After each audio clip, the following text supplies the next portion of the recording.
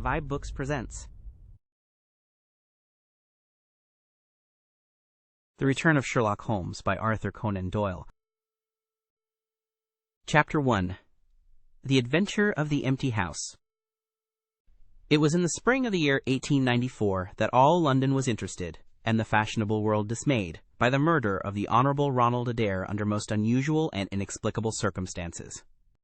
The public has already learned those particulars of the crime which came out in the police investigation, but a good deal was suppressed upon that occasion, since the case for the prosecution was so overwhelmingly strong that it was not necessary to bring forward all the facts.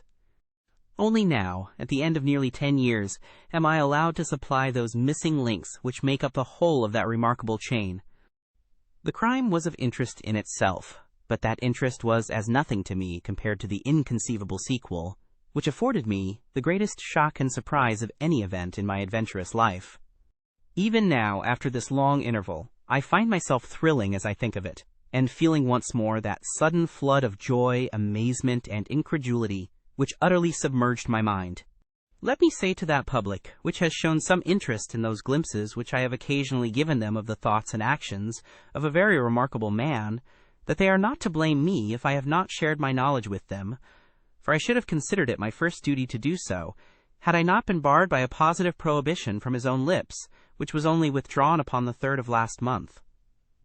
It can be imagined that my close intimacy with Sherlock Holmes had interested me deeply in crime, and that after his disappearance I never failed to read with care the various problems which came before the public. And I even attempted, more than once, for my own private satisfaction, to employ his methods in their solution, though with indifferent success. There was none, however, which appealed to me like this tragedy of Ronald Adair. As I read the evidence at the inquest, which led up to a verdict of willful murder against some person or persons unknown, I realized more clearly than I had ever done the loss which the community had sustained by the death of Sherlock Holmes. There were points about this strange business which would, I was sure, have specially appealed to him, and the efforts of the police would have been supplemented, or more probably anticipated, by the trained observation and the alert mind of the first criminal agent in Europe. All day as I drove upon my round, I turned over the case in my mind and found no explanation which appeared to me to be adequate. At the risk of telling a twice-told tale, I will recapitulate the facts as they were known to the public at the conclusion of the inquest. The Honourable Ronald Adair was the second son of the Earl of Maynooth, at that time governor of one of the Australian colonies. Adair's mother had returned from Australia to undergo the operation for cataract, and she, her son Ronald, and her daughter Hilda were living together at 427 Park Lane.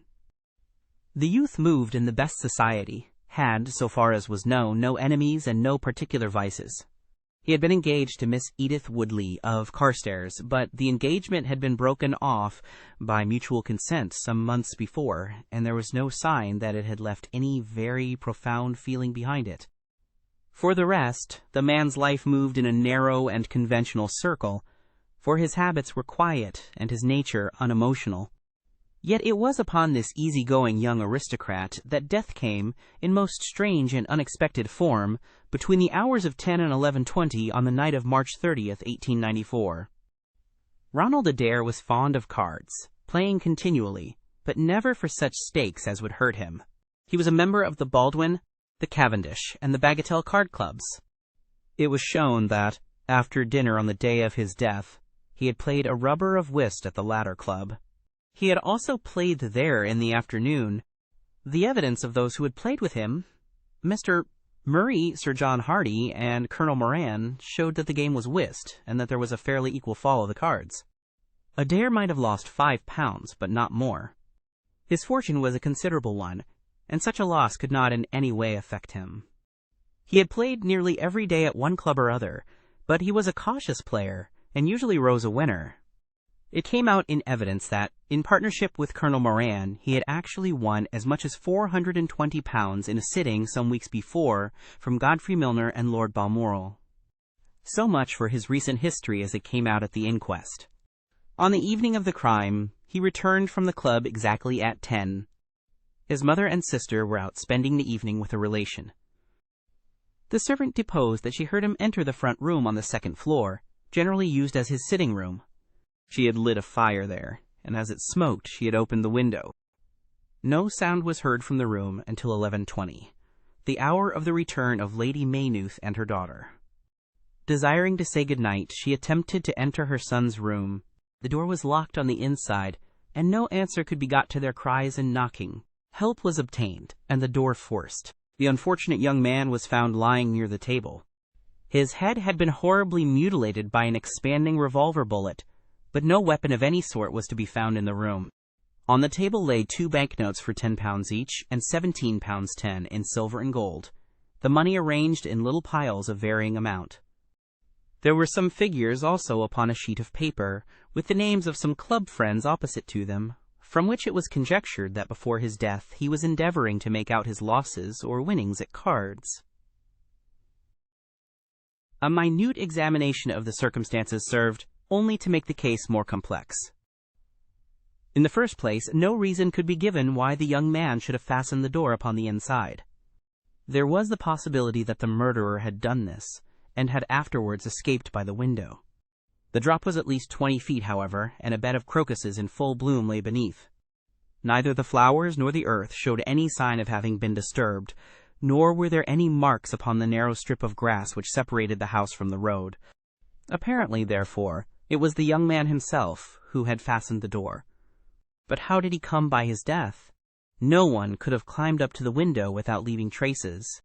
Suppose a man had fired through the window, he would indeed be a remarkable shot who could with a revolver inflict so deadly a wound. Again, Park Lane is a frequented thoroughfare. There is a cab stand within 100 yards of the house. No one had heard a shot, and yet there was the dead man, and there the revolver bullet, which had mushroomed out, as soft-nosed bullets will, and so inflicted a wound which must have caused instantaneous death. Such were the circumstances of the Park Lane mystery, which were further complicated by entire absence of motive, since, as I have said, young Adair was not known to have any enemy, and no attempt had been made to remove the money or valuables in the room. All day I turned these facts over in my mind, endeavoring to hit upon some theory which could reconcile them all, and to find that line of least resistance which my poor friend had declared to be the starting point of every investigation. I confess that I made little progress. In the evening I strolled across the park, and found myself about 6 o'clock at the Oxford Street end of Park Lane. A group of loafers upon the pavements, all staring up at a particular window, directed me to the house which I had come to see. A tall, thin man with colored glasses, whom I strongly suspected of being a plain-clothes detective, was pointing out some theory of his own, while the others crowded round to listen to what he said. I got as near him as I could, but his observations seemed to me to be absurd, so I withdrew again in some disgust. As I did so, I struck against an elderly, deformed man who had been behind me, and I knocked down several books which he was carrying. I remember that as I picked them up, I observed the title of one of them, The Origin of Tree Worship, and it struck me that the fellow must be some poor bibliophile, who either as a trade or as a hobby was a collector of obscure volumes. I endeavored to apologize for the accident, but it was evident that these books which I had so unfortunately maltreated were very precious objects in the eyes of their owner. With a snarl of contempt he turned upon his heel, and I saw his curved back and white side whiskers disappear among the throng. My observations of number 427 Park Lane did little to clear up the problem in which I was interested. The house was separated from the street by a low wall and railing, the whole not more than 5 feet high. It was perfectly easy, therefore, for anyone to get into the garden, but the window was entirely inaccessible, since there was no water pipe or anything which could help the most active man to climb it. More puzzled than ever, I retraced my steps to Kensington. I had not been in my study 5 minutes when the maid entered to say that a person desired to see me. To my astonishment, it was none other than my strange old book collector, his sharp, wizened face peering out from a frame of white hair, and his precious volumes, a dozen of them at least, wedged under his right arm. "You're surprised to see me, sir," said he, in a strange, croaking voice. I acknowledged that I was. "Well, I've a conscience, sir, and when I chanced to see you go into this house, as I came hobbling after you, I thought to myself, I'll just step in and see that kind gentleman, and tell him that if I was a bit gruff in my manner, there was not any harm meant, and that I am much obliged to him for picking up my books. "You make too much of a trifle," said I. "May I ask how you knew who I was?" "Well, sir, if it isn't too great a liberty, I am a neighbor of yours, for you'll find my little bookshop at the corner of Church Street, and very happy to see you, I am sure. Maybe you collect yourself, sir. Here's British Birds and Catullus and the Holy War, a bargain, every one of them. With 5 volumes you could just fill that gap on that second shelf. It looks untidy, does it not, sir?" I moved my head to look at the cabinet behind me. When I turned again, Sherlock Holmes was standing smiling at me across my study table. I rose to my feet, stared at him for some seconds in utter amazement, and then it appears that I must have fainted for the first and the last time in my life. Certainly a gray mist swirled before my eyes, and when it cleared, I found my collar ends undone, and the tingling aftertaste of brandy upon my lips. Holmes was bending over my chair, his flask in his hand. "My dear Watson," said the well-remembered voice, "I owe you 1,000 apologies. I had no idea that you would be so affected." I gripped him by the arms. "Holmes!" I cried. "Is it really you? Can it indeed be that you are alive? Is it possible that you succeeded in climbing out of that awful abyss?" "Wait a moment," said he. "Are you sure that you are really fit to discuss things? I have given you a serious shock by my unnecessarily dramatic reappearance." "I am all right, but indeed, Holmes, I can hardly believe my eyes. Good heavens! To think that you of all men, should be standing in my study." Again I gripped him by the sleeve and felt the thin, sinewy arm beneath it. "Well, you're not a spirit anyhow," said I. "My dear chap, I'm overjoyed to see you. Sit down and tell me how you came alive out of that dreadful chasm." He sat opposite to me and lit a cigarette in his old, nonchalant manner. He was dressed in the seedy frock coat of the book merchant, but the rest of that individual lay in a pile of white hair and old books upon the table. Holmes looked even thinner and keener than of old, but there was a dead white tinge in his aquiline face which told me that his life recently had not been a healthy one. "I am glad to stretch myself, Watson," said he. "It is no joke when a tall man has to take a foot off his stature for several hours on end. Now, my dear fellow, in the matter of these explanations we have, if I may ask for your cooperation, a hard and dangerous night's work in front of us. Perhaps it would be better if I gave you an account of the whole situation when that work is finished. I am full of curiosity. I should much prefer to hear now. You'll come with me tonight? When you like and where you like. This is indeed like the old days. We shall have time for a mouthful of dinner before we need go. Well, then, about that chasm. I had no serious difficulty in getting out of it, for the very simple reason that I never was in it." "You never were in it?" "No, Watson, I never was in it. My note to you was absolutely genuine.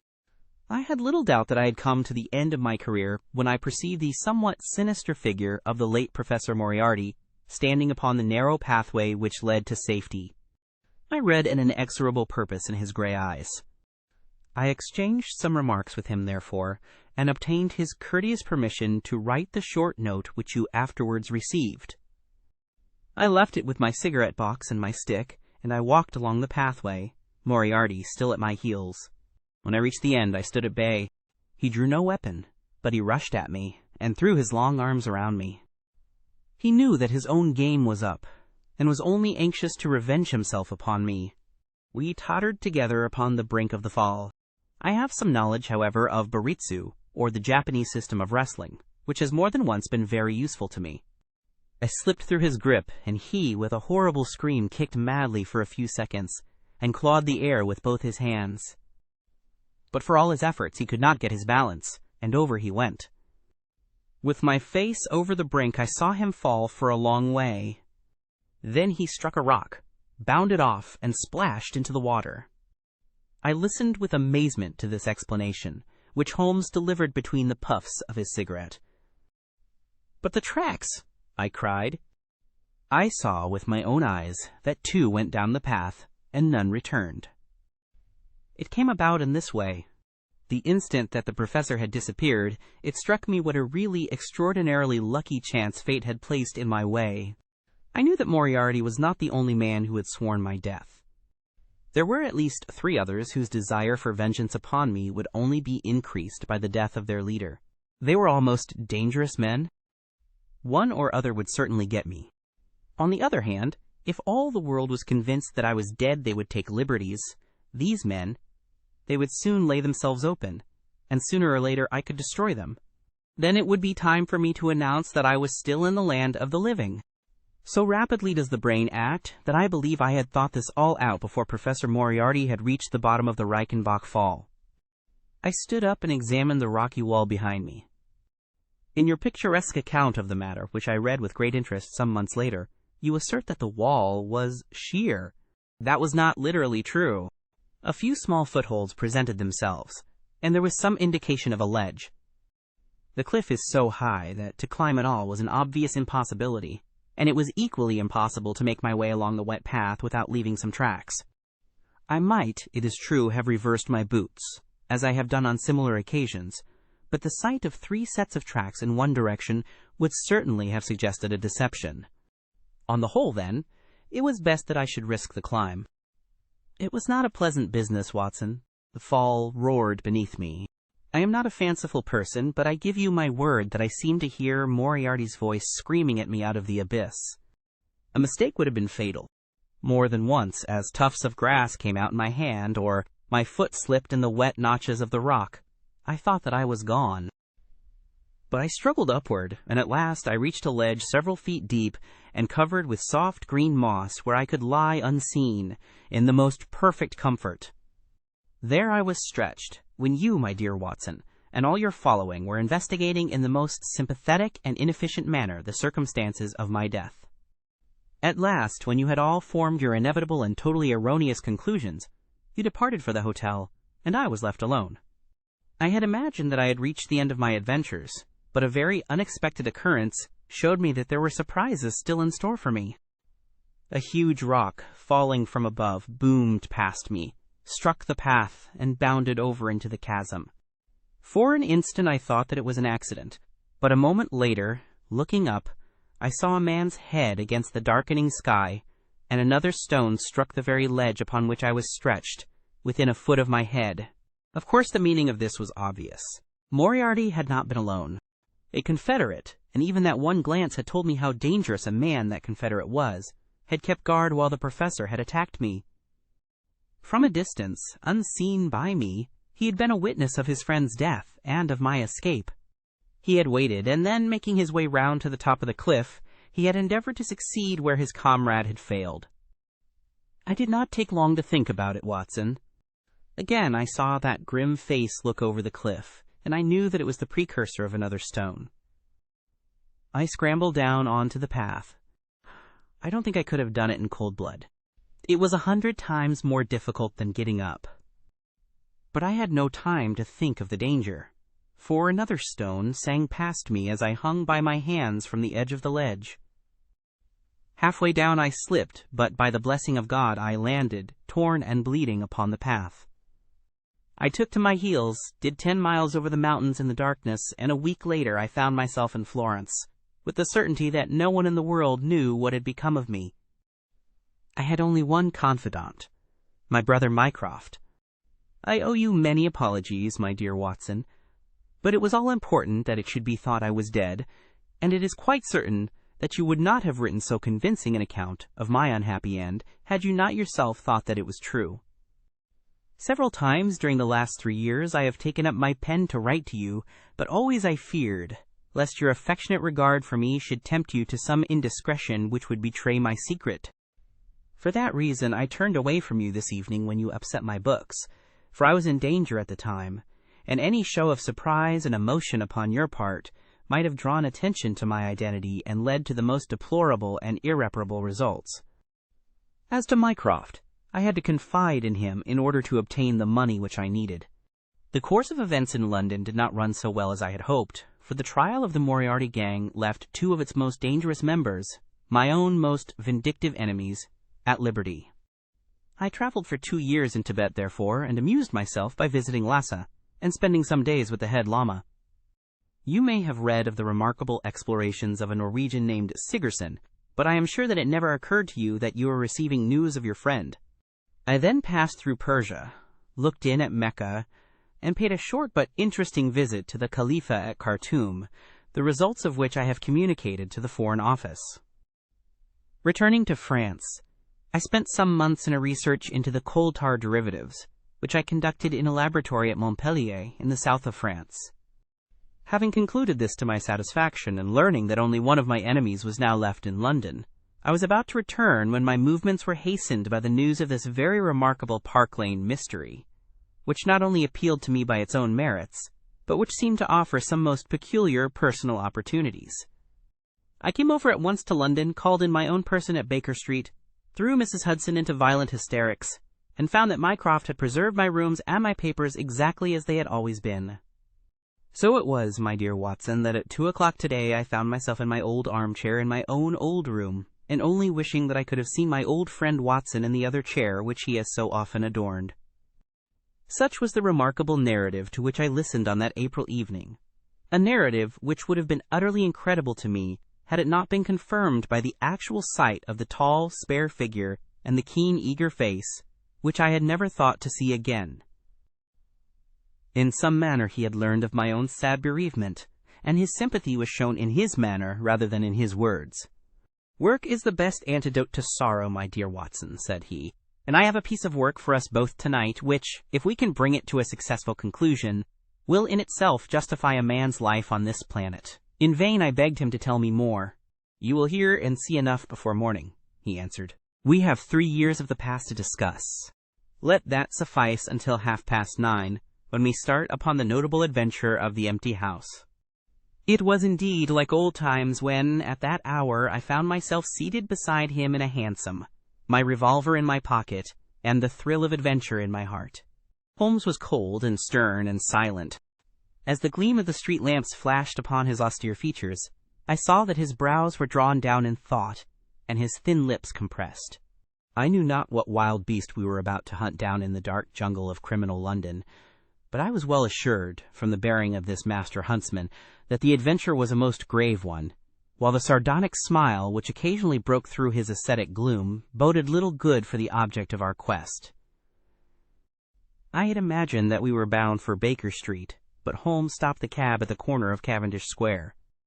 I observed that as he stepped out he gave a most searching glance to right and left, and at every subsequent street corner he took the utmost pains to assure that he was not followed. Our route was certainly a singular one. Holmes's knowledge of the byways of London was extraordinary, and on this occasion he passed rapidly and with an assured step through a network of mews and stables, the very existence of which I had never known. We emerged at last into a small road, lined with old, gloomy houses, which led us into Manchester Street, and so to Blandford Street. Here he turned swiftly down a narrow passage, passed through a wooden gate into a deserted yard, and then opened with a key the back door of a house. We entered together, and he closed it behind us.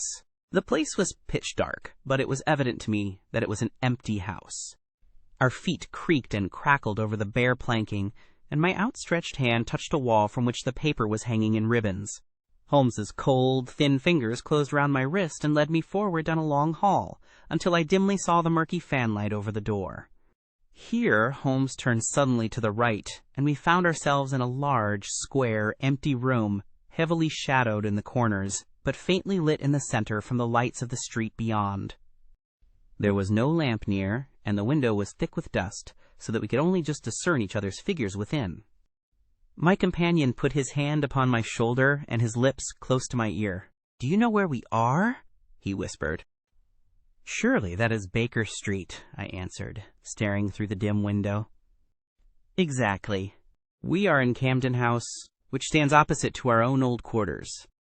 But why are we here?" "Because it commands so excellent a view of that picturesque pile. Might I trouble you, my dear Watson, to draw a little nearer to the window, taking every precaution not to show yourself, and then to look up at our old rooms, the starting point of so many of your little fairy tales? We will see if my 3 years of absence have entirely taken away my power to surprise you."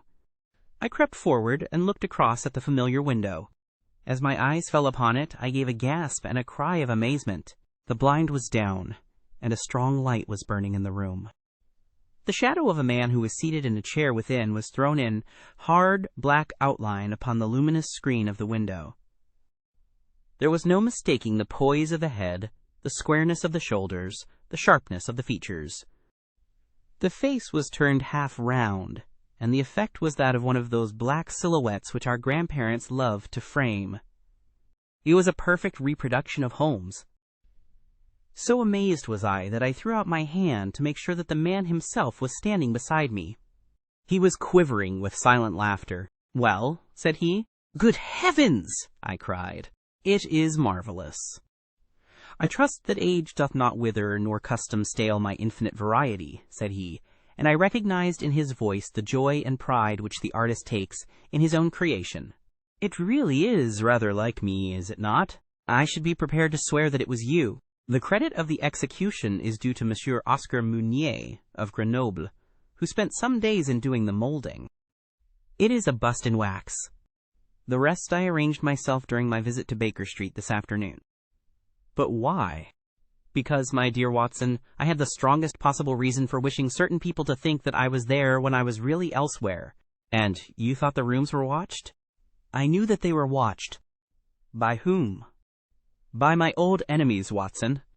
By the charming society whose leader lies in the Reichenbach Falls. You must remember that they knew, and only they knew, that I was still alive. Sooner or later they believed that I should come back to my rooms. They watched them continuously, and this morning they saw me arrive." "How do you know?" "Because I recognized their sentinel when I glanced out of my window. He is a harmless enough fellow, Parker by name, a garroter by trade, and a remarkable performer upon the Jew's harp. I cared nothing for him. But I cared a great deal for the much more formidable person who was behind him, the bosom friend of Moriarty, the man who dropped the rocks over the cliff, the most cunning and dangerous criminal in London. That is the man who is after me tonight, Watson, and that is the man who is quite unaware that we are after him." My friend's plans were gradually revealing themselves. From this convenient retreat, the watchers were being watched and the trackers tracked. That angular shadow up yonder was the bait, and we were the hunters. In silence we stood together in the darkness and watched the hurrying figures who passed and repassed in front of us. Holmes was silent and motionless, but I could tell that he was keenly alert, and that his eyes were fixed intently upon the stream of passers-by.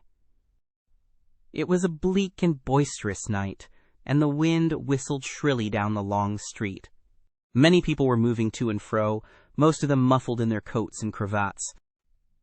Once or twice it seemed to me that I had seen the same figure before, and I especially noticed two men who appeared to be sheltering themselves from the wind in the doorway of a house some distance up the street. I tried to draw my companion's attention to them, but he gave a little ejaculation of impatience and continued to stare into the street. More than once he fidgeted with his feet and tapped rapidly with his fingers upon the wall. It was evident to me that he was becoming uneasy, and that his plans were not working out altogether as he had hoped. At last, as midnight approached and the street gradually cleared, he paced up and down the room in uncontrollable agitation. I was about to make some remark to him, when I raised my eyes to the lighted window, and again experienced almost as great a surprise as before. I clutched Holmes's arm, and pointed upward. "The shadow has moved!" I cried. It was indeed no longer the profile, but the back, which was turned towards us. 3 years had certainly not smoothed the asperities of his temper, or his impatience with a less active intelligence than his own. "Of course it has moved," said he. "Am I such a farcical bungler, Watson, that I should erect an obvious dummy and expect that some of the sharpest men in Europe would be deceived by it?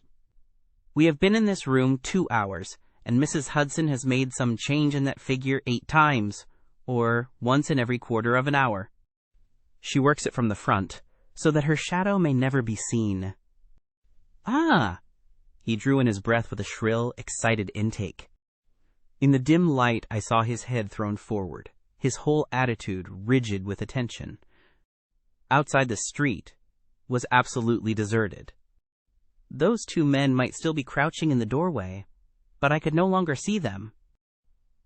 All was still and dark, save only that brilliant yellow screen in front of us with the black figure outlined upon its center.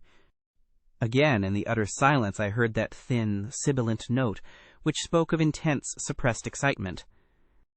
An instant later he pulled me back into the blackest corner of the room, and I felt his warning hand upon my lips. The fingers which clutched me were quivering. Never had I known my friend more moved, and yet the dark street still stretched lonely and motionless before us. But suddenly I was aware of that which his keener senses had already distinguished. A low, stealthy sound came to my ears, not from the direction of Baker Street, but from the back of the very house in which we lay concealed. A door opened and shut. An instant later steps crept down the passage. Steps which were meant to be silent, but which reverberated harshly through the empty house. Holmes crouched back against the wall, and I did the same, my hand closing upon the handle of my revolver.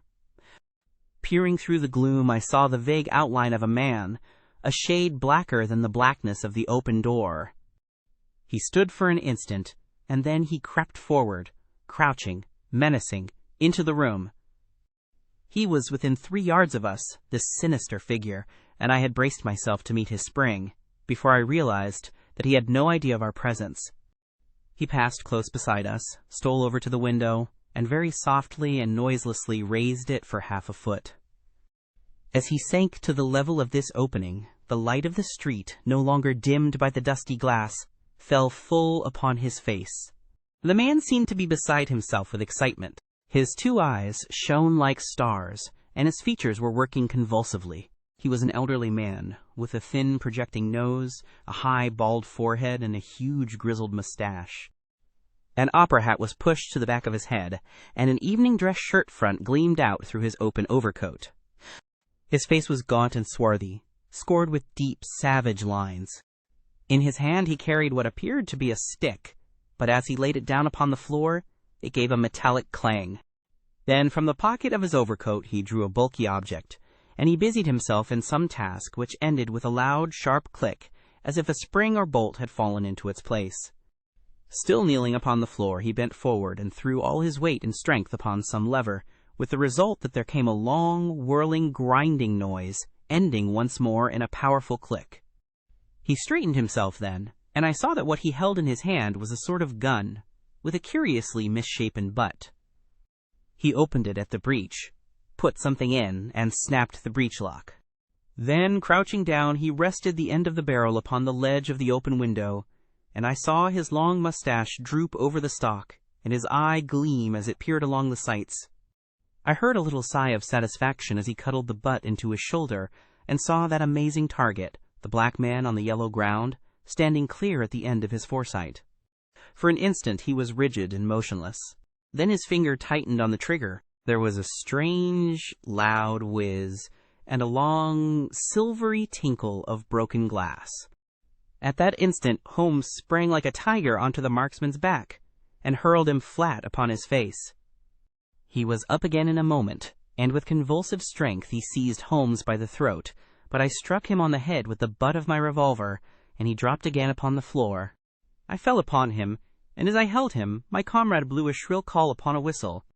There was the clatter of running feet upon the pavement, and 2 policemen in uniform, with 1 plainclothes detective, rushed through the front entrance and into the room. "That you, Lestrade?" said Holmes. "Yes, Mr. Holmes. I took the job myself. It's good to see you back in London, sir. I think you want a little unofficial help. 3 undetected murders in 1 year won't do, Lestrade. But you handled the Molesey mystery with less than your usual. That's to say, you handled it fairly well." We had all risen to our feet, our prisoner breathing hard, with a stalwart constable on each side of him. Already a few loiterers had begun to collect in the street. Holmes stepped up to the window, closed it, and dropped the blinds. Lestrade had produced 2 candles, and the policemen had uncovered their lanterns. I was able at last to have a good look at our prisoner. It was a tremendously virile and yet sinister face which was turned towards us. With the brow of a philosopher above and the jaw of a sensualist below, the man must have started with great capacities for good or for evil. But one could not look upon his cruel blue eyes, with their drooping cynical lids, or upon the fierce aggressive nose and the threatening deep-lined brow, without reading nature's plainest danger signals. He took no heed of any of us, but his eyes were fixed upon Holmes's face, with an expression in which hatred and amazement were equally blended. "You fiend!" he kept on muttering. "You clever, clever fiend." "Ah, Colonel," said Holmes, arranging his rumpled collar. "Journeys end in lovers' meetings, as the old play says. I don't think I have had the pleasure of seeing you, since you favored me with those attentions as I lay on the ledge above the Reichenbach Falls." The colonel still stared at my friend like a man in a trance. "You cunning, cunning fiend," was all that he could say. "I have not introduced you yet," said Holmes. "This, gentleman, is Colonel Sebastian Moran, once of Her Majesty's Indian Army, and the best heavy game shot that our Eastern Empire has ever produced. I believe I am correct, Colonel, in saying that your bag of tigers still remains unrivaled?" The fierce old man said nothing, but still glared at my companion. With his savage eyes and bristling mustache, he was wonderfully like a tiger himself. "I wonder that my very simple stratagem could deceive so old a shikari," said Holmes. "It must be very familiar to you.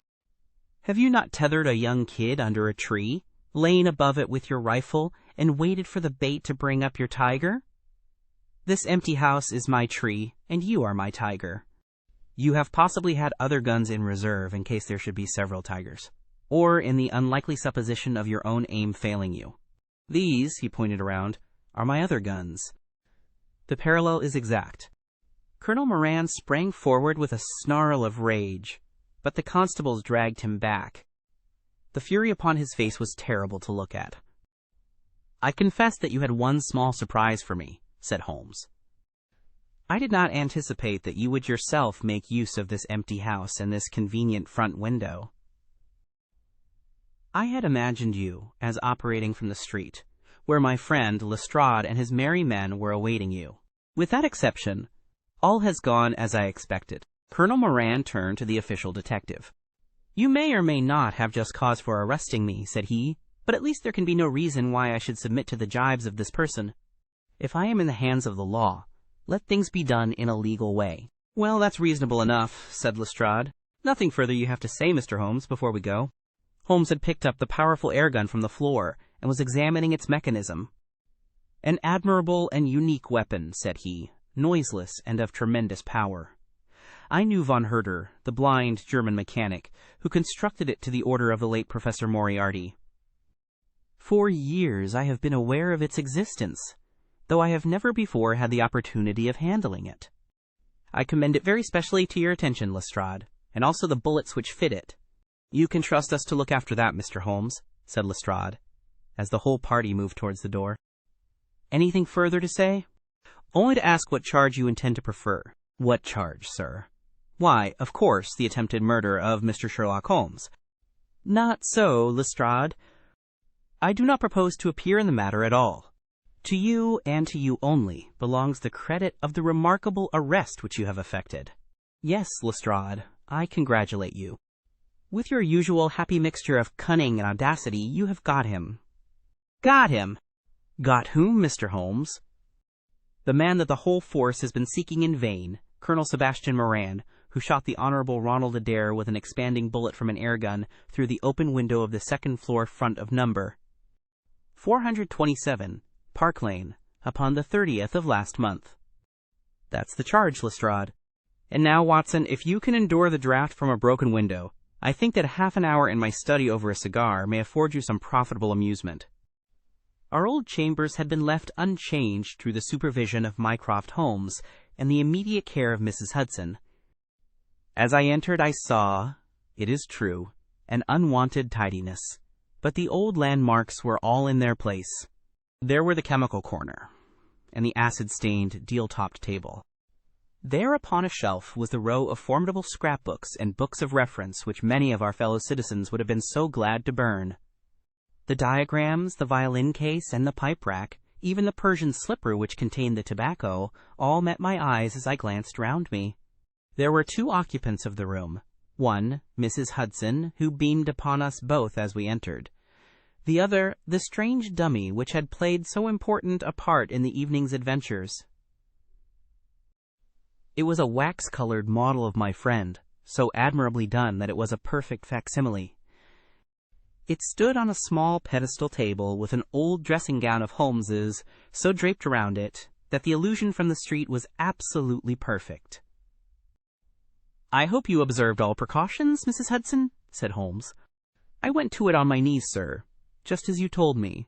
"Excellent. You carried the thing out very well. Did you observe where the bullet went?" "Yes, sir. I'm afraid it has spoilt your beautiful bust, for it passed right through the head and flattened itself on the wall. I picked it up from the carpet. Here it is." Holmes held it out to me. "A soft revolver bullet, as you perceive, Watson. There's genius in that, for who would expect to find such a thing fired from an air gun?" "All right, Mrs. Hudson. I am much obliged for your assistance. And now, Watson, let me see you in your old seat once more, for there are several points which I should like to discuss with you." He had thrown off the seedy frock-coat, and now he was the Holmes of old in the mouse-colored dressing-gown which he took from his effigy. "The old Chicari's nerves have not lost their steadiness, nor his eyes their keenness," said he with a laugh, as he inspected the shattered forehead of his bust. "Plumb in the middle of the back of the head and smack through the brain. He was the best shot in India, and I expect that there are few better in London. Have you heard the name?" "No, I have not." "Well, well, such is fame. But then, if I remember right, you had not heard the name of Professor James Moriarty, who had one of the great brains of the century. Just give me down my index of biographies from the shelf." He turned over the pages lazily, leaning back in his chair and blowing great clouds from his cigar. "My collection of M's is a fine one," said he. "Moriarty himself is enough to make any letter illustrious, and here is Morgan the poisoner, and Meridew of abominable memory, and Matthews, who knocked out my left canine in the waiting room at Charing Cross, and finally here is our friend of tonight." He handed over the book, and I read, "Moran, Sebastian, Colonel, unemployed. Formerly 1st Bangalore Pioneers. Born London, 1840. Son of Sir Augustus Moran, C.B., once British Minister to Persia. Educated Eton and Oxford. Served in Jawaki Campaign, Afghan Campaign, Karazizi, Despatches, Sherpur, and Kabul. Author of Heavy Game of the Western Himalayas, 1881. 3 Months in the Jungle, 1884. Address, Conduit Street. Clubs, the Anglo-Indian, the Tankerville, the Bagatelle Card Club." On the margin was written, in Holmes's precise hand, "The second most dangerous man in London." "This is astonishing," said I, as I handed back the volume. "The man's career is that of an honorable soldier." "It is true," Holmes answered. "Up to a certain point he did well. He was always a man of iron nerve, and the story is still told in India how he crawled down a drain after a wounded man-eating tiger. There are some trees, Watson, which grow to a certain height, and then suddenly develop some unsightly eccentricity. You will see it often in humans. I have a theory that the individual represents in his development the whole procession of his ancestors, and that such a sudden turn to good or evil stands for some strong influence which came into the line of his pedigree. The person becomes, as it were, the epitome of the history of his own family." "It is surely rather fanciful." "Well, I don't insist upon it. Whatever the cause, Colonel Moran began to go wrong. Without any open scandal, he still made India too hot to hold him. He retired, came to London, and again acquired an evil name. It was at this time that he was sought out by Professor Moriarty, to whom for a time he was chief of the staff. Moriarty supplied him liberally with money, and used him only in 1 or 2 very high-class jobs which no ordinary criminal could have undertaken. You may have some recollection of the death of Mrs. Stewart of Lauder in 1887. Not? Well, I am sure Moran was at the bottom of it, but nothing could be proved. So cleverly was the colonel concealed that even when the Moriarty gang was broken up, we could not incriminate him. You remember at that date when I called upon you in your rooms how I put up the shutters for fear of air guns. No doubt you thought me fanciful. I knew exactly what I was doing, for I knew of the existence of this remarkable gun, and I knew also that one of the best shots in the world would be behind it. When we were in Switzerland, he followed us with Moriarty, and it was undoubtedly he who gave me that evil 5 minutes on the Reichenbach ledge. You may think that I read the papers with some attention during my sojourn in France, on the lookout for any chance of laying him by the heels. So long as he was free in London, my life would really not have been worth living. Night and day the shadow would have been over me, and sooner or later his chance must have come. What could I do? I could not shoot him at sight, or I should myself be in the dock. There was no use appealing to a magistrate. They cannot interfere on the strength of what would appear to them to be a wild suspicion. So I could do nothing. But I watched the criminal news, knowing that sooner or later I should get him. Then came the death of this Ronald Adair. My chance had come at last. Knowing what I did, was it not certain that Colonel Moran had done it? He had played cards with the lad, he had followed him home from the club, he had shot him through the open window.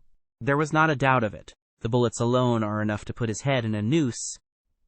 I came over at once. I was seen by the sentinel, who would, I knew, direct the colonel's attention to my presence. He could not fail to connect my sudden return with his crime, and to be terribly alarmed. I was sure that he would make an attempt to get me out of the way at once, and would bring round his murderous weapon for that purpose. I left him an excellent mark in the window, and, having warned the police that they might be needed— by the way, Watson, you spotted their presence in that doorway with unerring accuracy— I took up what seemed to me to be a judicious post for observation, never dreaming that he would choose the same spot for his attack. Now, my dear Watson, does anything remain for me to explain? Yes, said I. You have not made it clear what was Colonel Moran's motive in murdering the Honorable Ronald Adair. Ah, my dear Watson, there we come into those realms of conjecture, where the most logical mind may be at fault. Each may form his own hypothesis upon the present evidence, and yours is as likely to be correct as mine. You have formed one, then? I think that it is not difficult to explain the facts. It came out in evidence that Colonel Moran and young Adair had, between them, won a considerable amount of money. Now, Moran undoubtedly played foul. Of that I have long been aware. I believe that on the day of the murder, Adair had discovered that Moran was cheating. Very likely he had spoken to him privately, and had threatened to expose him unless he voluntarily resigned his membership of the club and promised not to play cards again. It is unlikely that a youngster like Adair would at once make a hideous scandal by exposing a well-known man so much older than himself. Probably he acted, as I suggest. The exclusion from his clubs would mean ruin to Moran, who lived by his ill-gotten card gains. He therefore murdered Adair, who, at the time, was endeavoring to work out how much money he should himself return, since he could not profit by his partner's foul play. He locked the door lest the lady should surprise him, and insist upon knowing what he was doing with these names and coins. Will it pass? I have no doubt that you have hit upon the truth. It will be verified or disproved at the trial. Meanwhile, come what may, Colonel Moran will trouble us no more. The famous air gun of von Herder will embellish the Scotland Yard Museum, and once again Mr. Sherlock Holmes is free to devote his life to examining those interesting little problems which the complex life of London so plentifully presents. Chapter 2. The Adventure of the Norwood Builder. From the point of view of the criminal expert, said Mr. Sherlock Holmes, London has become a singularly uninteresting city since the death of the late lamented Professor Moriarty. I can hardly think that you would find many decent citizens to agree with you, I answered. Well, well, I must not be selfish, said he with a smile, as he pushed back his chair from the breakfast table. The community is certainly the gainer, and no one the loser, save the poor out-of-work specialist, whose occupation has gone. With that man in the field, one's morning paper presented infinite possibilities. Often it was only the smallest trace, Watson, the faintest indication, and yet it was enough to tell me that the great malignant brain was there, as the gentlest tremors of the edges of the web remind one of the foul spider which lurks in the center. Petty thefts, wanton assaults, purposeless outrage. To the man who held the clue, all could be worked into one connected whole. To the scientific student of the higher criminal world, no capital in Europe offered the advantages which London then possessed. But now, he shrugged his shoulders in humorous deprecation of the state of things which he had himself done so much to produce. At the time of which I speak, Holmes had been back for some months, and I, at his request, had sold my practice and returned to share the old quarters in Baker Street. A young doctor named Werner had purchased my small Kensington practice, and given with astonishingly little demur the highest price that I ventured to ask, an incident which only explained itself some years later, when I found that Werner was a distant relation of Holmes, and that it was my friend who had really found the money. Our months of partnership had not been so uneventful as he had stated, for I find, on looking over my notes, that this period includes the case of the papers of ex-President Murillo, and also the shocking affair of the Dutch steamship Friesland, which so nearly cost us both our lives. His cold and proud nature was always averse, however, from anything in the shape of public applause, and he bound me in the most stringent terms to say no further word of himself, his methods, or his successes, a prohibition which, as I have explained, has only now been removed. Mr. Sherlock Holmes was leaning back in his chair after his whimsical protest, and was unfolding his morning paper in a leisurely fashion, when our attention was arrested by a tremendous ring at the bell, followed immediately by a hollow drumming sound, as if someone were beating on the outer door with his fist. As it opened, there came a tumultuous rush into the hall, rapid feet clattered up the stair, and an instant later a wild-eyed and frantic young man, pale, disheveled, and palpitating, burst into the room. He looked from one to the other of us, and under our gaze of inquiry he became conscious that some apology was needed for this unceremonious entry. "I'm sorry, Mr. Holmes," he cried. "You mustn't blame me. I am nearly mad. Mr. Holmes, I am the unhappy John Hector MacFarlane." He made the announcement as if the name alone would explain both his visit and its manner, but I could see by my companion's unresponsive face that it meant no more to him than to me. "Have a cigarette, Mr. MacFarlane," said he, pushing his case across. "I am sure that, with your symptoms, my friend Dr. Watson here would prescribe a sedative. The weather has been so very warm these last few days. Now, if you feel a little more composed, I should be glad if you would sit down in that chair and tell us very slowly and quietly who you are, and what it is that you want. You mentioned your name as if I should recognize it, but I assure you that, beyond the obvious facts that you are a bachelor, a solicitor, a Freemason, and an asthmatic, I know nothing whatever about you." Familiar as I was with my friend's methods, it was not difficult for me to follow his deductions, and to observe the untidiness of attire, the sheaf of legal papers, the watch charm, and the breathing which had prompted them. Our client, however, stared in amazement. "Yes, I am all that, Mr. Holmes. And in addition, I am the most unfortunate man at this moment in London. For heaven's sake, don't abandon me, Mr. Holmes. If they come to arrest me before I have finished my story, make them give me time, so that I may tell you the whole truth. I could go to jail happy if I knew that you were working for me outside." "Arrest you?" said Holmes. "This is really most grati, most interesting. On what charge do you expect to be arrested?" "Upon the charge of murdering Mr. Jonas Oldacre, of Lower Norwood." My companion's expressive face showed a sympathy which was not, I am afraid, entirely unmixed with satisfaction. "Dear me," said he, "it was only this moment at breakfast that I was saying to my friend Dr. Watson that sensational cases had disappeared out of our papers." Our visitor stretched forward a quivering hand, and picked up the Daily Telegraph, which still lay upon Holmes's knee. "If you had looked at it, sir, you would have seen at a glance what the errand is on which I have come to you this morning. I feel as if my name and my misfortune must be in every man's mouth." He turned it over to expose the central page. "Here it is, and with your permission I will read it to you. Listen to this, Mr. Holmes. The headlines are, 'Mysterious Affair at Lower Norwood. Disappearance of a well-known builder. Suspicion of murder and arson. A clue to the criminal.' That is the clue which they are already following, Mr. Holmes, and I know that it leads infallibly to me. I have been followed from London Bridge Station, and I am sure that they are only waiting for the warrant to arrest me. It will break my mother's heart. It will break her heart." He wrung his hands in an agony of apprehension, and swayed backward and forward in his chair. I looked with interest upon this man, who was accused of being the perpetrator of a crime of violence. He was flaxen-haired and handsome, in a washed-out negative fashion, with frightened blue eyes, and a clean-shaven face, with a weak, sensitive mouth. His age may have been about 27, his dress and bearing that of a gentleman. From the pocket of his light summer overcoat protruded the bundle of endorsed papers which proclaimed his profession. "We must use what time we have," said Holmes. "Watson, would you have the kindness to take the paper and to read the paragraph in question?" Underneath the vigorous headlines which our client had quoted, I read the following suggestive narrative. Late last night, or early this morning, an incident occurred at Lower Norwood, which points, it is feared, to a serious crime. Mr. Jonas Oldacre is a well-known resident of that suburb, where he has carried on his business as a builder for many years.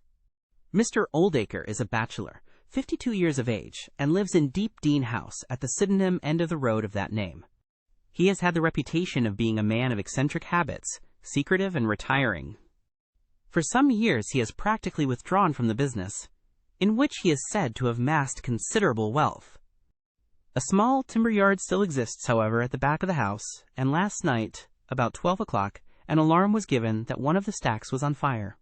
The engines were soon upon the spot, but the dry wood burned with great fury, and it was impossible to arrest the conflagration until the stack had been entirely consumed. Up to this point, the incident bore the appearance of an ordinary accident, but fresh indications seemed to point to serious crime. Surprise was expressed at the absence of the master of the establishment from the scene of the fire, and an inquiry followed, which showed that he had disappeared from the house. An examination of his room revealed that the bed had not been slept in, that a safe which stood in it was open, that a number of important papers were scattered about the room, and finally, that there were signs of a murderous struggle, slight traces of blood being found within the room, and an oaken walking stick, which also showed stains of blood upon the handle.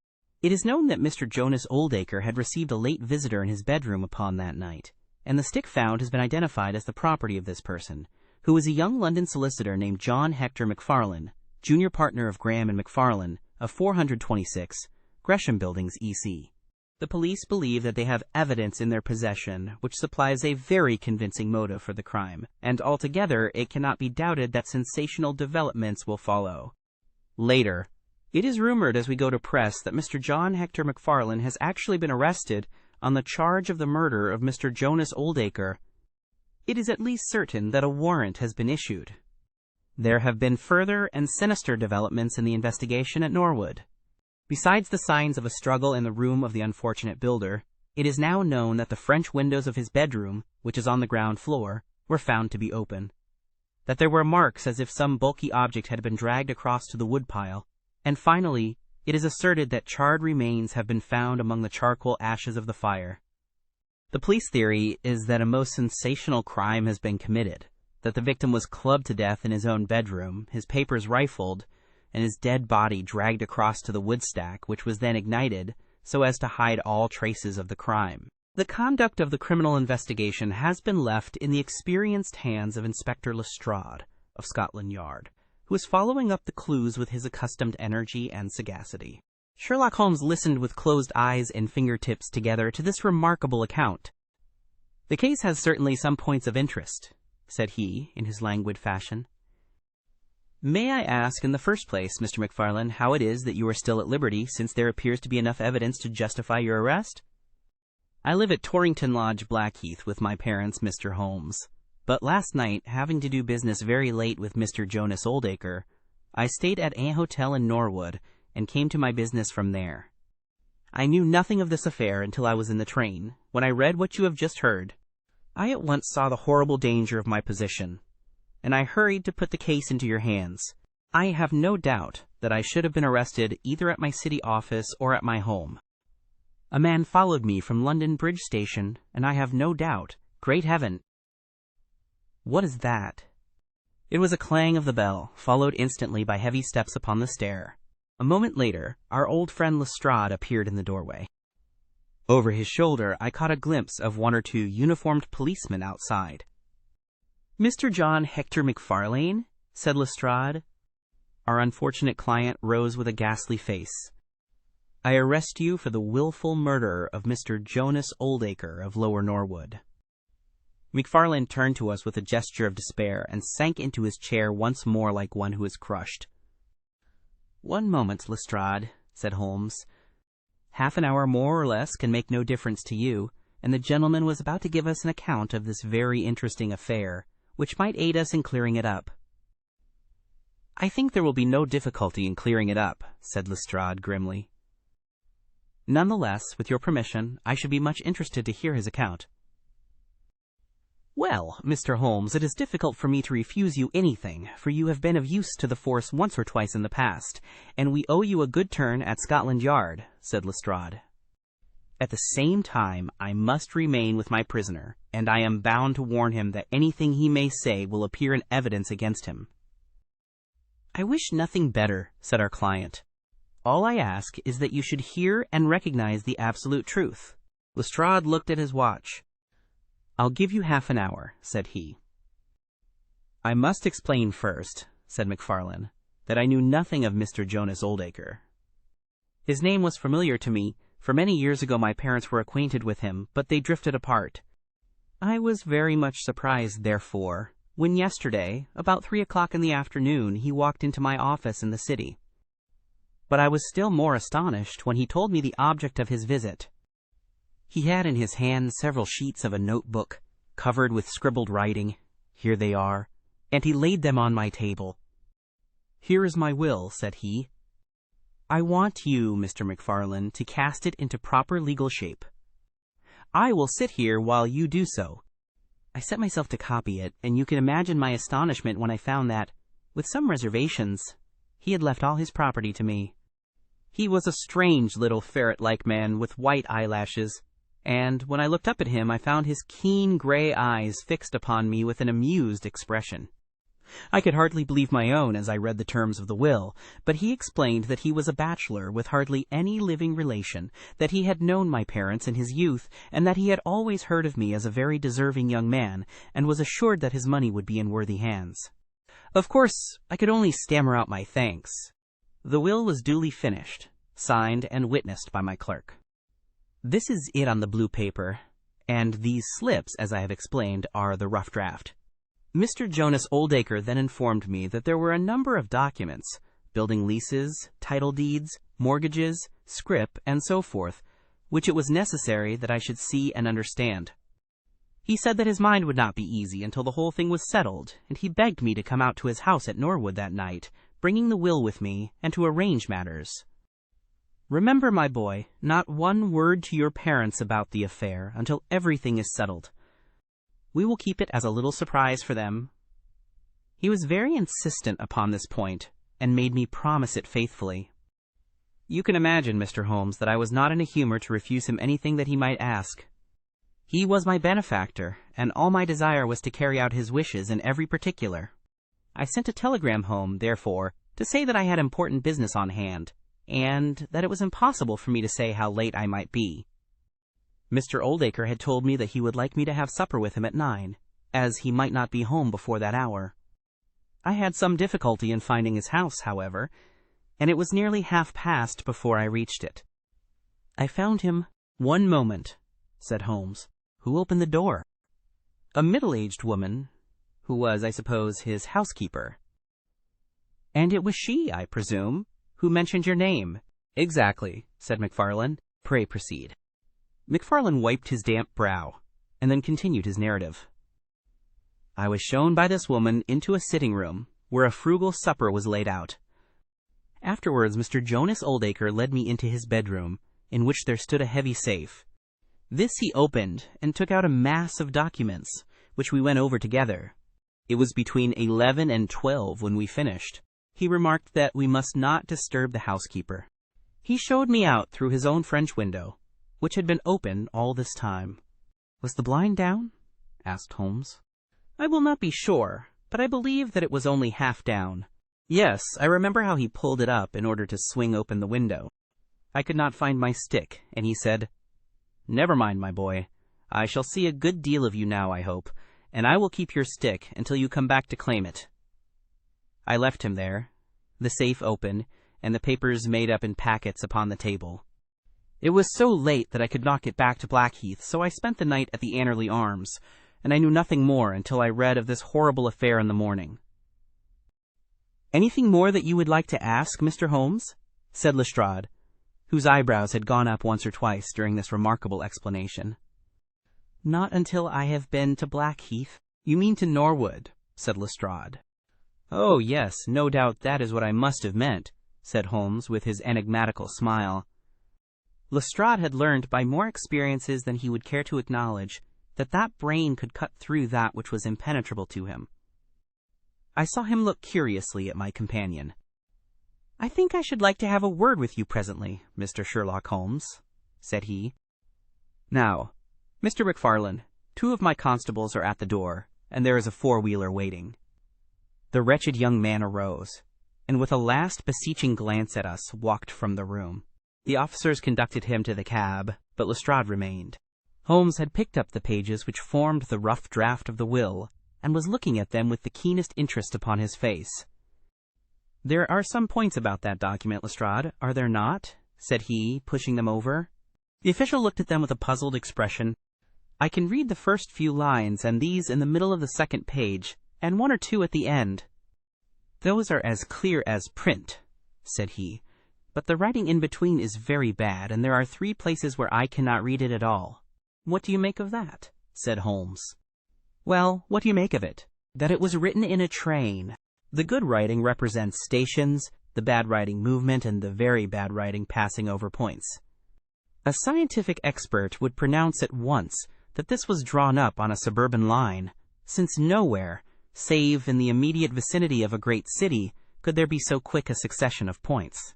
Granting that his whole journey was occupied in drawing up the will, then the train was an express, only stopping once between Norwood and London Bridge." Lestrade began to laugh. "You are too many for me when you begin to get on your theories, Mr. Holmes," said he. "How does this bear on the case?" "Well, it corroborates the young man's story to the extent that the will was drawn up by Jonas Oldacre in his journey yesterday. It is curious, is it not, that a man should draw up so important a document in so haphazard a fashion? It suggests that he did not think it was going to be of much practical importance. If a man drew up a will which he did not intend ever to be effective, he might do it so." "Well, he drew up his own death warrant at the same time," said Lestrade. "Oh, you think so? Don't you—" "Well, it is quite possible, but the case is not clear to me yet." "Not clear? Well, if that isn't clear, what could be clearer? Here is a young man who learns suddenly that, if a certain older man dies, he will succeed to a fortune. What does he do? He says nothing to anyone, but he arranges that he shall go out on some pretext to see his client that night. He waits until the only other person in the house is in bed, and then, in the solitude of a man's room, he murders him, burns his body in the woodpile, and departs to a neighboring hotel. The bloodstains in the room and also on the stick are very slight. It is probable that he imagined his crime to be a bloodless one, and hoped that if the body were consumed it would hide all traces of the method of his death, traces which, for some reason, must have pointed to him. Is not all this obvious?" "It strikes me, my good Lestrade, as being just a trifle too obvious," said Holmes. "You do not add imagination to your other great qualities, but if you could, for one moment, put yourself in the place of this young man, would you choose the very night after the will had been made to commit your crime? Would it not seem dangerous to you to make so very close a relation between the 2 incidents? Again, would you choose an occasion when you are known to be in the house, when a servant has let you in? And finally, would you take the great pains to conceal the body, and yet leave your own stick as a sign that you were the criminal? Confess, Lestrade, that all this is very unlikely." "As to the stick, Mr. Holmes, you know as well as I do that a criminal is often flurried, and does such things which a cool man would avoid. He was very likely afraid to go back to the room. Give me another theory that would fit the facts." "I could very easily give you half a dozen," said Holmes. "Here, for example, is a very possible and even probable one. I make you a free present of it. The older man is showing documents which are of evident value. A passing tramp sees them through the window, the blind of which is only half down. Exit the solicitor. Enter the tramp. He seizes a stick, which he observes there, kills Oldacre, and departs after burning the body. Why should the tramp burn the body? For the matter of that, why should MacFarlane? To hide some evidence. Possibly the tramp wanted to hide that any murder at all had been committed. And why did the tramp take nothing? Because they were papers that he could not negotiate." Lestrade shook his head, though it seemed to me that his manner was less absolutely assured than before. Well, Mr. Sherlock Holmes, you may look for your tramp, and while you are finding him, we will hold on to our man. The future will show which is right.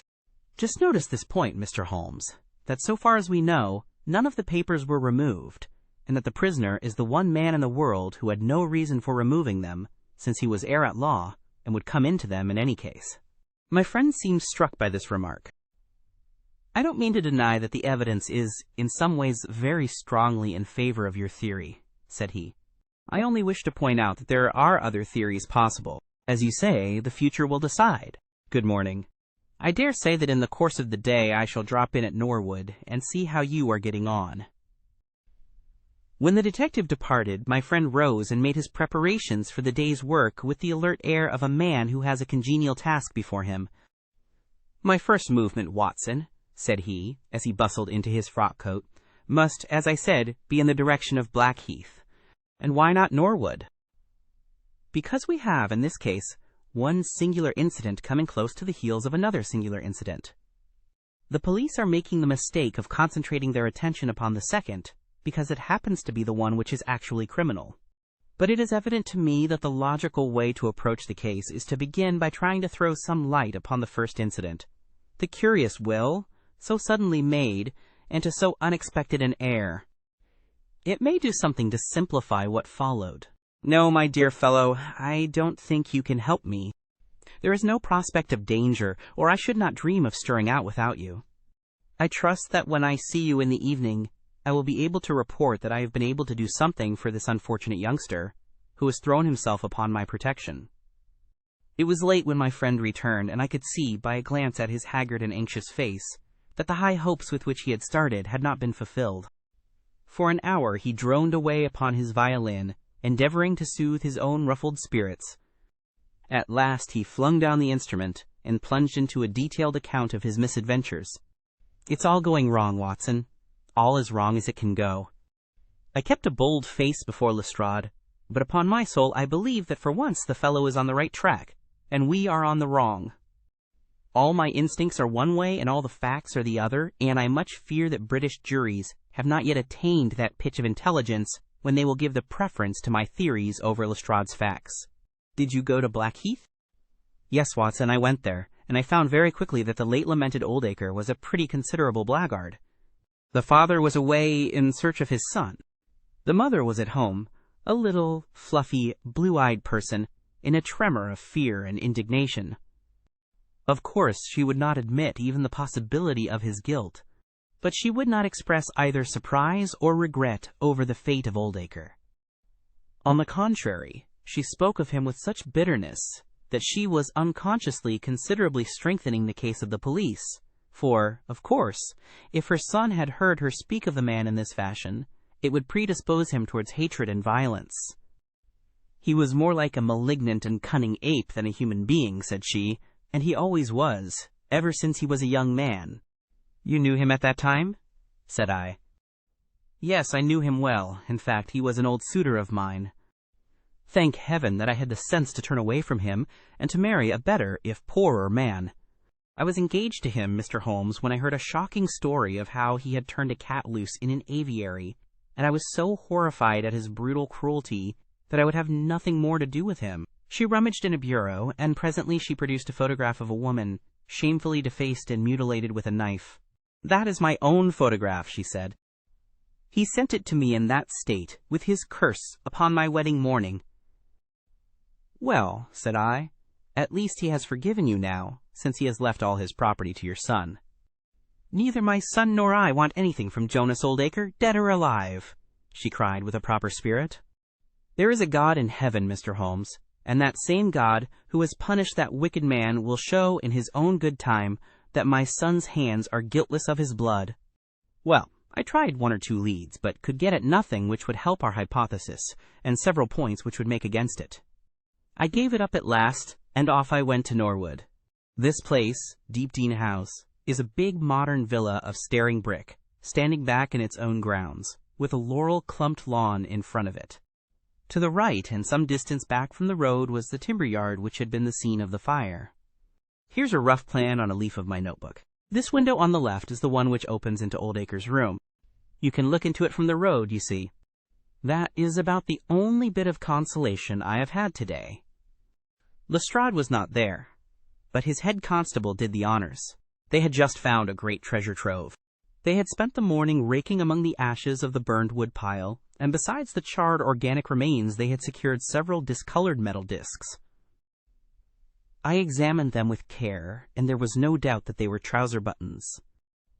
I even distinguished that one of them was marked with the name of Hyams, who was Oldacre's tailor. I then worked the lawn very carefully for signs and traces, but this drought has made everything as hard as iron. Nothing was to be seen save that some body or bundle had been dragged through a low privet hedge, which is in a line with the woodpile. All that, of course, fits in with the official theory. I crawled about the lawn with an August sun on my back, but I got up at the end of an hour no wiser than before. Well, after this fiasco, I went into the bedroom and examined that also. The bloodstains were very slight, mere smears and discolorations, but undoubtedly fresh. The stick had been removed, but there also the marks were slight. There is no doubt about the stick belonging to our client. He admits it. Footmarks of both men could be made out on the carpet, but none of any third person, which again is a trick for the other side. They were piling up their score all the time, and we were at a standstill. Only one little gleam of hope did I get, and yet it amounted to nothing. I examined the contents of the safe, most of which had been taken out and left on the table. The papers had been made up into sealed envelopes, one or two of which had been opened by the police. They were not, so far as I could judge, of any great value, nor did the bank book show that Mr. Oldacre was in such very affluent circumstances. But it seemed to me that all the papers were not there. There were allusions to some deeds, possibly the more valuable, which I could not find. This, of course, if we could definitely prove it, would turn Lestrade's argument against himself, for who would steal a thing if he knew that he would shortly inherit it? Finally, having drawn every other cover and picked up no scent, I tried my luck with the housekeeper. Mrs. Lexington is her name. A little, dark, silent person with suspicious and sidelong eyes. She could tell us something if she would. I am convinced of it. But she was as close as wax. Yes, she had let Mr. MacFarlane in at 9:30. She wished her hand had withered before she had done so. She had gone to bed at 10:30. Her room was at the other end of the house, and she could hear nothing of what had passed. Mr. MacFarlane had left his hat, and to the best of her belief his stick, in the hall. She had been awakened by the alarm of fire. Her poor dear master had certainly been murdered. Had he any enemies? Well, every man had enemies, but Mr. Oldacre kept himself very much to himself, and only met people in the way of business. She had seen the buttons, and was sure that they belonged to the clothes which he had worn last night. The woodpile was very dry, for it had not rained for a month. It burned like tinder, and by the time she reached the spot, nothing could be seen but flames. She and all the firemen smelled the burned flesh from inside it. She knew nothing of the papers, nor of Mr. Oldacre's private affairs. So, my dear Watson, there's my report of a failure. And yet, he clenched his thin hands in a paroxysm of conviction. I know it's all wrong. I feel it in my bones. There is something that has not come out, and that housekeeper knows it. There was a sort of sulky defiance in her eyes, which only goes with guilty knowledge. However, there's no good talking any more about it, Watson, but unless some lucky chance comes our way, I fear that the Norwood disappearance case will not figure in that chronicle of our successes which I foresee that a patient public will sooner or later have to endure. Surely, said I, the man's appearance would go far with any jury? That is a dangerous argument, my dear Watson. You remember that terrible murderer, Bert Stevens, who wanted us to get him off in '87? Was there ever a more mild-mannered Sunday school young man? It is true. Unless we succeed in establishing an alternative theory, this man is lost. You can hardly find a flaw in the case which can now be presented against him, and all further investigation has served to strengthen it. By the way, there is one curious little point about those papers which may serve us as the starting point for an inquiry. On looking over the bank book, I found that the low state of the balance was principally due to large checks which have been made out during the last year to Mr. Cornelius. I confess that I should be interested to know who this Mr. Cornelius may be, with whom a retired builder has such very large transactions. Is it possible that he has had a hand in the affair? Cornelius might be a broker, but we have found no script to correspond with these large payments. Failing any other indication, my researches must now take the direction of an inquiry at the bank for the gentleman who has cashed these checks. But I fear, my dear fellow, that our case will end ingloriously by Lestrade hanging our client, which will certainly be a triumph for Scotland Yard. I do not know how far Sherlock Holmes took any sleep that night, but when I came down to breakfast I found him pale and harassed, his bright eyes the brighter for the dark shadows round them. The carpet round his chair was littered with cigarette ends and with the early editions of the morning papers. An open telegram lay upon the table. "What do you think of this, Watson?" he asked, tossing it across. It was from Norwood and ran as follows. Important fresh evidence to hand. McFarlane's guilt definitely established. Advise you to abandon case. Lestrade. This sounds serious, said I. It is Lestrade's little cockadoodle of victory, Holmes answered with a bitter smile. And yet it may be premature to abandon the case. After all, important fresh evidence is a two-edged thing, and may possibly cut in a very different direction to that which Lestrade imagines. Take your breakfast, Watson, and we will go out together and see what we can do. I feel as if I shall need your company and your moral support today. My friend had no breakfast himself, for it was one of his peculiarities that in his more intense moments he would permit himself no food, and I have known him presume upon his iron strength until he has fainted from pure inanition. At present I cannot spare energy and nerve force for digestion, he would say in answer to my medical remonstrances. I was not surprised, therefore, when this morning he left his untouched meal behind him and started with me for Norwood. A crowd of morbid sightseers were still gathered round Deepdene House, which was just such a suburban villa as I had pictured. Within the gates Lestrade met us, his face flushed with victory, his manner grossly triumphant. "Well, Mr. Holmes, have you proved us to be wrong yet? Have you found your tramp?" he cried. "I have formed no conclusion whatever," my companion answered. "But we formed ours yesterday, and now it proves to be correct, so you must acknowledge that we have been a little in front of you this time, Mr. Holmes." "You certainly have the air of something unusual having occurred," said Holmes. Lestrade laughed loudly. "You don't like being beaten any more than the rest of us do," said he. "A man can't expect always to have it his own way, can he, Dr. Watson? Step this way, if you please, gentlemen, and I think I can convince you once for all that it was John McFarlane who did this crime." He led us through the passage and out into a dark hall beyond. "This is where young McFarlane must have come out to get his hat after the crime was done," said he. "Now, look at this."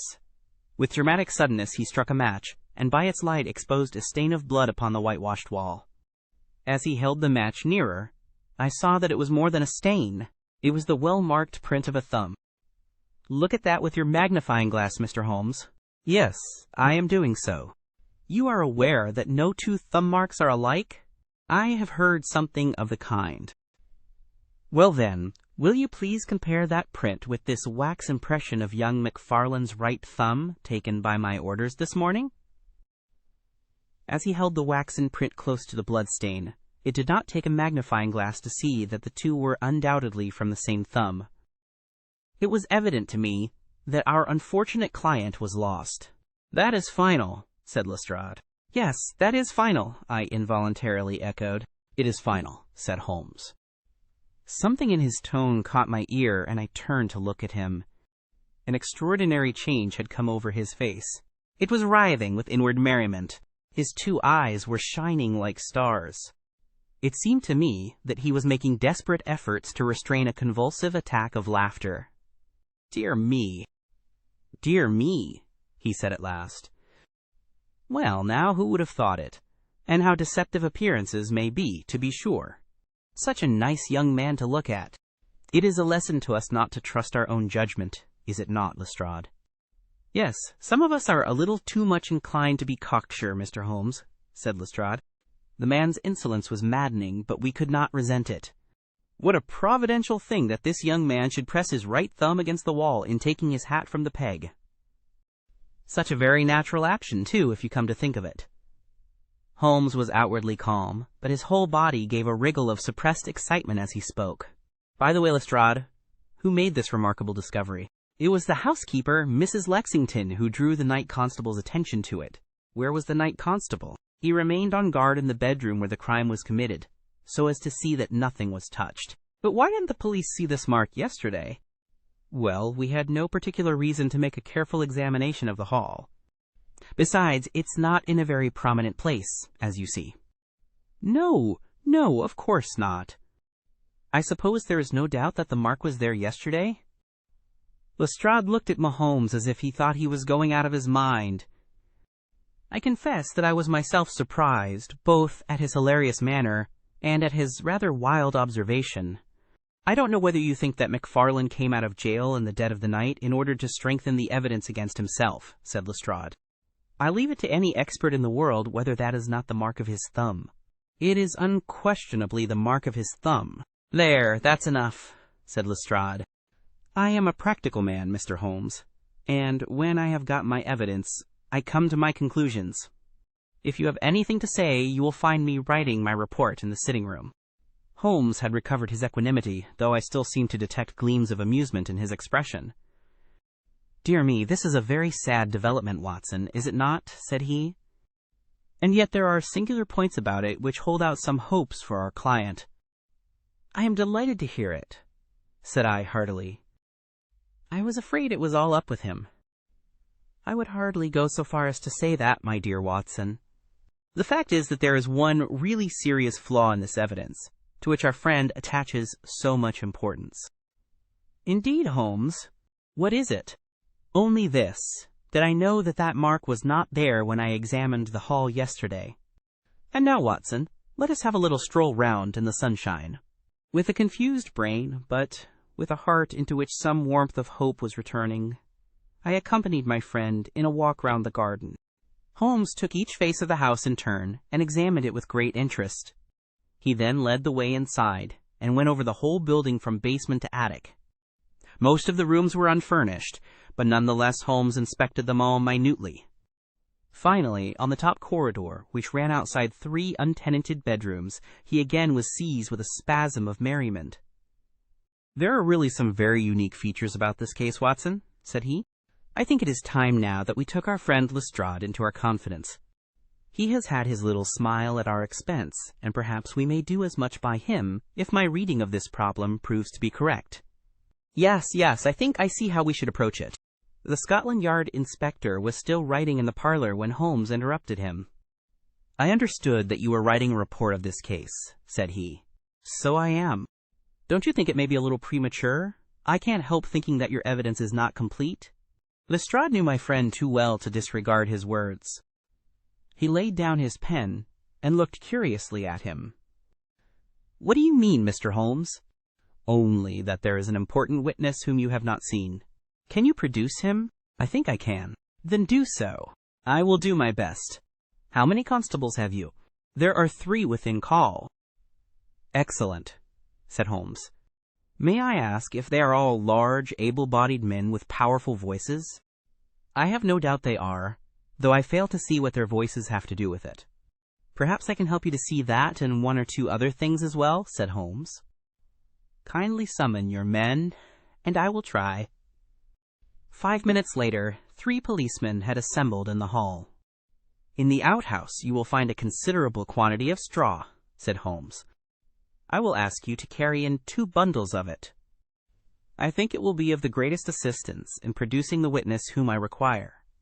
Thank you very much. I believe you have some matches in your pocket, Watson. Now, Mr. Lestrade, I will ask you all to accompany me to the top landing.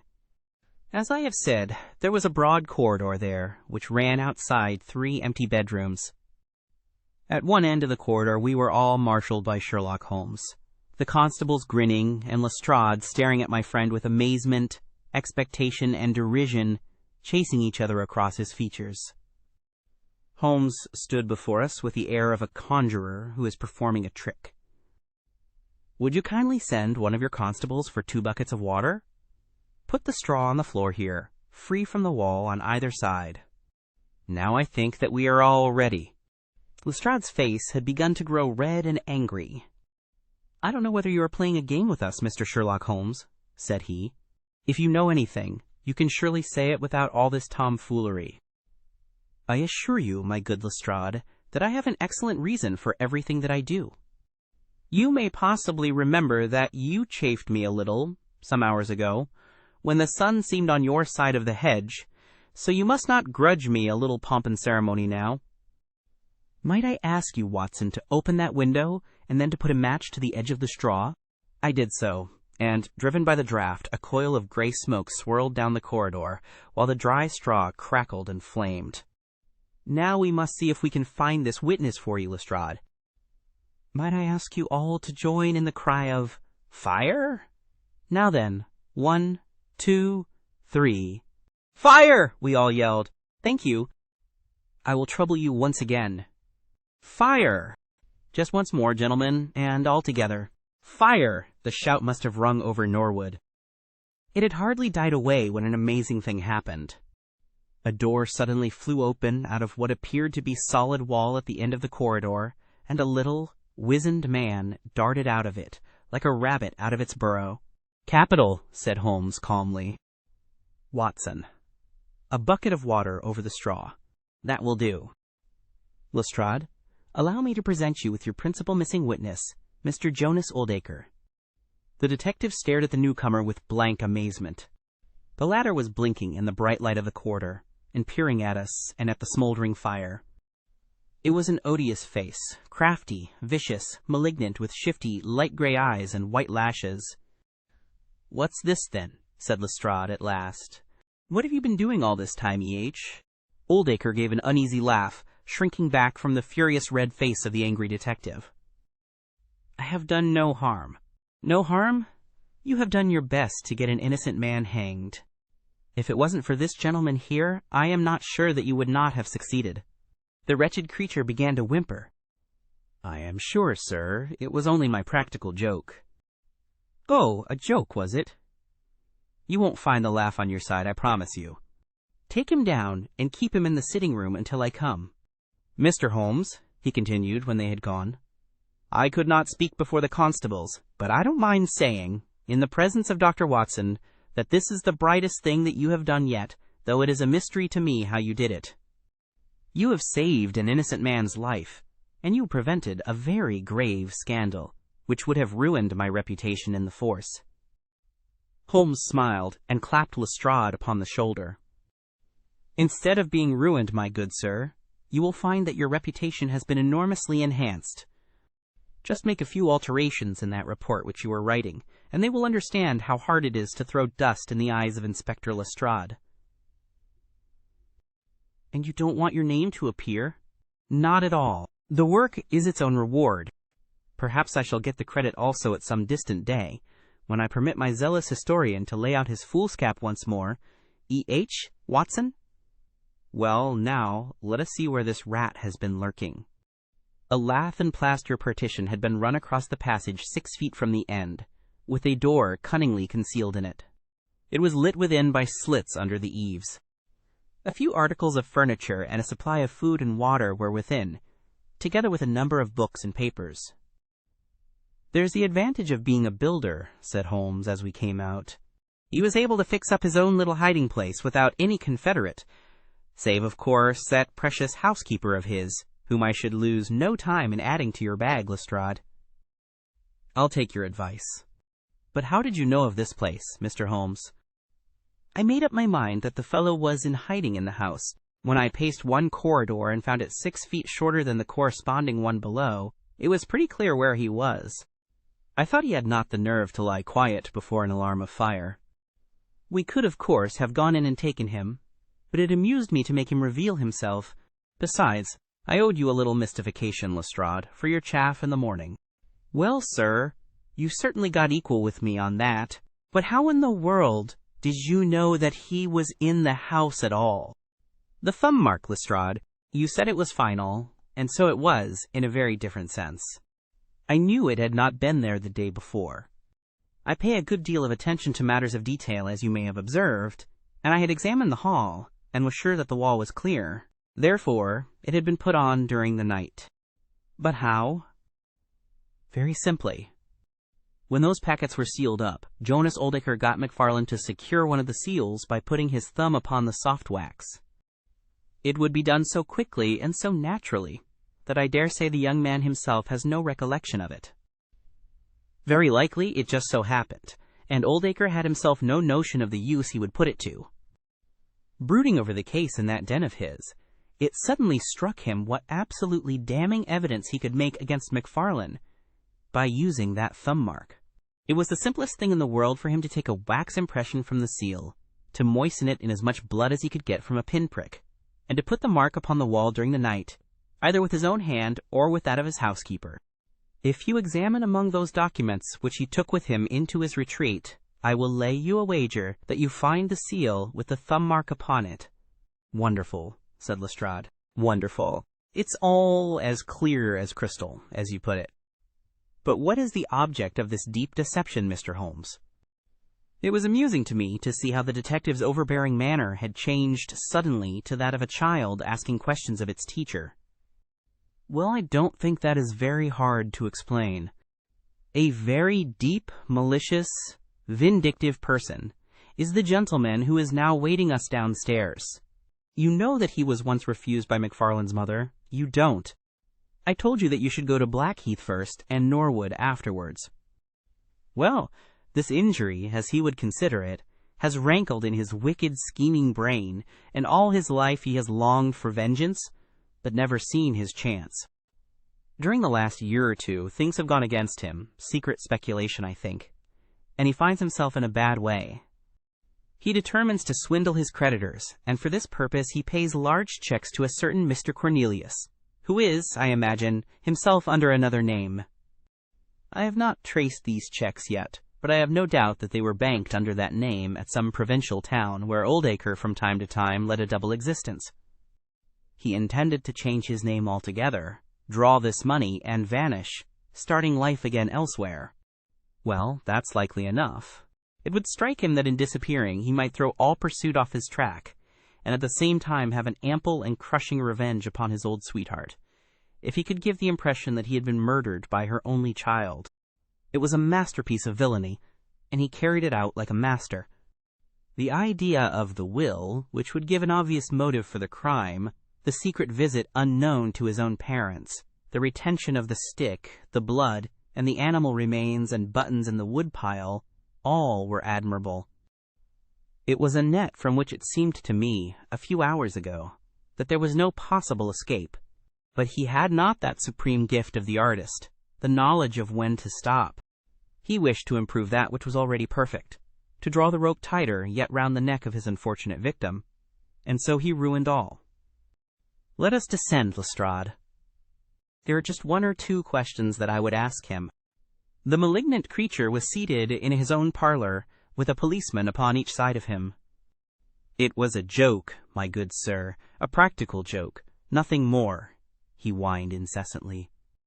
I assure you, sir, that I simply concealed myself in order to see the effect of my disappearance, and I am sure that you would not be so unjust as to imagine that I would have allowed any harm to befall poor young Mr. Macfarlane. That's for a jury to decide, said Lestrade. Anyhow, we shall have you on a charge of conspiracy, if not for attempted murder.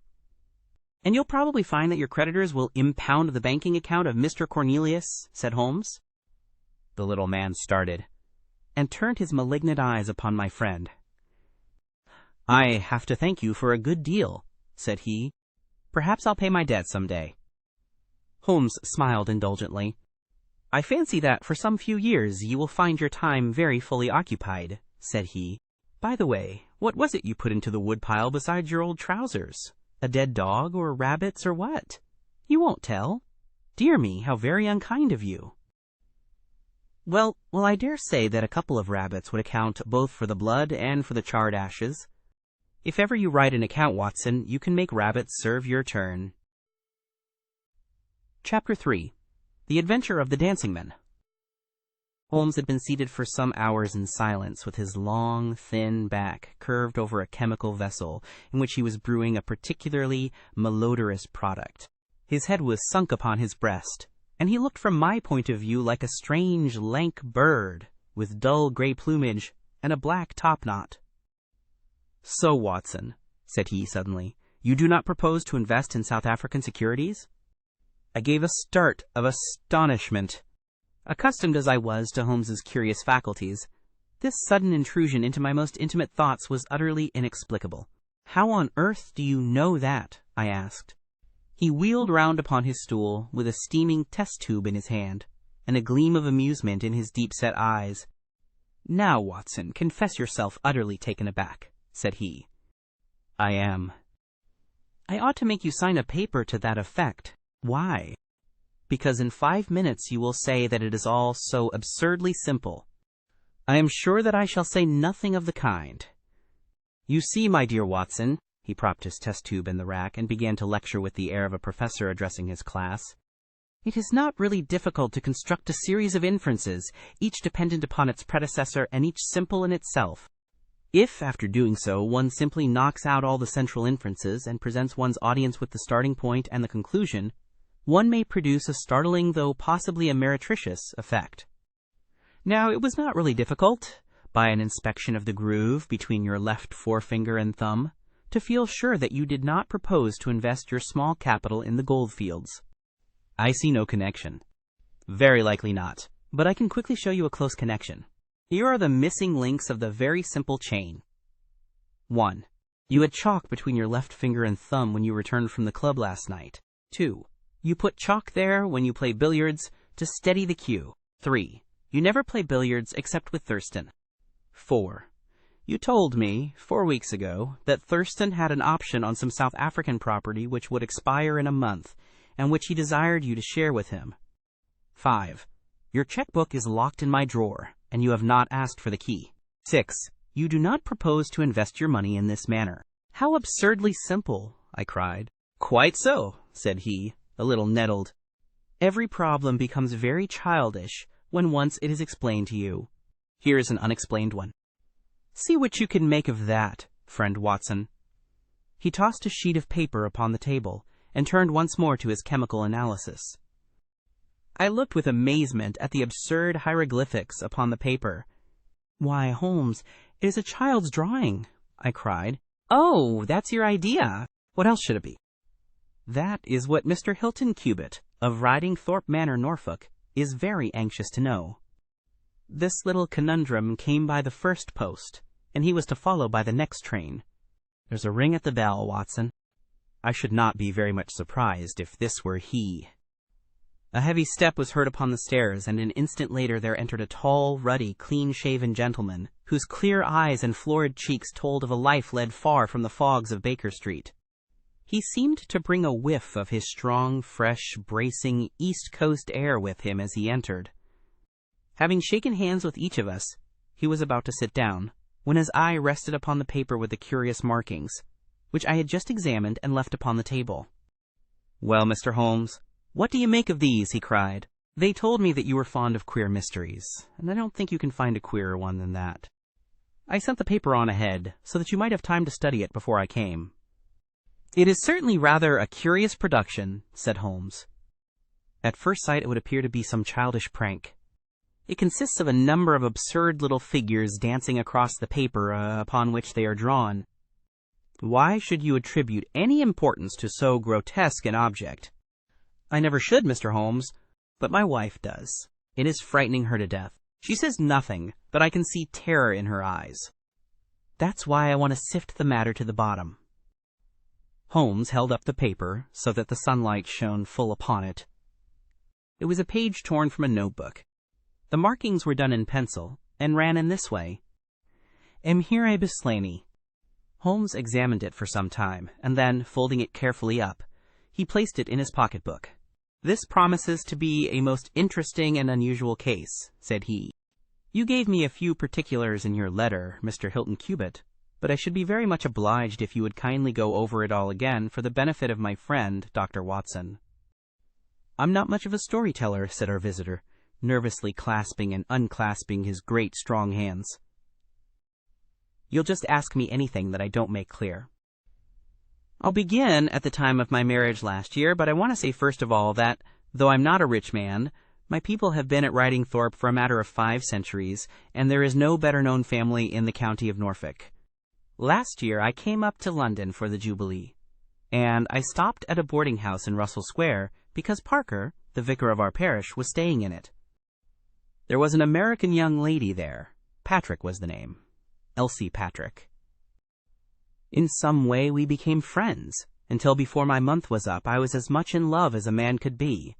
We were quietly married at a registry office, and we returned to Norfolk a wedded couple. You'll think it very mad, Mr. Holmes, that a man of a good old family should marry a wife in this fashion, knowing nothing of her past or of her people, but if you saw her and knew her, it would help you to understand. She was very straight about it, was Elsie. I can't say that she did not give me every chance of getting out of it if I wished to do so. I have had some very disagreeable associations in my life, said she. I wish to forget all about them. I would rather never allude to the past, for it is very painful to me. If you take me, Hilton, you will take a woman who has nothing that she need be personally ashamed of, but you will have to be content with my word for it, and to allow me to be silent as to all that passed up to the time when I became yours. If these conditions are too hard, then go back to Norfolk, and leave me to the lonely life in which you found me. It was only the day before our wedding that she said those very words to me. I told her that I was content to take her on her own terms, and I have been as good as my word. Well, we have been married now for a year, and very happy we have been. But about a month ago, at the end of June, I saw for the first time signs of trouble. One day my wife received a letter from America. I saw the American stamp. She turned deadly white, read the letter, and threw it into the fire. She made no allusion to it afterwards, and I made none, for a promise is a promise, but she has never known an easy hour from that moment. There is always a look of fear upon her face, a look as if she were waiting and expecting.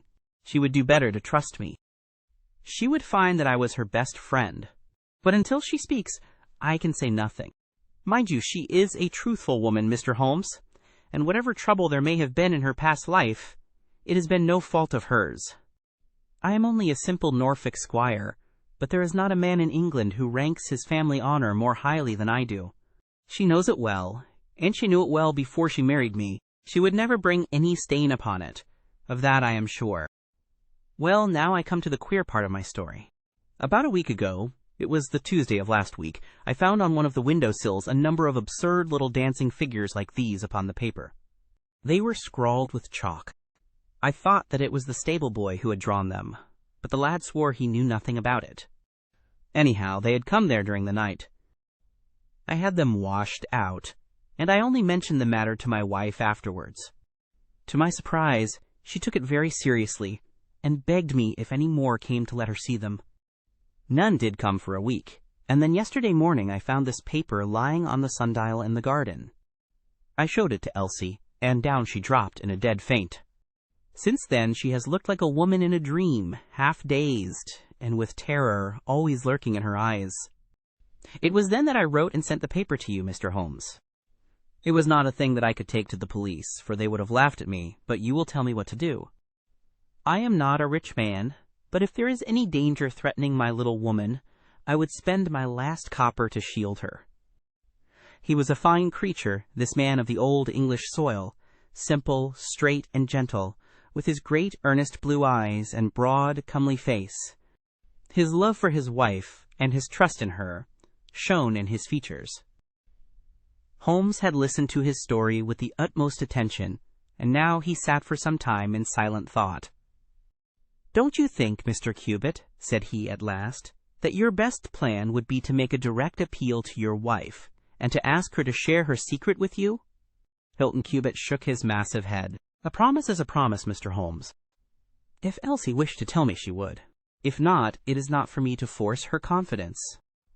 But I am justified in taking my own line, and I will. Then I will help you with all my heart. In the first place, have you heard of any strangers being seen in your neighborhood?" "No." "I presume that it is a very quiet place. Any fresh face would cause comment? In the immediate neighborhood, yes. But we have several small watering places, not very far away. And the farmers take in lodgers. These hieroglyphics have evidently a meaning. If it is a purely arbitrary one, it may be impossible for us to solve it. If, on the other hand, it is systematic, I have no doubt that we shall get to the bottom of it.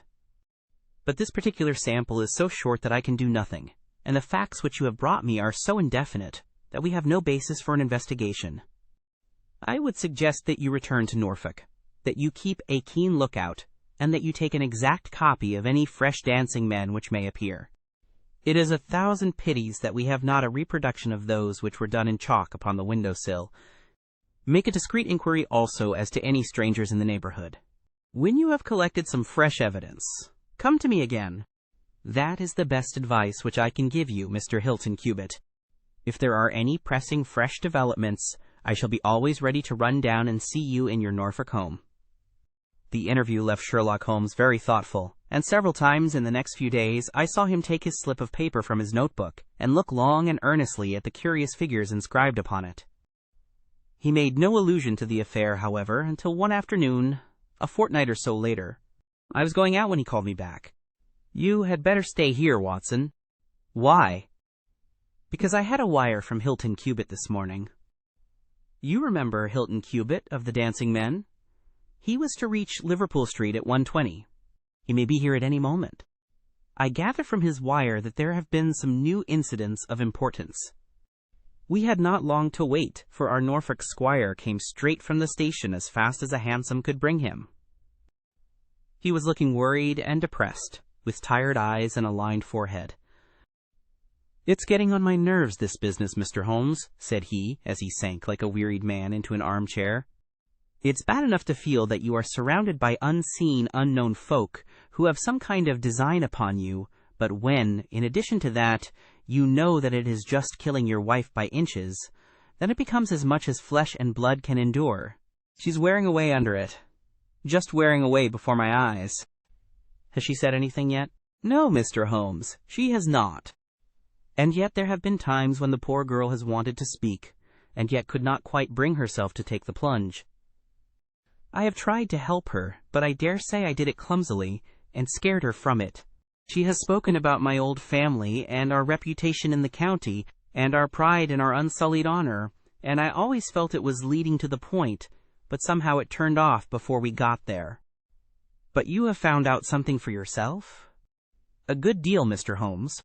I have several fresh dancing men pictures for you to examine.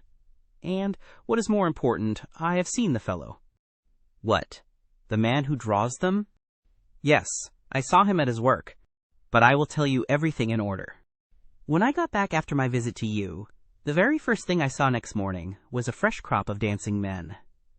They had been drawn in chalk upon the black wooden door of the tool house, which stands beside the lawn in full view of the front windows. I took an exact copy, and here it is." He unfolded a paper and laid it upon the table. "Here is a copy of the hieroglyphics. At El Rigis." "Excellent," said Holmes. "Excellent. Pray continue." When I had taken the copy, I rubbed out the marks, but 2 mornings later a fresh inscription had appeared. "I have a copy of it here. Come, Elsie." Holmes rubbed his hands and chuckled with delight. "Our material is rapidly accumulating," said he. 3 days later, a message was left, scrawled upon paper, and placed under a pebble upon the sundial. Here it is. The characters are, as you see, exactly the same as the last one. After that, I determined to lie in wait, so I got out my revolver, and I sat up in my study, which overlooks the lawn and garden. About 2 in the morning I was seated by the window, all being dark save for the moonlight outside, when I heard steps behind me, and there was my wife in her dressing gown. She implored me to come to bed. I told her frankly that I wished to see who it was who played such absurd tricks upon us. She answered that it was some senseless practical joke, and that I should not take any notice of it. "If it really annoys you, Hilton, we might go and travel, you and I, and so avoid this nuisance." "What, be driven out of our own house by a practical joker?" said I. "Why, we should have the whole county laughing at us." "Well, come to bed," said she, "and we can discuss it in the morning." Suddenly, as she spoke, I saw her white face grow whiter yet in the moonlight, and her hand tightened upon my shoulder. Something was moving in the shadow of the tool-house. I saw a dark, creeping figure which crawled round the corner and squatted in front of the door. Seizing my pistol, I was rushing out, when my wife threw her arms round me and held me with convulsive strength. I tried to throw her off, but she clung to me most desperately. At last I got clear, but by the time I had opened the door and reached the house, the creature was gone. He had left a trace of his presence, however, for there on the door was the very same arrangement of dancing men which had already twice appeared, and which I have copied on that paper. There was no other sign of the fellow anywhere, though I ran all over the grounds, and yet the amazing thing is that he must have been there all the time, for when I examined the door again in the morning, he had scrawled some more of his pictures under the line which I had already seen. Have you that fresh drawing? Yes, it is very short, but I made a copy of it, and here it is. Again he produced a paper. The new dance was in this form: never. Tell me, said Holmes, and I could see by his eyes that he was much excited. Was this a mere addition to the first, or did it appear to be entirely separate? It was on a different panel of the door. Excellent. This is far the most important of all, for our purpose. It fills me with hopes. Now, Mr. Hilton Cubitt, please continue your most interesting statement. I have nothing more to say, Mr. Holmes, except that I was angry with my wife that night for having held me back when I might have caught the skulking rascal. She said that she feared that I might come to harm. For an instant it had crossed my mind that perhaps what she really feared was that he might come to harm, for I could not doubt that she knew who this man was, and what he meant by these strange signals. But there is a tone in my wife's voice, Mr. Holmes, and a look in her eyes, which forbid doubt, and I am sure that it was indeed my own safety that was in her mind. There's the whole case, and now I want your advice as to what I ought to do. My own inclination is to put 6 of my farm lads in the shrubbery, and when this fellow comes again, to give him such a hiding that he will leave us in peace for the future. I fear it is too deep a case for such simple remedies, said Holmes. How long can you stay in London? I must go back today.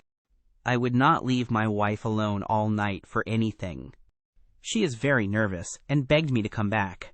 I dare say you are right, but if you could have stopped, I might possibly have been able to return with you in a day or two. Meanwhile, you will leave me these papers, and I think that it is very likely that I shall be able to pay you a visit shortly, and to throw some light upon your case. Sherlock Holmes preserved his calm, professional manner until our visitor had left us, although it was easy for me, who knew him so well, to see that he was profoundly excited. The moment that Hilton Cubitt's broad back had disappeared through the door, my comrade rushed to the table, laid out all the slips of paper containing dancing men in front of him, and threw himself into an intricate and elaborate calculation.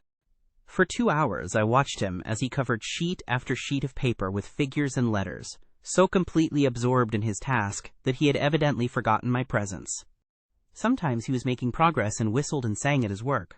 Sometimes he was puzzled, and would sit for long spells with a furrowed brow and a vacant eye.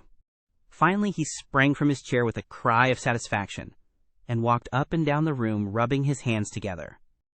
Then he wrote a long telegram upon a cable form. If my answer to this is as I hope, you will have a very pretty case to add to your collection, Watson, said he. I expect that we shall be able to go down to Norfolk tomorrow, and to take our friend some very definite news as to the secret of his annoyance. I confess that I was filled with curiosity, but I was aware that Holmes liked to make his disclosures at his own time and in his own way, so I waited until it should suit him to take me into his confidence. But there was a delay in that answering telegram, and 2 days of impatience followed, during which Holmes pricked up his ears at every ring of the bell. On the evening of the 2nd, there came a letter from Hilton Cubitt. All was quiet with him, save that a long inscription had appeared that morning upon the pedestal of the sundial. He enclosed a copy of it, which is here reproduced. Elsie, prepare to meet thy God.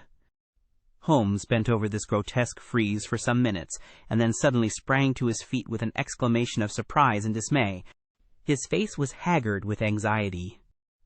We have let this affair go far enough, said he. Is there a train to North Walsham tonight? I turned up the timetable. The last had just gone. Then we shall breakfast early and take the very first in the morning, said Holmes. Our presence is most urgently needed. Here is our expected cablegram. One moment, Mrs. Hudson. There may be an answer. No, that is quite as I expected. This message makes it even more essential that we should not lose an hour in letting Hilton Cubitt know how matters stand, for it is a singular and a dangerous web in which our simple Norfolk squire is entangled. So, indeed, it proved, and as I come to the dark conclusion of a story which had seemed to me to be only childish and bizarre, I experience once again the dismay and horror with which I was filled. Would that I had some brighter ending to communicate to my readers, but these are the chronicles of fact, and I must follow to their dark crisis the strange chain of events, which for some days made Ridingthorpe Manor a household word through the length and breadth of England. We had hardly alighted at North Walsham and mentioned the name of our destination when the station-master hurried towards us. "I suppose that you are the detectives from London?" said he. A look of annoyance passed over Holmes's face. "What makes you think such a thing?" "Because Inspector Martin from Norwich has just passed through. But maybe you are the surgeons." "She's not dead.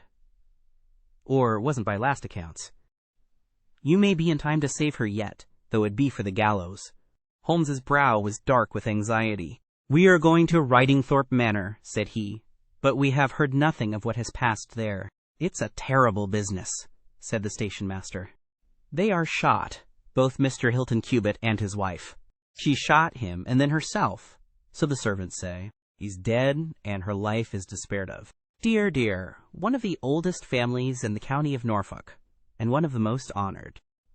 Without a word, Holmes hurried to a carriage, and during the long 7 miles' drive he never opened his mouth. Seldom have I seen him so utterly despondent.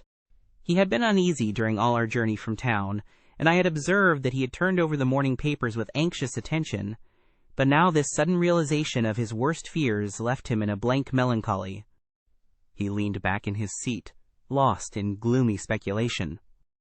Yet there was much around to interest us, for we were passing through as singular a countryside as any in England, where a few scattered cottages represented the population of today, while on every hand enormous square-towered churches bristled up from the flat green landscape and told of the glory and prosperity of old East Anglia. At last the violet rim of the German Ocean appeared over the green edge of the Norfolk coast, and the driver pointed with his whip to 2 old brick and timber gables, which projected from a grove of trees. "That's Ridingthorpe Manor," said he. As we drove up to the porticoed front door, I observed in front of it, beside the tennis lawn, the black tool-house and the pedestaled sundial with which we had such strange associations. A dapper little man with a quick, alert manner and a waxed mustache had just descended from a high dog-cart. He introduced himself as Inspector Martin, of the Norfolk Constabulary, and he was considerably astonished when he heard the name of my companion. "Why, Mr. Holmes, the crime was only committed at 3 this morning. How could you hear of it in London and get to the spot as soon as I? I anticipated it. I came in the hope of preventing it." "Then you must have important evidence, of which we are ignorant, for they were said to be a most united couple." "I have only the evidence of the dancing men," said Holmes. "I will explain the matter to you later. Meanwhile, since it is too late to prevent this tragedy, I am very anxious that I should use the knowledge which I possess in order to ensure that justice be done. Will you associate me in your investigation, or will you prefer that I should act independently?" "I should be proud to feel that we were acting together, Mr. Holmes," said the inspector earnestly. "In that case, I should be glad to hear the evidence and to examine the premises without an instant of unnecessary delay." Inspector Martin had the good sense to allow my friend to do things in his own fashion, and contented himself with carefully noting the results.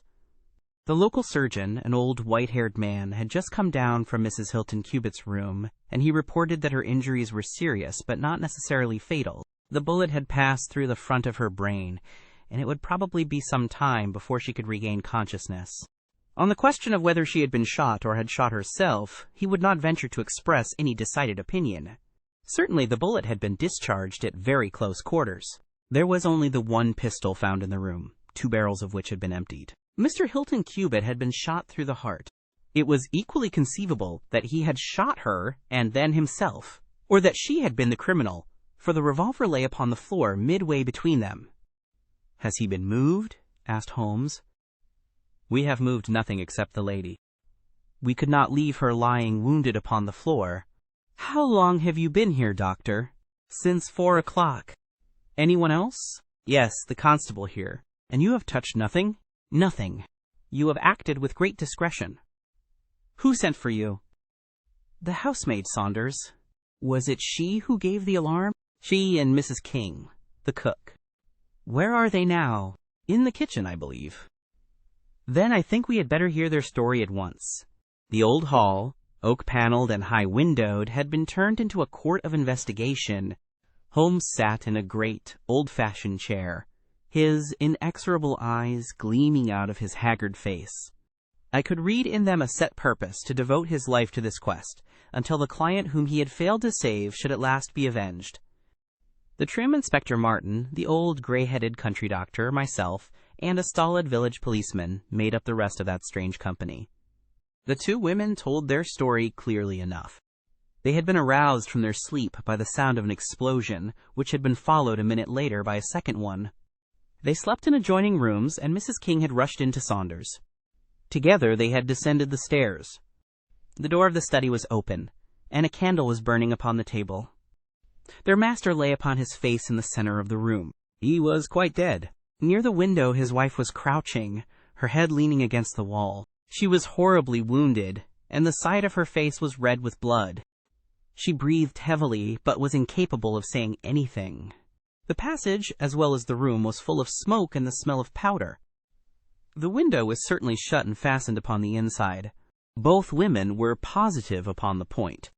They had at once sent for the doctor and for the constable. Then, with the aid of the groom and the stable boy, they had conveyed their injured mistress to her room. Both she and her husband had occupied the bed. She was clad in her dress, he in his dressing gown, over his night clothes. Nothing had been moved in the study. So far as they knew, there had never been any quarrel between husband and wife. They had always looked upon them as a very united couple. These were the main points of the servants' evidence. In answer to Inspector Martin, they were clear that every door was fastened upon the inside, and that no one could have escaped from the house. In answer to Holmes, they both remembered that they were conscious of the smell of powder from the moment that they ran out of their rooms upon the top floor. "I commend that fact very carefully to your attention," said Holmes to his professional colleague. "And now I think that we are in a position to undertake a thorough examination of the room." The study proved to be a small chamber, lined on 3 sides with books, and with a writing table facing an ordinary window, which looked out upon the garden. Our first attention was given to the body of the unfortunate squire, whose huge frame lay stretched across the room. His disordered dress showed that he had been hastily aroused from sleep. The bullet had been fired at him from the front, and had remained in his body after penetrating the heart. His death had certainly been instantaneous and painless. There was no powder marking either upon his dressing gown or on his hands. According to the country surgeon, the lady had stains upon her face, but none upon her hand. "The absence of the latter means nothing, though its presence may mean everything," said Holmes. "Unless the powder from a badly fitting cartridge happens to spurt backward, one may fire many shots without leaving a sign. I would suggest that Mr. Cubitt's body may now be removed." "I suppose, doctor, you have not recovered the bullet which wounded the lady?" "A serious operation will be necessary before that can be done. But there are still 4 cartridges in the revolver. 2 have been fired and 2 wounds inflicted, so that each bullet can be accounted for." "So it would seem," said Holmes. "Perhaps you can account also for the bullet which has so obviously struck the edge of the window?" He had turned suddenly, and his long, thin finger was pointing to a hole which had been drilled right through the lower window sash, about an inch above the bottom. "By George!" cried the inspector. "However did you see that?" "Because I looked for it." "Wonderful," said the country doctor. "You are certainly right, sir. Then a 3rd shot has been fired, and therefore a 3rd person must have been present. But who could that have been, and how could he have got away?" "That is the problem which we are now about to solve," said Sherlock Holmes. "You remember, Inspector Martin, when the servants said that on leaving their room they were at once conscious of a smell of powder? I remarked that the point was an extremely important one?" "Yes, sir. but I confess I did not quite follow you. It suggested that at the time of the firing, the window as well as the door of the room had been open. Otherwise, the fumes of powder could not have been blown so rapidly through the house. A draught in the room was necessary for that. Both door and window were only open for a very short time, however. How do you prove that? Because the candle was not guttered.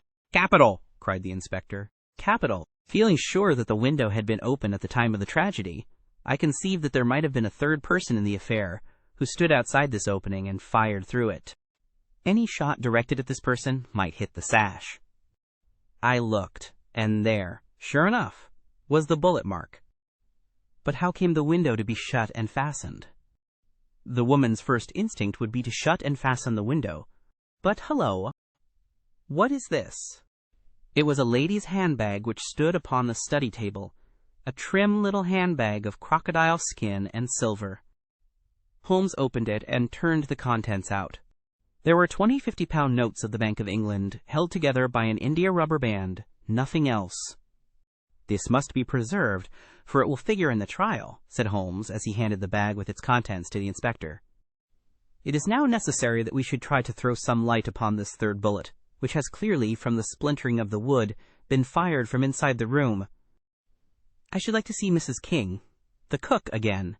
You said, Mrs. King, that you were awakened by a loud explosion. When you said that, did you mean that it seemed to you to be louder than the second one? Well, sir, it wakened me from my sleep, so it is hard to judge. But it did seem very loud. You don't think that it might have been 2 shots fired almost at the same instant? I am sure I couldn't say, sir. I believe that it was undoubtedly so. I rather think, Inspector Martin, that we have now exhausted all that this room can teach us. If you will kindly step round with me, we shall see what fresh evidence the garden has to offer. A flower bed extended up to the study window, and we all broke into an exclamation as we approached it. The flowers were trampled down, and the soft soil was imprinted all over with footmarks. Large, masculine feet they were, with peculiarly long, sharp toes. Holmes hunted about among the grass and leaves like a retriever after a wounded bird. Then, with a cry of satisfaction, he bent forward and picked up a little brazen cylinder. I thought so, said he. The revolver had an ejector, and here is the third cartridge. I really think, Inspector Martin, that our case is almost complete. The country inspector's face had shown his intense amazement at the rapid and masterful progress of Holmes's investigation. At first he had shown some disposition to assert his own position, but now he was overcome with admiration, and ready to follow without question wherever Holmes led. Whom do you suspect? He asked. I'll go into that later. There are several points in this problem which I have not been able to explain to you yet. Now that I have got so far, I had best proceed on my own lines, and then clear the whole matter up once and for all. Just as you wish, Mr. Holmes, so long as we get our man. I have no desire to make mysteries, but it is impossible at the moment of action to enter into long and complex explanations. I have the threads of this affair all in my hand. Even if this lady should never recover consciousness, we can still reconstruct the events of last night and ensure that justice be done. First of all, I wish to know whether there is any inn in this neighborhood known as Elrige's. The servants were cross-questioned, but none of them had heard of such a place. The stable boy threw a light upon the matter by remembering that a farmer of that name lived some miles off, in the direction of East Ruston. Is it a lonely farm? Very lonely, sir. Perhaps they have not heard yet of all that happened here during the night. Maybe not, sir. Holmes thought for a little, and then a curious smile played over his face. Saddle a horse, my lad, said he.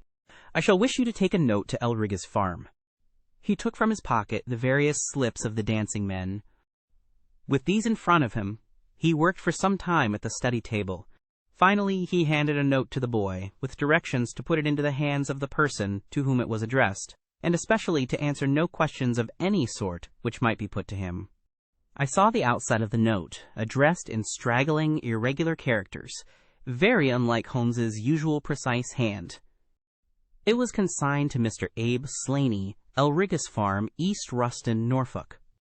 I think, Inspector, Holmes remarked, that you would do well to telegraph for an escort, as if my calculations prove to be correct, you may have a particularly dangerous prisoner to convey to the county jail. The boy who takes this note could no doubt forward your telegram. If there is an afternoon train to town, Watson, I think we should do well to take it, as I have a chemical analysis of some interest to finish, and this investigation draws rapidly to a close. When the youth had been dispatched with the note, Sherlock Holmes gave his instructions to the servants. If any visitor were to call asking for Mrs. Hilton Cubitt, no information should be given as to her condition, but he was to be shown at once into the drawing-room. He impressed these points upon them with the utmost earnestness. Finally he led the way into the drawing-room, with the remark that the business was now out of our hands, and that we must while away the time as best we might until we could see what was in store for us.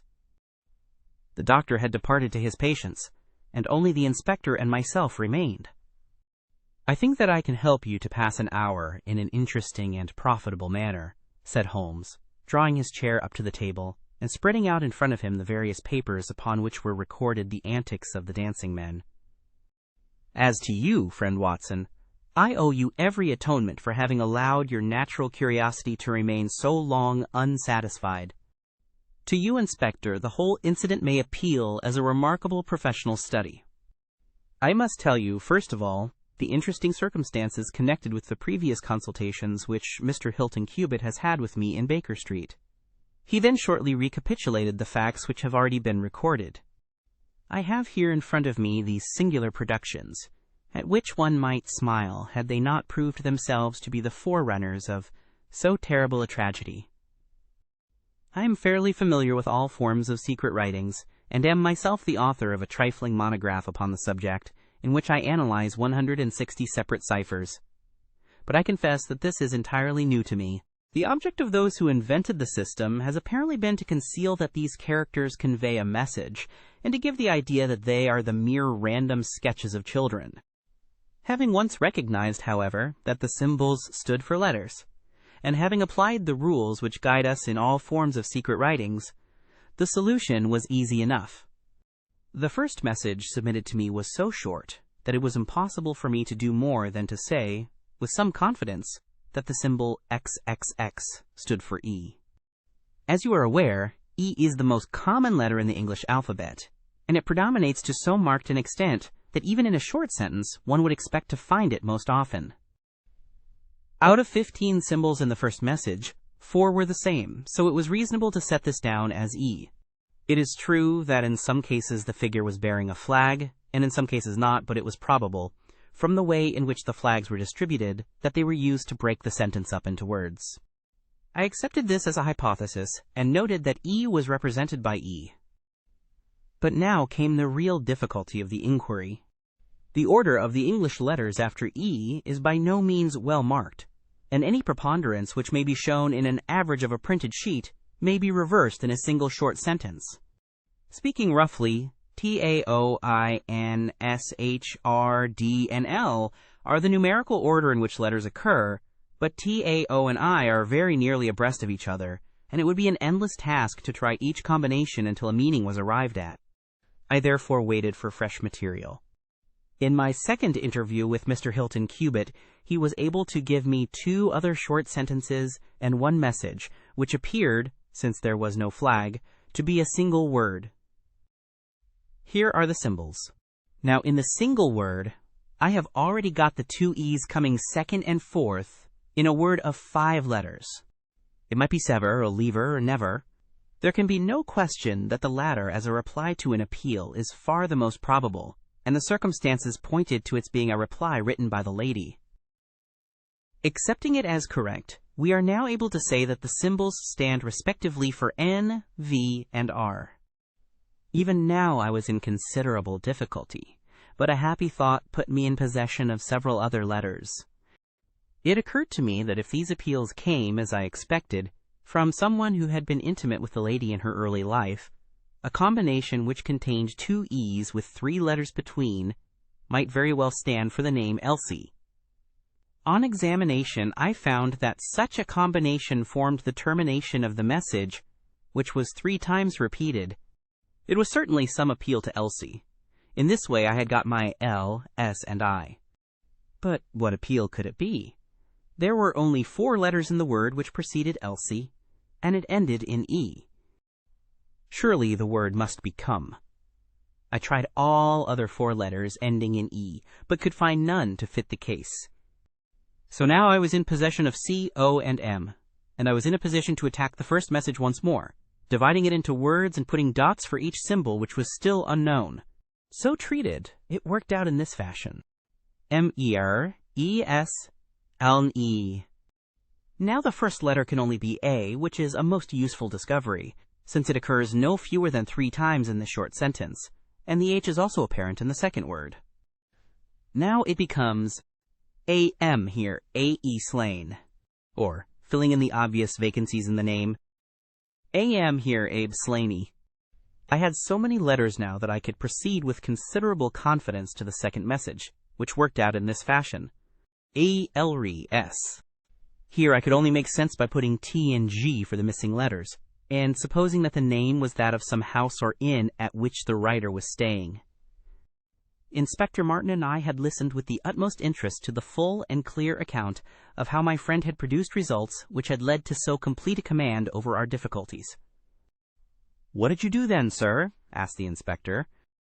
I had every reason to suppose that this Abe Slaney was an American, since Abe is an American contraction, and since a letter from America had been the starting point of all the trouble.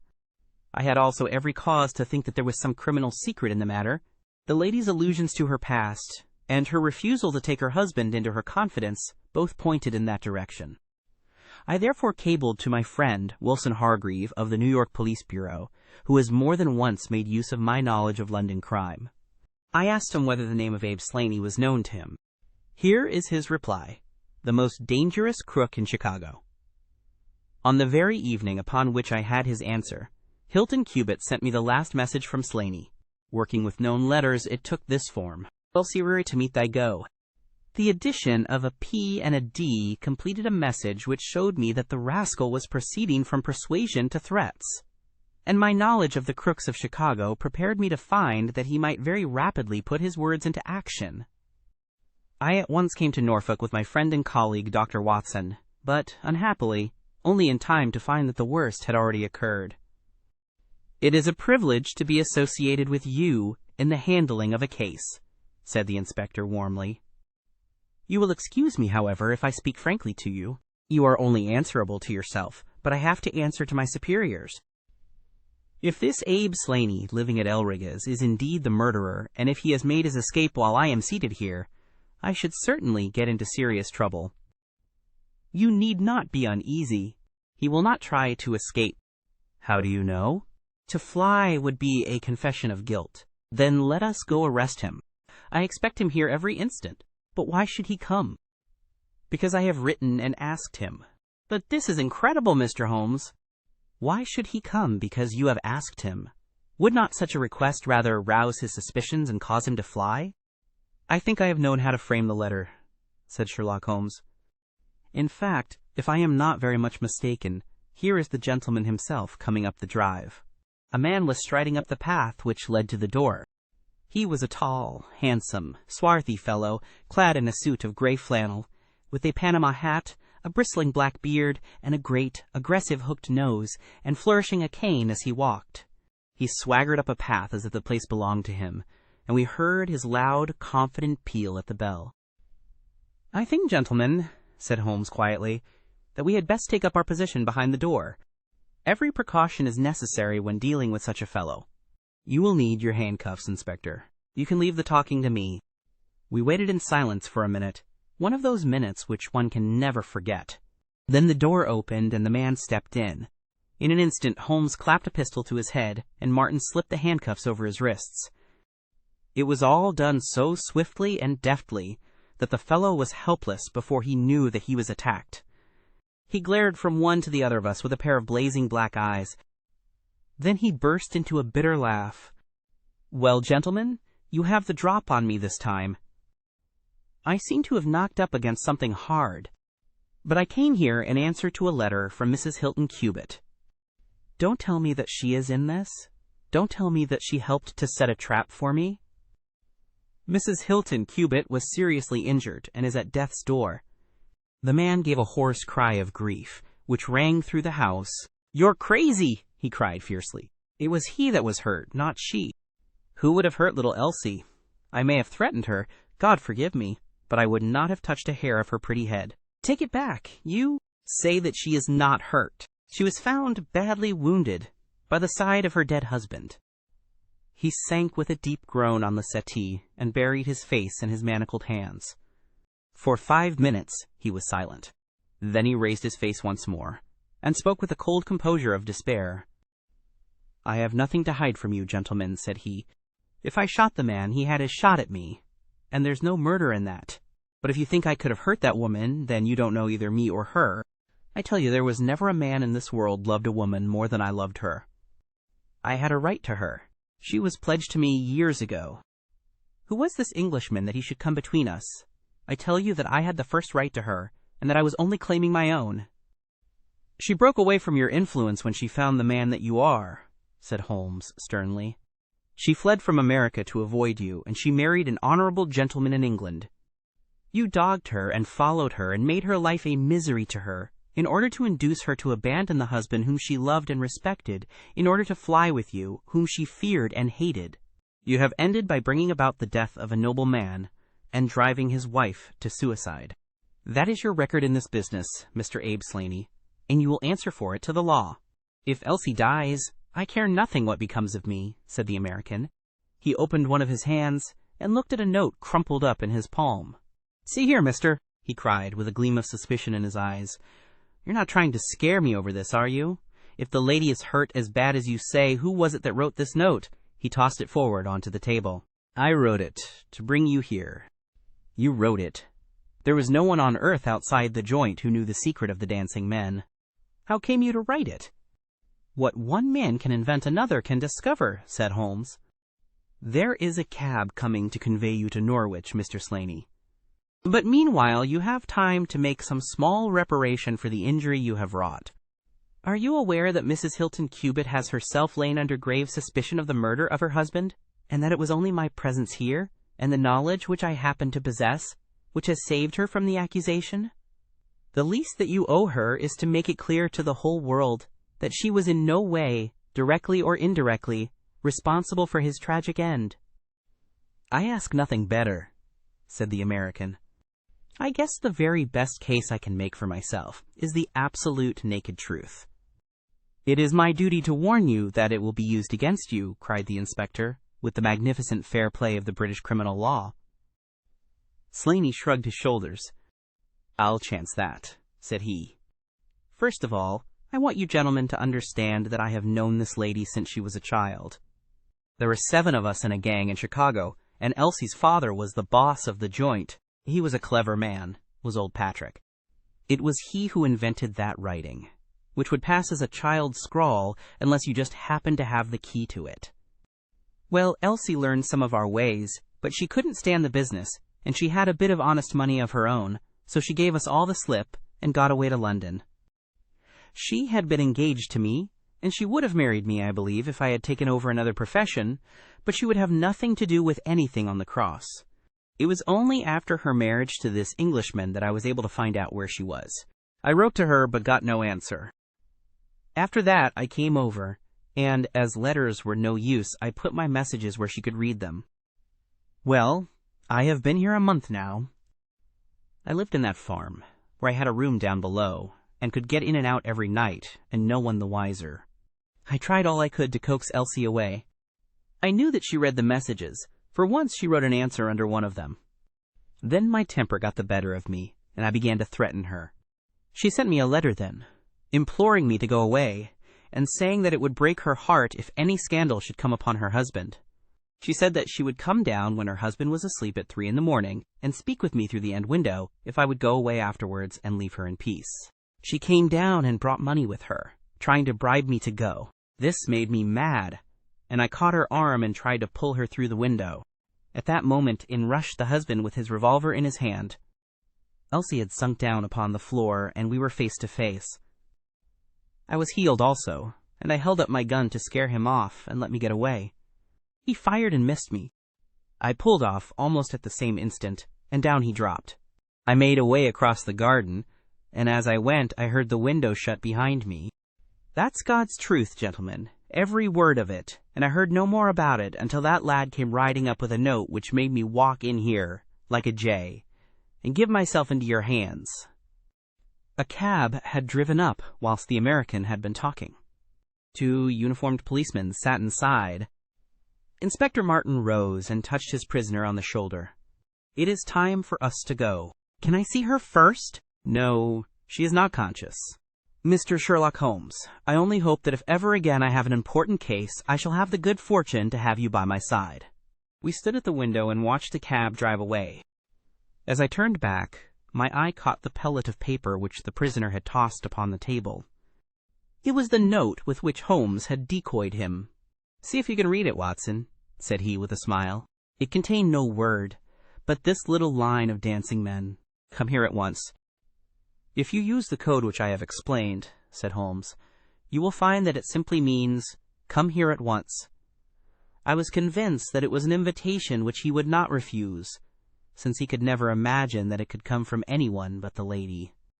And so, my dear Watson, we have ended by turning the dancing men to good, when they have so often been the agents of evil, and I think that I have fulfilled my promise of giving you something unusual for your notebook.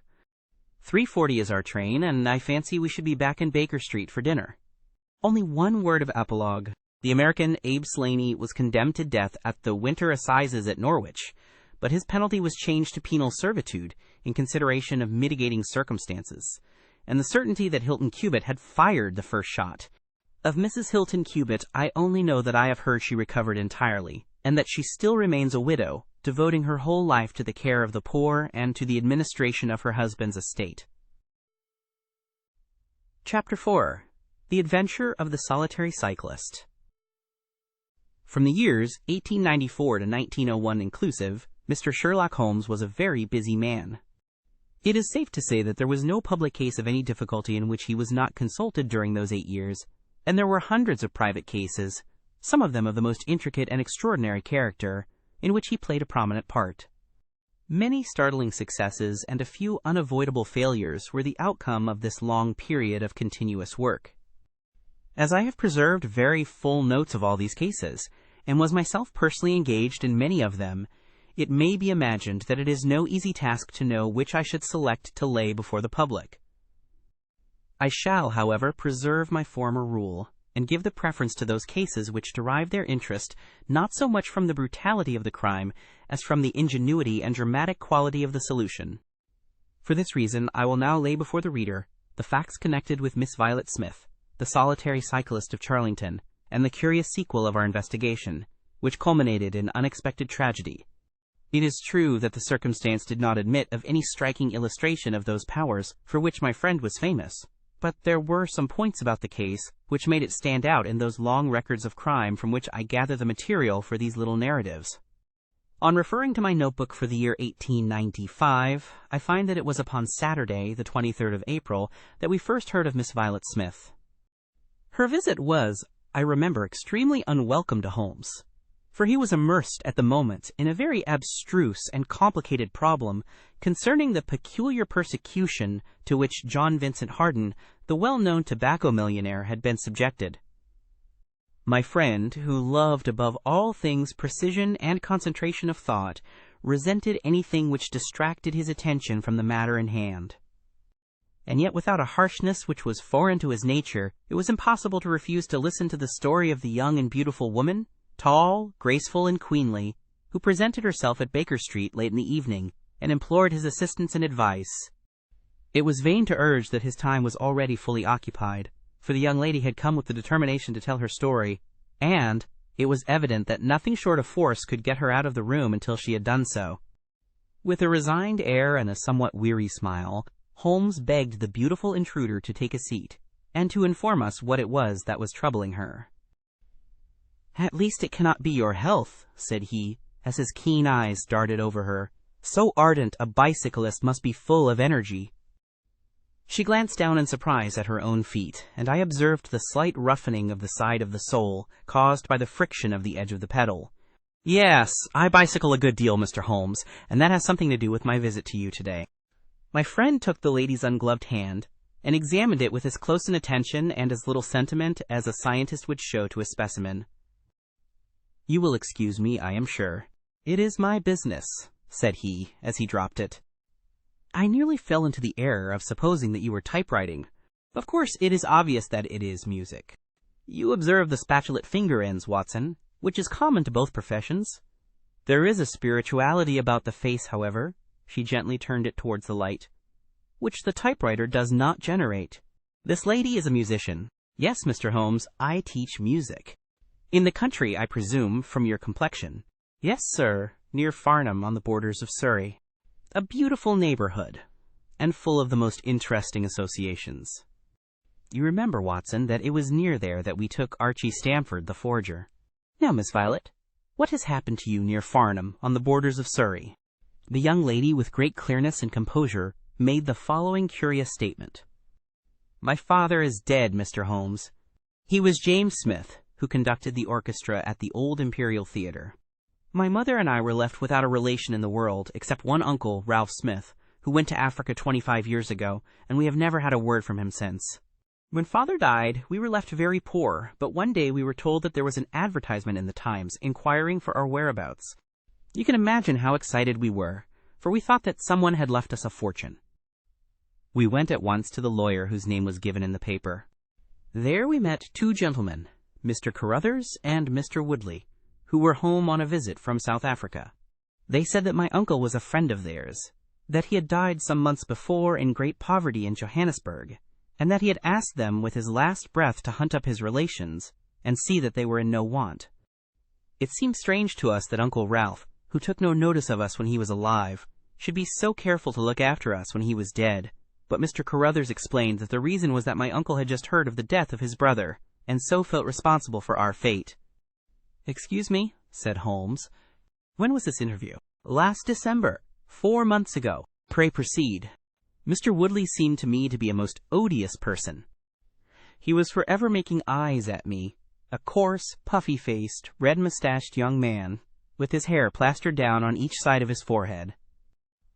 I thought that he was perfectly hateful, and I was sure that Cyril would not wish me to know such a person." "Oh, Cyril is his name," said Holmes, smiling. The young lady blushed and laughed. "Yes, Mr. Holmes, Cyril Morton, an electrical engineer, and we hope to be married at the end of the summer." Dear me, how did I get talking about him? What I wished to say was that Mr. Woodley was perfectly odious, but that Mr. Carruthers, who was a much older man, was more agreeable. He was a dark, sallow, clean-shaven, silent person, but he had polite manners and a pleasant smile. He inquired how we were left, and on finding that we were very poor, he suggested that I should come and teach music to his only daughter, aged 10. I said that I did not like to leave my mother, on which he suggested that I should go home to her every weekend, and he offered me 100 a year, which was certainly splendid pay.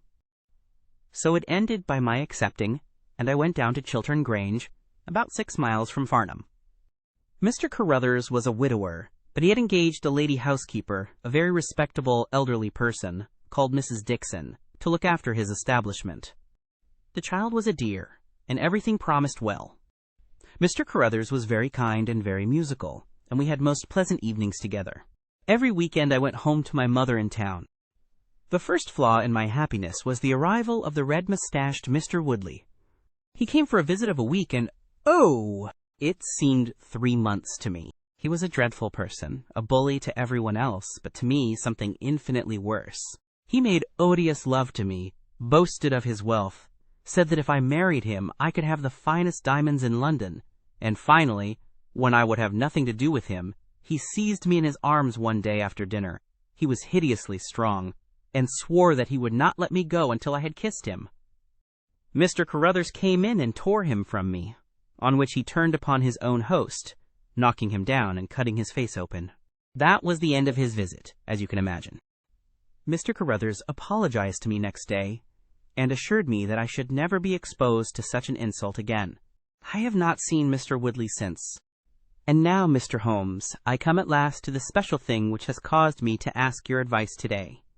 You must know that every Saturday forenoon I ride on my bicycle to Farnham Station in order to get the 12:22 to town. The road from Chiltern Grange is a lonely one, and at one spot it is particularly so, for it lies for over a mile between Charlington Heath upon one side, and the woods which lie round Charlington Hall upon the other. You could not find a more lonely tract of road anywhere, and it is quite rare to meet so much as a cart, or a peasant, until you reach the high road near Crooksbury Hill. 2 weeks ago I was passing this place when I chanced to look back over my shoulder, and about 200 yards behind me I saw a man, also on a bicycle. He seemed to be a middle-aged man, with a short, dark beard. I looked back before I reached Farnham, but the man was gone, so I thought no more about it. But you can imagine how surprised I was, Mr. Holmes, when, on my return on the Monday, I saw the same man on the same stretch of road. My astonishment was increased when the incident occurred again, exactly as before, on the following Saturday and Monday. He always kept his distance and did not molest me in any way. But still, it certainly was very odd. I mentioned it to Mr. Carruthers, who seemed interested in what I said, and told me that he had ordered a horse and trap, so that in future I should not pass over these lonely roads without some companion. The horse and trap were to have come this week, but for some reason they were not delivered, and again I had to cycle to the station. That was this morning. You can think that I looked out when I came to Charlington Heath, and there, sure enough, was the man, exactly as he had been the 2 weeks before. He always kept so far from me that I could not clearly see his face, but it was certainly someone whom I did not know. He was dressed in a dark suit with a cloth cap. The only thing about his face that I could clearly see was his dark beard. Today I was not alarmed, but I was filled with curiosity, and I determined to find out who he was and what he wanted. I slowed down my machine, but he slowed down his. Then I stopped altogether, but he stopped also.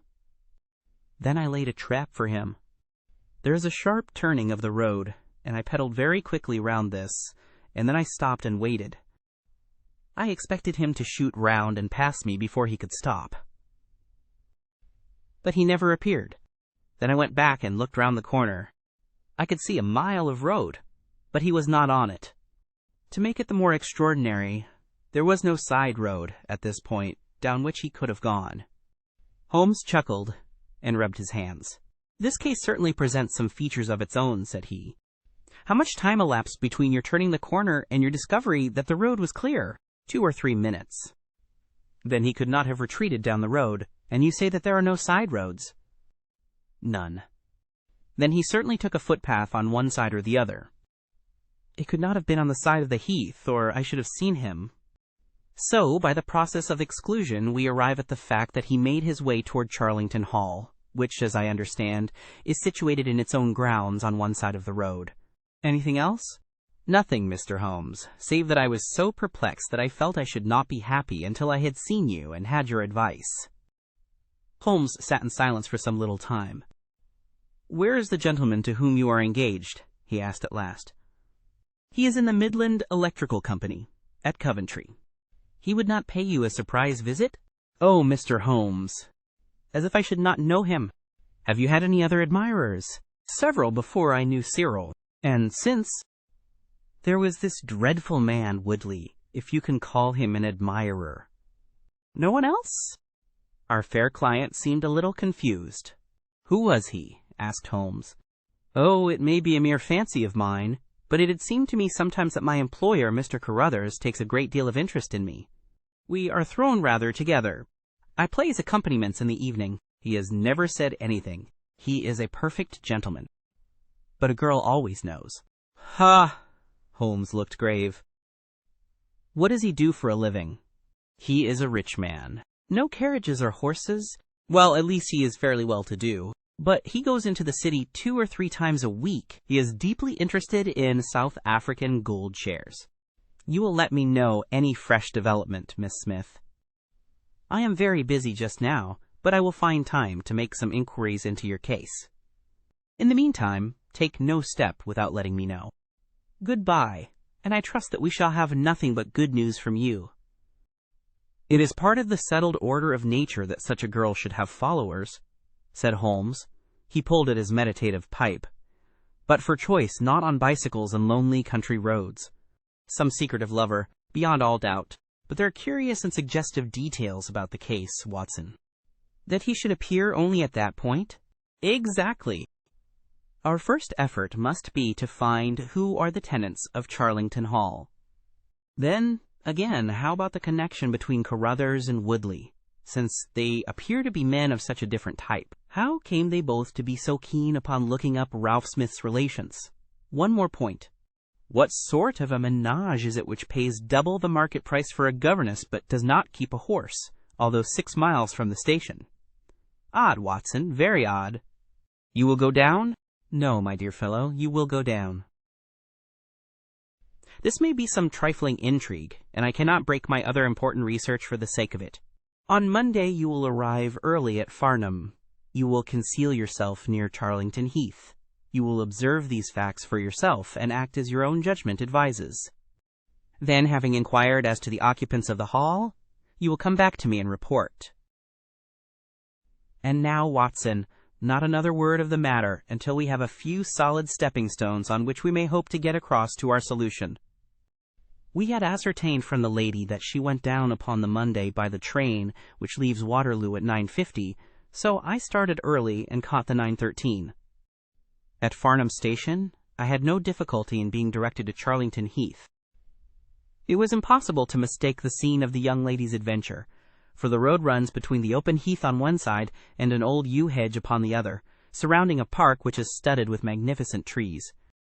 There was a main gateway of lichen-studded stone, each side pillar surmounted by mouldering heraldic emblems, but besides this central carriage drive, I observed several points where there were gaps in the hedge and paths leading through them. The house was invisible from the road, but the surroundings all spoke of gloom and decay. The heath was covered with golden patches of flowering gorse gleaming magnificently in the light of the bright spring sunshine. Behind one of these clumps I took up my position, so as to command both the gateway of the hall and a long stretch of the road upon either side. It had been deserted when I left it, but now I saw a cyclist riding down it from the opposite direction to that in which I had come. He was clad in a dark suit, and I saw that he had a black beard. On reaching the end of the Charlington grounds, he sprang from his machine and led it through a gap in the hedge, disappearing from my view. A quarter of an hour passed, and then a second cyclist appeared. This time it was the young lady coming from the station. I saw her look about her as she came to the Charlington hedge. An instant later the man emerged from his hiding place, sprang upon his cycle, and followed her. In all the broad landscape, those were the only moving figures. The graceful girl sitting very straight upon her machine, and the man behind her bending low over his handlebar with a curiously furtive suggestion in every movement. She looked back at him and slowed her pace. He slowed also. She stopped. He at once stopped too, keeping 200 yards behind her. Her next movement was as unexpected as it was spirited. She suddenly whisked her wheels round and dashed straight at him. He was as quick as she, however, and darted off in desperate flight. Presently she came back up the road again, her head haughtily in the air, not deigning to take any further notice of her silent attendant. He had turned also, and still kept his distance until the curve of the road hid them from my sight. I remained in my hiding place, and it was well that I did so, for presently the man reappeared, cycling slowly back. He turned in at the hall gates, and dismounted from his machine. For some minutes I could see him standing among the trees. His hands were raised, and he seemed to be settling his necktie. Then he mounted his cycle, and rode away from me down the drive towards the hall. I ran across the heath and peered through the trees. Far away I could catch glimpses of the old gray building with its bristling Tudor chimneys, but the drive ran through a dense shrubbery, and I saw no more of my man. However, it seemed to me that I had done a fairly good morning's work, and I walked back in high spirits to Farnham.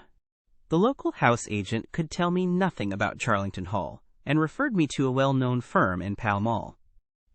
There I halted on my way home, and met with courtesy from the representative. No, I could not have Charlington Hall for the summer. I was just too late. It had been let about a month ago. Mr. Williamson was the name of the tenant. He was a respectable, elderly gentleman.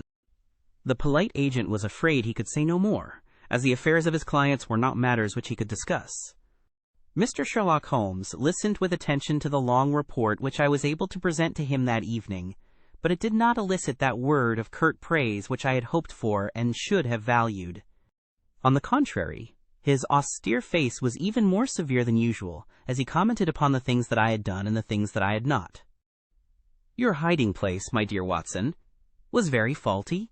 You should have been behind the hedge. Then you would have had a close view of this interesting person. As it is, you were some hundreds of yards away, and can tell me even less than Miss Smith.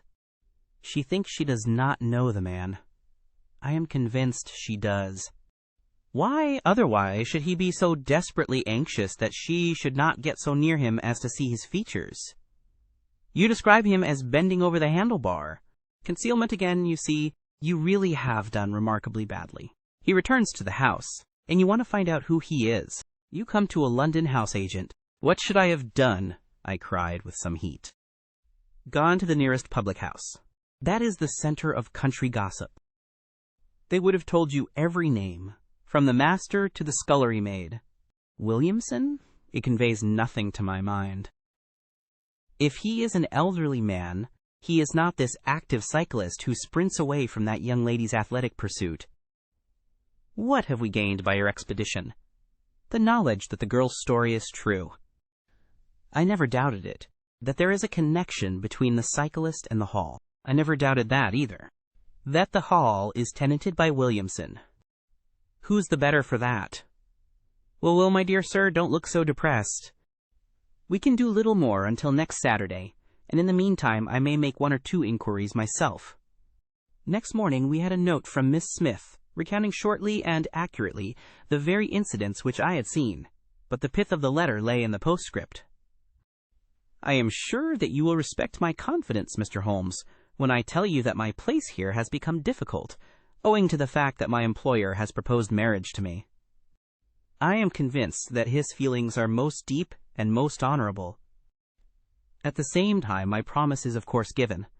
He took my refusal very seriously, but also very gently.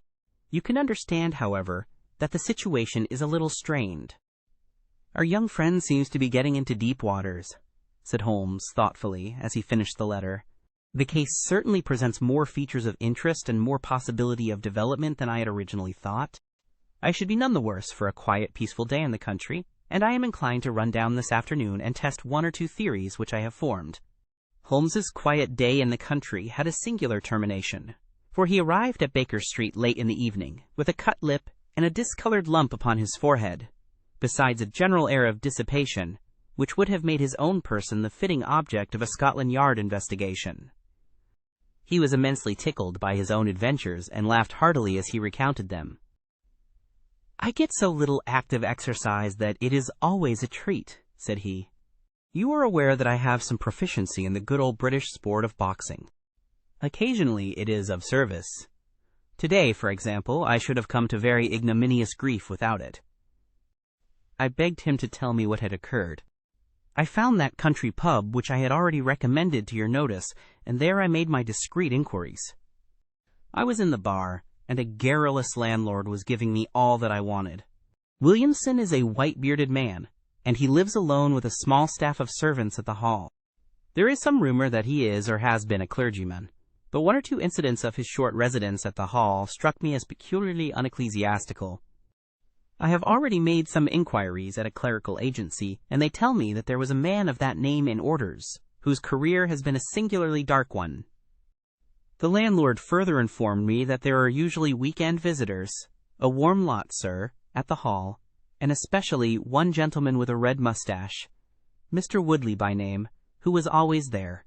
We had got as far as this, when who should walk in but the gentleman himself, who had been drinking his beer in the tap-room, and had heard the whole conversation. Who was I? What did I want? What did I mean by asking questions? He had a fine flow of language, and his adjectives were very vigorous. He ended a string of abuse by a vicious backhander, which I failed to entirely avoid. The next few minutes were delicious. It was a straight left against a slogging ruffian. I emerged, as you see me. Mr. Woodley went home in a cart. So ended my country trip, and it must be confessed that, however enjoyable, my day on the Surrey border has not been much more profitable than your own. The Thursday brought us another letter from our client. "You will not be surprised, Mr. Holmes," said she, to hear that I am leaving Mr. Carruthers' employment. Even the high pay cannot reconcile me to the discomforts of my situation. On Saturday I come up to town, and I do not intend to return. Mr. Carruthers has got a trap, and so the dangers of the lonely road, if there ever were any dangers, are now over. As to the special cause of my leaving, it is not merely the strained situation with Mr. Carruthers, but it is the reappearance of that odious man, Mr. Woodley. He was always hideous, but he looks more awful than ever now, for he appears to have had an accident, and he is much disfigured. I saw him out of the window, but I am glad to say I did not meet him. He had a long talk with Mr. Carruthers, who seemed much excited afterwards.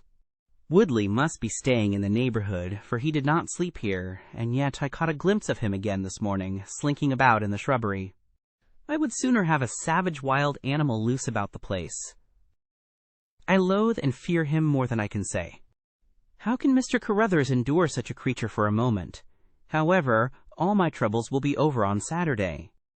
So I trust, Watson. So I trust, said Holmes gravely. There is some deep intrigue going on round that little woman, and it is our duty to see that no one molests her upon that last journey. I think, Watson, that we must spare time to run down together on Saturday morning and make sure that this curious and inclusive investigation has no untoward ending. I confess that I had not up to now taken a very serious view of the case, which had seemed to me rather grotesque and bizarre than dangerous. That a man should lie in wait for and follow a very handsome woman is no unheard-of thing, and if he has so little audacity that he not only dared not address her, but even fled from her approach, he was not a very formidable assailant. The ruffian Woodley was a very different person, but except on one occasion, he had not molested our client, and now he visited the house of Carruthers without intruding upon her presence. The man on the bicycle was doubtless a member of those week-end parties at the hall of which the publican had spoken, but who he was, or what he wanted, was as obscure as ever. It was the severity of Holmes's manner, and the fact that he slipped a revolver into his pocket before leaving our rooms, which impressed me with the feeling that tragedy might prove to lurk behind this curious train of events. A rainy night had been followed by a glorious morning, and the heath-covered countryside, with the glowing clumps of flowering gorse, seemed all the more beautiful to eyes which were weary of the duns and drabs and slate-greys of London. Holmes and I walked along the broad, sandy road, inhaling the fresh morning air, and rejoicing in the music of the birds and the fresh breath of the spring. From a rise of the road on the shoulder of Crooksbury Hill, we could see the grim hall bristling out from amidst the ancient oaks, which, old as they were still younger than the building which they surrounded. Holmes pointed down the long tract of road which wound, a reddish-yellow band, between the brown of the heath and the budding green of the woods. Far away, a black dot, we could see a vehicle moving in our direction. Holmes gave an exclamation of impatience. "I have given a margin of half an hour," said he. "If that is her trap, she must be making for the earlier train. I fear, Watson, that she will be past Charlington before we can possibly meet her." From the instant that we passed the rise, we could no longer see the vehicle, but we hastened onward at such a pace that my sedentary life began to tell upon me, and I was compelled to fall behind. Holmes, however, was always in training, for he had inexhaustible stores of nervous energy upon which to draw. His springy step never slowed, until suddenly, when he was 100 yards in front of me, he halted, and I saw him throw up his hand with a gesture of grief and despair. At the same instant an empty dog-cart, the horse cantering, the reins trailing, appeared round the curve of the road, and rattled swiftly towards us. "Too late, Watson, too late!" cried Holmes, as I ran panting to his side. "Fool that I was not to allow for that earlier train. It's abduction, Watson, abduction! Murder! Heaven knows what! Block the road! Stop the horse! That's right! Now, jump in, and let us see if I can repair the consequences of my own blunder." We had sprung into the dog-cart, and Holmes, after turning the horse, gave it a sharp cut with the whip, and we flew back along the road. As we turned the curve, the whole stretch of road between the hall and the heath was opened up. I grasped Holmes's arm. "That's the man!" I gasped. A solitary cyclist was coming towards us. His head was down and his shoulders rounded, as he put every ounce of energy that he possessed onto the pedals. He was flying like a racer. Suddenly he raised his bearded face, saw us close to him, and pulled up, springing from his machine. That coal-black beard was in singular contrast to the pallor of his face, and his eyes were as bright as if he had a fever. He stared at us and at the dog-cart. Then a look of amazement came over his face. "Halloa! Stop there!" he shouted, holding his bicycle to block our road. "Where did you get that dog-cart? Pull up, man!" he yelled, drawing a pistol from his side pocket.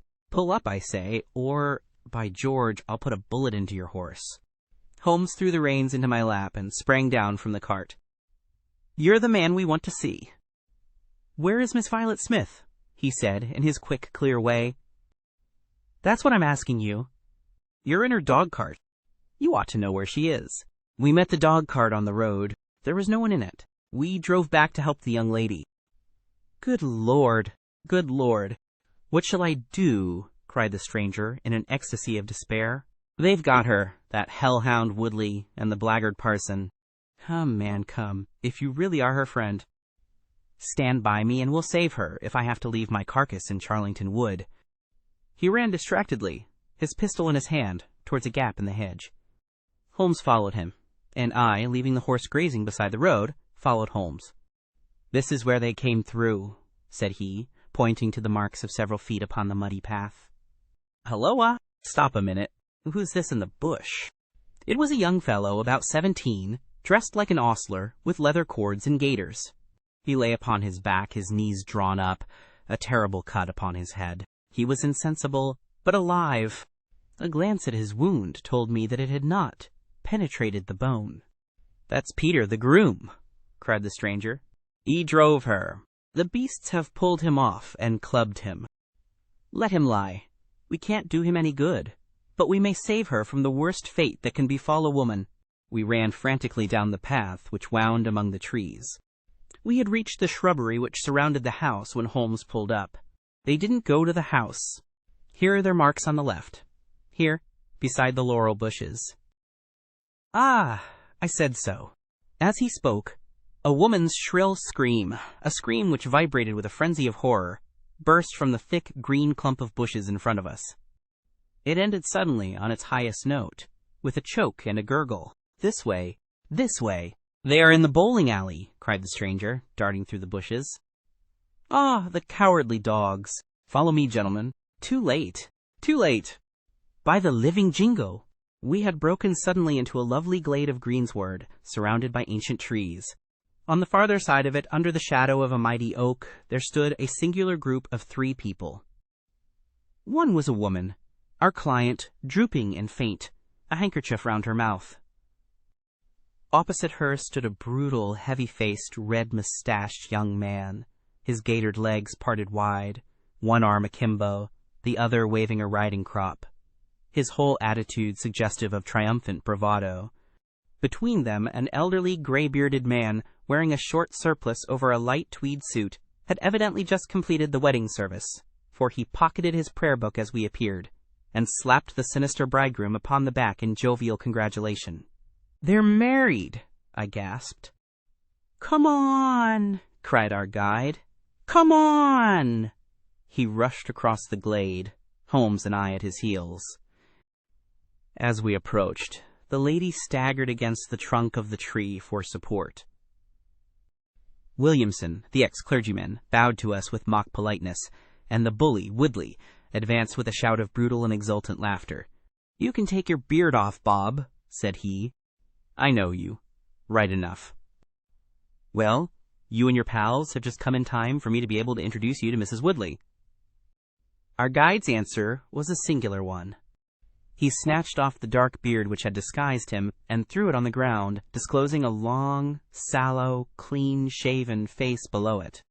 Then he raised his revolver and covered the young ruffian, who was advancing upon him with his dangerous riding crop swinging in his hand. "Yes," said our ally, "I am Bob Carruthers, and I'll see this woman righted, if I have to swing for it. I told you what I'd do if you molested her, and, by the Lord, I'll be as good as my word. You're too late. She's my wife. No, she's your widow." His revolver cracked, and I saw the blood spurt from the front of Woodley's waistcoat. He spun round with a scream and fell upon his back, his hideous red face turning suddenly to a dreadful mottled pallor. The old man, still clad in his surplice, burst into such a string of foul oaths as I have never heard, and pulled out a revolver of his own, but before he could raise it he was looking down the barrel of Holmes's weapon. "Enough of this," said my friend coldly. "Drop that pistol. Watson, pick it up. Hold it to his head. Thank you. You, Carruthers, give me that revolver. We'll have no more violence. Come, hand it over." "Who are you, then?" "My name is Sherlock Holmes." "Good Lord! You have heard of me, I see." "I will represent the official police until their arrival. Here, you!" he shouted to a frightened groom who had appeared at the edge of the glade. "Come here.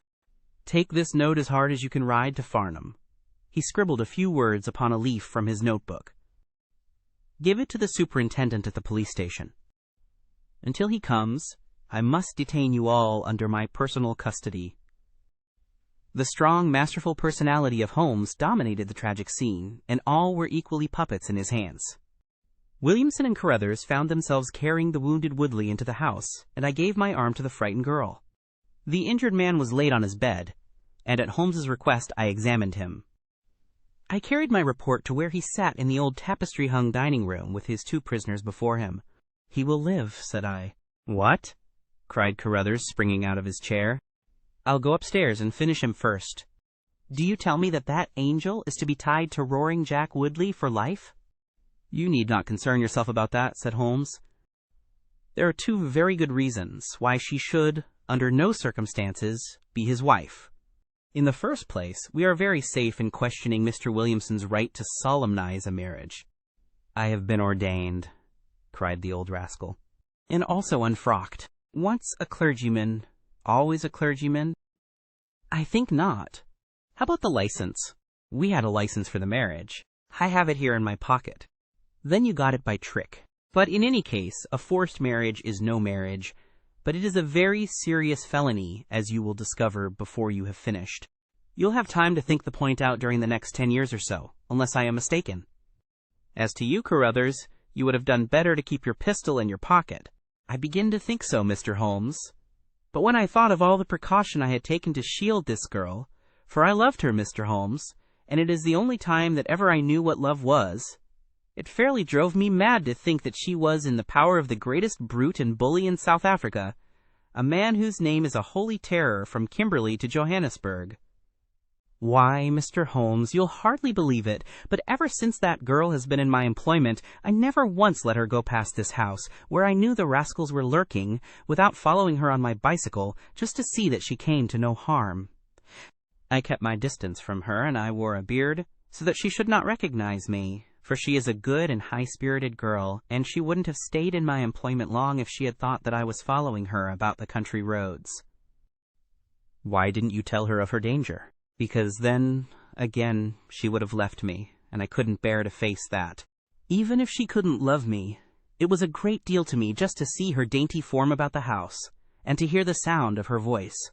"Well," said I, "you call that love, Mr. Carruthers, but I should call it selfishness. Maybe the two things go together. Anyhow, I couldn't let her go.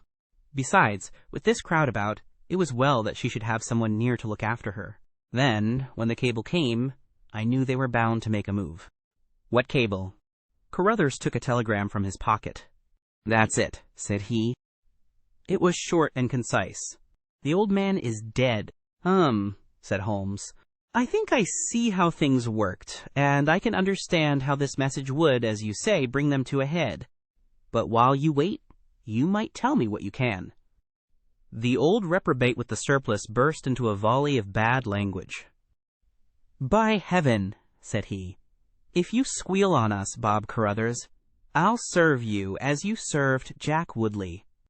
You can bleat about the girl to your heart's content, for that's your own affair, but if you round on your pals to this plain-clothes copper, it will be the worst day's work that ever you did."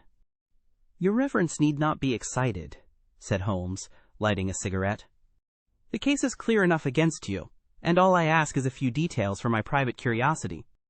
However, if there's any difficulty in your telling me, I'll do the talking, and then you will see how far you have a chance of holding back your secrets." In the first place, 3 of you came from South Africa on this game. You Williamson, you Carruthers, and Woodley. Lie number 1, said the old man. I never saw either of them until 2 months ago, and I have never been in Africa in my life, so you can put that in your pipe and smoke it, Mr. Busybody Holmes. What he says is true, said Carruthers.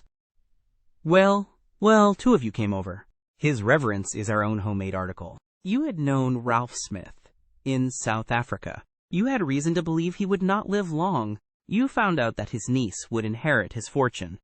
How's that, E.H.? Carruthers nodded, and Williamson swore. She was next of kin, no doubt, and you were aware that the old fellow would make no will. Couldn't read or write, said Carruthers. So you came over, the 2 of you, and hunted up the girl. The idea was that one of you was to marry her, and the other have a share of the plunder. For some reason, Woodley was chosen as the husband. Why was that? We played cards for her on the voyage. He won. I see. You got the young lady into your service, and there Woodley was to do the courting. She recognized the drunken brute that he was, and would have nothing to do with him. Meanwhile, your arrangement was rather upset by the fact that you had yourself fallen in love with the lady. You could no longer bear the idea of this ruffian owning her? No, by George, I couldn't. There was a quarrel between you. He left you in a rage, and began to make his own plans independently of you. It strikes me, Williamson, there isn't very much that we can tell this gentleman, cried Carruthers with a bitter laugh. Yes, we quarreled, and he knocked me down. I am level with him on that anyhow. Then I lost sight of him.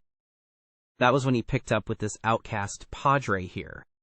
I found that they had set up housekeeping together at this place on the line that you had to pass for the station. I kept my eye on her after that, for I knew there was some devilry in the wind. I saw them from time to time, for I was anxious to know what they were after.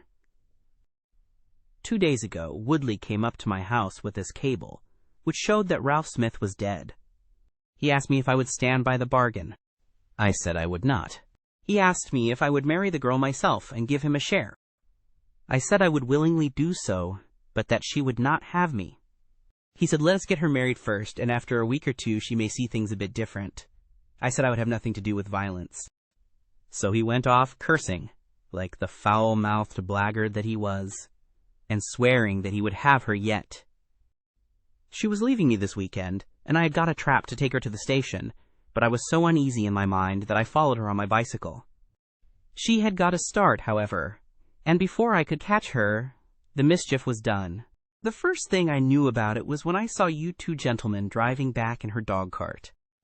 Holmes rose and tossed the end of his cigarette into the grate. I have been very obtuse, Watson, said he.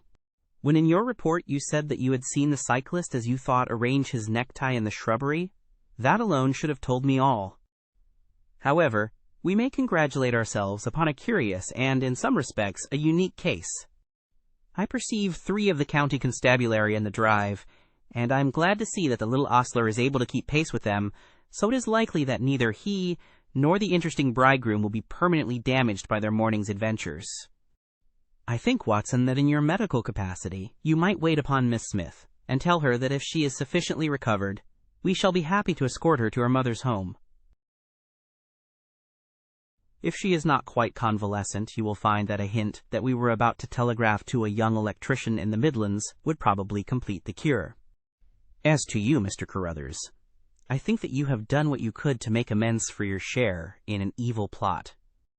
There is my card, sir, and if my evidence can be of help in your trial, it shall be at your disposal. In the whirl of our incessant activity, it has often been difficult for me, as the reader has probably observed, to round off my narratives and to give those final details which the curious might expect. Each case has been the prelude to another, and the crisis once over, the actors have passed forever out of our busy lives. I find, however, a short note at the end of my manuscript dealing with this case, in which I have put it upon record that Miss Violet Smith did indeed inherit a large fortune, and that she is now the wife of Cyril Morton, the senior partner of Morton and Kennedy, the famous Westminster electricians. Williamson and Woodley were both tried for abduction and assault, the former getting 7 years, the latter 10. Of the fate of Carruthers I have no record, but I am sure that his assault was not viewed very gravely by the court, since Woodley had the reputation of being a most dangerous ruffian, and I think that a few months were sufficient to satisfy the demands of justice. Chapter 5. The Adventure of the Priory School. We have had some dramatic entrances and exits upon our small stage at Baker Street, but I cannot recollect anything more sudden and startling than the first appearance of Thornycroft Huxtable, M.A., Ph.D., etc. His card, which seemed too small to carry the weight of his academic distinctions, preceded him by a few seconds, and then he entered himself, so large, so pompous, and so dignified, that he was the very embodiment of self-possession and solidity.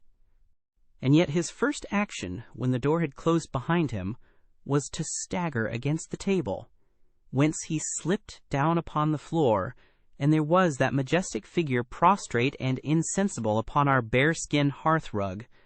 We had sprung to our feet, and for a few moments we stared in silent amazement at this ponderous piece of wreckage, which told of some sudden and fatal storm far out on the ocean of life. Then Holmes hurried with a cushion for his head, and I with brandy for his lips.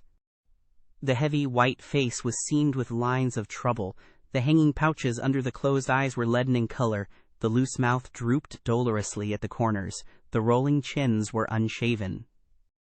Collar and shirt bore the grime of a long journey, and the hair bristled unkempt from the well-shaped head.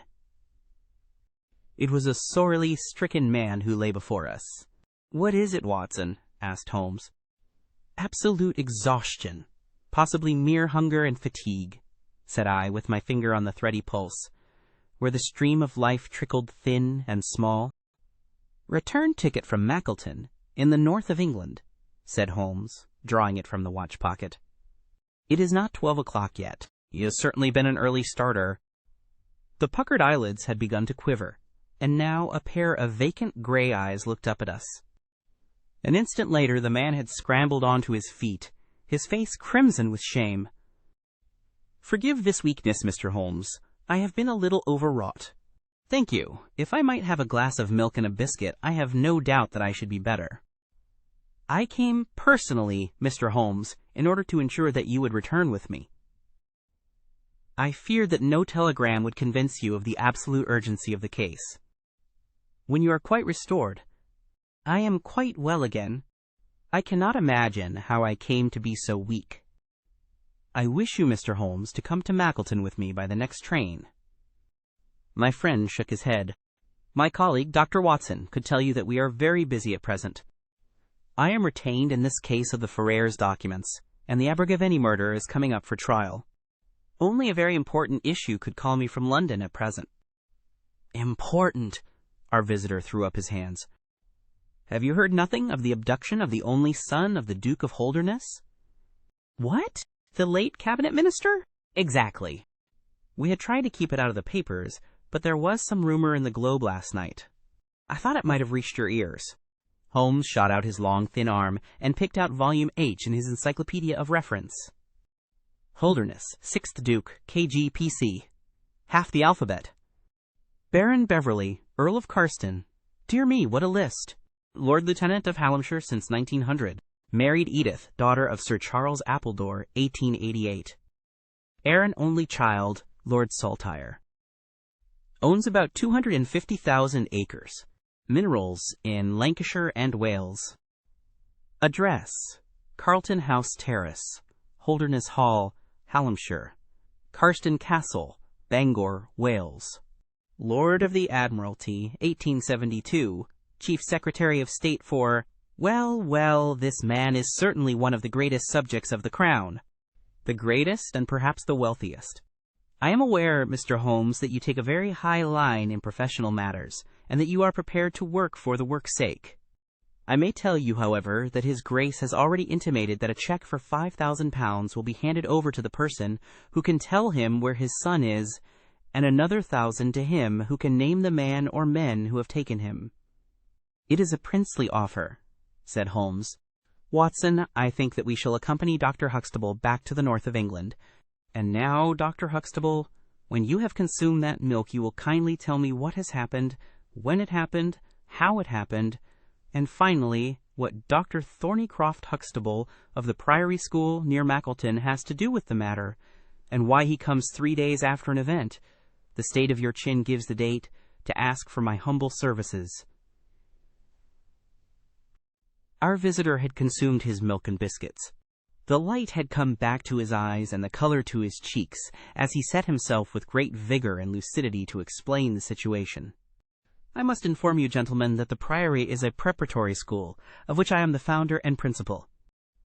Huxtable's sidelights on Horace may possibly recall my name to your memories. The Priory is, without exception, the best and most select preparatory school in England. Lord Leverstoke, the Earl of Blackwater, Sir Cathcart Soames, they all have entrusted their sons to me. But I felt that my school had reached its zenith when, weeks ago, the Duke of Holderness sent Mr. James Wilder, his secretary, with intimation that young Lord Saltire, 10 years old, his only son and heir, was about to be committed to my charge. Little did I think that this would be the prelude to the most crushing misfortune of my life. On May 1st the boy arrived, that being the beginning of the summer term. He was a charming youth, and he soon fell into our ways. I may tell you, I trust that I am not indiscreet, but half-confidences are absurd in such a case, that he was not entirely happy at home. It is an open secret that the Duke's married life had not been a peaceful one, and the matter had ended in a separation by mutual consent, the Duchess taking up her residence in the south of France. This had occurred very shortly before, and the boy's sympathies are known to have been strongly with his mother. He moped after her departure from Holderness Hall, and it was for this reason that the Duke desired to send him to my establishment. In a fortnight, the boy was quite at home with us, and was apparently absolutely happy. He was last seen on the night of May 13th, that is, the night of last Monday. His room was on the second floor, and was approached through another larger room, in which 2 boys were sleeping. These boys saw and heard nothing, so that it is certain that young Saltire did not pass out that way. His window is open, and there is a stout ivy plant leading to the ground. We could trace no footmarks below, but it is sure that this is the only possible exit. His absence was discovered at 7 o'clock on Tuesday morning. His bed had been slept in. He had dressed himself fully, before going off, in his usual school suit of black Eton jacket and dark gray trousers. There were no signs that anyone had entered the room, and it is quite certain that anything in the nature of cries or a struggle would have been heard, since Caunter, the elder boy in the inner room, is a very light sleeper. When Lord Saltire's disappearance was discovered, I at once called a roll of the whole establishment, boys, masters, and servants. It was then that we ascertained that Lord Saltire had not been alone in his flight. Heidegger, the German master, was missing. His room was on the second floor, at the farther end of the building, facing the same way as Lord Saltire's. His bed had also been slept in, but he had apparently gone away partly dressed, since his shirt and socks were lying on the floor. He had undoubtedly let himself down by the ivy, for we could see the marks of his feet where he had landed on the lawn. His bicycle was kept in a small shed beside this lawn, and it also was gone. He had been with me for 2 years, and came with the best references, but he was a silent, morose man, not very popular either with masters or boys. No trace could be found of the fugitives, and now, on Thursday morning, we are as ignorant as we were on Tuesday. Inquiry was, of course, made at once at Holderness Hall.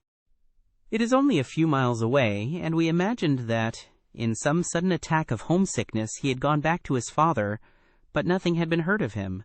The Duke is greatly agitated. And, as to me, you have seen yourselves the state of nervous prostration to which the suspense and the responsibility have reduced me. Mr. Holmes, if ever you put forward your full powers, I implore you to do so now, for never in your life could you have a case which is more worthy of them.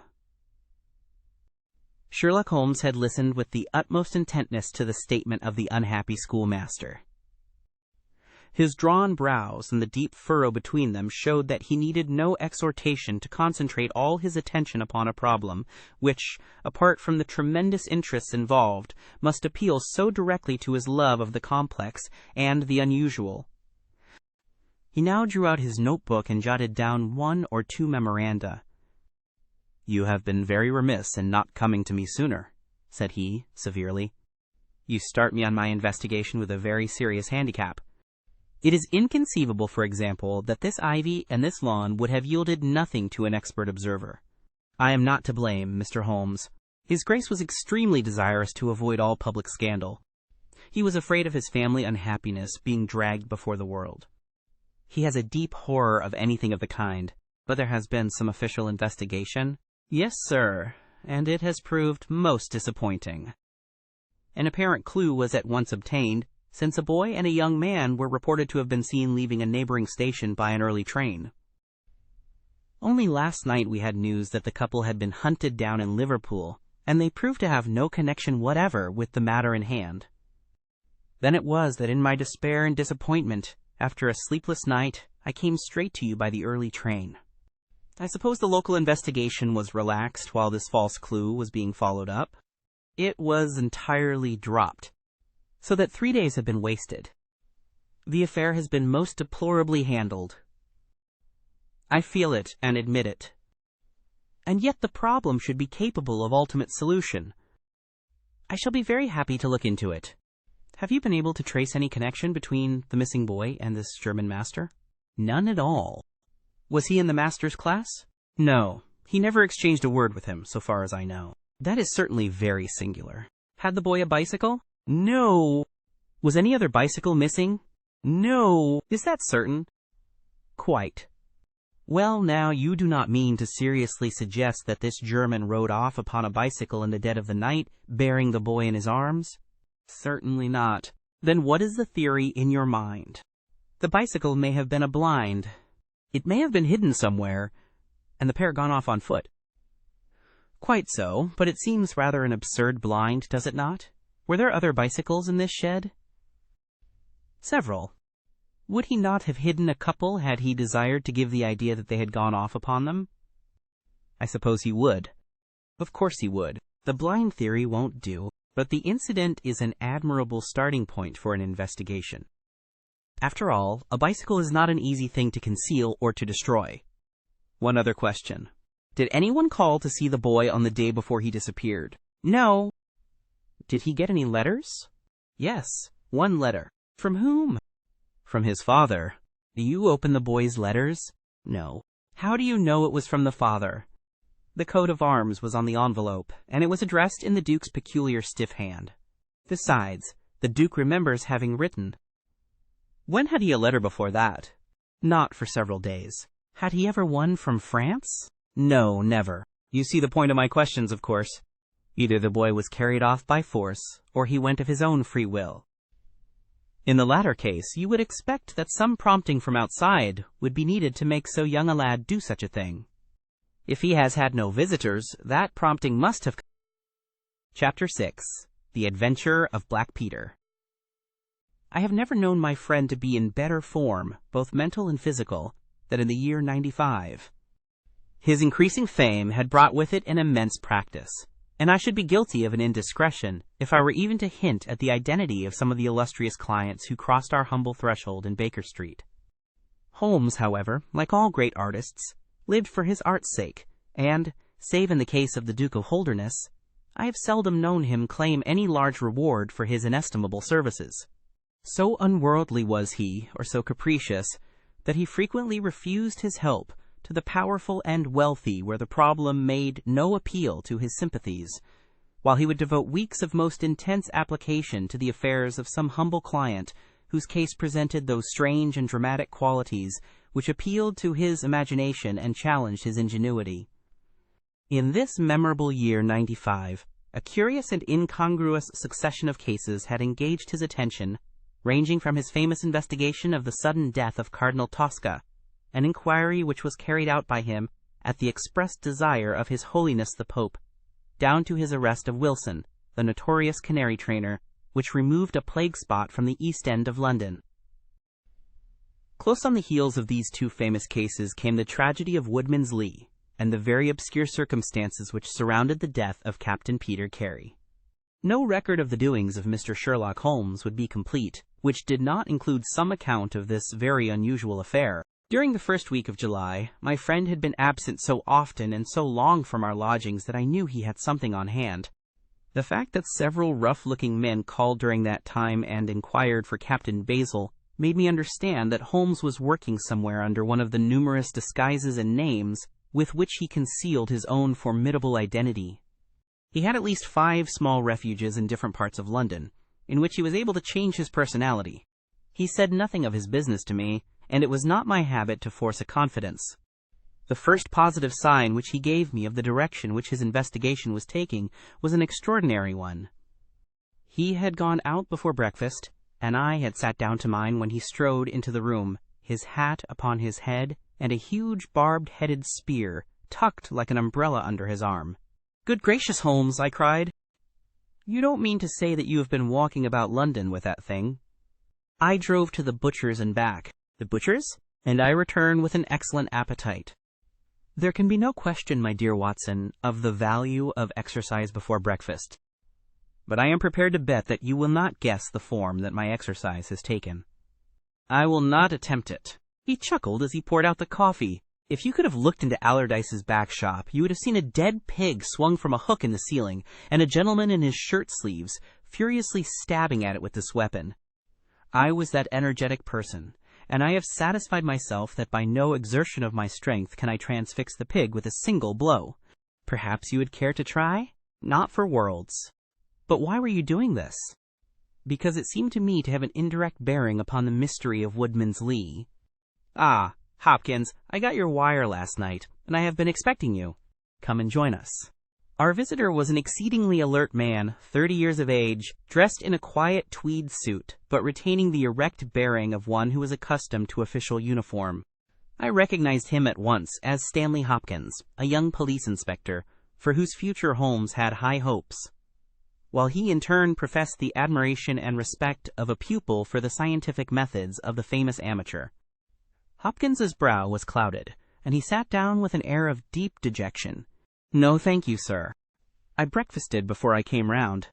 I spent the night in town, for I came up yesterday to report." "And what had you to report?" "Failure, sir. Absolute failure." "You have made no progress?" "None." "Dear me. I must have a look at the matter." "I wish to heavens that you would, Mr. Holmes. It's my first big chance, and I am at my wits' end. For goodness' sake, come down and lend me a hand." Well, it just happens that I have already read all the available evidence, including the report of the inquest, with some care. By the way, what do you make of that tobacco pouch found on the scene of the crime? Is there no clue there?" Hopkins looked surprised. "It was the man's own pouch, sir. His initials were inside it. And it was of sealskin. And he was an old sealer." "But he had no pipe." "No, sir, we could find no pipe. Indeed, he smoked very little, and yet he might have kept some tobacco for his friends." "No doubt. I only mention it because, if I had been handling the case, I should have been inclined to make that the starting point of my investigation. However, my friend Dr. Watson knows nothing of this matter, and I should be none the worse for hearing the sequence of events once more. Just give us some short sketches of the essentials."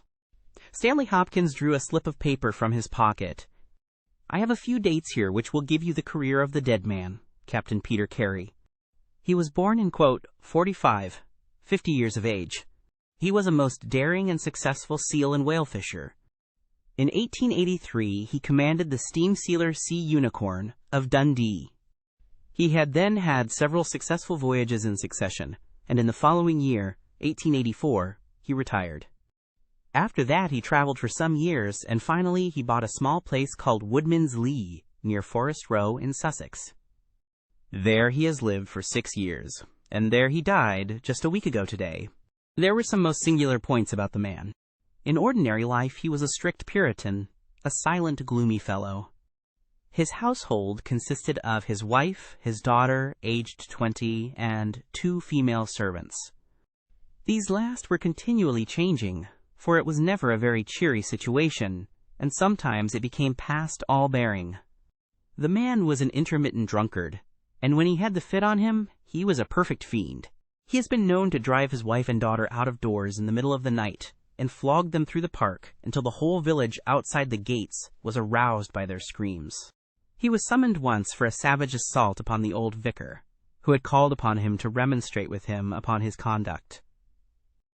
In short, Mr. Holmes, you would go far before you found a more dangerous man than Peter Carey, and I have heard that he bore the same character when he commanded his ship. He was known in the trade as Black Peter, and the name was given him, not only on account of his swarthy features and the color of his huge beard, but for the humors which were the terror of all around him. I need not say that he was loathed and avoided by every one of his neighbors, and that I have not heard one single word of sorrow about his terrible end. You must have read in the account of the inquest about the man's cabin, Mr. Holmes, but perhaps your friend here has not heard of it. He had built himself a wooden outhouse, he always called it the cabin, a few hundred yards from his house, and it was here that he slept every night. It was a little single-roomed hut, 16 feet by 10.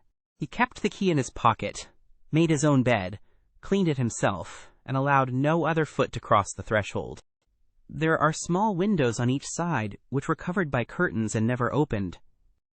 One of these windows was turned towards the high road, and when the light burned in it at night, the folk used to point it out to each other, and wonder what Black Peter was doing in there.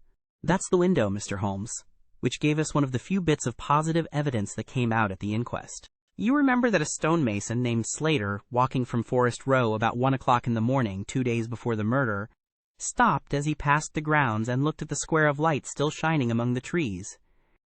He swears that the shadow of a man's head turned sideways was clearly visible on the blind, and that this shadow was certainly not that of Peter Carey, whom he knew well.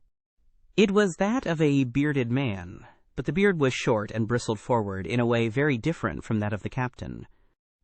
So he says, but he had been 2 hours in the public house, and it is some distance from the road to the window. Besides, this refers to the Monday, and the crime was done upon the Wednesday. On the Tuesday, Peter Carey was in one of his blackest moods, flushed with drink and as savage as a dangerous wild beast. He roamed about the house, and the women ran for it when they heard him coming. Late in the evening, he went down to his own hut. About 2 o'clock the following morning, his daughter, who slept with her window open, heard a most fearful yell from that direction, but it was no unusual thing for him to bawl and shout when he was in drink, so no notice was taken. On rising at 7, one of the maids noticed that the door of the hut was open, but so great was the terror which the man caused that it was midday before anyone would venture down to see what had become of him. Peeping into the open door, they saw a sight which sent them flying, with white faces, into the village. Within an hour I was on the spot and had taken over the case. Well, I have fairly steady nerves, as you know, Mr. Holmes, but I give you my word that I got a shake when I put my head into that little house. It was droning like a harmonium with the flies and bluebottles, and the floor and walls were like a slaughterhouse. He had called it a cabin, and a cabin it was, sure enough, for you would have thought that you were in a ship. There was a bunk at one end, a sea chest, maps and charts, a picture of the sea unicorn, a line of logbooks on a shelf, all exactly as one would expect to find it in a captain's room. And there, in the middle of it, was the man himself, his face twisted like a lost soul in torment, and his great brindled beard stuck upward in his agony. Right through his broad breast a steel harpoon had been driven, and it had sunk deep into the wood of the wall behind him. He was pinned like a beetle on a card. Of course he was quite dead, and had been so from the instant that he had uttered that last yell of agony. I know your methods, sir, and I applied them. Before I permitted anything to be moved, I examined most carefully the ground outside, and also the floor of the room. There were no footmarks. Meaning that you saw none? I assure you, sir, that there were none. My good Hopkins, I have investigated many crimes, but I have never yet seen one which was committed by a flying creature. As long as the criminal remains upon 2 legs, so long must there be some indentation, some abrasion, some trifling displacement which can be detected by the scientific searcher. It is incredible that this blood-bespattered room contained no trace which could have aided us. I understand, however, from the inquest that there were some objects which you failed to overlook. The young inspector winced at my companion's ironical comments. I was a fool not to call you in at the time, Mr. Holmes. However, that's past praying for now. Yes, there were several objects in the room which called for special attention. One was the harpoon with which the deed was committed. It had been snatched down from a rack on the wall. 2 others remained there, and there was a vacant place for the third. On the stock was engraved SS. See Unicorn, Dundee. This seemed to establish that the crime had been done in a moment of fury, and that the murderer had seized the first weapon which came in his way. The fact that the crime was committed at 2 in the morning, and yet Peter Carey was fully dressed, suggested that he had an appointment with the murderer, which is borne out by the fact that a bottle of rum and 2 dirty glasses stood upon the table. Yes, said Holmes, I think that both inferences are permissible. Was there any other spirit but rum in the room?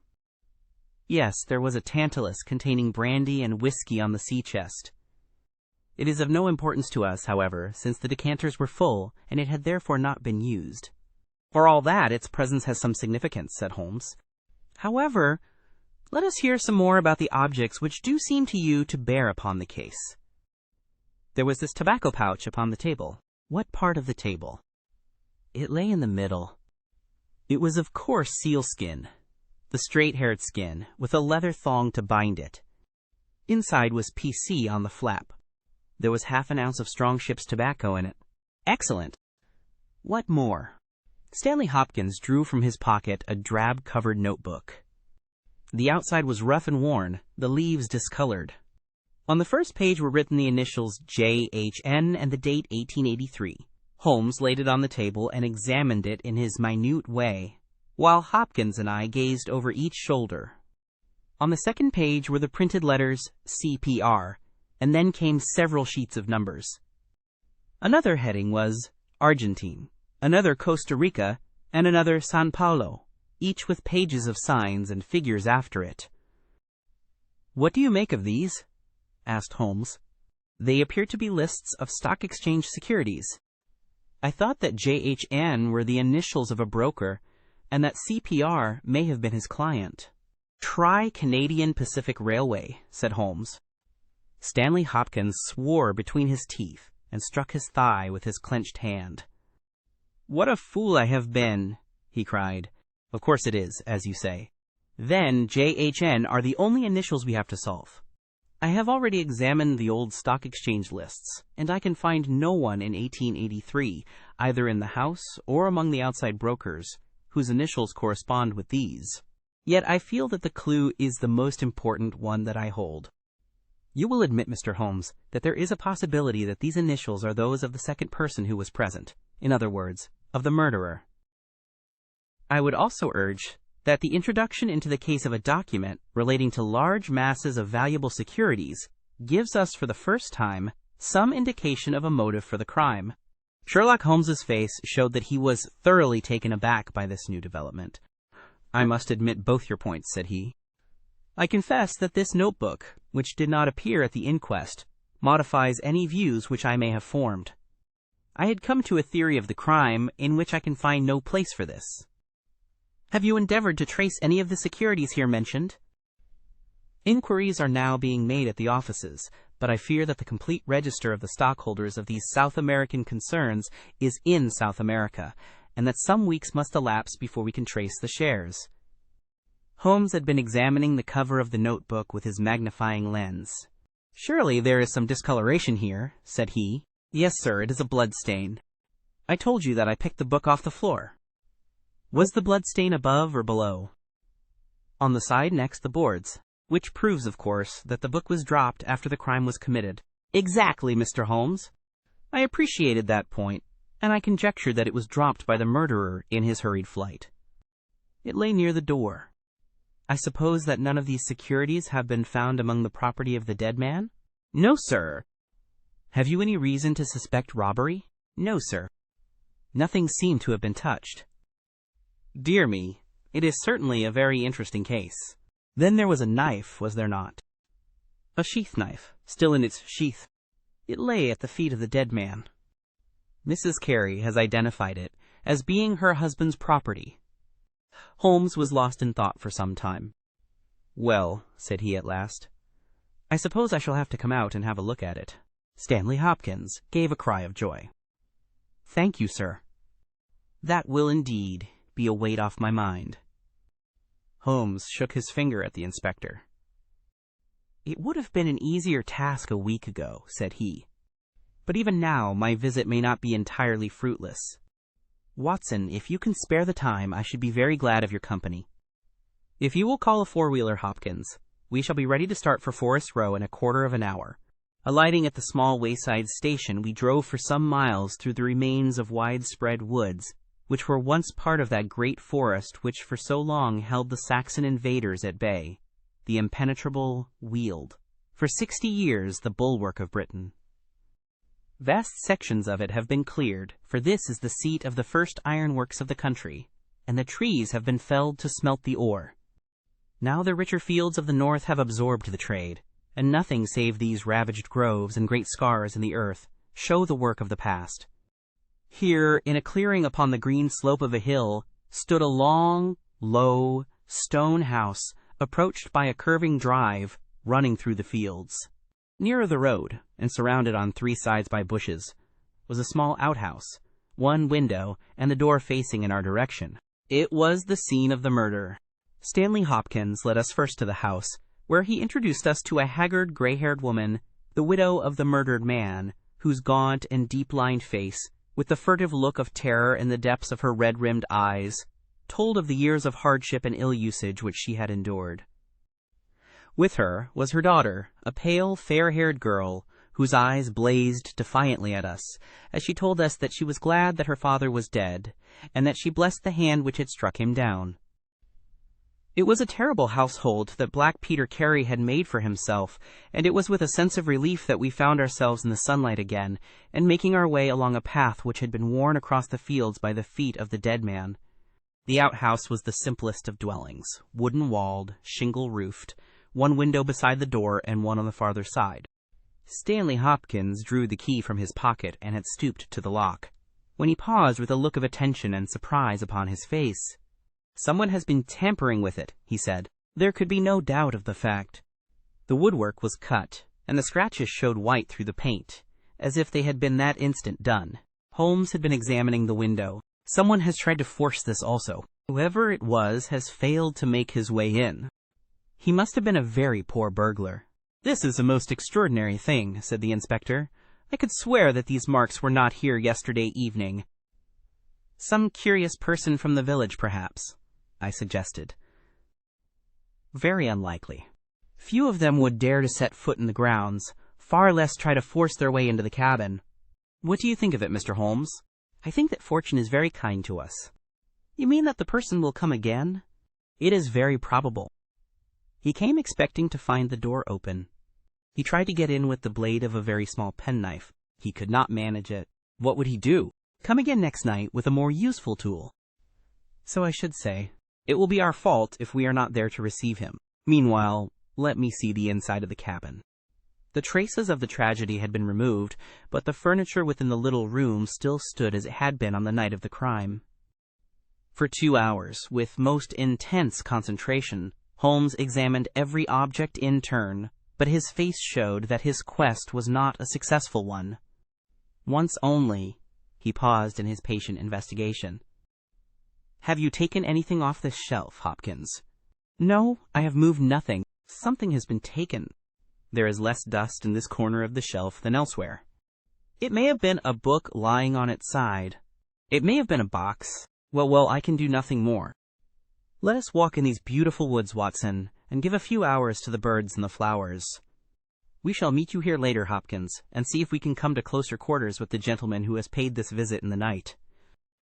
It was past 11 o'clock when we formed our little ambuscade.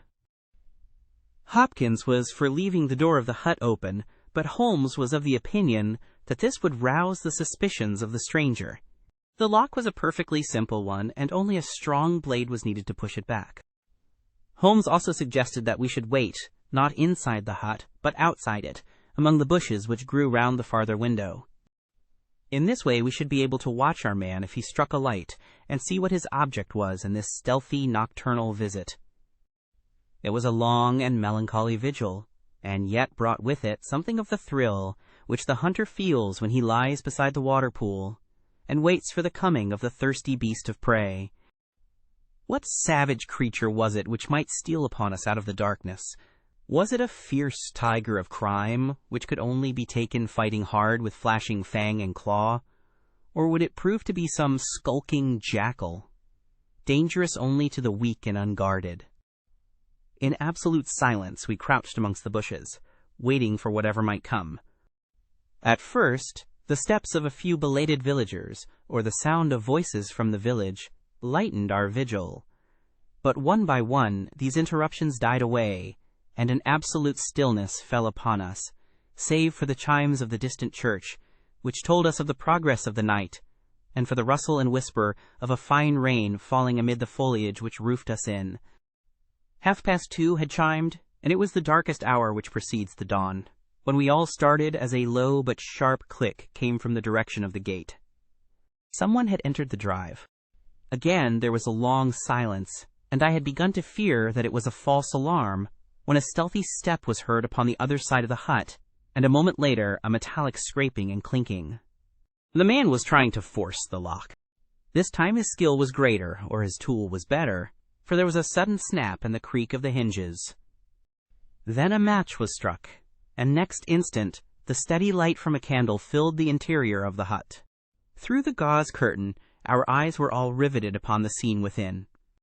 The nocturnal visitor was a young man, frail and thin, with a black mustache, which intensified the deadly pallor of his face. He could not have been much above 20 years of age. I have never seen any human being who appeared to be in such a pitiable fright, for his teeth were visibly chattering, and he was shaking in every limb. He was dressed like a gentleman, in Norfolk jacket and knickerbockers, with a cloth cap upon his head. We watched him staring round with frightened eyes. Then he laid the candle end upon the table and disappeared from our view into one of the corners. He returned with a large book, one of the log books which formed a line upon the shelves. Leaning on the table, he rapidly turned over the leaves of this volume until he came to the entry which he sought. Then, with an angry gesture of his clenched hand, he closed the book, replaced it in the corner, and put out the light. He had hardly turned to leave the hut when Hopkins' hand was on the fellow's collar, and I heard his loud gasp of terror as he understood that he was taken. The candle was relit, and there was our wretched captive, shivering and cowering in the grasp of the detective. He sank down upon the sea-chest, and looked helplessly from one of us to the other. "Now, my fine fellow," said Stanley Hopkins, "who are you, and what do you want here?" The man pulled himself together, and faced us with an effort at self-composure. "You are detectives, I suppose," said he. "You imagine I am connected with the death of Captain Peter Carey. I assure you that I am innocent." "We'll see about that," said Hopkins. "First of all, what is your name?" "It is John Hopley Nelligan." I saw Holmes and Hopkins exchange a quick glance. "What are you doing here?" "Can I speak confidentially?" "No, certainly not." "Why should I tell you?" "If you have no answer, it may go badly with you at the trial." The young man winced. "Well, I will tell you," he said. "Why should I not? And yet I hate to think of this old scandal gaining a new lease of life. Did you ever hear of Dawson and Nelligan?" I could see from Hopkins's face that he never had, but Holmes was keenly interested. "You mean the West Country bankers," said he. "They failed for $1 million, ruined half the county families of Cornwall, and Nelligan disappeared." "Exactly. Nelligan was my father." At last we were getting something positive, and yet it seemed a long gap between an absconding banker and Captain Peter Carey pinned against the wall with one of his own harpoons. We all listened intently to the young man's words. It was my father who was really concerned. Dawson had retired. I was only 10 years of age at the time, but I was old enough to feel the shame and horror of it all. It has always been said that my father stole all the securities and fled. It is not true. It was his belief that if he were given time in which to realize them, all would be well, and every creditor paid in full. He started in his little yacht for Norway just before the warrant was issued for his arrest. I can remember that last night, when he bade farewell to my mother. He left us a list of the securities he was taking, and he swore that he would come back with his honor cleared, and that none who had trusted him would suffer. Well, no word was ever heard from him again. Both the yacht and he vanished utterly. We believed, my mother and I, that he and it, with the securities that he had taken with him, were at the bottom of the sea. We had a faithful friend, however, who is a businessman, and it was he who discovered some time ago that some of the securities which my father had with him had reappeared on the London market.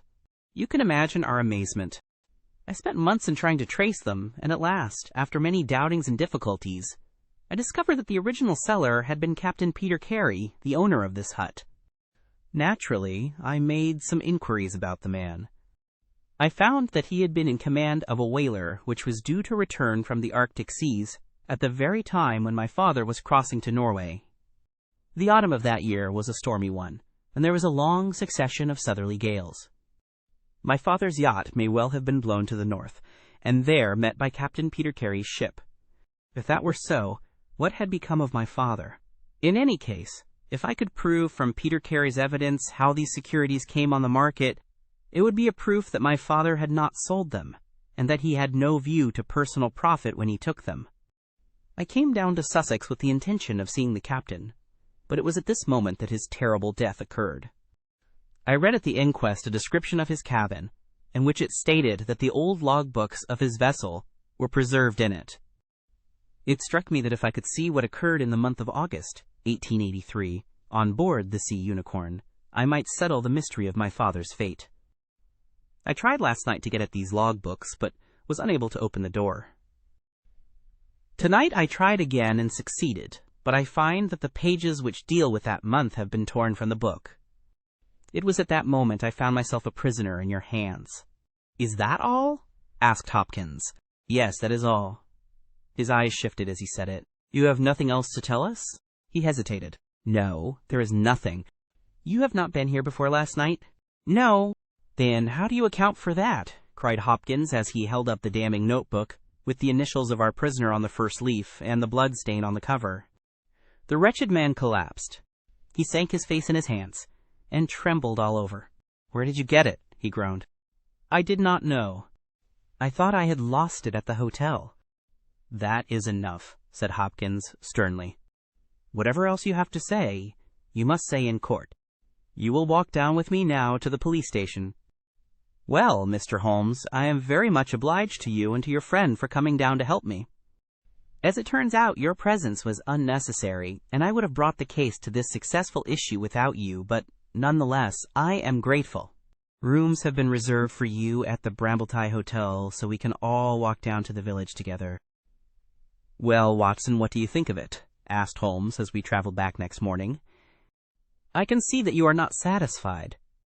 "Oh, yes, my dear Watson, I am perfectly satisfied. At the same time, Stanley Hopkins's methods do not commend themselves to me. I am disappointed in Stanley Hopkins. I had hoped for better things from him.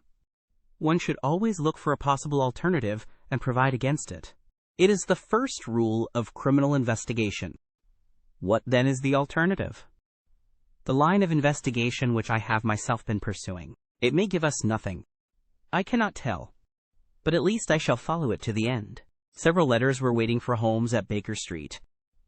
He snatched one of them up, opened it, and burst out into a triumphant chuckle of laughter. "Excellent, Watson. The alternative develops. Have you telegraph forms? Just write a couple of messages for me. Sumner, shipping agent, Ratcliffe Highway. Send 3 men on to arrive 10 tomorrow morning. Basil. That's my name in those parts. The other is Inspector Stanley Hopkins, 46 Lord Street, Brixton. Come breakfast tomorrow at 9:30. Important. Wire if unable to come. Sherlock Holmes. There, Watson, this infernal case has haunted me for 10 days. I hereby banish it completely from my presence. Tomorrow, I trust that we shall hear the last of it forever." Sharp at the hour named, Inspector Stanley Hopkins appeared, and we sat down together to the excellent breakfast which Mrs. Hudson had prepared. The young detective was in high spirits at his success. "You really think that your solution must be correct?" asked Holmes. "I could not imagine a more complete case. It did not seem to me conclusive." "You astonish me, Mr. Holmes. What more could one ask for? Does your explanation cover every point?" "Undoubtedly. I find that young Nealigan arrived at the Brambletie Hotel on the very day of the crime. He came on the pretense of playing golf. His room was on the ground floor, and he could get out when he liked. That very night he went down to Woodman's Lee, saw Peter Carey at the hut, quarreled with him, and killed him with the harpoon.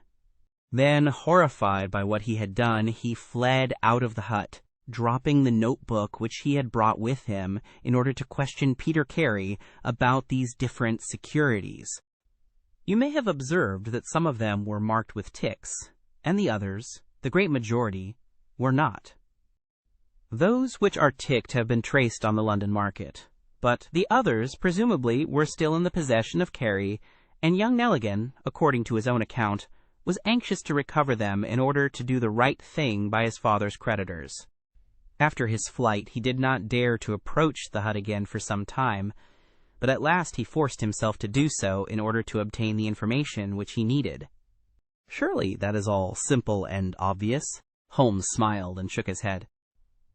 It seems to me to have only one drawback, Hopkins, and that is that it is intrinsically impossible. Have you tried to drive a harpoon through a body? No? Tut, tut, my dear sir, you must really pay attention to these details. My friend Watson could tell you that I spent a whole morning in that exercise. It is no easy matter, and requires a strong and practiced arm.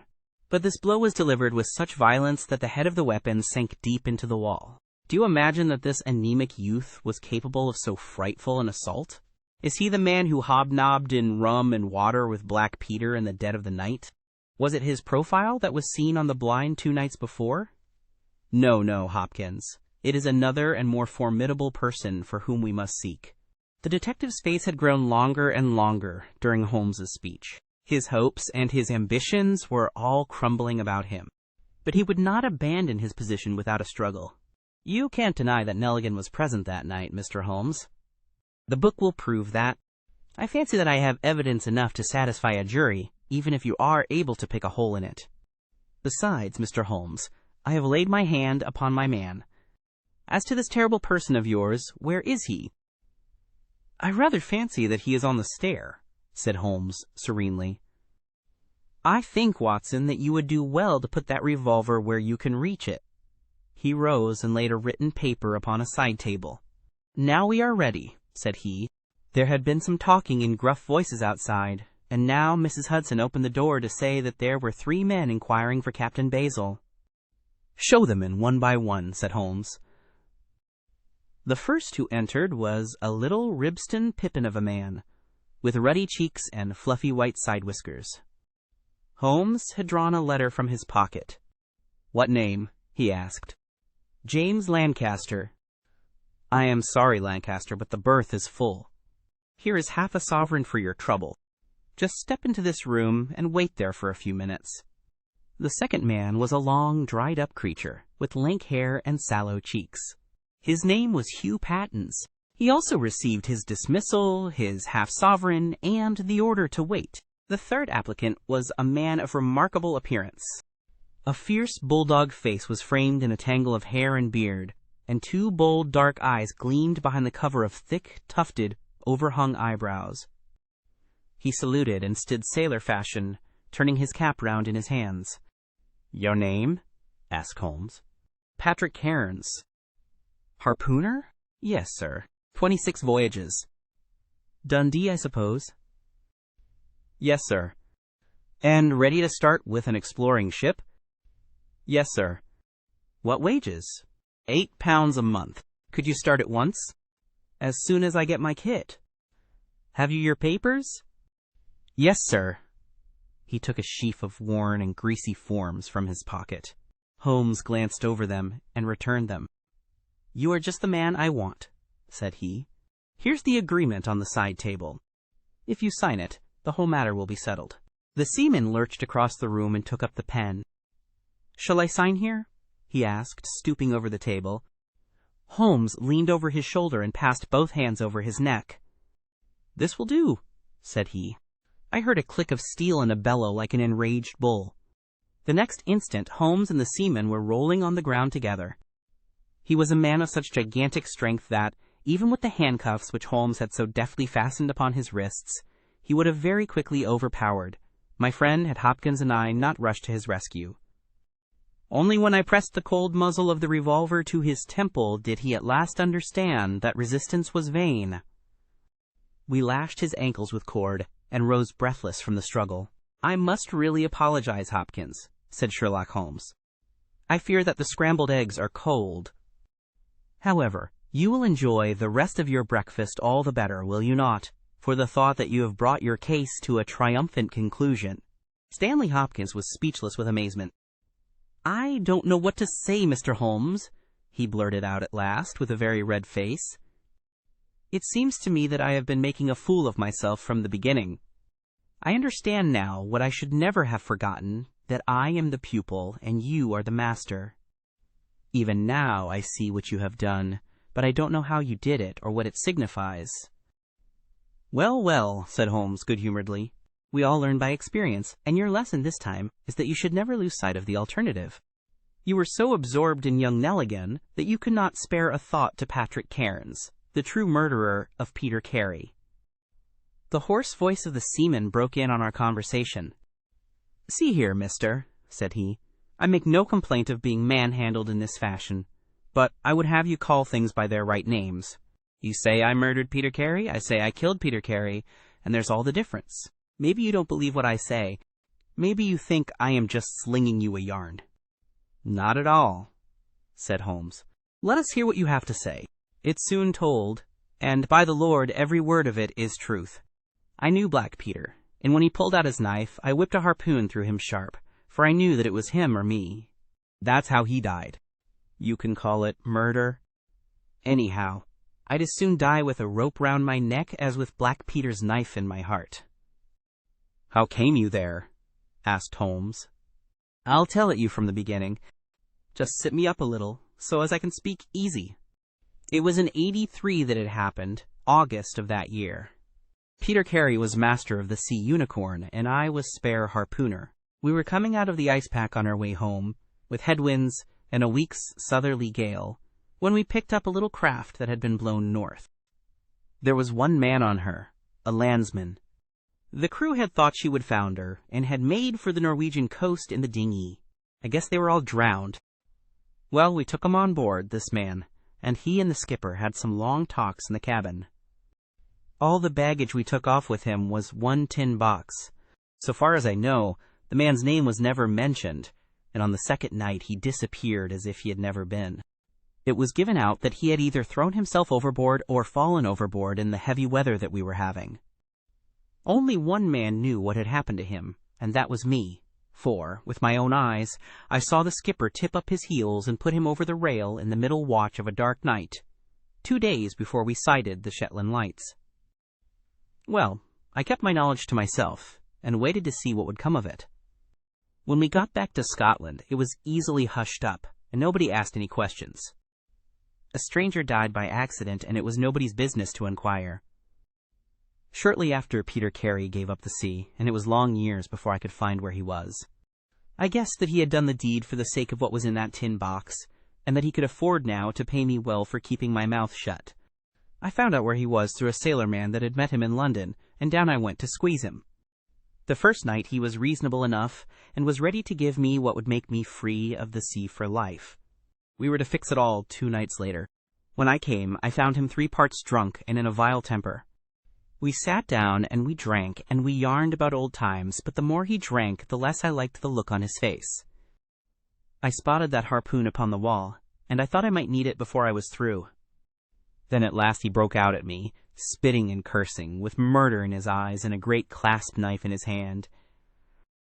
He had not time to get it from the sheath before I had the harpoon through him. Heavens, what a yell he gave, and his face gets between me and my sleep. I stood there, with his blood splashing round me, and I waited for a bit, but all was quiet, so I took heart once more. I looked round, and there was the tin box on the shelf.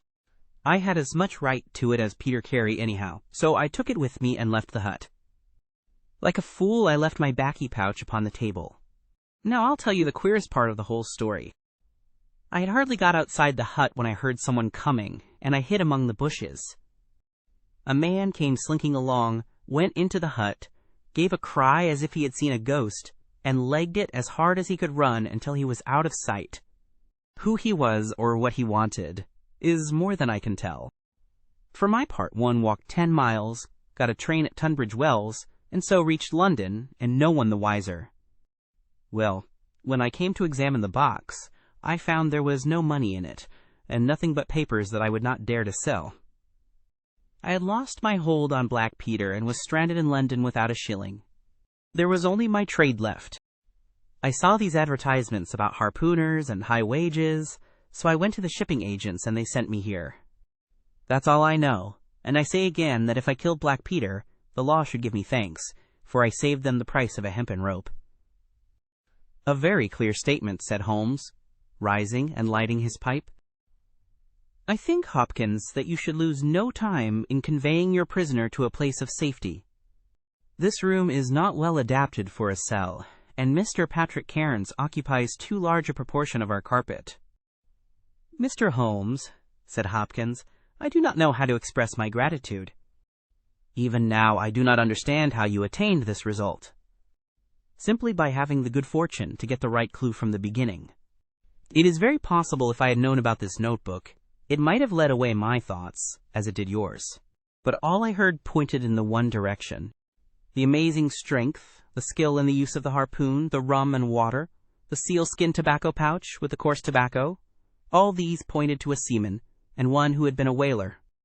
I was convinced that the initials P.C. upon the pouch were a coincidence, and not those of Peter Carey, since he seldom smoked, and no pipe was found in his cabin. You remember that I asked whether whiskey and brandy were in the cabin. You said they were. How many landsmen are there who would drink rum when they could get these other spirits? Yes, I was certain it was a seaman. And how did you find him? My dear sir, the problem had become a very simple one. If it were a seaman, it could only be a seaman who had been with him on the Sea Unicorn. So far as I could learn, he had sailed in no other ship. I spent 3 days in wiring to Dundee, and at the end of that time I had ascertained the names of the crew of the Sea Unicorn in 1883. When I found Patrick Cairns among the harpooners, my research was nearing its end.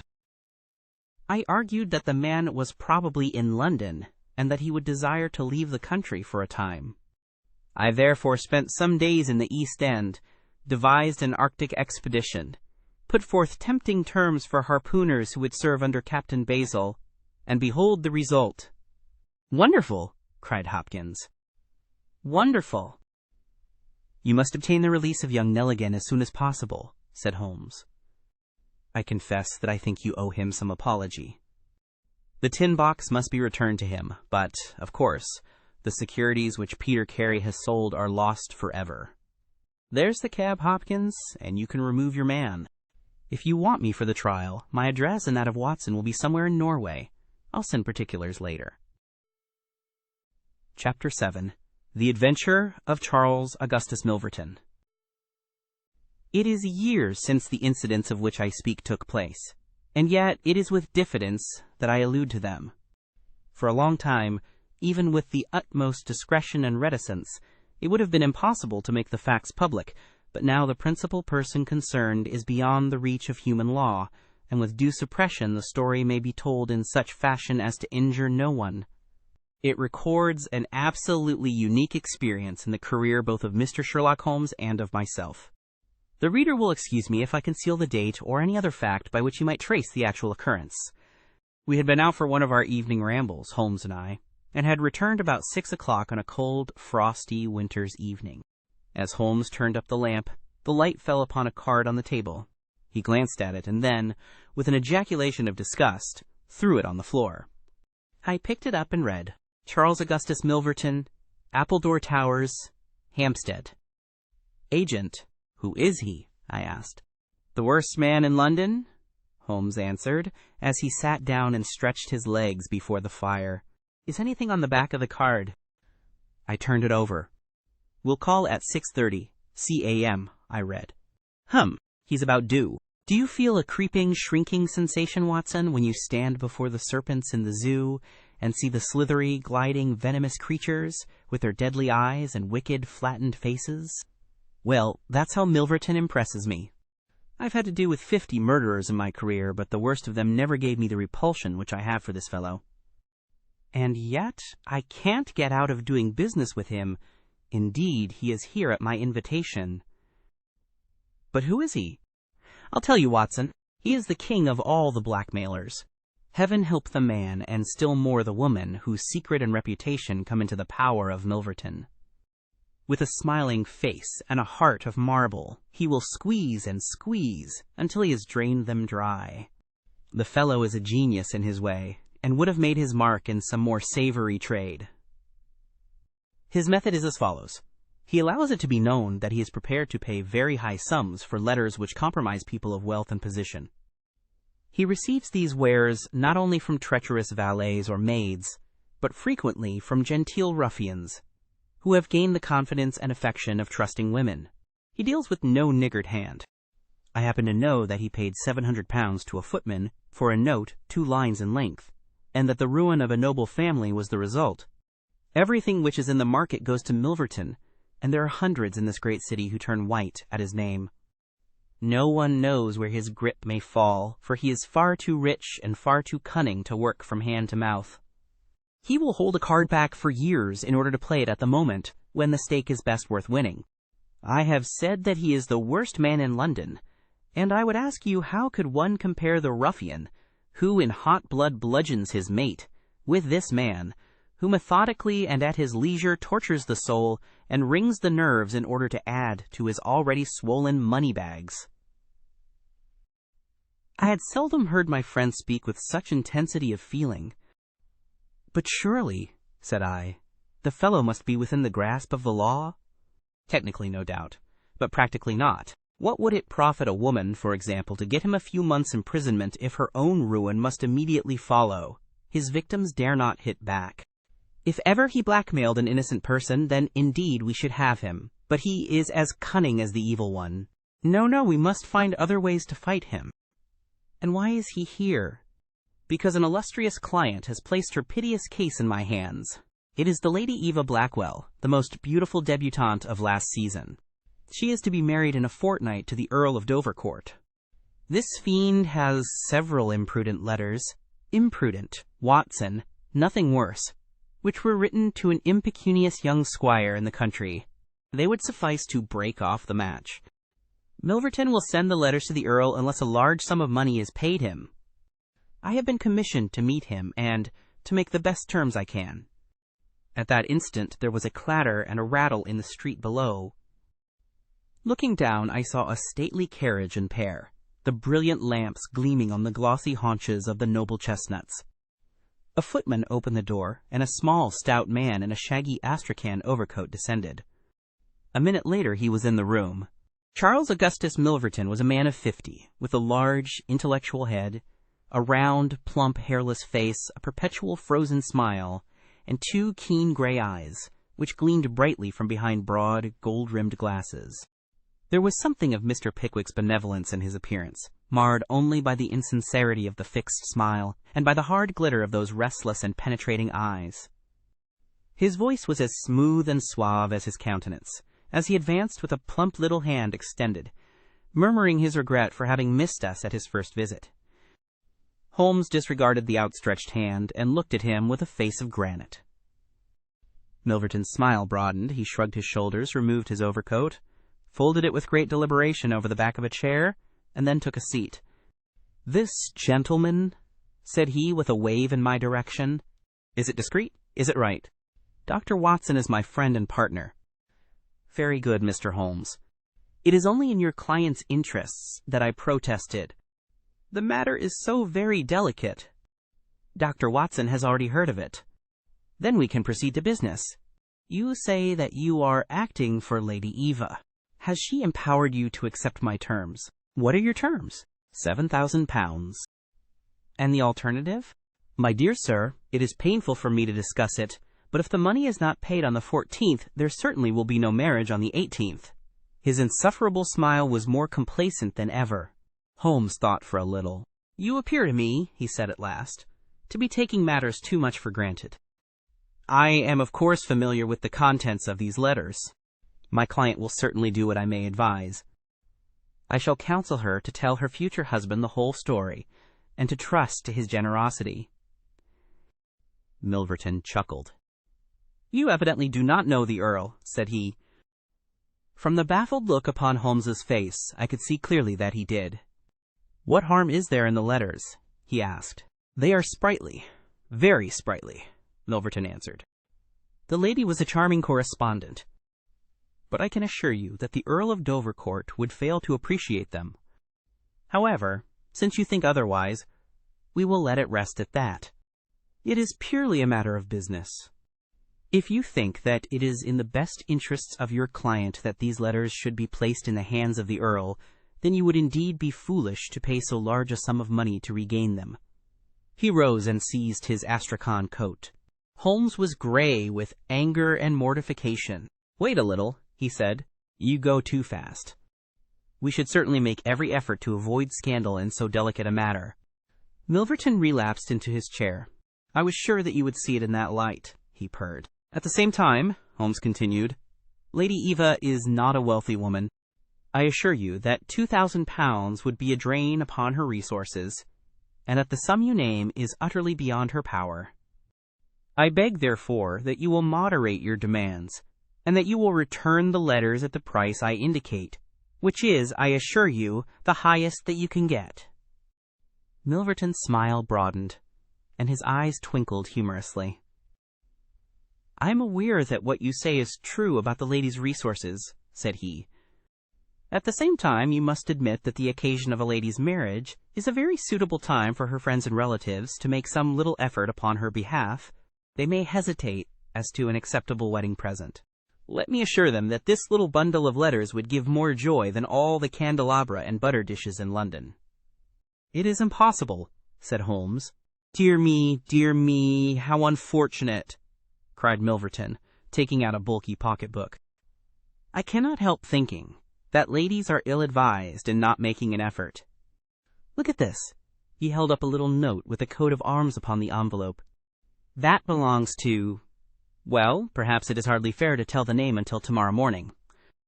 But at that time it will be in the hands of the lady's husband.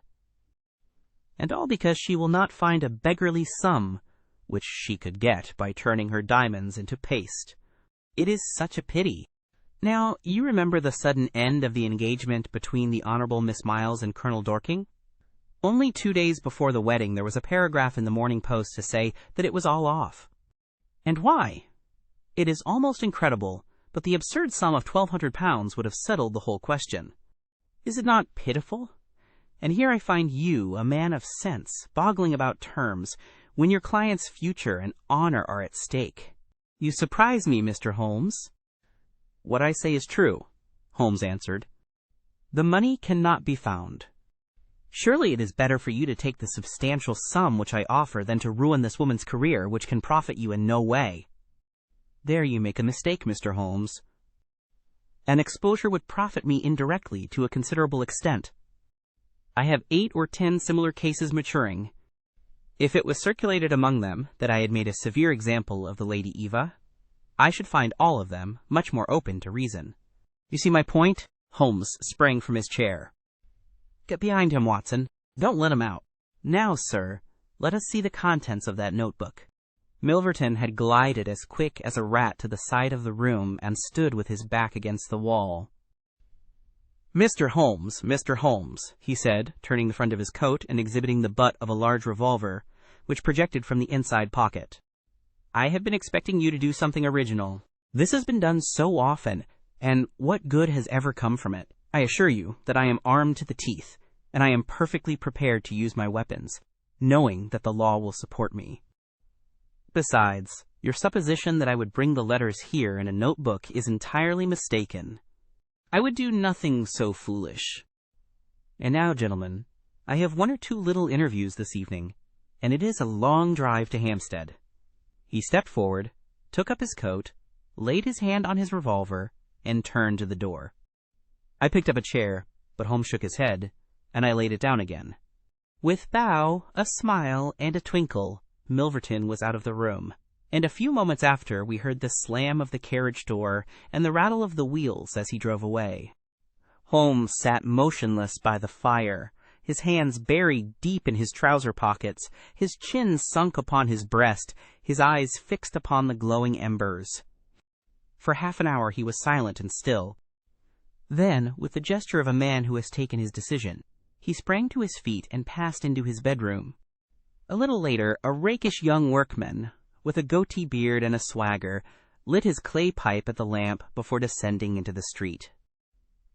"I'll be back sometime, Watson," said he, and vanished into the night. I understood that he had opened his campaign against Charles Augustus Milverton, but I little dreamed the strange shape which that campaign was destined to take. For some days Holmes came and went at all hours in this attire, but beyond a remark that his time was spent at Hampstead, and that it was not wasted, I knew nothing of what he was doing.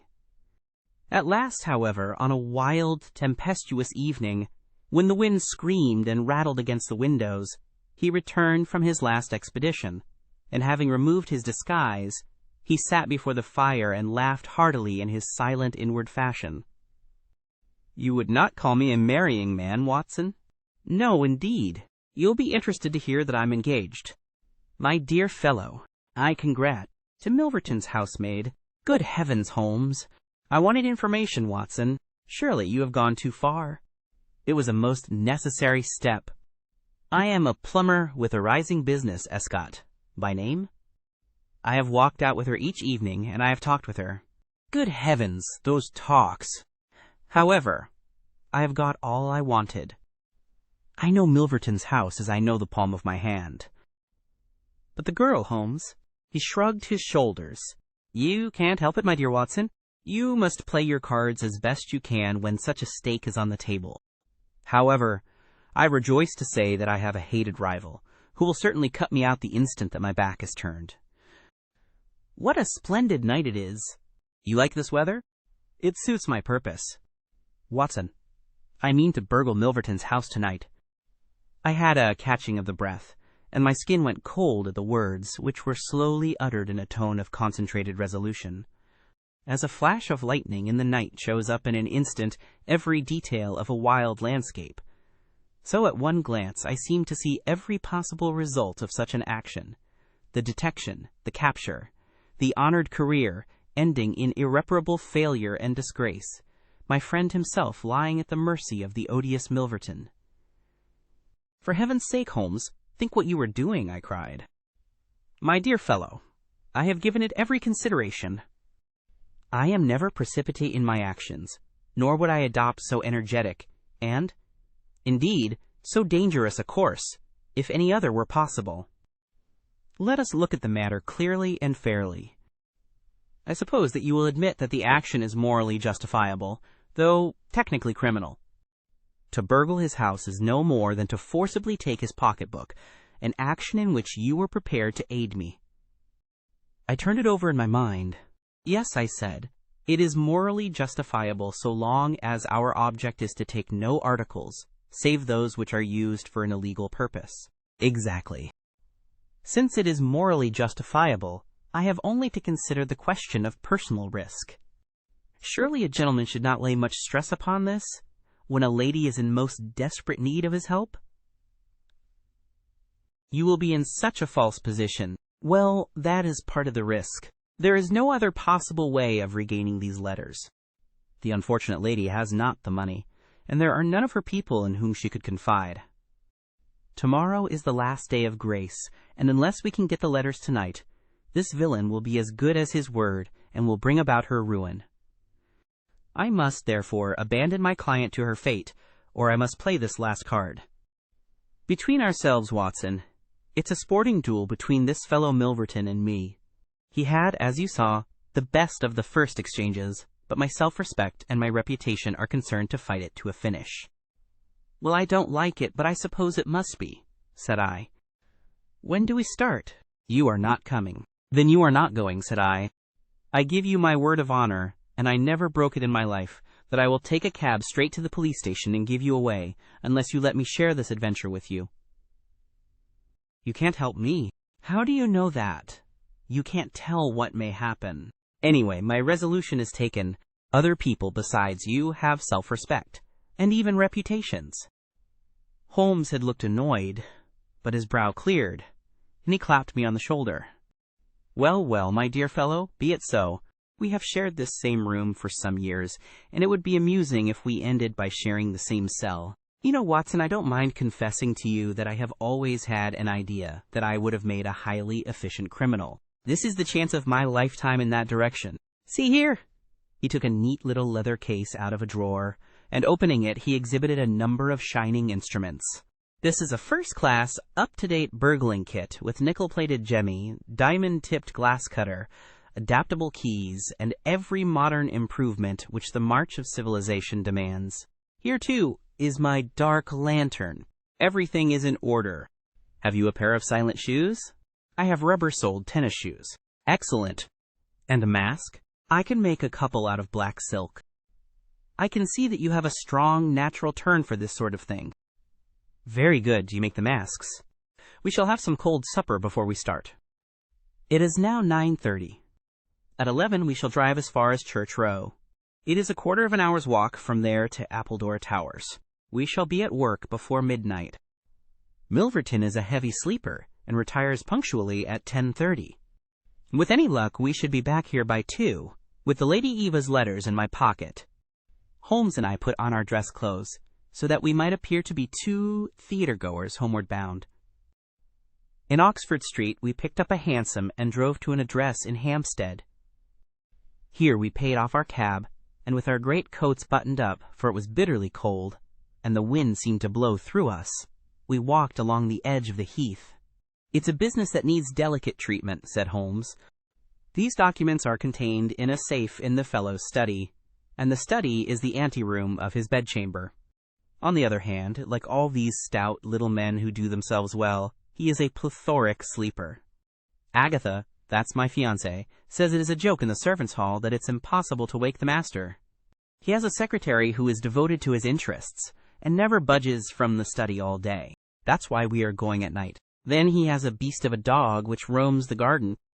I met Agatha late the last 2 evenings, and she locks the brute up so as to give me a clear run. This is the house, this big one, in its own grounds. Through the gate, now to the right among the laurels. We might put on our masks here, I think. You see, there is not a glimmer of light in any of the windows, and everything is working splendidly. With our black silk face coverings, which turned us into 2 of the most truculent figures in London, we stole up to the silent, gloomy house. A sort of tiled veranda extended along one side of it, lined by several windows and 2 doors. That's his bedroom, Holmes whispered. This door opens straight into the study.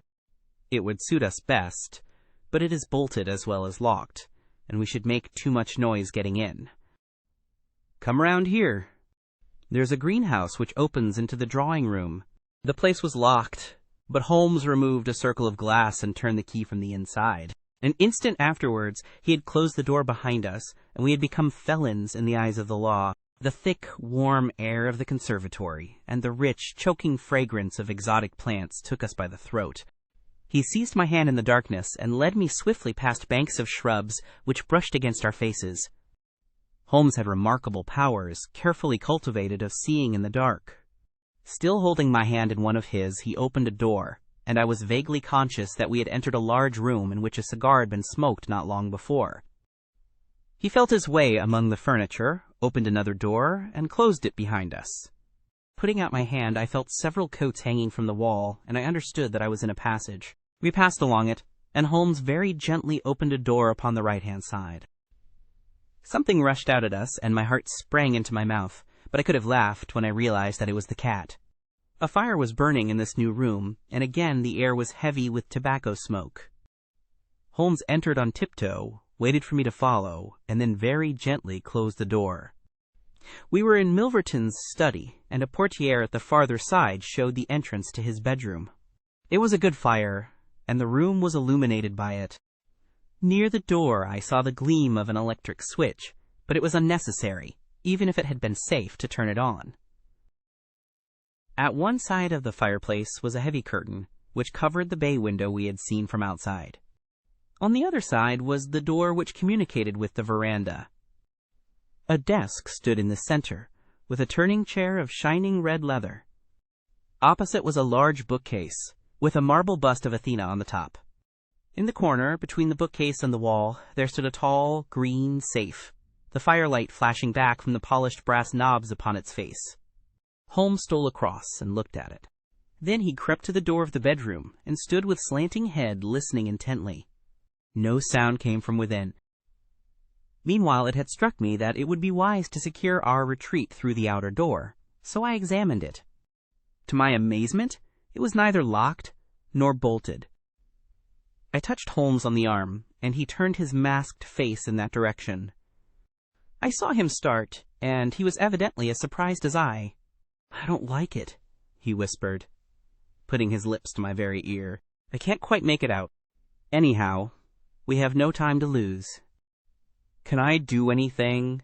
"Yes, stand by the door. If you hear anyone come, bolt it on the inside, and we can get away as we came.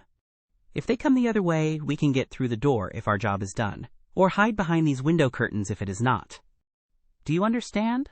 I nodded and stood by the door. My first feeling of fear had passed away, and I thrilled now with a keener zest than I had ever enjoyed when we were the defenders of the law instead of its defiers.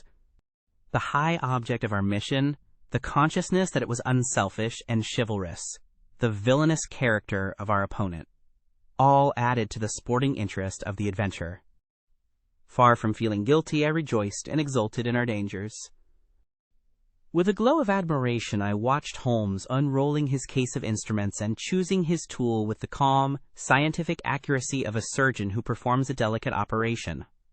I knew that the opening of safes was a particular hobby with him, and I understood the joy which it gave him to be confronted with this green and gold monster, the dragon which held in its maw the reputations of many fair ladies.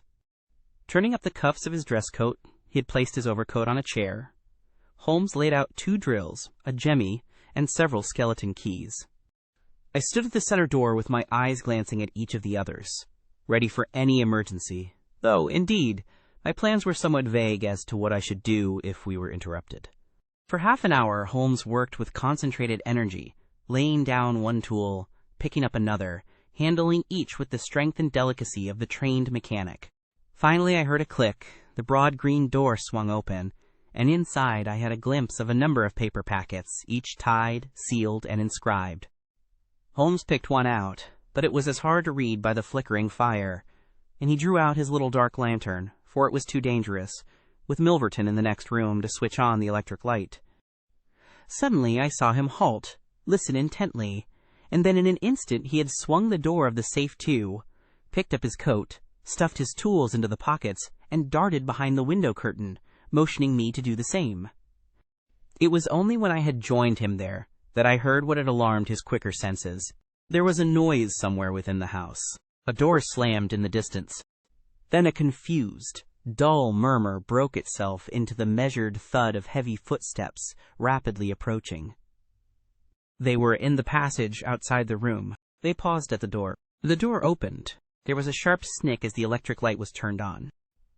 The door closed once more, and the pungent reek of a strong cigar was borne to our nostrils. Then the footsteps continued backward and forward within a few yards of us. Finally there was a creak from a chair, and the footsteps ceased. Then a key clicked in a lock, and I heard the rustle of papers. So far I had not dared to look out, but now I gently parted the division of the curtains in front of me and peeped through. From the pressure of Holmes's shoulder against mine, I knew that he was sharing my observations. Right in front of us, and almost within our reach, was the broad, rounded back of Milverton. It was evident that we had entirely miscalculated his movements, that he had never been to his bedroom, but that he had been sitting up in some smoking or billiard room in the farther wing of the house, the windows of which we had not seen. His broad, grizzled head, with its shining patch of baldness, was in the immediate foreground of our vision. He was leaning far back in the red leather chair, his legs outstretched, a long black cigar projecting at an angle from his mouth.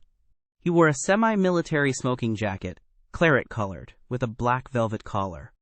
In his hand he held a long legal document which he was reading in an indolent fashion, blowing rings of tobacco smoke from his lips as he did so. There was no promise of a speedy departure in his composed bearing and his comfortable attitude.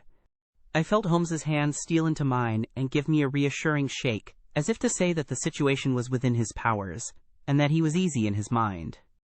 I was not sure whether he had seen what was only too obvious from my position, that the door of the safe was imperfectly closed, and that Milverton might at any moment observe it.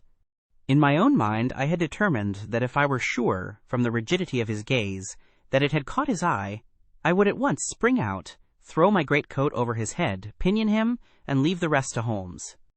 But Milverton never looked up.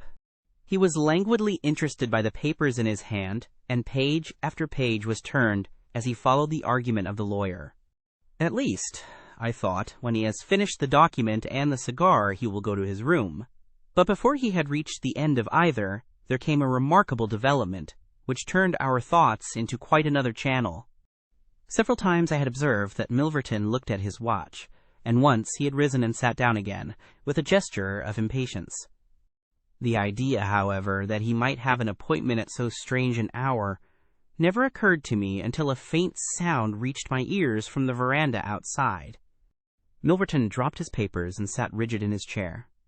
The sound was repeated, and then there came a gentle tap at the door. Milverton rose and opened it. "Well," said he curtly, "you are nearly half an hour late." So this was the explanation of the unlocked door and of the nocturnal vigil of Milverton. There was the gentle rustle of a woman's dress. I had closed the slit between the curtains as Milverton's face had turned in our direction, but now I ventured very carefully to open it once more. He had resumed his seat, the cigar still projecting at an insolent angle from the corner of his mouth. In front of him, in the full glare of the electric light, there stood a tall, slim, dark woman, a veil over her face, a mantle drawn round her chin. Her breath came quick and fast, and every inch of the lithe figure was quivering with strong emotion. "Well," said Milverton, "you made me lose a good night's rest, my dear. I hope you'll prove worth it. You couldn't come any other time, E.H.?" The woman shook her head. "Well, if you couldn't, you couldn't. If the Countess is a hard mistress, you have your chance to get level with her now. Bless the girl, what are you shivering about? That's right. Pull yourself together. Now let us get down to business." He took a notebook from the drawer of his desk. "You say that you have 5 letters which compromise the Countess d'Albert. You want to sell them. I want to buy them. So far so good. It only remains to fix a price. I should want to inspect the letters, of course. If they are really good specimens— Great heavens, is it you?" The woman, without a word, had raised her veil and dropped the mantle from her chin.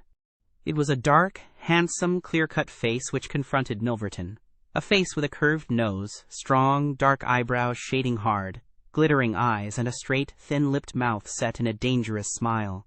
"It is I," she said, "the woman whose life you have ruined." Milverton laughed, but fear vibrated in his voice. "You were so very obstinate," said he. "Why did you drive me to such extremities? I assure you I wouldn't hurt a fly of my own accord, but every man has his business, and what was I to do? I put the price well within your means. You would not pay. So you sent the letters to my husband, and he, the noblest gentleman that ever lived, a man whose boots I was never worthy to lace, he broke his gallant heart and died. You remember that last night, when I came through that door, I begged and prayed you for mercy, and you laughed in my face, as you are trying to laugh now, only your coward heart cannot keep your lips from twitching. Yes, you never thought to see me here again, but it was that night which taught me how I could meet you face to face, and alone. Well, Charles Milverton, what have you to say?" "Don't imagine that you can bully me," said he, rising to his feet. "I have only to raise my voice, and I could call my servants and have you arrested. But I will make allowance for your natural anger. Leave the room at once as you came, and I will say no more." The woman stood with her hand buried in her bosom, and the same deadly smile on her thin lips. "You will ruin no more lives as you have ruined mine. You will wring no more hearts as you wrung mine. I will free the world of a poisonous thing. Take that, you hound, and that, and that, and that." She had drawn a little gleaming revolver and emptied barrel after barrel into Milverton's body, the muzzle within 2 feet of his shirt front. He shrank away, and then fell forward upon the table, coughing furiously and clawing among the papers. Then he staggered to his feet, received another shot, and rolled upon the floor. "You've done me," he cried, and lay still. The woman looked at him intently, and ground her heel into his upturned face. She looked again, but there was no sound or movement. I heard a sharp rustle, the night air blew into the heated room, and the avenger was gone. No interference upon our part could have saved the man from his fate, but as the woman poured bullet after bullet into Milverton's shrinking body, I was about to spring out when I felt Holmes's cold, strong grasp upon my wrist.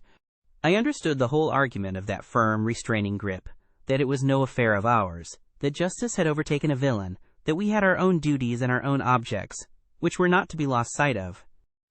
But hardly had the woman rushed from the room, when Holmes, with swift, silent steps, was over at the other door. He turned the key in the lock. At the same instant we heard voices in the house, and the sound of hurrying feet. The revolver shots had aroused the household. With perfect coolness, Holmes slipped across to the safe, filled his 2 arms with bundles of letters, and poured them all into the fire.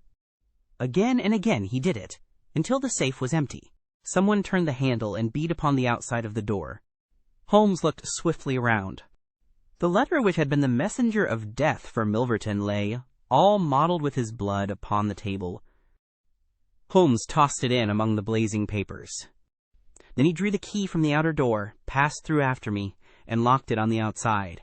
"This way, Watson," said he. "We can scale the garden wall in this direction." I could not have believed that an alarm could have spread so swiftly. Looking back, the huge house was one blaze of light. The front door was open, and figures were rushing down the drive. The whole garden was alive with people, and one fellow raised a view-halloa as we emerged from the veranda and followed hard at our heels. Holmes seemed to know the grounds perfectly, and he threaded his way swiftly among a plantation of small trees. I close at his heels, and our foremost pursuer panting behind us. It was a 6-foot wall which barred our path, but he sprang to the top and over. As I did the same, I felt the hand of the man behind me grab at my ankle, but I kicked myself free and scrambled over a grass-strewn coping. I fell upon my face among some bushes, but Holmes had me on my feet in an instant, and together we dashed away across the huge expanse of Hampstead Heath. We had run 2 miles, I suppose, before Holmes at last halted and listened intently. All was absolute silence behind us. We had shaken off our pursuers, and were safe.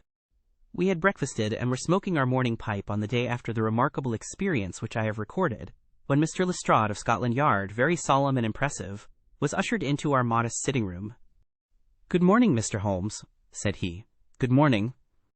May I ask if you are very busy just now?" "Not too busy to listen to you. I thought that, perhaps, if you had nothing particular on hand, you might care to assist us in a most remarkable case, which occurred only last night at Hampstead." "Dear me," said Holmes. "What was that?" "A murder. A most dramatic and remarkable murder. I know how keen you are upon these things, and I would take it as a great favor if you would step down to Appledore Towers and give us the benefit of your advice. It is no ordinary crime. We have had our eyes upon this Mr. Milverton for some time, and, between ourselves, he was a bit of a villain. He is known to have held papers which he used for blackmailing purposes. These papers have all been burned by the murderers. No article of value was taken, as it is probable that the criminals were men of good position, whose sole object was to prevent social exposure." "Criminals?" said Holmes. "Plural?" "Yes, there were 2 of them. They were as nearly as possible captured red-handed. We have their footmarks, we have their description. It's 10 to 1 that we trace them. The first fellow was a bit too active, but the second was caught by the under-gardener, and only got away after a struggle. He was a middle-sized, strongly built man, square jaw, thick neck, mustache, a mask over his eyes." "That's rather vague," said Sherlock Holmes. "My, it might be a description of Watson." "It's true," said the inspector with amusement. "It might be a description of Watson." "Well, I'm afraid I can't help you, Lestrade," said Holmes. "The fact is that I knew this fellow Milverton, that I considered him one of the most dangerous men in London, and that I think there are certain crimes which the law cannot touch, and which therefore to some extent justify private revenge. No, it's no use arguing. I have made up my mind. My sympathies are with the criminals rather than with the victim, and I will not handle this case. Holmes had not said one word to me about the tragedy which we had witnessed, but I observed all the morning that he was in his most thoughtful mood, and he gave me the impression, from his vacant eyes and his abstracted manner, of a man who is striving to recall something to his memory. We were in the middle of our lunch when he suddenly sprang to his feet. "By Jove, Watson, I've got it!" he cried. "Take your hat! Come with me!" He hurried at his top speed down Baker Street and along Oxford Street, until we had almost reached Regent Circus. Here, on the left hand, there stands a shop window filled with photographs of the celebrities and beauties of the day. Holmes's eyes fixed themselves upon one of them, and following his gaze I saw the picture of a regal and stately lady in court dress, with a high diamond tiara upon her noble head. I looked at that delicately curved nose, at the marked eyebrows, at the straight mouth, and the strong little chin beneath it. Then I caught my breath as I read the time-honored title of the great nobleman and statesman whose wife she had been. My eyes met those of Holmes, and he put his finger to his lips as we turned away from the window. Chapter 8. The Adventure of the 6 Napoleons. It was no very unusual thing for Mr. Lestrade of Scotland Yard to look in upon us of an evening, and his visits were welcome to Sherlock Holmes, for they enabled him to keep in touch with all that was going on at the police headquarters. In return for the news which Lestrade would bring, Holmes was always ready to listen with attention to the details of any case upon which the detective was engaged, and was able occasionally, without any active interference, to give some hint or suggestion drawn from his own vast knowledge and experience. On this particular evening Lestrade had spoken of the weather and the newspapers. Then he had fallen silent, puffing thoughtfully at his cigar. Holmes looked keenly at him. "Anything remarkable on hand?" he asked. "Oh, no, Mr. Holmes. Nothing very particular." "Then tell me about it." Lestrade laughed.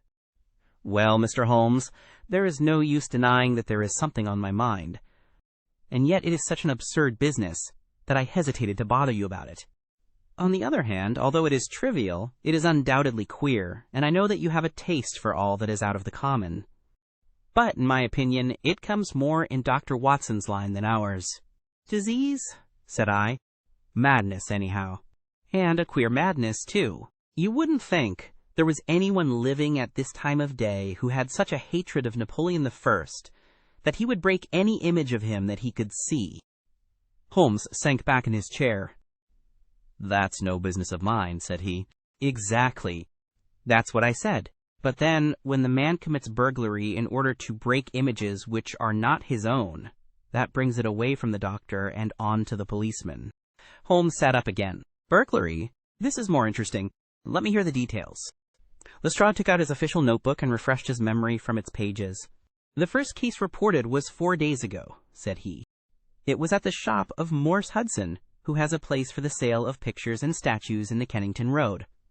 The assistant had left the front shop for an instant when he heard a crash, and hurrying in he found a plaster bust of Napoleon, which stood with several other works of art upon the counter, lying shivered into fragments. He rushed out into the road, but although several passers-by declared that they had noticed a man run out of the shop, he could neither see anyone, nor could he find any means of identifying the rascal. It seemed to be one of those senseless acts of hooliganism which occur from time to time, and it was reported to the constable on the beat as such. The plaster cast was not worth more than a few shillings, and the whole affair appeared to be too childish for any particular investigation. The second case, however, was more serious, and also more singular. It occurred only last night. In Kennington Road, and within a few hundred yards of Morse Hudson's shop, there lives a well-known medical practitioner named Dr. Barnicot, who has one of the largest practices upon the south side of the Thames. His residence and principal consulting room is at Kennington Road, but he has a branch surgery and dispensary at Lower Brixton Road, 2 miles away. This Dr. Barnicot is an enthusiastic admirer of Napoleon, and his house is full of books, pictures, and relics of the French emperor. Some little time ago he purchased from Morse Hudson 2 duplicate plaster casts of the famous head of Napoleon by the French sculptor Devine. One of these he placed in his hall in the house at Kennington Road, and the other on the mantelpiece of the surgery at Lower Brixton. Well, when Dr. Barnacle came down this morning, he was astonished to find that his house had been burgled during the night, but that nothing had been taken save the plaster head from the hall. It had been carried out and had been dashed savagely against the garden wall, under which its splintered fragments were discovered. Holmes rubbed his hands. "This is certainly very novel," said he. "I thought it would please you, but I have not got to the end yet." Dr. Barnacle was due at his surgery at 12 o'clock, and you can imagine his amazement when, on arriving there, he found that the window had been opened in the night, and that the broken pieces of his second bust were strewn all over the room. It had been smashed to atoms where it stood. In neither case were there any signs which could give us a clue as to the criminal or lunatic who had done the mischief. "Now, Mr. Holmes, you have got the facts." "They are singular, not to say grotesque," said Holmes.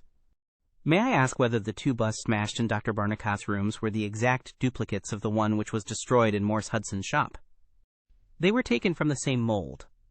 "Such a fact must tell against the theory that the man who breaks them is influenced by any general hatred of Napoleon.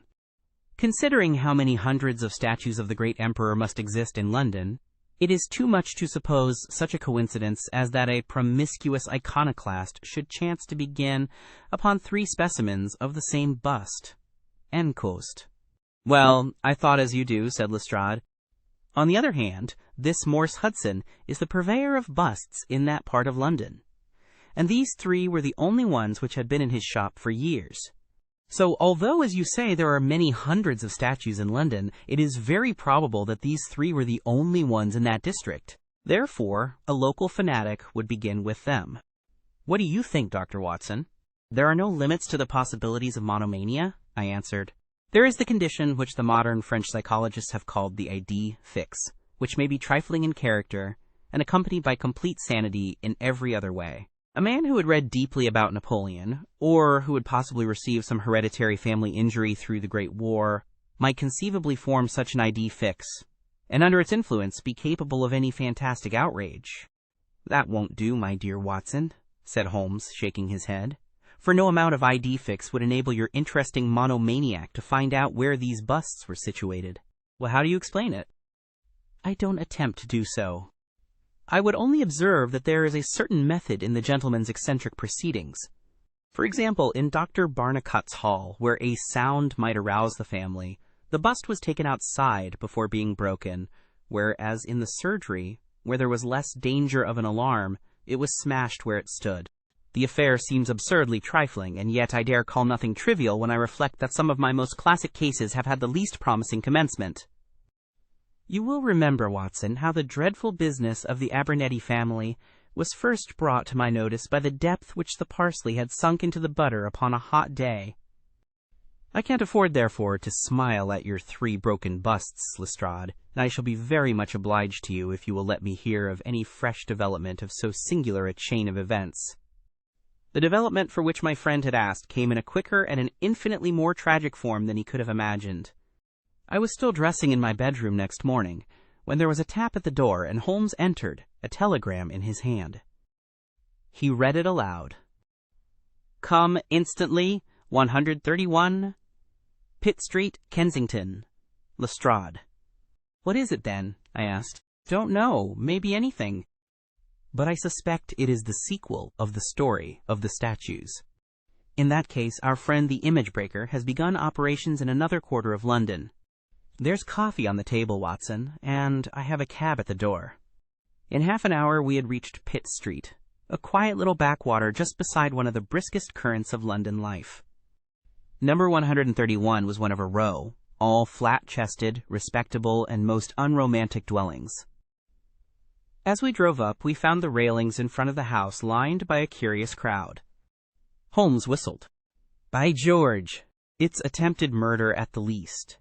Nothing less will hold the London message boy. There's a deed of violence indicated in that fellow's round shoulders and outstretched neck. What's this, Watson? The top step's swilled down and the other one's dry. Footsteps enough, anyhow. Well, there's Lestrade at the front window, and we shall soon know all about it." The official received us with a very grave face and showed us into a sitting room, where an exceedingly unkempt and agitated elderly man, clad in a flannel dressing gown, was pacing up and down. He was introduced to us as the owner of the house, Mr. Horace Harker of the Central Press Syndicate. "It's the Napoleon bust business again," said Lestrade. "You seemed interested last night, Mr. Holmes, so I thought perhaps you would be glad to be present now that the affair has taken a very much graver turn." "What has it turned to, then?" "To murder. Mr. Harker, will you tell these gentlemen exactly what has occurred?" The man in the dressing gown turned upon us with a most melancholy face. "It's an extraordinary thing," said he, "that all my life I have been collecting other people's news, and now that a real piece of news has come my own way, I am so confused and bothered that I can't put two words together. If I had come in here as a journalist, I should have interviewed myself and had 2 columns in every evening paper. As it is, I am giving away valuable copy by telling my story over and over to a string of different people, and I can make no use of it myself. However, I've heard your name, Mr. Sherlock Holmes, and if you'll only explain this queer business, I shall be paid for my trouble in telling you the story." Holmes sat down and listened. "It all seems to center round that bust of Napoleon which I bought for this very room about 4 months ago. I picked it up cheap from Harding Brothers, 2 doors from the High Street station. A great deal of my journalistic work is done at night, and I often write until the early morning. So it was today. I was sitting in my den, which is at the back of the top of the house, about 3 o'clock, when I was convinced that I heard some sounds downstairs. I listened, but they were not repeated, and I concluded that they came from outside. Then suddenly, about 5 minutes later, there came a most horrible yell, the most dreadful sound, Mr. Holmes, that ever I heard. It will ring in my ears as long as I live. I sat frozen with horror for a minute or two. Then I seized the poker and went downstairs. When I entered this room, I found the window wide open, and I at once observed that the bust was gone from the mantelpiece. Why any burglar should take such a thing passes my understanding, for it was only a plaster cast and of no real value whatever. You can see for yourself that anyone going out through that open window could reach the front doorstep by taking a long stride. This was clearly what the burglar had done, so I went round and opened the door. Stepping out into the dark, I nearly fell over a dead man, who was lying there. I ran back for a light, and there was the poor fellow, a great gash in his throat, and the whole place swimming in blood. He lay on his back, his knees drawn up, and his mouth horribly open. I shall see him in my dreams. I had just time to blow on my police whistle, and then I must have fainted, for I knew nothing more until I found the policeman standing over me in the hall. "Well, who was the murdered man?" asked Holmes. "There's nothing to show who he was," said Lestrade. "You shall see the body at the mortuary, but we have made nothing of it up to now. He is a tall man, sunburned, very powerful, not more than 30. He is poorly dressed, and yet does not appear to be a laborer. A horn-handled clasp knife was lying in a pool of blood beside him. Whether it was the weapon which did the deed or whether it belonged to the dead man, I do not know. There was no name on his clothing, and nothing in his pockets save an apple, some string, a shilling map of London, and a photograph. Here it is. It was evidently taken by a snapshot from a small camera. It represented an alert, sharp-featured simian man, with thick eyebrows and a very peculiar projection of the lower part of the face, like the muzzle of a baboon." "And what became of the bust?" asked Holmes, after a careful study of this picture. "We had news of it just before you came. It has been found in the front garden of an empty house in Campden House Road. It was broken into fragments. I am going round now to see it." "Will you come?" "Certainly. I must just take one look round." He examined the carpet in the window. "The fellow had either very long legs or was a most active man," said he. "With an area beneath, it was no mean feat to reach that window ledge and open that window. Getting back was comparatively simple. Are you coming with us to see the remains of your bust, Mr. Harker?" The disconsolate journalist had seated himself at a writing table. "I must try and make something of it," said he, "though I have no doubt that the first editions of the evening papers are out already with full details. It's like my luck. You remember when the stand fell at Doncaster? Well, I was the only journalist in the stand, and my journal the only one that had no account of it, for I was too shaken to write it. And now I'll be too late with a murder done on my own doorstep." As we left the room, we heard his pen traveling shrilly over the foolscap. The spot where the fragments of the bust had been found was only a few hundred yards away. For the first time our eyes rested upon this presentment of the great emperor, which seemed to raise such frantic and destructive hatred in the mind of the unknown. It lay scattered, in splintered shards, upon the grass. Holmes picked up several of them, and examined them carefully. I was convinced from his intent face and his purposeful manner that at last he was upon a clue. "Well?" asked Lestrade. Holmes shrugged his shoulders. "We have a long way to go yet," said he. And yet, well, we have some suggestive facts to act upon. The possession of this trifling bust was worth more, in the eyes of this strange criminal, than a human life. That is one point. Then there is the singular fact that he did not break it in the house, or immediately outside the house, if to break it was his sole object. He was rattled and bustled by meeting this other fellow. He hardly knew what he was doing. Well, that's likely enough.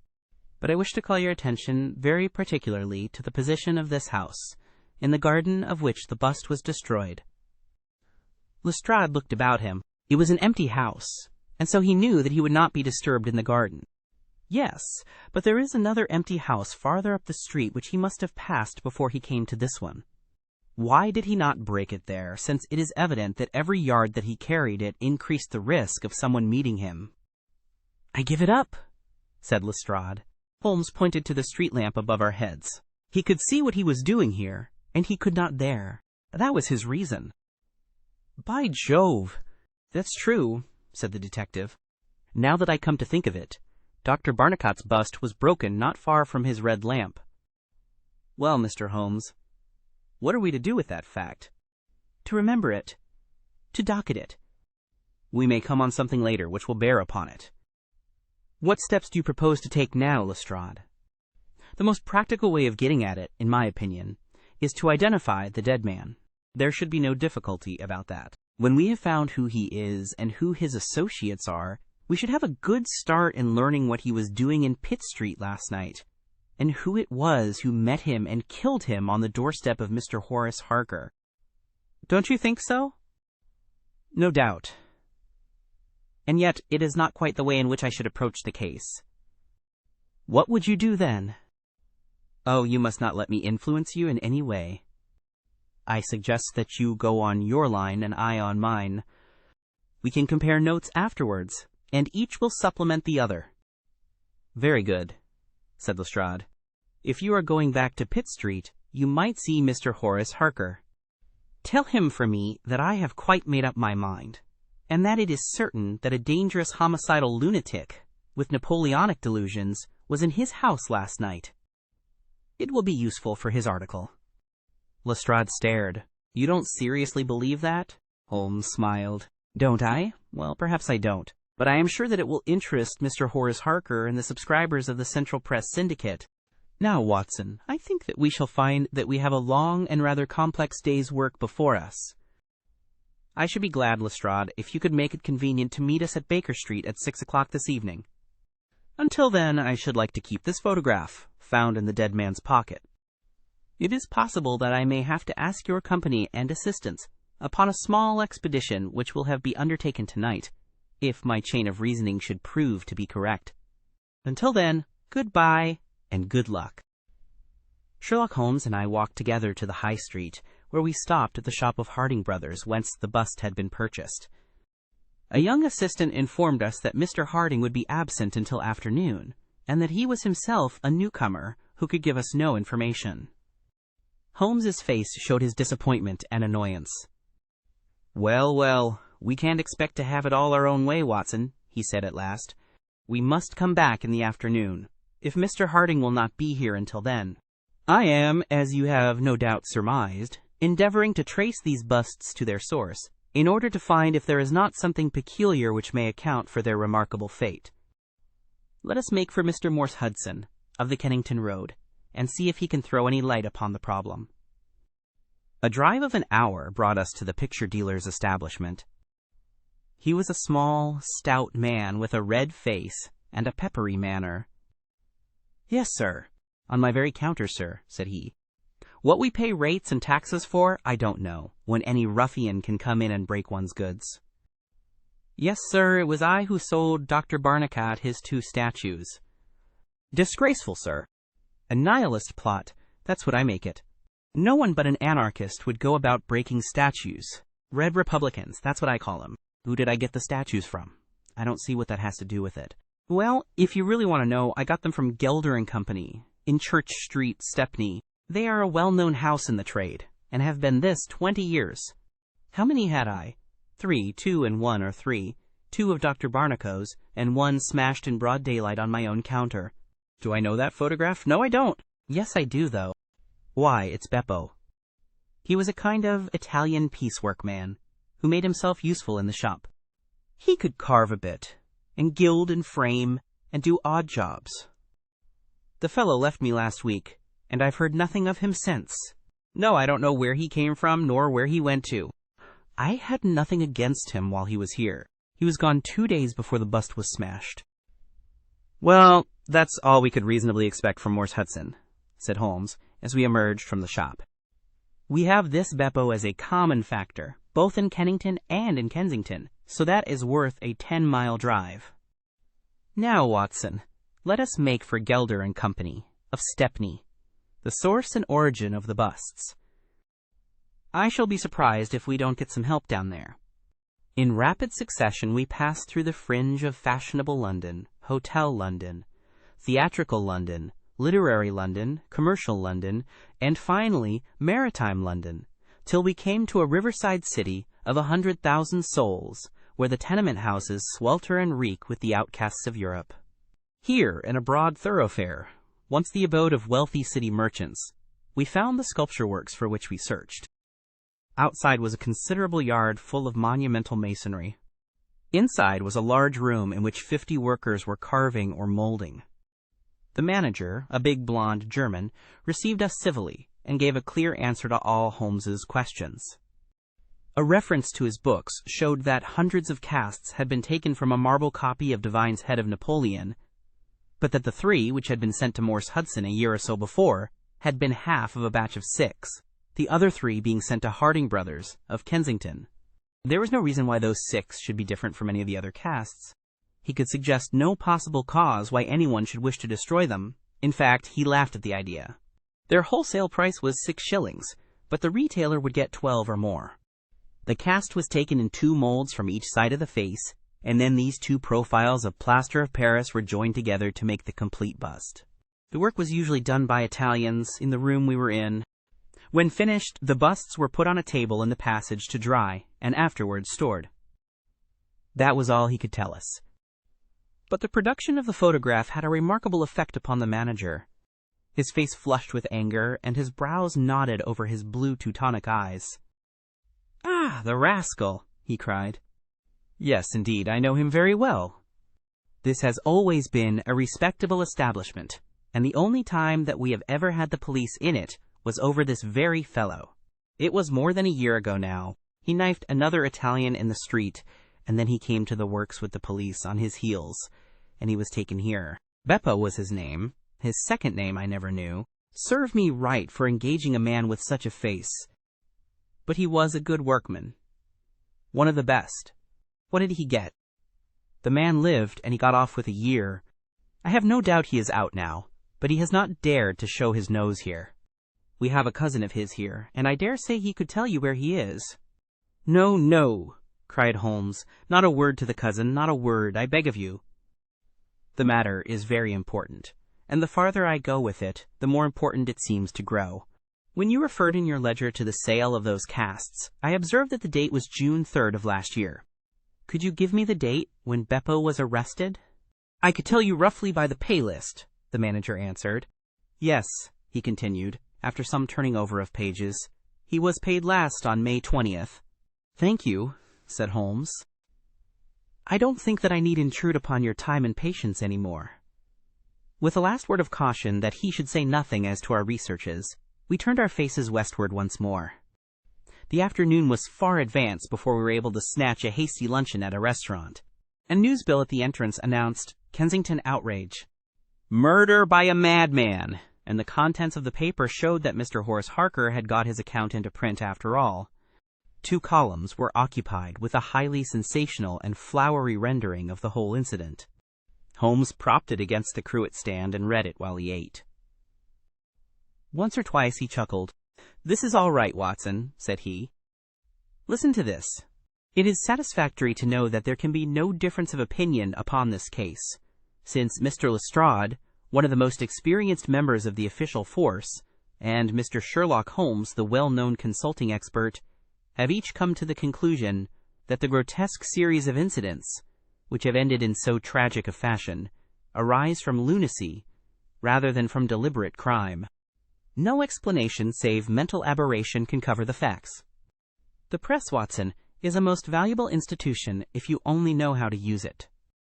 And now, if you have quite finished, we will hark back to Kensington and see what the manager of Harding Brothers has to say on the matter." The founder of that great emporium proved to be a brisk, crisp little person, very dapper and quick, with a clear head and a ready tongue.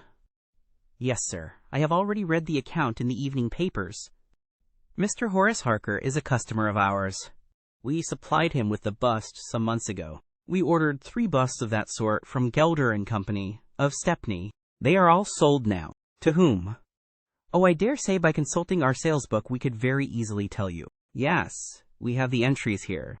1 to Mr. Harker, you see, and 1 to Mr. Josiah Brown of Laburnum Lodge, Laburnum Vale, Chiswick, and 1 to Mr. Sandiford of Lower Grove Road, Reading." "No, I have never seen this face which you show me in the photograph." "You would hardly forget it, would you, sir? For I've seldom seen an uglier." "Have we any Italians on the staff?" "Yes, sir, we have several among our workpeople and cleaners. I dare say they might get a peep at that sales book if they wanted to. There is no particular reason for keeping a watch upon that book." Well, it's a very strange business, and I hope that you will let me know if anything comes of your inquiries." Holmes had taken several notes during Mr. Harding's evidence, and I could see that he was thoroughly satisfied by the turn which affairs were taking. He made no remark, however, save that, unless we hurried, we should be late for our appointment with Lestrade. Sure enough, when we reached Baker Street, the detective was already there, and we found him pacing up and down in a fever of impatience. His look of importance showed that his day's work had not been in vain. "Well?" he asked. "What luck, Mr. Holmes?" "We have had a very busy day, and not entirely a wasted one," my friend explained. "We have seen both the retailers and also the wholesale manufacturers. I can trace each of the busts now from the beginning." "The busts!" cried Lestrade. Well, you have your own methods, Mr. Sherlock Holmes, and it is not for me to say a word against them, but I think I have done a better day's work than you." "I have identified the dead man." "You don't say so? And found a cause for the crime? Splendid! We have an inspector who makes a specialty of Saffron Hill and the Italian Quarter. Well, this dead man had some Catholic emblem round his neck, and that, along with his color, made me think he was from the south." Inspector Hill knew him the moment he caught sight of him. "His name is Pietro Venucci, from Naples, and he is one of the greatest cutthroats in London. He is connected with the Mafia, which, as you know, is a secret political society, enforcing its decrees by murder. Now you see how the affair begins to clear up. The other fellow is probably an Italian also, and a member of the Mafia. He has broken the rules in some fashion. Pietro is set upon his track. Probably the photograph we found in his pocket is the man himself, so that he may not knife the wrong person. He dogs the fellow, he sees him enter a house, he waits outside for him, and in the scuffle he receives his own death wound. How is that, Mr. Sherlock Holmes?" Holmes clapped his hands approvingly. "Excellent, Lestrade, excellent!" he cried. "But I didn't quite follow your explanation of the destruction of the busts." "The busts? You never can get those busts out of your head. After all, that is nothing. Petty larceny, 6 months at the most. It is the murder that we are really investigating, and I tell you that I am gathering all the threads into my hands." "And the next stage?" "It's a very simple one. I shall go down with Hill to the Italian Quarter, find the man whose photograph we have got, and arrest him on the charge of murder. Will you come with us?" I think not. I fancy we can attain our end in a simpler way. I can't say for certain, because it all depends upon a factor which is completely outside our control. But I have great hopes. In fact, the betting is exactly 2-1, that if you will come with us tonight, I shall be able to help you to lay him by the heels. In the Italian quarter? No, I fancy Chiswick is an address which is more likely to find him. If you will come with me to Chiswick tonight, Lestrade, I'll promise to go to the Italian quarter with you tomorrow, and no harm will be done by the delay. And now I think that a few hours' sleep would do us all good, for I do not propose to leave before 11 o'clock, and it is unlikely that we shall be back before morning. You'll dine with us, Lestrade, and then you are welcome to the sofa until it is time for us to start. In the meantime, Watson, I should be glad if you would ring for an express messenger, for I have a letter to send, and it is important that it should go at once. Holmes spent the evening in rummaging among the files of the old daily papers with which one of our lumber rooms was packed. When at last he descended, it was with triumph in his eyes, but he said nothing to either of us as to the result of his researches. For my own part, I had followed step by step the methods by which he had traced the various windings of this complex case, and, though I could not yet perceive the goal which we would reach, I understood clearly that Holmes expected this grotesque criminal to make an attempt upon the 2 remaining busts, one of which, I remembered, was at Chiswick. No doubt the object of our journey was to catch him in the very act, and I could not but admire the cunning with which my friend had inserted a wrong clue in the evening paper, so as to give the fellow the idea that he could continue his scheme with impunity. I was not surprised when Holmes suggested that I should take my revolver with me. He had himself picked up the loaded hunting crop, which was his favorite weapon. A 4-wheeler was at the door at 11, and in it we drove to a spot at the other side of Hammersmith Bridge. Here the cabman was directed to wait. A short walk brought us to a secluded road fringed with pleasant houses, each standing in its own grounds. In the light of a street lamp we read Laburnum Villa upon the gatepost of one of them. The occupants had evidently retired to rest, for all was dark save for a fanlight over the hall door, which shed a single blurred circle onto the garden path. The wooden fence which separated the grounds from the road threw a dense black shadow upon the inner side, and here it was that we crouched. "I fear that you'll have a long wait," Holmes whispered. "We may thank our stars that it is not raining. I don't think we can even venture to smoke to pass the time. However, it's a 2-1 chance that we get something to pay us for our trouble." It proved, however, that our vigil was not to be so long as Holmes had led us to fear, and it ended in a very sudden and singular fashion. In an instant, without the least sound to warn us of his coming, the garden gate swung open, and a lithe, dark figure, as swift and active as an ape, rushed up the garden path. We saw it whisk past the light thrown from over the door, and disappear against the black shadow of the house. There was a long pause, during which we held our breath, and then a very gentle, creaking sound came to our ears. The window was being opened. The noise ceased, and again there was a long silence. The fellow was making his way into the house. We saw a sudden flash of a dark lantern inside the room. What he sought was evidently not there, for again we saw the flash through another blind, and then through another. "Let us get to the open window. We will nab him as he climbs out," Lestrade whispered. But before we could move, the man had emerged again. As he came out into the glimmering patch of light, we saw that he carried something white under his arm. He looked stealthily all round him. The silence of the deserted street reassured him. Turning his back upon us, he laid down his burden, and the next instant there was the sound of a sharp tap, followed by a clatter and rattle.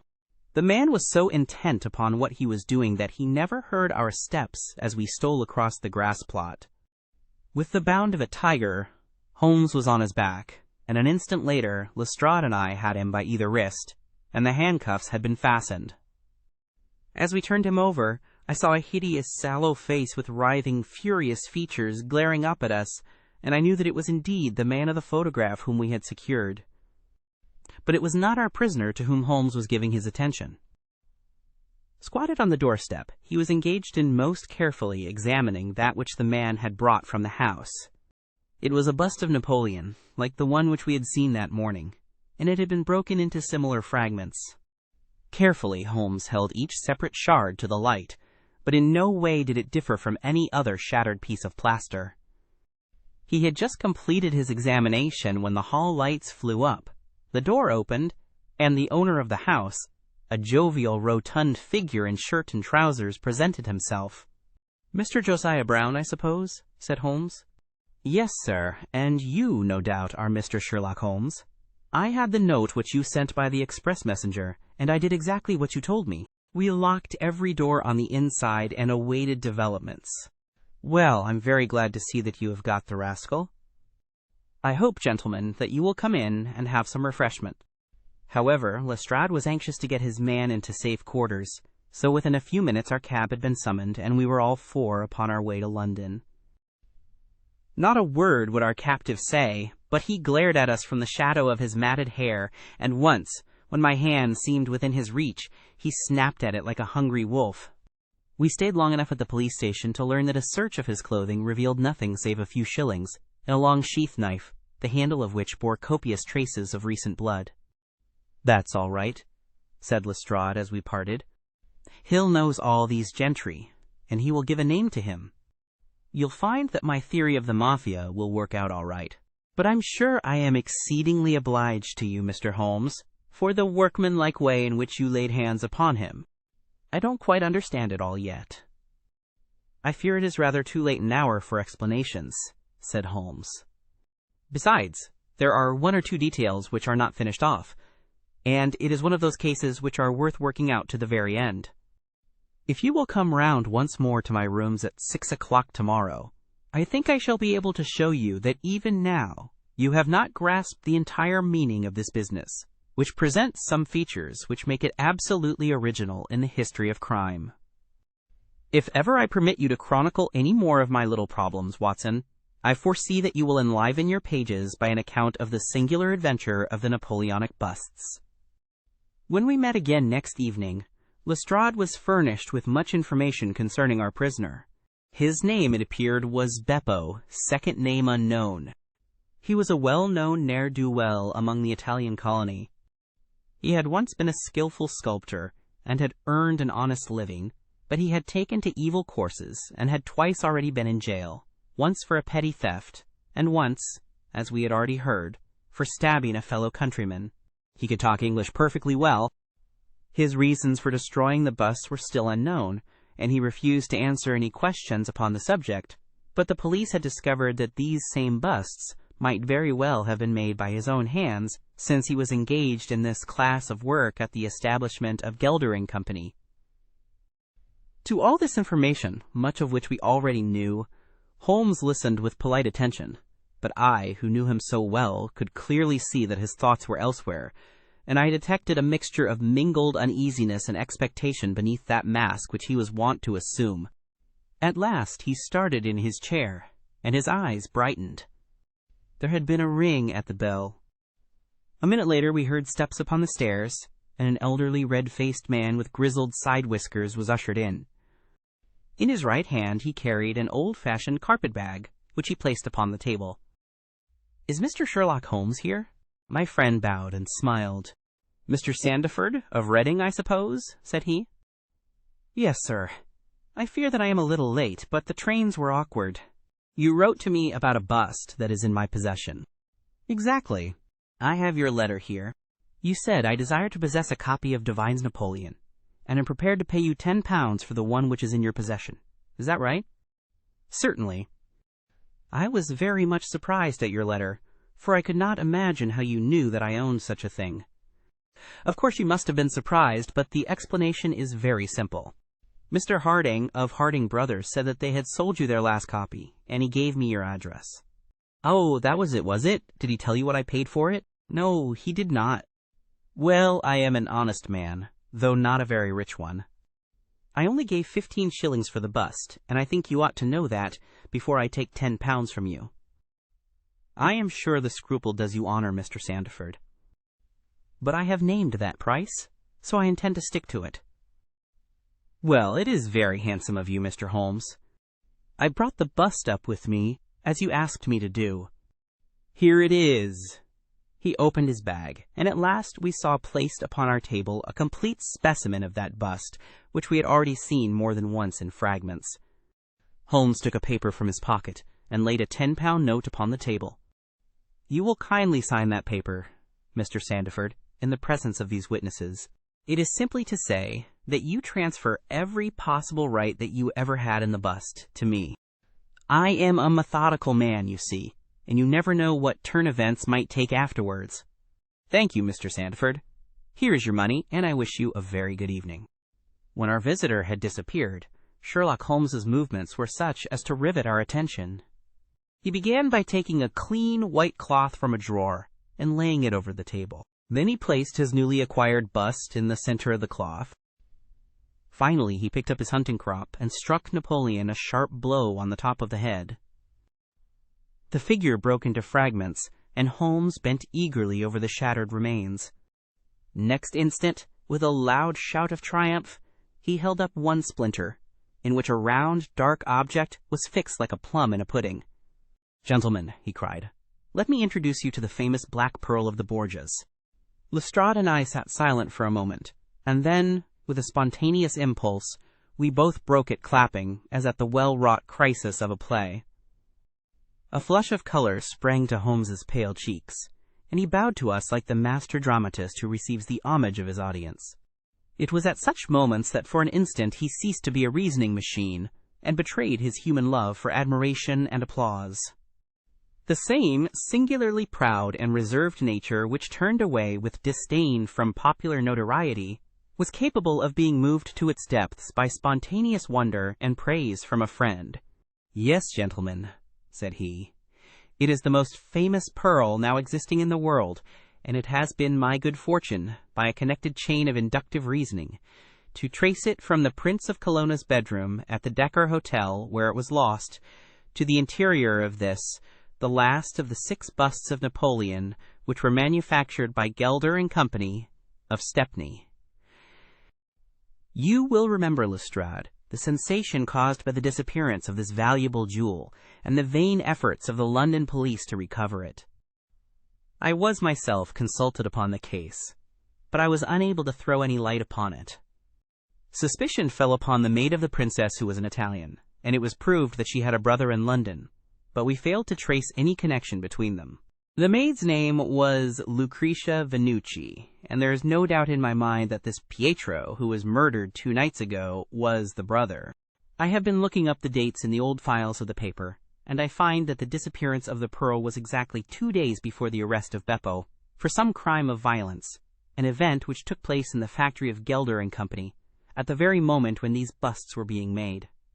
Now you clearly see the sequence of events, though you see them, of course, in the inverse order to the way in which they presented themselves to me. Beppo had the pearl in his possession. He may have stolen it from Pietro.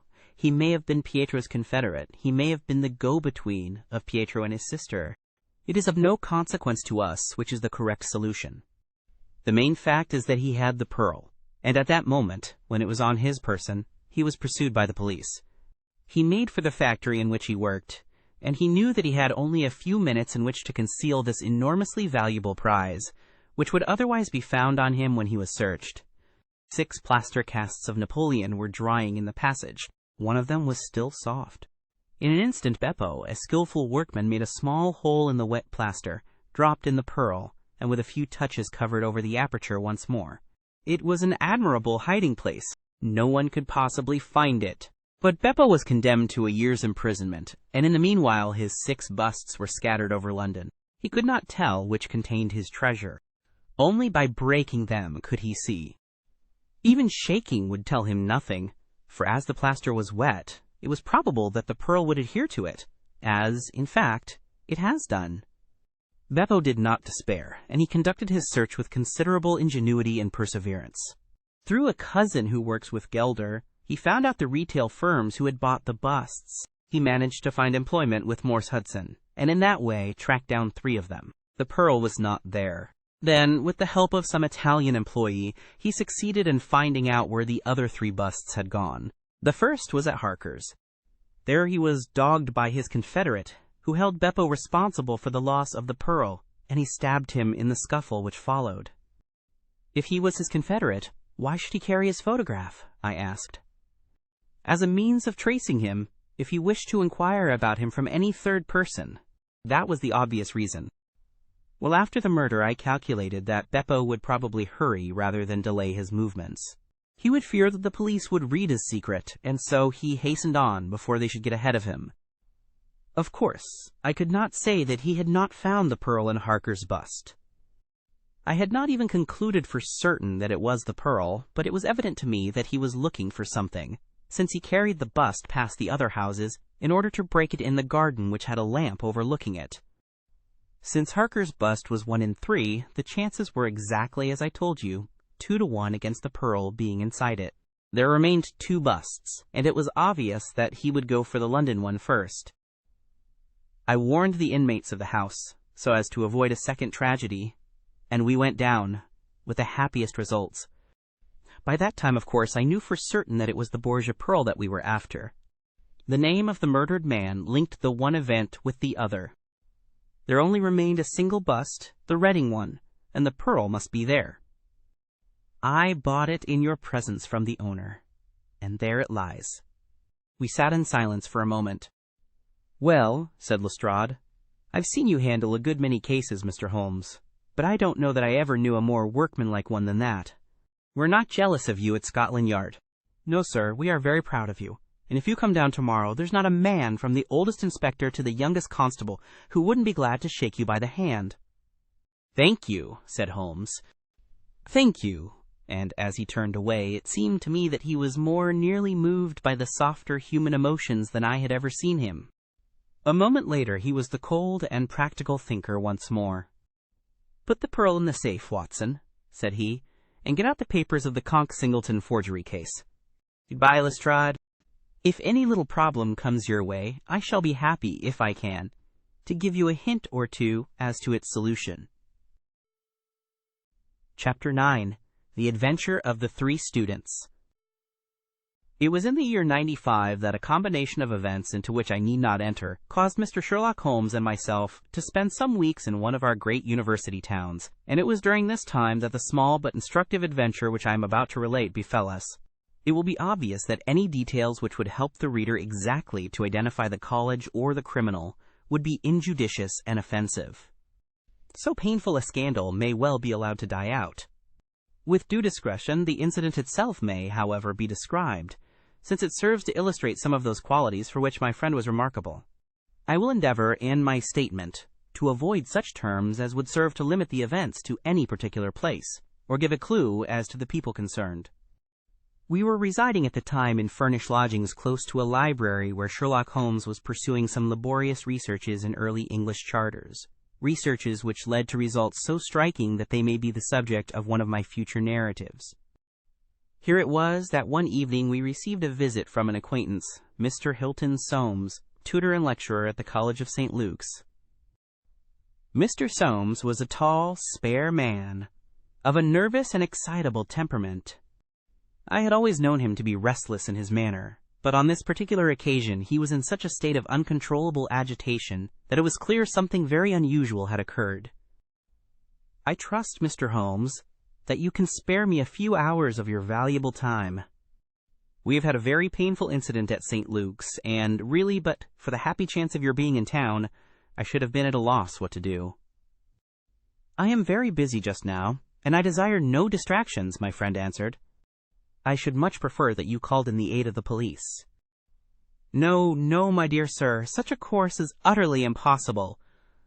When once the law is evoked, it cannot be stayed again, and this is just one of those cases where, for the credit of the college, it is most essential to avoid scandal. Your discretion is as well known as your powers, and you are the one man in the world who can help me. I beg you, Mr. Holmes, to do what you can. My friend's temper had not improved since he had been deprived of the congenial surroundings of Baker Street. Without his scrapbooks, his chemicals, and his homely untidiness, he was an uncomfortable man. He shrugged his shoulders in ungracious acquiescence, while our visitor, in hurried words and with much excitable gesticulation, poured forth his story. I must explain to you, Mr. Holmes, that tomorrow is the first day of the examination for the Fortescue Scholarship. I am one of the examiners. My subject is Greek, and the first of the papers consists of a large passage of Greek translation which the candidate has not seen. This passage is printed on the examination paper, and it would naturally be an immense advantage if the candidate could prepare it in advance. For this reason, great care is taken to keep the paper secret. Today, about 3 o'clock, the proofs of this paper arrived from the printers. The exercise consists of half a chapter of Thucydides. I had to read it over carefully, as the text must be absolutely correct. At 4:30 my task was not yet completed. I had, however, promised to take tea in a friend's rooms, so I left the proof upon my desk. I was absent rather more than an hour. You are aware, Mr. Holmes, that our college doors are double, a green baize one within, and a heavy oak one without. As I approached my outer door, I was amazed to see a key in it. For an instant, I imagined that I had left my own there, but on feeling in my pocket, I found that it was all right. The only duplicate which existed, so far as I knew, was that which belonged to my servant, Bannister, a man who has looked after my room for 10 years, and whose honesty is absolutely above suspicion. I found that the key was indeed his, that he had entered my room to know if I wanted tea, and that he had very carelessly left the key in the door when he came out. His visit to my room must have been within a very few minutes of my leaving it. His forgetfulness about the key would have mattered little upon any other occasion, but on this one day it has produced the most deplorable consequences. The moment I looked at my table, I was aware that someone had rummaged among my papers. The proof was in 3 long slips. I had left them all together. Now I found that one of them was lying on the floor, one was on the side table near the window, and the third was where I had left it. Holmes stirred for the first time. "The first page on the floor, the second in the window, the third where you left it," said he. "Exactly, Mr. Holmes. You amaze me. How could you possibly know that? Pray continue your very interesting statement." For an instant I imagined that Bannister had taken the unpardonable liberty of examining my papers. He denied it, however, with the utmost earnestness, and I am convinced that he was speaking the truth. The alternative was that someone passing had observed the key in the door, had known that I was out, and had entered to look at the papers. A large sum of money is at stake, for the scholarship is a very valuable one, and an unscrupulous man might very well run a risk in order to gain an advantage over his fellows. Bannister was very much upset by the incident. He had nearly fainted when we found that the papers had undoubtedly been tampered with. I gave him a little brandy and left him collapsed in a chair, while I made a most careful examination of the room. I soon saw that the intruder had left other traces of his presence besides the rumpled papers. On the table in the window were several shreds from a pencil, which had been sharpened. A broken tip of lead was lying there also. Evidently the rascal had copied the paper in a great hurry, had broken his pencil, and had been compelled to put a fresh point to it. "Excellent," said Holmes, who was recovering his good humor as his attention became more engrossed by the case. "Fortune has been your friend." This was not all. I have a new writing table with a fine surface of red leather. I am prepared to swear, and so is Bannister, that it was smooth and unstained. Now I found a clean cut in it about 3 inches long, not a mere scratch, but a positive cut.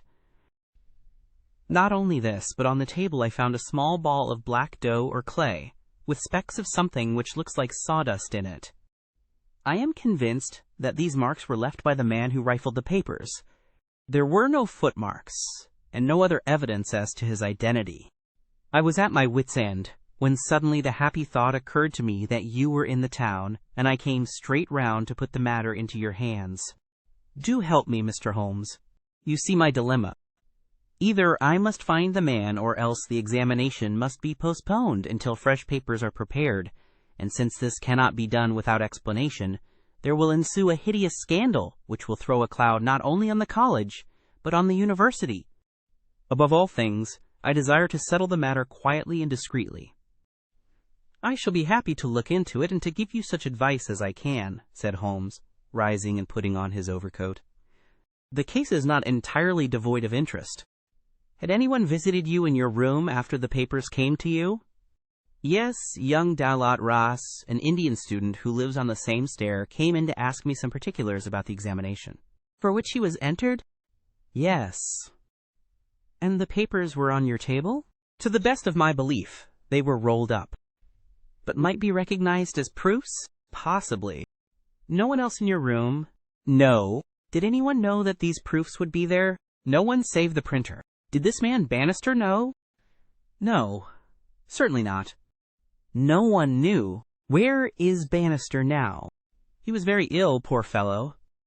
I left him collapsed in the chair. I was in such a hurry to come to you. You left your door open? I locked up the papers first.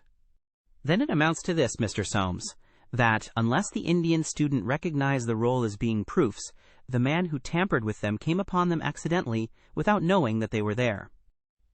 So it seems to me. Holmes gave an enigmatic smile. Well, said he, let us go round. Not one of your cases, Watson. Mental, not physical. All right, come if you want to. Now, Mr. Soames, at your disposal. The sitting room of our client opened by a long, low, latticed window onto the ancient lichen-tinted court of the old college. A Gothic arched door led to a worn stone staircase. On the ground floor was the tutor's room. Above were 3 students, one on each story. It was already twilight when we reached the scene of our problem. Holmes halted and looked earnestly at the window. Then he approached it, and standing on tiptoe with his neck craned, he looked into the room. He must have entered through the door. There is no opening except the one pane, said our learned guide. Dear me, said Holmes, and he smiled in a singular way as he glanced at our companion. Well, if there is nothing to be learned here, we had best go inside.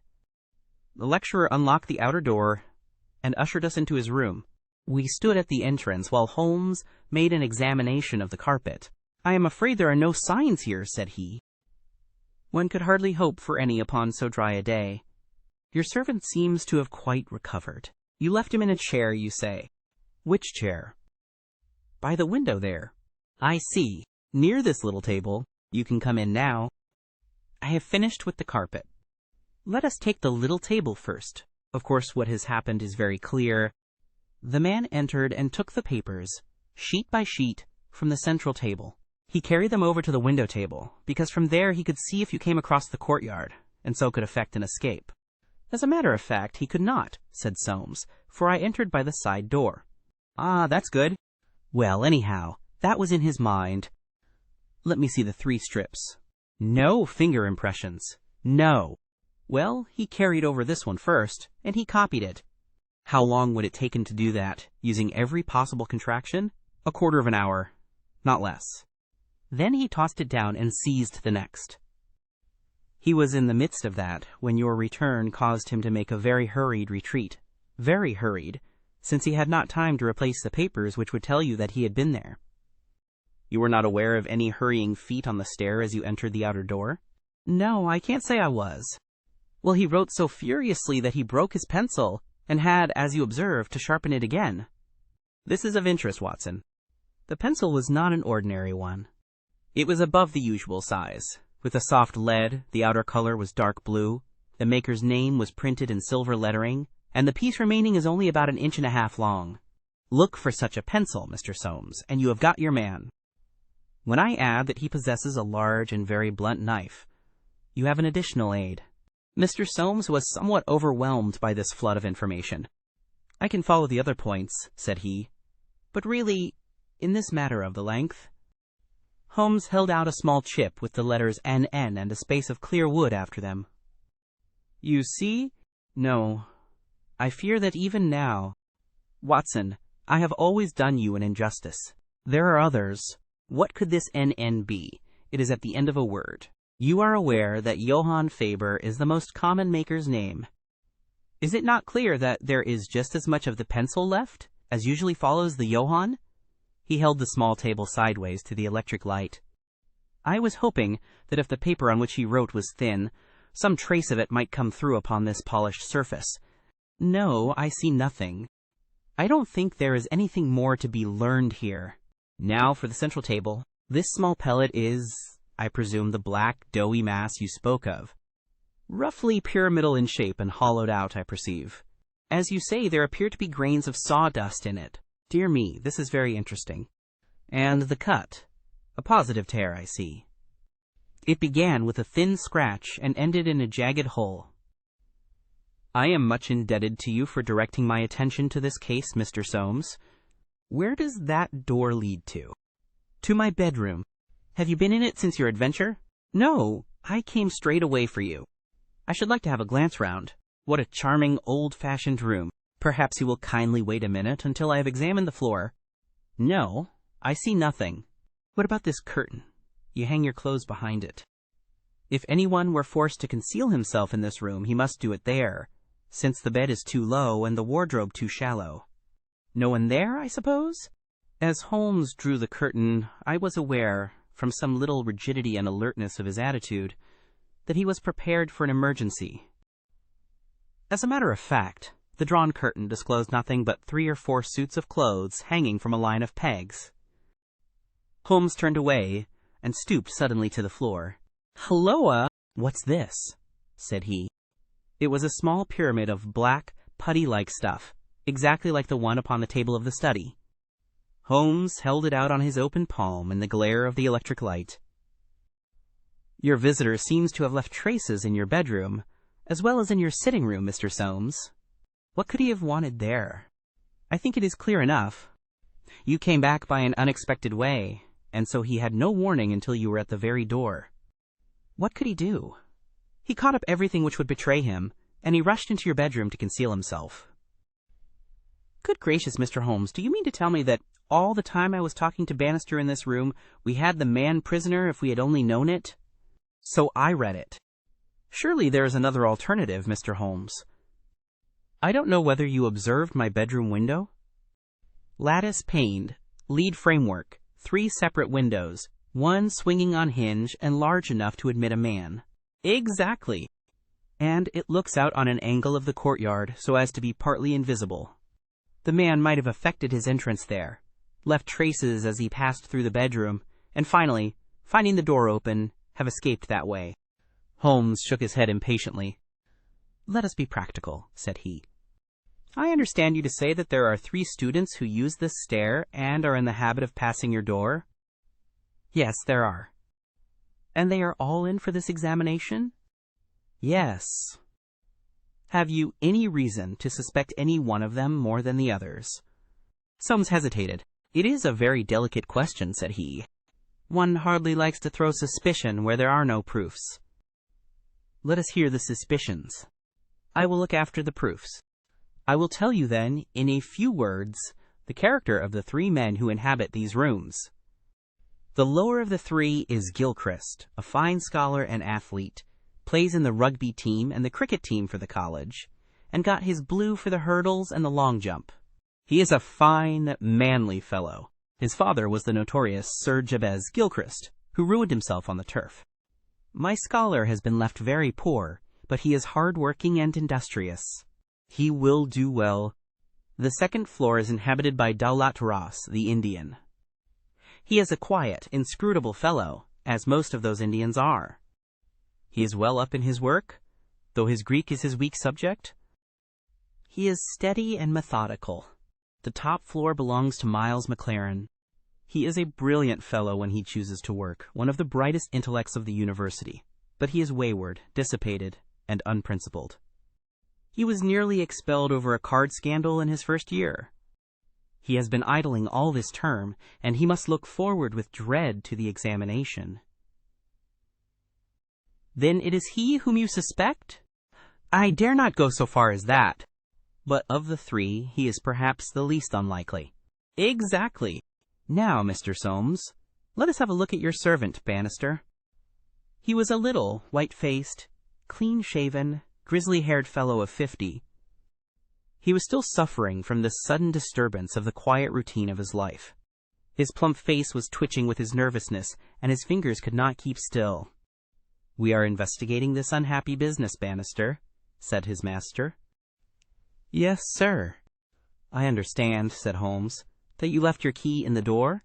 "Yes, sir." "Was it not very extraordinary that you should do this on the very day when there were these papers inside?" "It was most unfortunate, sir, but I have occasionally done the same thing at other times." When did you enter the room? It was about 4:30. That is Mr. Soames' tea time.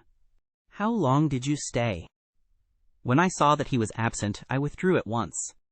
Did you look at these papers on the table? No, sir, certainly not. How came you to leave the key in the door? I had the tea tray in my hand. I thought I would come back for the key. Then I forgot. Has the outer door a spring lock? No, sir. Then it was open all the time? Yes, sir. Anyone in the room could get out? Yes, sir. When Mr. Soames returned and called for you, you were very much disturbed? Yes, sir. Such a thing has never happened during the many years that I have been here. I nearly fainted, sir. So I understand. Where were you when you began to feel bad? Where was I, sir? Why, here, near the door. That is singular, because you sat down in that chair over yonder near the corner. Why did you pass these other chairs? I don't know, sir. It didn't matter to me where I sat. I really don't think he knew much about it, Mr. Holmes. He was looking very bad, quite ghastly. You stayed here when your master left? Only for a minute or so. Then I locked the door and went to my room. Whom do you suspect? Oh, I would not venture to say, sir. I don't believe there is any gentleman in this university who is capable of profiting by such an action. No, sir, I'll not believe it. Thank you, that will do, said Holmes. Oh, one more word. You have not mentioned to any of the 3 gentlemen whom you attend that anything is amiss?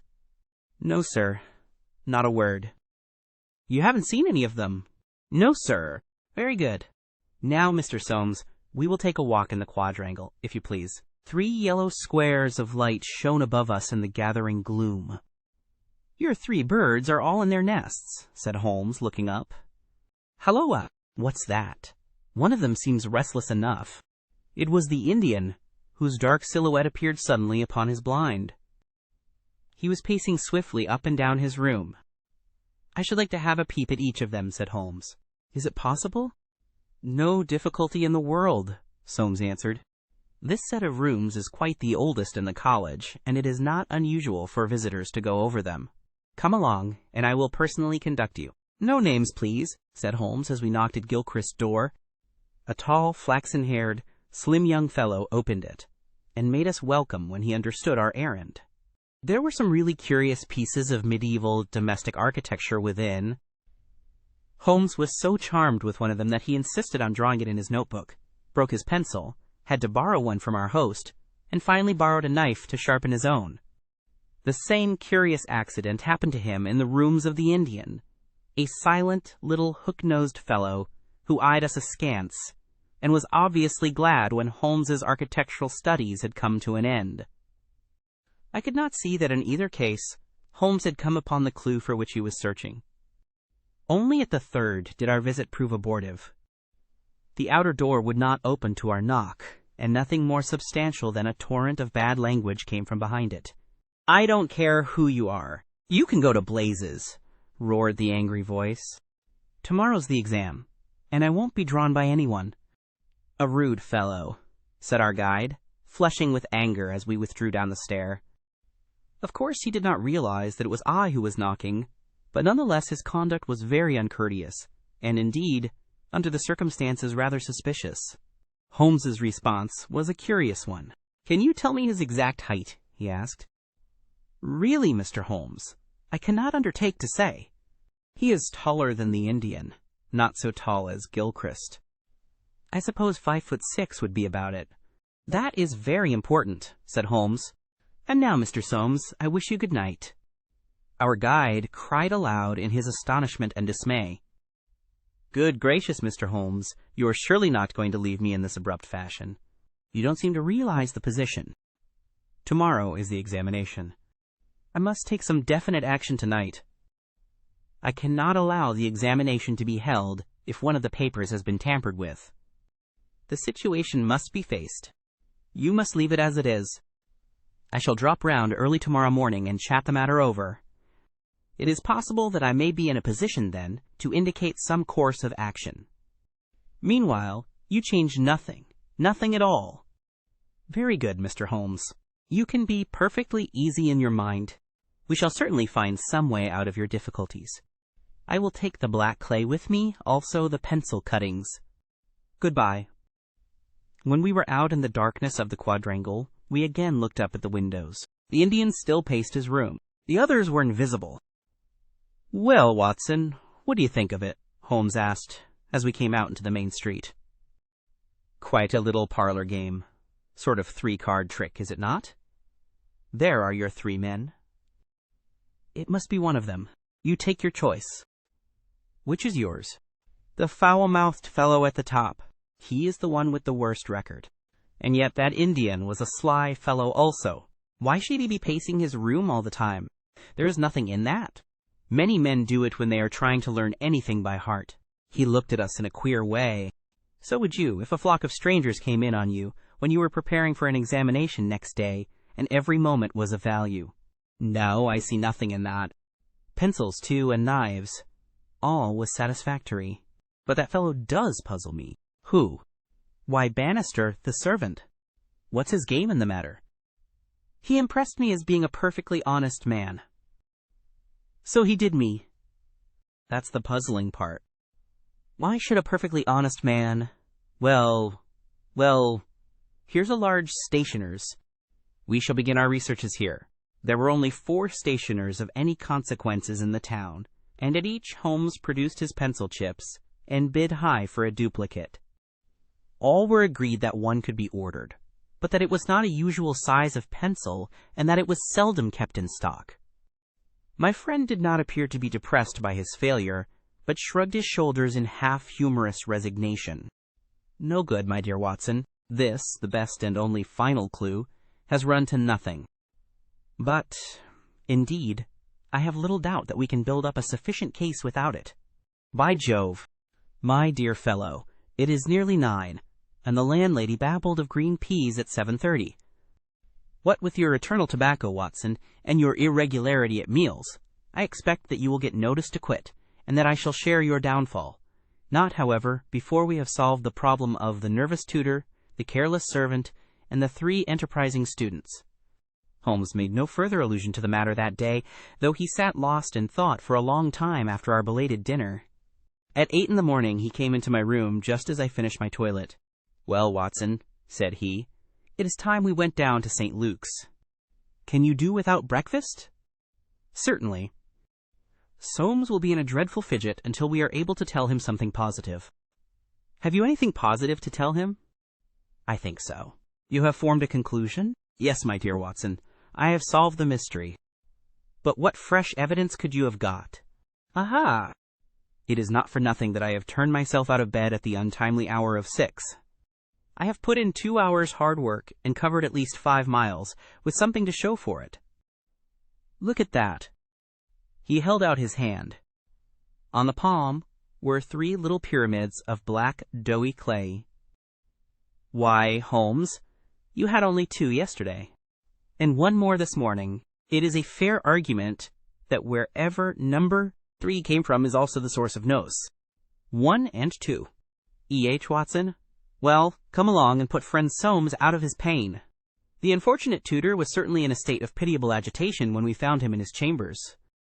In a few hours the examination would commence, and he was still in the dilemma between making the facts public and allowing the culprit to compete for the valuable scholarship. He could hardly stand still, so great was his mental agitation, and he ran towards Holmes with 2 eager hands outstretched. "Thank heaven that you have come. I feared that you had given it up in despair. What am I to do? Shall the examination proceed?" "Yes, let it proceed, by all means." "But this rascal, he shall not compete." "You know him?" "I think so. If this matter is not to become public, we must give ourselves certain powers and resolve ourselves into a small private court-martial. You there, if you please, Soames. Watson, you here. I'll take the armchair in the middle. I think that we are now sufficiently imposing to strike terror into a guilty breast. Kindly ring the bell." Bannister entered, and shrank back in evident surprise and fear at our judicial appearance. "You will kindly close the door," said Holmes. "Now, Bannister, will you please tell us the truth about yesterday's incident?" The man turned white to the roots of his hair. "I have told you everything, sir." Nothing to add? Nothing at all, sir.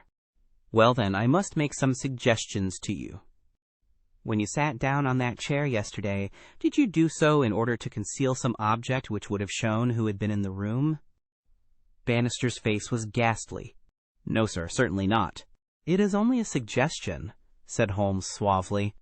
I frankly admit that I am unable to prove it, but it seems probable enough, since the moment that Mr. Solmes's back was turned, you released the man who was hiding in that bedroom. Bannister licked his dry lips.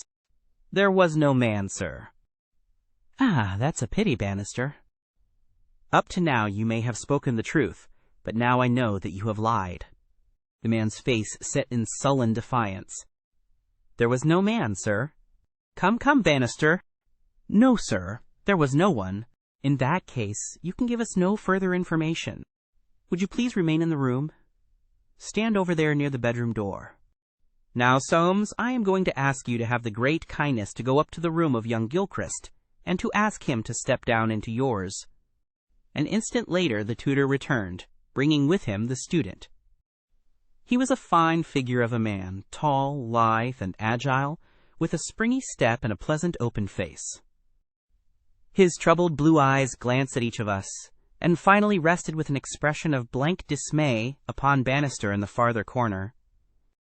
Just close the door, said Holmes. Now, Mr. Gilchrist, we are all quite alone here, and no one need ever know one word of what passes between us. We can be perfectly frank with each other. We want to know, Mr. Gilchrist, how you, an honorable man, ever came to commit such an action as that of yesterday? The unfortunate young man staggered back, and cast a look full of horror and reproach at Bannister. No, Mr. Gilchrist, sir. I never said a word, never one word, cried the servant. No, but you have now, said Holmes. Now, sir, you must see that after Bannister's words your position is hopeless, and that your only chance lies in a frank confession. For a moment Gilchrist, with upraised hand, tried to control his writhing features. The next he had thrown himself on his knees beside the table, and burying his face in his hands, he had burst into a storm of passionate sobbing. Come, said Holmes kindly. It is human to err, and at least no one can accuse you of being a callous criminal. Perhaps it would be easier for you if I were to tell Mr. Solmes what occurred, and you can check me where I am wrong. Shall I do so? Well, don't trouble to answer. Listen, and see that I do you no injustice. From the moment, Mr. Solmes, that you said to me that no one, not even Bannister, could have told that the papers were in your room, the case began to take a definite shape in my mind. The printer one could, of course, dismiss. He could examine the papers in his own office. The Indian I also thought nothing of. If the proofs were in a roll, he could not possibly know what they were. On the other hand, it seemed an unthinkable coincidence that a man should dare to enter the room, and that by chance, on that very day, the papers were on the table. I dismissed that. The man who entered knew that the papers were there. How did he know? When I approached your room, I examined the window. You amused me by supposing that I was contemplating the possibility of someone having, in broad daylight, under the eyes of all these opposite rooms, forced himself through it. Such an idea was absurd. I was measuring how tall a man would need to be in order to see, as he passed, what papers were on the central table. I am 6 feet high, and I could do it with an effort. No one less than that would have a chance. Already, you see, I had reason to think that, if one of your 3 students was a man of unusual height, he was the most worth watching of the 3. I entered, and I took you into my confidence as to the suggestions of the side table. Of the center table I could make nothing, until in your description of Gilchrist you mentioned that he was a long-distance jumper. Then the whole thing came to me in an instant, and I only needed certain corroborative proofs, which I speedily obtained. What happened was this. This young fellow had employed his afternoon at the athletic grounds, where he had been practicing the jump. He returned carrying his jumping shoes, which are provided, as you are aware, with several sharp spikes. As he passed your window, he saw, by means of his great height, these proofs upon your table, and conjectured what they were. No harm would have been done had it not been that, as he passed your door, he perceived the key which had been left by the carelessness of your servant. A sudden impulse came over him to enter, and see if they were indeed the proofs, It was not a dangerous exploit, for he could always pretend that he had simply looked in to ask a question. Well, when he saw that they were indeed the proofs, it was then that he yielded to temptation. He put his shoes on the table. "What was it you put on that chair near the window?" "Gloves," said the young man. Holmes looked triumphantly at Bannister. He put his gloves on the chair, and he took the proofs, sheet by sheet, to copy them. He thought the tutor must return by the main gate, and that he would see him. As we know, he came back by the side gate. Suddenly, he heard him at the very door. There was no possible escape. He forgot his gloves, but he caught up his shoes and darted into the bedroom. You observe that the scratch on that table is slight at one side, but deepens in the direction of the bedroom door. That in itself is enough to show us that the shoe had been drawn in that direction, and that the culprit had taken refuge there. The earth round the spike had been left on the table, and a second sample was loosened and fell in the bedroom. I may add that I walked out to the athletic grounds this morning, saw that tenacious black clay is used in the jumping pit, and carried away a specimen of it, together with some of the fine tan or sawdust which is strewn over it to prevent the athlete from slipping. Have I told the truth, Mr. Gilchrist? The student had drawn himself erect. "Yes, sir, it is true," said he. "Good heavens! Have you nothing to add?" cried Soames. "Yes, sir, I have. But the shock of this disgraceful exposure has bewildered me. I have a letter here, Mr. Soames, which I wrote to you early this morning in the middle of a restless night. It was before I knew that my sin had found me out. Here it is, sir. You will see that I have said I have determined not to go in for the examination. I have been offered a commission in the Rhodesian police, and I am going out to South Africa at once. I am indeed pleased to hear that you did not intend to profit by your unfair advantage," said Soames. "But why did you change your purpose?" Gilchrist pointed to Bannister. "There is the man who set me in the right path," said he. "Come now, Bannister," said Holmes. "It will be clear to you, from what I have said, that only you could have let this young man out, since you were left in the room, and must have locked the door when you went out. As to his escaping by that window, it was incredible. Can you not clear up the last point in this mystery, and tell us the reasons for your action?" "It was simple enough, sir, if you only had known. But, with all your cleverness, it was impossible that you could know. Time was, sir, when I was butler to old Sir Jabez Gilchrist, this young gentleman's father. When he was ruined, I came to the college as servant, but I never forgot my old employer because he was down in the world. I watched his son all I could for the sake of the old days. Well, sir, when I came into this room yesterday, when the alarm was given, the very first thing I saw was Mr. Gilchrist's tan gloves a-lying in that chair. I knew those gloves well, and I understood their message. If Mr. Soames saw them, the game was up. I flopped down into that chair, and nothing would budge me until Mr. Soames he went for you. Then out came my poor young master, whom I had dandled on my knee, and confessed it all to me. Wasn't it natural, sir, that I should save him, and wasn't it natural also that I should try to speak to him as his dead father would have done, and make him understand that he could not profit by such a deed? Could you blame me, sir?" "No, indeed," said Holmes heartily, springing to his feet. "Well, Soames, I think we have cleared your little problem up, and our breakfast awaits us at home. Come, Watson. As to you, sir, I trust that a bright future awaits you in Rhodesia. For once you have fallen low.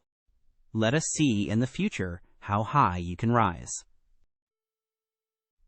Chapter 10. The Adventure of the Golden Pince-Nez. When I look at the 3 massive manuscript volumes which contain our work for the year 1894, I confess that it is very difficult for me, out of such a wealth of material, to select the cases which are most interesting in themselves, and at the same time most conducive to a display of those peculiar powers for which my friend was famous. As I turn over the pages, I see my notes upon the repulsive story of the Red Leech and the terrible death of Crosby the banker. Here also I find an account of the Addleton tragedy, and the singular contents of the ancient British barrow. The famous Smith-Mortimer succession case comes also within this period, and so does the tracking and arrest of Huret, the boulevard assassin, an exploit which won for Holmes an autograph letter of thanks from the French president and the Order of the Legion of Honor.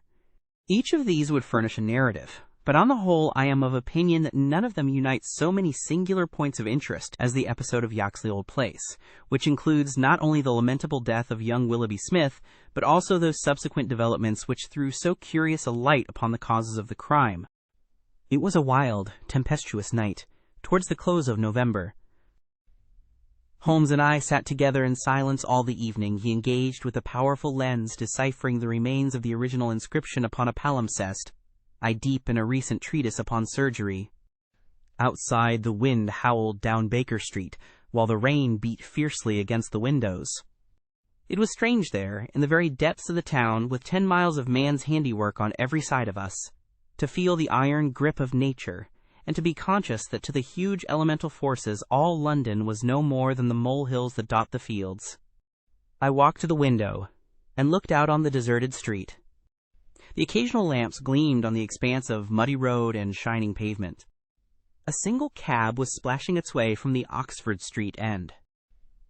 "Well, Watson, it's as well we have not to turn out tonight," said Holmes, laying aside his lens and rolling up the palimpsest. "I've done enough for one sitting. It is trying work for the eyes. So far as I can make out, it is nothing more exciting than an Abbey's accounts dating from the second half of the 15th century. Halloa! Halloa! Halloa! What's this?" Amid the droning of the wind there had come the stamping of a horse's hooves and the long grind of a wheel as it rasped against the curb. The cab which I had seen had pulled up at our door. "What can he want?" I ejaculated as a man stepped out of it. "Want? He wants us. And we, my poor Watson, want overcoats and cravats and galoshes, and every aid that man ever invented to fight the weather. Wait a bit, though. There's the cab off again. There's hope yet. He'd have kept it if he had wanted us to come. Run down, my dear fellow, and open the door, for all virtuous folk have been long in bed." When the light of the hall lamp fell upon our midnight visitor, I had no difficulty in recognizing him. It was young Stanley Hopkins, a promising detective, in whose career Holmes had several times shown a very practical interest. "Is he in?" he asked eagerly. "Come up, my dear sir," said Holmes's voice from above. "I hope you have no designs upon us such a night as this." The detective mounted the stairs, and our lamp gleamed upon his shining waterproof. I helped him out of it, while Holmes knocked a blaze out of the logs in the grate. "Now, my dear Hopkins, draw up and warm your toes," said he. "Here's a cigar, and the doctor has a prescription containing hot water and a lemon, which is good medicine on a night like this. It must be something important which has brought you out in such a gale." "It is indeed, Mr. Holmes. I've had a bustling afternoon, I promise you." "Did you see anything of the Yaxley case in the latest editions?" "I've seen nothing later than the 15th century today." "Well, it was only a paragraph, and all wrong at that, so you have not missed anything." "I haven't let the grass grow under my feet."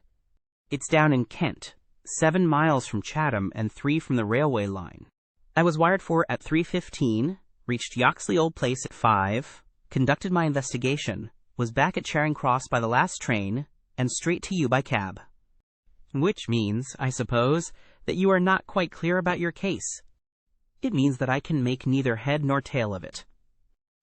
So far as I can see, it is just as tangled a business as ever I handled, and yet at first it seems so simple that one couldn't go wrong.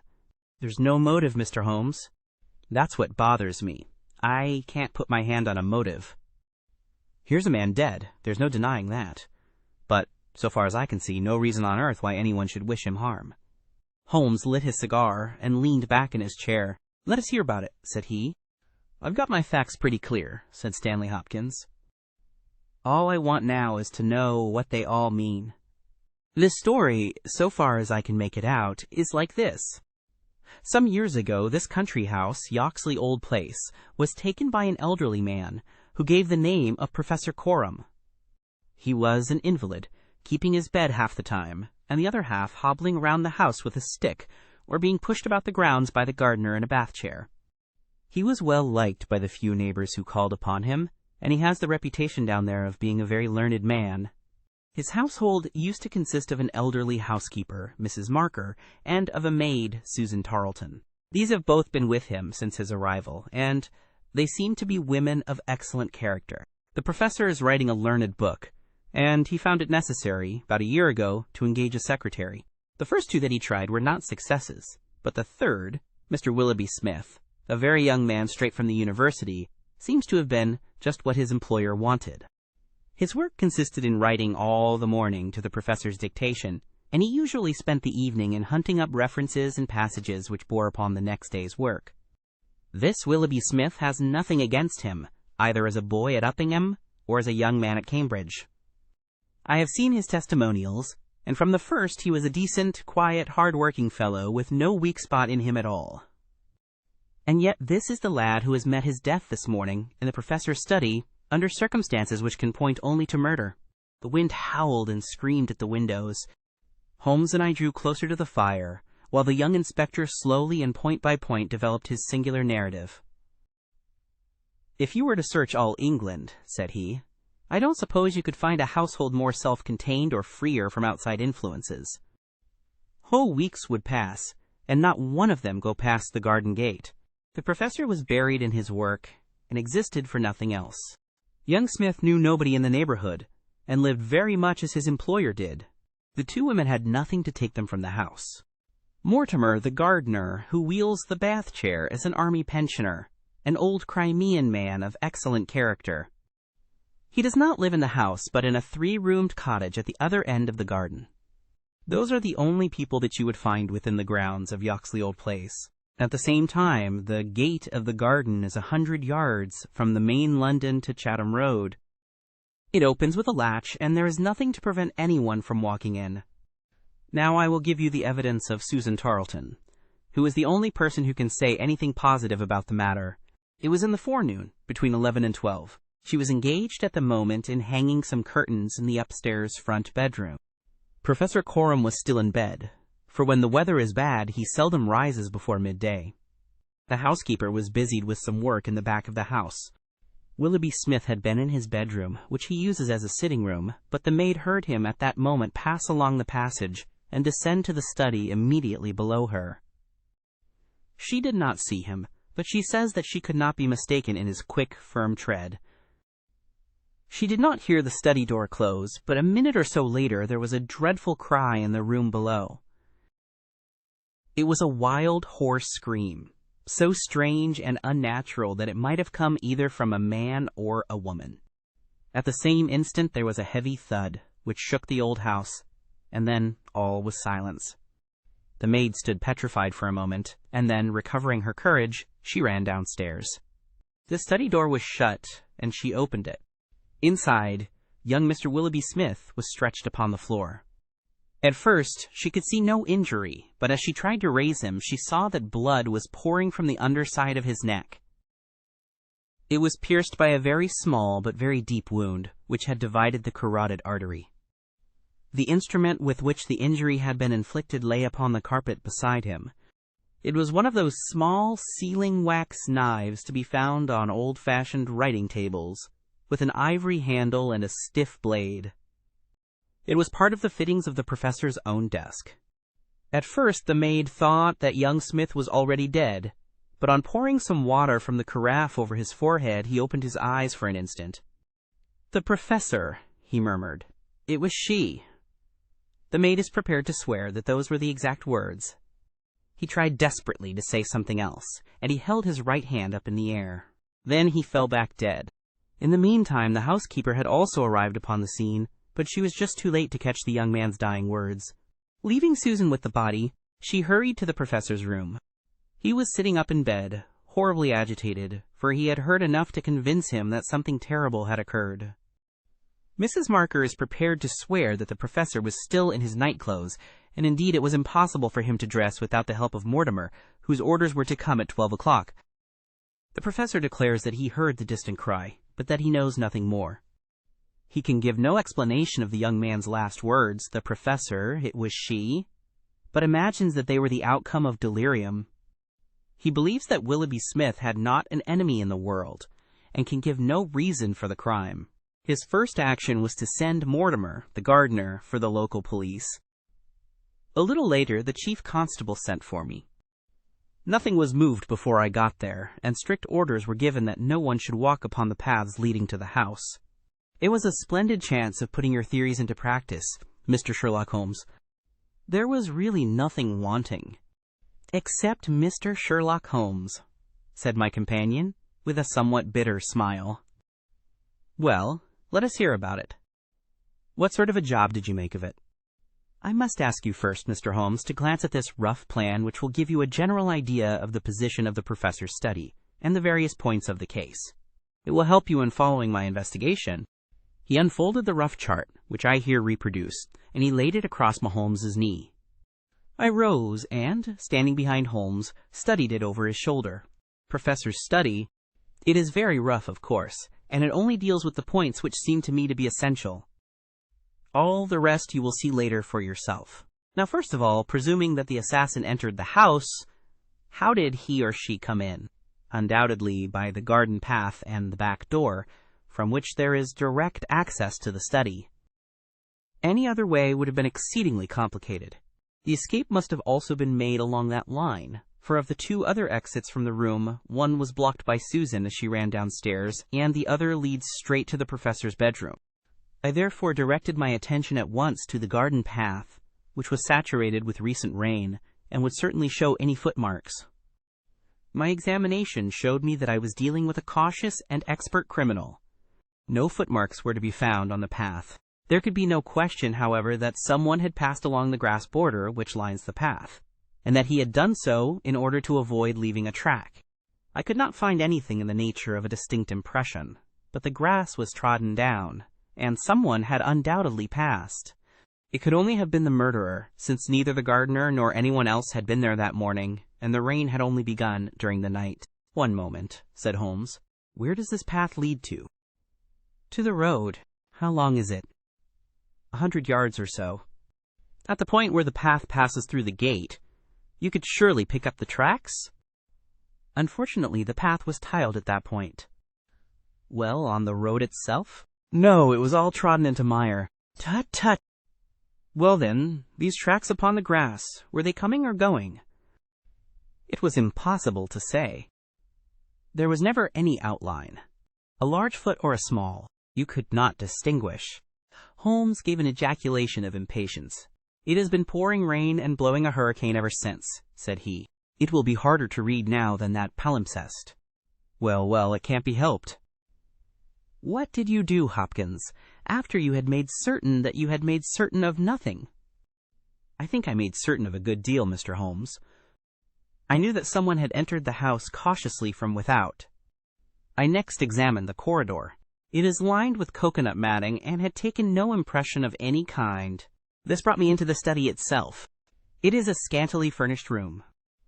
The main article is a large writing table with a fixed bureau. This bureau consists of a double column of drawers, with a central small cupboard between them.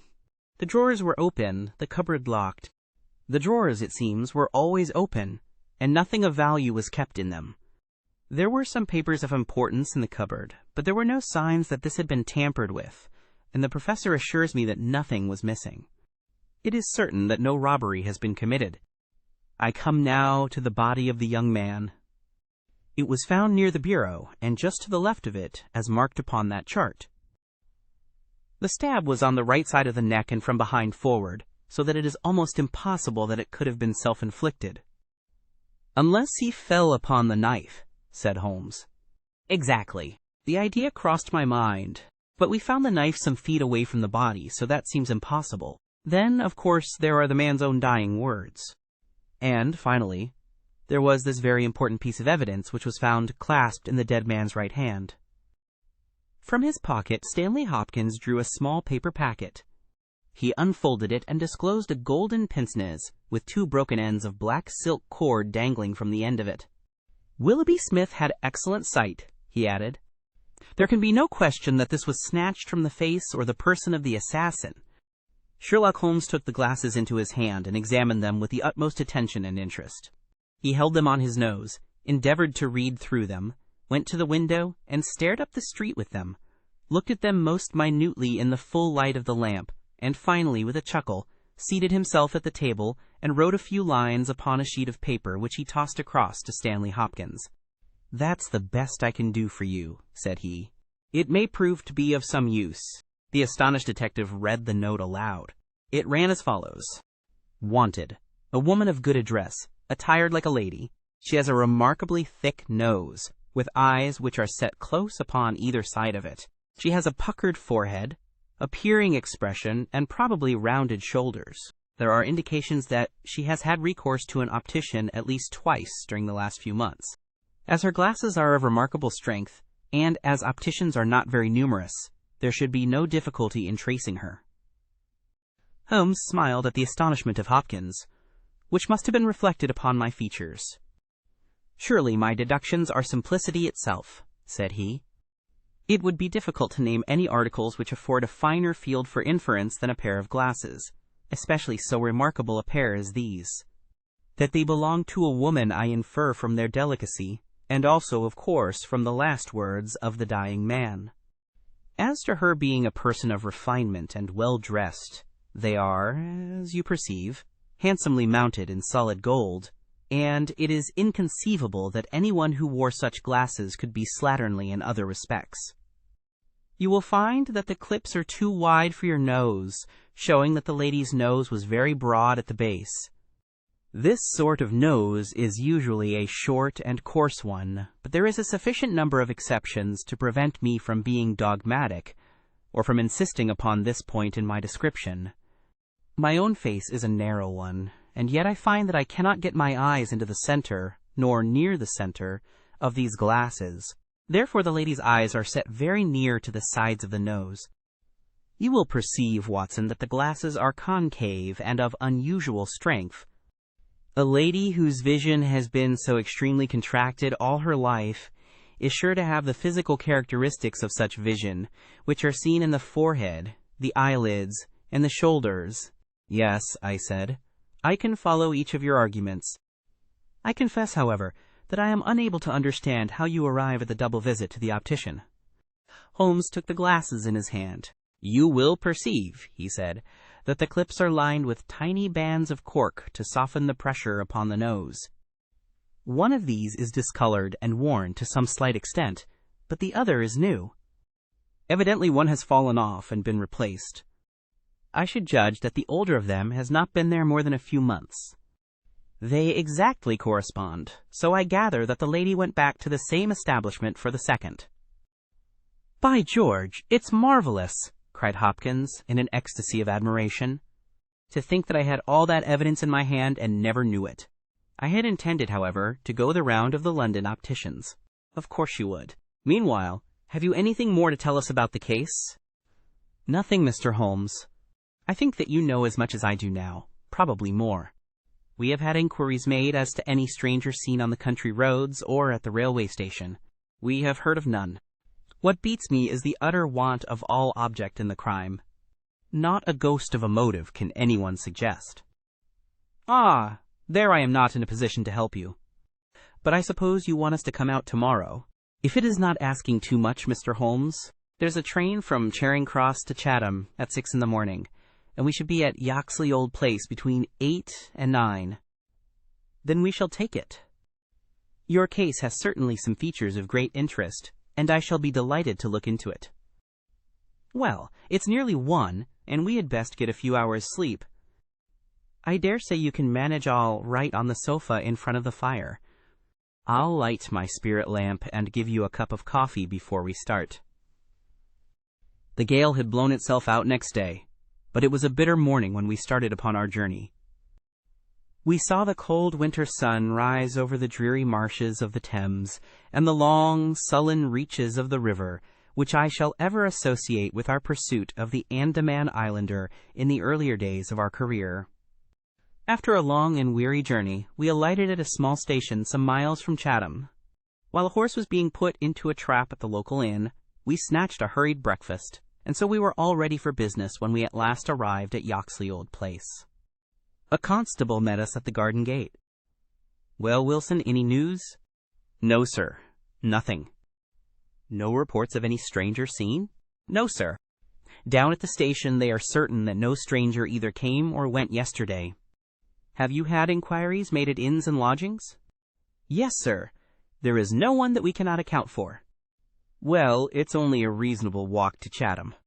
Anyone might stay there or take a train without being observed. This is the garden path of which I spoke, Mr. Holmes. I'll pledge my word there was no mark on it yesterday. On which side were the marks on the grass?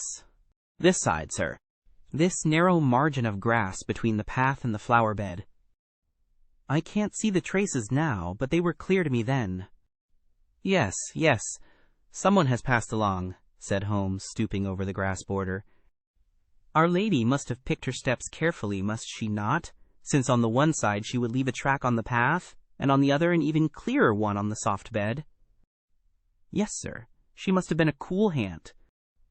I saw an intent look pass over Holmes's face. You say that she must have come back this way? Yes, sir. There is no other. On this strip of grass? Certainly, Mr. Holmes. It was a very remarkable performance. Very remarkable. Well, I think we have exhausted the path. Let us go farther. This garden door is usually kept open, I suppose? Then this visitor had nothing to do but to walk in.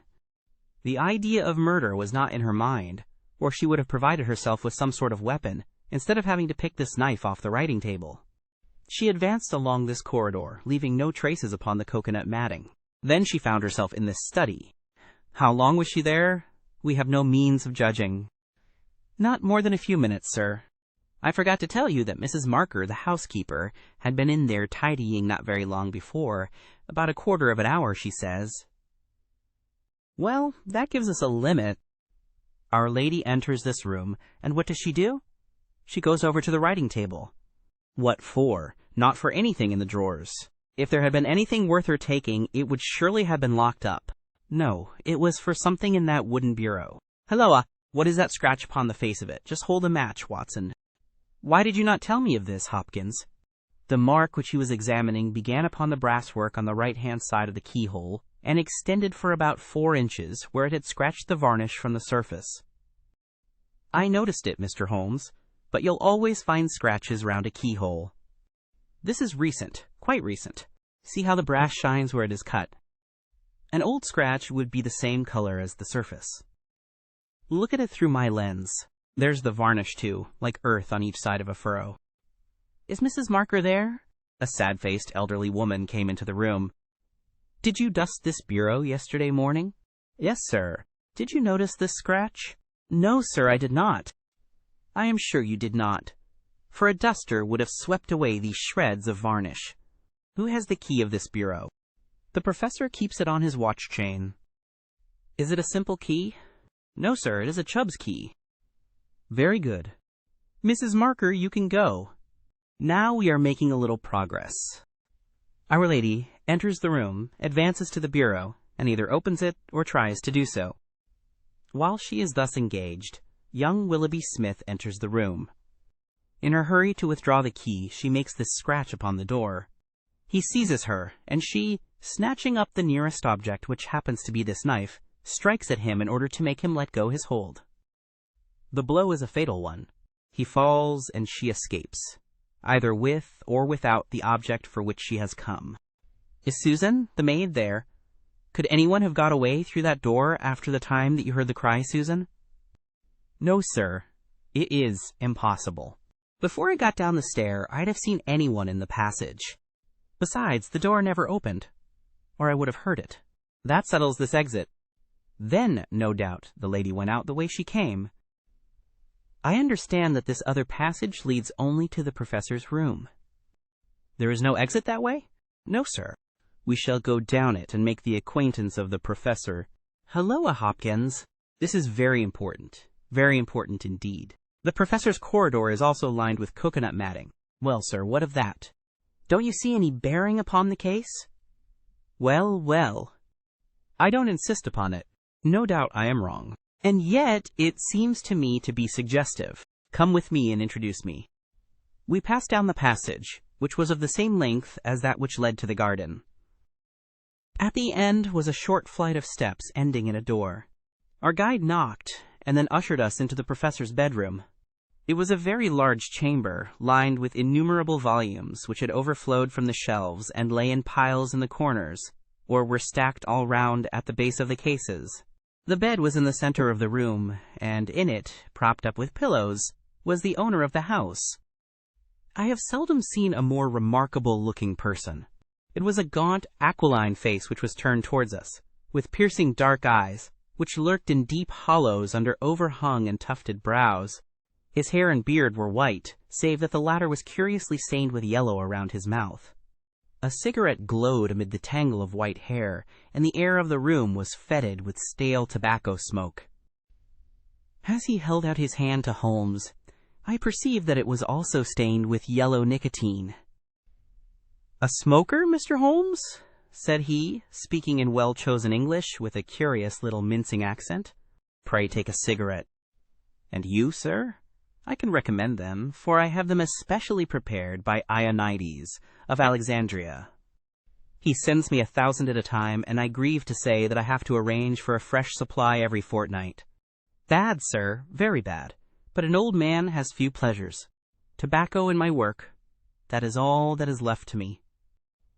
Holmes had lit a cigarette and was shooting little darting glances all over the room.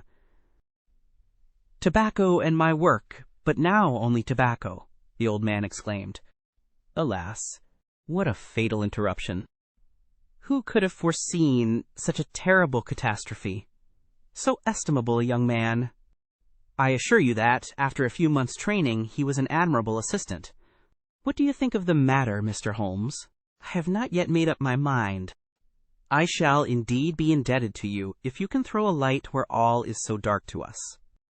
To a poor bookworm and invalid like myself, such a blow is paralyzing. I seem to have lost the faculty of thought. But you are a man of action. You are a man of affairs.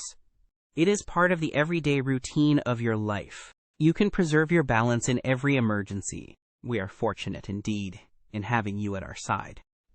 Holmes was pacing up and down one side of the room, whilst the old professor was talking.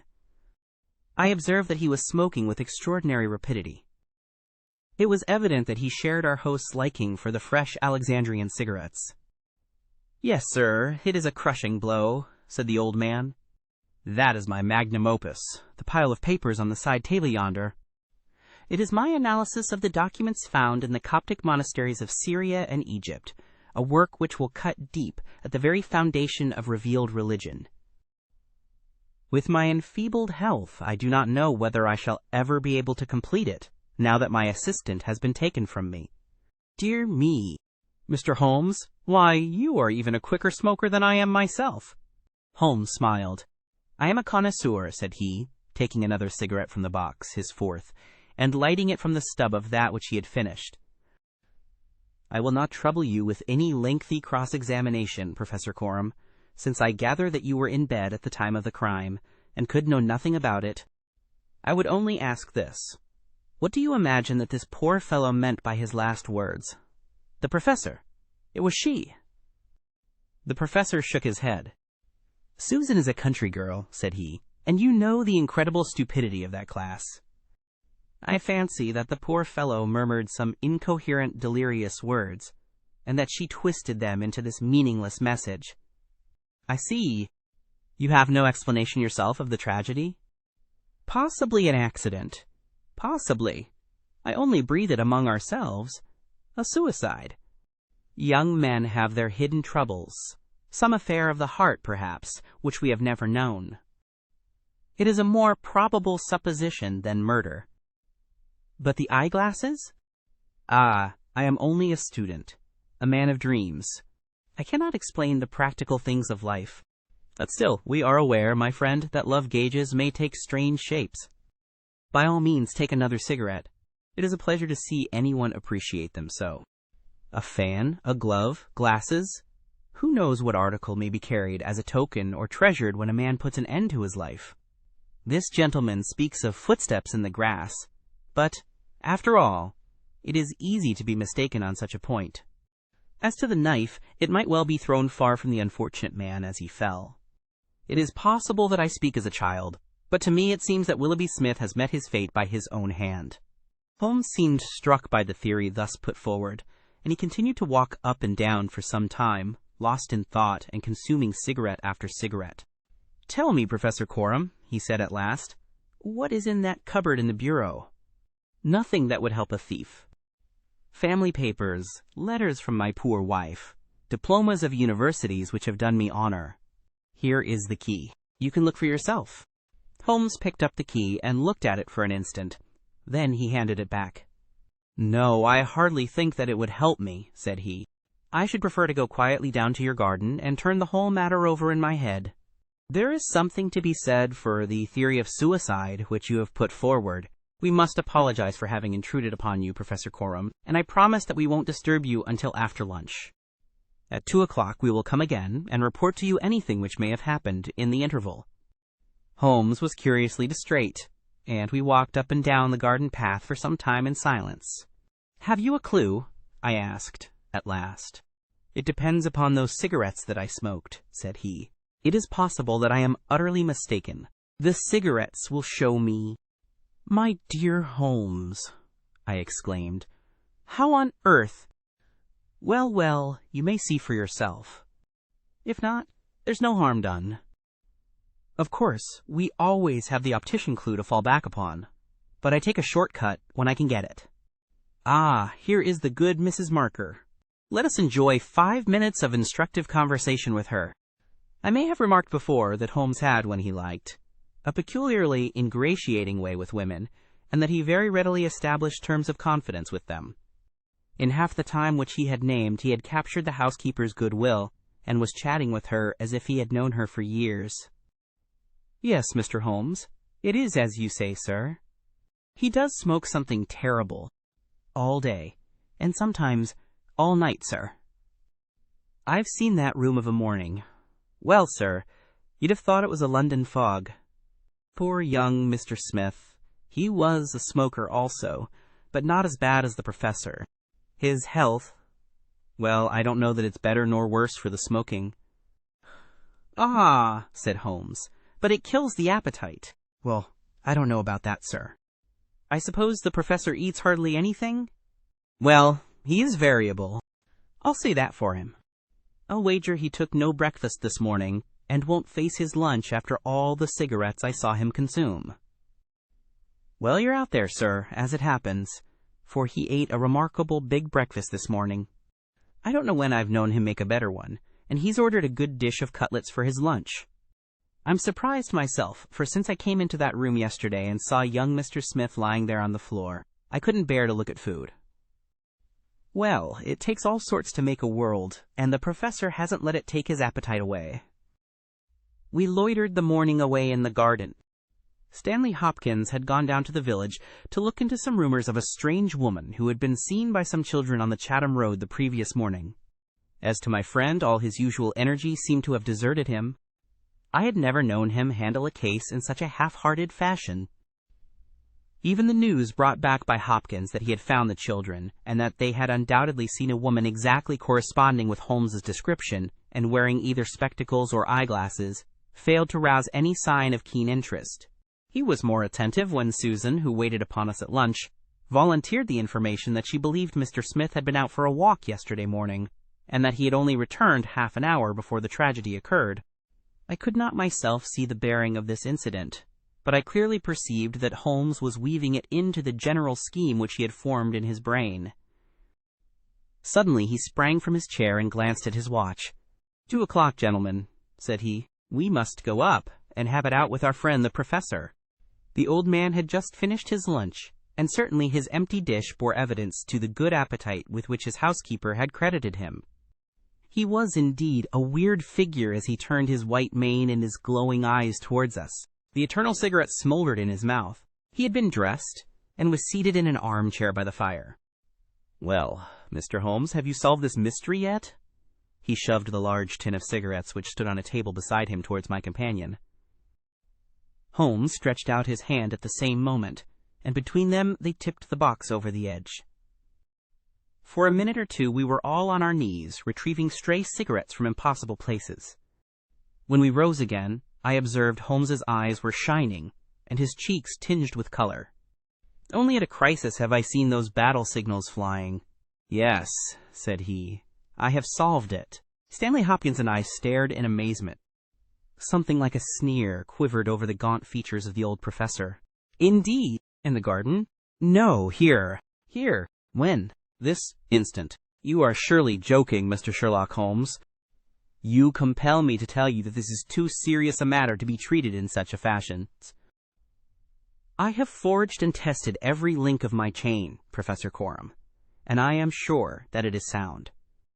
What your motives are, or what exact part you play in this strange business, I am not yet able to say. In a few minutes, I shall probably hear it from your own lips. Meanwhile, I will reconstruct what is past for your benefit, so that you may know the information which I still require. A lady yesterday entered your study. She came with the intention of possessing herself of certain documents which were in your bureau. She had a key of her own. I have had an opportunity of examining yours, and I do not find that slight discoloration which the scratch made upon the varnish would have produced. You were not an accessory, therefore, and she came, so far as I can read the evidence, without your knowledge to rob you. The professor blew a cloud from his lips. This is most interesting and instructive, said he. Have you no more to add? Surely, having traced this lady so far, you can also say what has become of her. I will endeavor to do so. In the first place, she was seized by your secretary, and stabbed him in order to escape. This catastrophe I am inclined to regard as an unhappy accident, for I am convinced that the lady had no intention of inflicting so grievous an injury. An assassin does not come unarmed. Horrified by what she had done, she rushed wildly away from the scene of the tragedy. Unfortunately for her, she had lost her glasses in the scuffle, and as she was extremely short-sighted, she was really helpless without them. She ran down a corridor which she imagined to be that by which she had come. Both were lined with coconut matting, and it was only when it was too late that she understood that she had taken the wrong passage and that her retreat was cut off behind her. What was she to do? She could not go back. She could not remain where she was. She must go on. She went on. She mounted a stair, pushed open a door, and found herself in your room. The old man sat with his mouth open, staring wildly at Holmes. Amazement and fear were stamped upon his expressive features. Now, with an effort, he shrugged his shoulders and burst into insincere laughter. "All very fine, Mr. Holmes," said he. "But there is one little flaw in your splendid theory. I was myself in my room, and I never left it during the day." "I am aware of that, Professor Coram." "And you mean to say that I could lie upon that bed and not be aware that a woman had entered my room?" "I never said so." "You were aware of it. You spoke with her. You recognized her. You aided her to escape." Again the professor burst into high-keyed laughter. He had risen to his feet, and his eyes glowed like embers. "You are mad!" he cried. "You are talking insanely. I helped her to escape? Where is she now?" "She is there," said Holmes, and he pointed to a high bookcase in the corner of the room. I saw the old man throw up his arms. A terrible convulsion passed over his grim face, and he fell back in his chair. At the same instant, the bookcase at which Holmes pointed swung round upon a hinge, and a woman rushed out into the room. "You are right," she cried, in a strange foreign voice. "You are right. I am here." She was brown with the dust and draped with the cobwebs which had come from the walls of her hiding-place. Her face, too, was streaked with grime, and, at the best, she could never have been handsome, for she had the exact physical characteristics which Holmes had divined, with, in addition, a long and obstinate chin. What with her natural blindness, and what with the change from dark to light, she stood as one dazed, blinking about her to see where and who we were.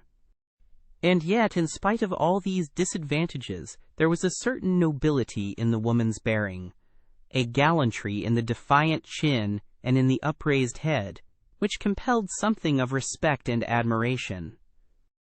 Stanley Hopkins had laid his hand upon her arm and claimed her as his prisoner, but she waved him aside gently, and yet with an overmastering dignity which compelled obedience. The old man lay back in his chair with a twitching face and stared at her with brooding eyes. "Yes, sir, I am your prisoner," she said.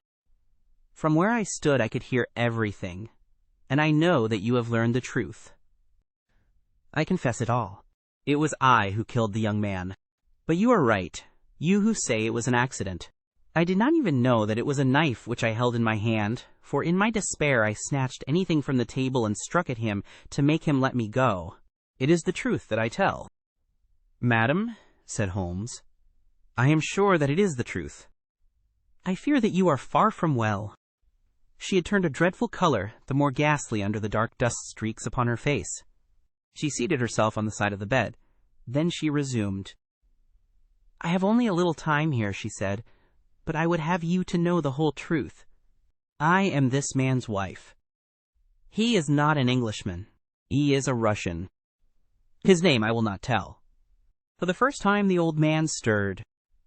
"God bless you, Anna," he cried. "God bless you." She cast a look of the deepest disdain in his direction.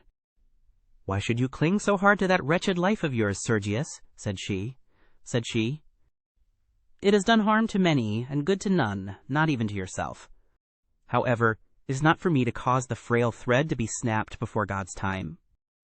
I have enough already upon my soul since I crossed the threshold of this cursed house. But I must speak, or I shall be too late. I have said, gentlemen, that I am this man's wife. He was 50, and I a foolish girl of 20 when we married. It was in a city of Russia, a university. I will not name the place." "God bless you, Anna," murmured the old man again. "We were reformers, revolutionists. Nihilists, you understand? He and I and many more. Then there came a time of trouble. A police officer was killed, many were arrested, evidence was wanted, and in order to save his own life and to earn a great reward, my husband betrayed his own wife and his companions. Yes, we were all arrested upon his confession. Some of us found our way to the gallows, and some to Siberia. I was among these last, but my term was not for life. My husband came to England with his ill-gotten gains and has lived in quiet ever since, knowing well that if the Brotherhood knew where he was, not a week would pass before justice would be done." The old man reached out a trembling hand and helped himself to a cigarette. "I am in your hands, Anna," said he. "You were always good to me." "I have not yet told you the height of his villainy," said she. "Among our comrades of the order, there was one who was the friend of my heart. He was noble, unselfish, loving, all that my husband was not. He hated violence. We were all guilty, if that is guilt, but he was not. He wrote forever, dissuading us from such a course. These letters would have saved him. So would my diary, in which, from day to day, I had entered both my feelings towards him and the view which each of us had taken. My husband found and kept both diary and letters. He hid them, and he tried hard to swear away the young man's life. In this he failed, but Alexis was sent a convict to Siberia, where now, at this moment, he works in a salt mine. Think of that, you villain, you villain! Now, at this very moment, Alexis, a man whose name you are not worthy to speak, works and lives like a slave, and yet I have your life in my hands, and I let you go." "You were always a noble woman, Anna," said the old man, puffing at his cigarette. She had risen, but she fell back again with a little cry of pain. "I must finish," she said. "When my term was over, I set myself to get the diary and letters, which, if sent to the Russian government, would procure my friend's release. I knew that my husband had come to England. After months of searching, I discovered where he was. I knew that he still had the diary, for when I was in Siberia I had a letter from him once, reproaching me and quoting some passages from its pages. Yet I was sure that, with his revengeful nature, he would never give it to me of his own free will. I must get it for myself. With this object I engaged an agent from a private detective firm, who entered my husband's house as a secretary. It was your second secretary, Sergius, the one who left you so hurriedly. He found the papers were kept in the cupboard, and he got an impression of the key. He would not go farther. He furnished me with a plan of the house, and he told me that in the forenoon the study was always empty, as the secretary was employed up here. So at last I took my courage in both hands, and I came down to get the papers for myself. I succeeded, but at what a cost! I had just taken the paper, and was locking the cupboard when the young man seized me. I had seen him already that morning. He had met me on the road, and I had asked him to tell me where Professor Coram lived, not knowing that he was in his employ. Exactly. "Exactly," said Holmes. The secretary came back and told his employer of the woman he had met. Then, in his last breath, he tried to send a message that it was she, the she whom he had just discussed with him. "You must let me speak," said the woman in an imperative voice, and her face contracted as if in pain. When he had fallen, I rushed from the room, chose the wrong door, and found myself in my husband's room. He spoke of giving me up. I showed him that if he did so, his life was in my hands. If he gave me to the law, I could give him to the brotherhood. It was not that I wished to live for my own sake, but it was that I desired to accomplish my purpose. He knew that I would do what I said, that his own fate was involved in mine. For that reason, and for no other, he shielded me. He thrust me into that dark hiding place, a relic of old days, known only to himself. He took his meals in his own room, and so was able to give me part of his food. It was agreed that when the police left the house, I should slip away by night and come back no more. But in some way you have read our plans. She tore from the bosom of her dress a small packet. "These are my last words," said she. "Here is the packet which will save Alexis. I confide it to your honor and to your love of justice. Take it. You will deliver it at the Russian embassy. Now I have done my duty, and—" "Stop her!" cried Holmes. He had bounded across the room and had wrenched a small phial from her hand. "Too late," she said, sinking back on the bed. "Too late. I took the poison before I left my hiding place. My head swims. I am going. I charge you, sir, to remember the packet." "A simple case, and yet in some ways an instructive one," Holmes remarked as we traveled back to town. "It hinged from the outset upon the Pince-Nez. But for the fortunate chance of the dying man having seized these, I am not sure that we could ever have reached our solution." It was clear to me from the strength of the glasses that the wearer must have been very blind and helpless when deprived of them.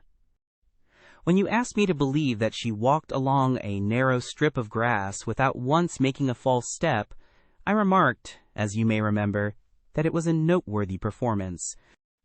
In my mind I set it down as an impossible performance, save in the unlikely case that she had a second pair of glasses. I was forced, therefore, to consider seriously the hypothesis that she had remained within the house. On perceiving the similarity of the two corridors, it became clear that she might very easily have made such a mistake, and in that case, it was evident that she must have entered the professor's room. I was keenly on the alert, therefore, for whatever would bear out this supposition, and I examined the room narrowly for anything in the shape of a hiding place. The carpet seemed continuous and firmly nailed, so I dismissed the idea of a trap-door. There might well be a recess behind the books. As you are aware, such devices are common in old libraries. I observed that books were piled on the floor at all other points, but that one bookcase was left clear. This, then, might be the door. I could see no marks to guide me, but the carpet was of a dun color, which lends itself very well to examination. I therefore smoked a great number of those excellent cigarettes, and I dropped the ash all over the space in front of the suspected bookcase. It was a simple trick, but exceedingly effective. I then went downstairs, and I ascertained in your presence, Watson, without your perceiving the drift of my remarks, that Professor Corum's consumption of food had increased, as one would expect when he is supplying a second person. We then ascended to the room again, when, by upsetting the cigarette box, I obtained a very excellent view of the floor, and was able to see quite clearly from the traces upon the cigarette ash that the prisoner had in our absence come out from her retreat. Well, Hopkins, here we are at Charing Cross, and I congratulate you on having brought your case to a successful conclusion. You are going to headquarters, no doubt. I think, Watson, you and I will drive together to the Russian embassy. Chapter 11. The Adventure of the Missing Three-Quarter.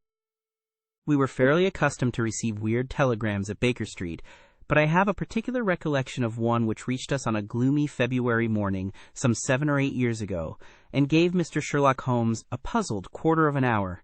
It was addressed to him and ran thus: "Please await me. Terrible misfortune. Right wing, 3/4 missing. Indispensable tomorrow. Overton." "Strand postmark. In dispatch 1036, said Holmes, reading it over and over. Mr. Overton was evidently considerably excited when he sent it, and somewhat incoherent in consequence. Well, well, he will be here, I dare say, by the time I have looked through the Times, and then we shall know all about it. Even the most insignificant problem would be welcome in these stagnant days. Things had indeed been very slow with us, and I had learned to dread such periods of inaction, for I knew by experience that my companion's brain was so abnormally active that it was dangerous to leave it without material upon which to work. For years I had gradually weaned him from that drug mania which had threatened once to check his remarkable career. Now I knew that under ordinary conditions he no longer craved for this artificial stimulus, but I was well aware that the fiend was not dead but sleeping, and I have known that the sleep was a light one, and the waking near when in periods of idleness I have seen the drawn look upon Holmes's ascetic face, and the brooding of his deep-set and inscrutable eyes. Therefore I blessed this Mr. Overton, whoever he might be, since he had come with his enigmatic message to break that dangerous calm, which brought more peril to my friend than all the storms of his tempestuous life. As we had expected, the telegram was soon followed by its sender, and the card of Mr. Cyril Overton, Trinity College, Cambridge, announced the arrival of an enormous young man, 16 stone of solid bone and muscle, who spanned the doorway with his broad shoulders, and looked from one of us to the other with a comely face which was haggard with anxiety. "Mr. Sherlock Holmes?" My companion bowed. "I've been down to Scotland Yard, Mr. Holmes. I saw Inspector Stanley Hopkins. He advised me to come to you. He said the case, so far as he could see, was more in your line than in that of the regular police. Pray sit down and tell me what is the matter." "It's awful, Mr. Holmes, simply awful. I wonder my hair isn't gray. Godfrey Staunton. You've heard of him, of course. He's simply the hinge that the whole team turns on. I'd rather spare 2 from the pack and have Godfrey for my 3/4 line. Whether it's passing or tackling or dribbling, there's no one to touch him, and then he's got the head and can hold us all together. What am I to do?" "That's what I ask you, Mr. Holmes. There's Morehouse, first reserve, but he is trained as a half, and he always edges right in onto the scrum instead of keeping out on the touchline. He's a fine place kick, it's true, but then he has no judgment, and he can't sprint for nuts. Why, Morton or Johnson, the Oxford Flyers, could romp round him. Stevenson is fast enough, but he couldn't drop from the 25 line, and a 3/4 who can't either punt or drop isn't worth a place for pace alone. No, Mr. Holmes, we are done unless you can help me to find Godfrey Staunton." My friend had listened with amused surprise to this long speech, which was poured forth with extraordinary vigor and earnestness, every point being driven home by the slapping of a brawny hand upon the speaker's knee. When our visitor was silent, Holmes stretched out his hand and took down letter S of his commonplace book. For once he dug in vain into that mine of varied information. "There is Arthur H. Staunton, the rising young forger," said he, "and there was Henry Staunton, whom I helped to hang, but Godfrey Staunton is a new name to me." It was our visitor's turn to look surprised. "Why, Mr. Holmes, I thought you knew things," said he. "I suppose, then, if you have never heard of Godfrey Staunton, you don't know Cyril Overton either?" Holmes shook his head good-humoredly. "Great Scott!" cried the athlete. "Why, I was first reserve for England against Wales, and I've skippered the varsity all this year." "But that's nothing. I didn't think there was a soul in England who didn't know Godfrey Staunton, the crack 3/4, Cambridge, Blackheath, and 5 internationals. Good Lord! Mr. Holmes, where have you lived?" Holmes laughed at the young giant's naive astonishment. "You live in a different world to me, Mr. Overton, a sweeter and healthier one. My ramifications stretch out into many sections of society, but never, I am happy to say, into amateur sport, which is the best and soundest thing in England. However, your unexpected visit this morning shows me that, even in that world of fresh air and fair play, there may be work for me to do. So now, my good sir, I beg you to sit down, and to tell me, slowly and quietly, exactly what it is that has occurred, and how you desire that I should help you." Young Overton's face assumed the bothered look of the man who was more accustomed to using his muscles than his wits, but, by degrees, with many repetitions and obscurities which I may omit from his narrative, he laid his strange story before us. "It's this way, Mr. Holmes. As I have said, I am the skipper of the rugger team of Cambridge Varsity, and Godfrey Staunton is my best man. Tomorrow we play Oxford. Yesterday we all came up, and we settled at Bentley's private hotel. At 10 o'clock I went round and saw that all the fellows had gone to roost, for I believe in strict training and plenty of sleep to keep a team fit. I had a word or two with Godfrey before he turned in. He seemed to me to be pale and bothered. I asked him what was the matter. He said he was all right, just a touch of headache. I bade him good night and left him. Half an hour later the porter tells me that a rough-looking man with a beard called with a note for Godfrey. He had not gone to bed, and the note was taken to his room. Godfrey read it and fell back in a chair as if he had been pole-axed. The porter was so scared that he was going to fetch me, but Godfrey stopped him, had a drink of water, and pulled himself together. Then he went downstairs, said a few words to the man who was waiting in the hall, and the two of them went off together. The last that the porter saw of them, they were almost running down the street in the direction of the Strand. This morning Godfrey's room was empty, his bed had never been slept in, and his things were all just as I had seen them the night before. He had gone off at a moment's notice with this stranger, and no word has come from him since. I don't believe he will ever come back. He was a sportsman, was Godfrey, down to his marrow, and he wouldn't have stopped his training and let in his skipper if it were not for some cause that was too strong for him. No, I feel as if he were gone for good, and we should never see him again." Sherlock Holmes listened with the deepest attention to this singular narrative. "What did you do?" he asked. "I wired to Cambridge to learn if anything had been heard of him there. I have had an answer. No one has seen him. Could he have got back to Cambridge?" "Yes, there is a late train, 11:15. But, so far as you can ascertain, he did not take it?" "No, he has not been seen. What did you do next?" "I wired to Lord Mount James." "Why to Lord Mount James?" "Godfrey is an orphan, and Lord Mount James is his nearest relative. His uncle, I believe." "Indeed, this throws new light upon the matter. Lord Mount James is one of the richest men in England. So I've heard Godfrey say. And your friend was closely related?" "Yes, he was his heir, and the old boy is nearly 80. Cram full of gout, too. They say he could chalk his billiard cue with his knuckles. He never allowed Godfrey a shilling in his life, for he is an absolute miser, but it will all come to him right enough." "Have you heard from Lord Mount James?" "No." "What motive could your friend have in going to Lord Mount James?" "Well, something was worrying him the night before, and if it was to do with money, it is possible that he would make for his nearest relative, who had so much of it, though from all I have heard he would not have much chance of getting it. Godfrey was not fond of the old man. He would not go if he could help it." "Well, we can soon determine that. If your friend was going to his relative, Lord Mount James, you have then to explain the visit of this rough-looking fellow at so late an hour, and the agitation that was caused by his coming." Cyril Overton pressed his hands to his head. "I can make nothing of it," said he. Well, I have a clear day, and I shall be happy to look into the matter," said Holmes. "I should strongly recommend you to make your preparations for your match without reference to this young gentleman. It must, as you say, have been an overpowering necessity which tore him away in such a fashion, and the same necessity is likely to hold him away. Let us step round together to the hotel, and see if the porter can throw any fresh light upon the matter." Sherlock Holmes was a past master in the art of putting a humble witness at his ease, and very soon, in the privacy of Godfrey Staunton's abandoned room, he had extracted all that the porter had to tell. The visitor of the night before was not a gentleman, neither was he a working man. He was simply what the porter described as a medium-looking chap, a man of 50, beard grizzled, pale face, quietly dressed.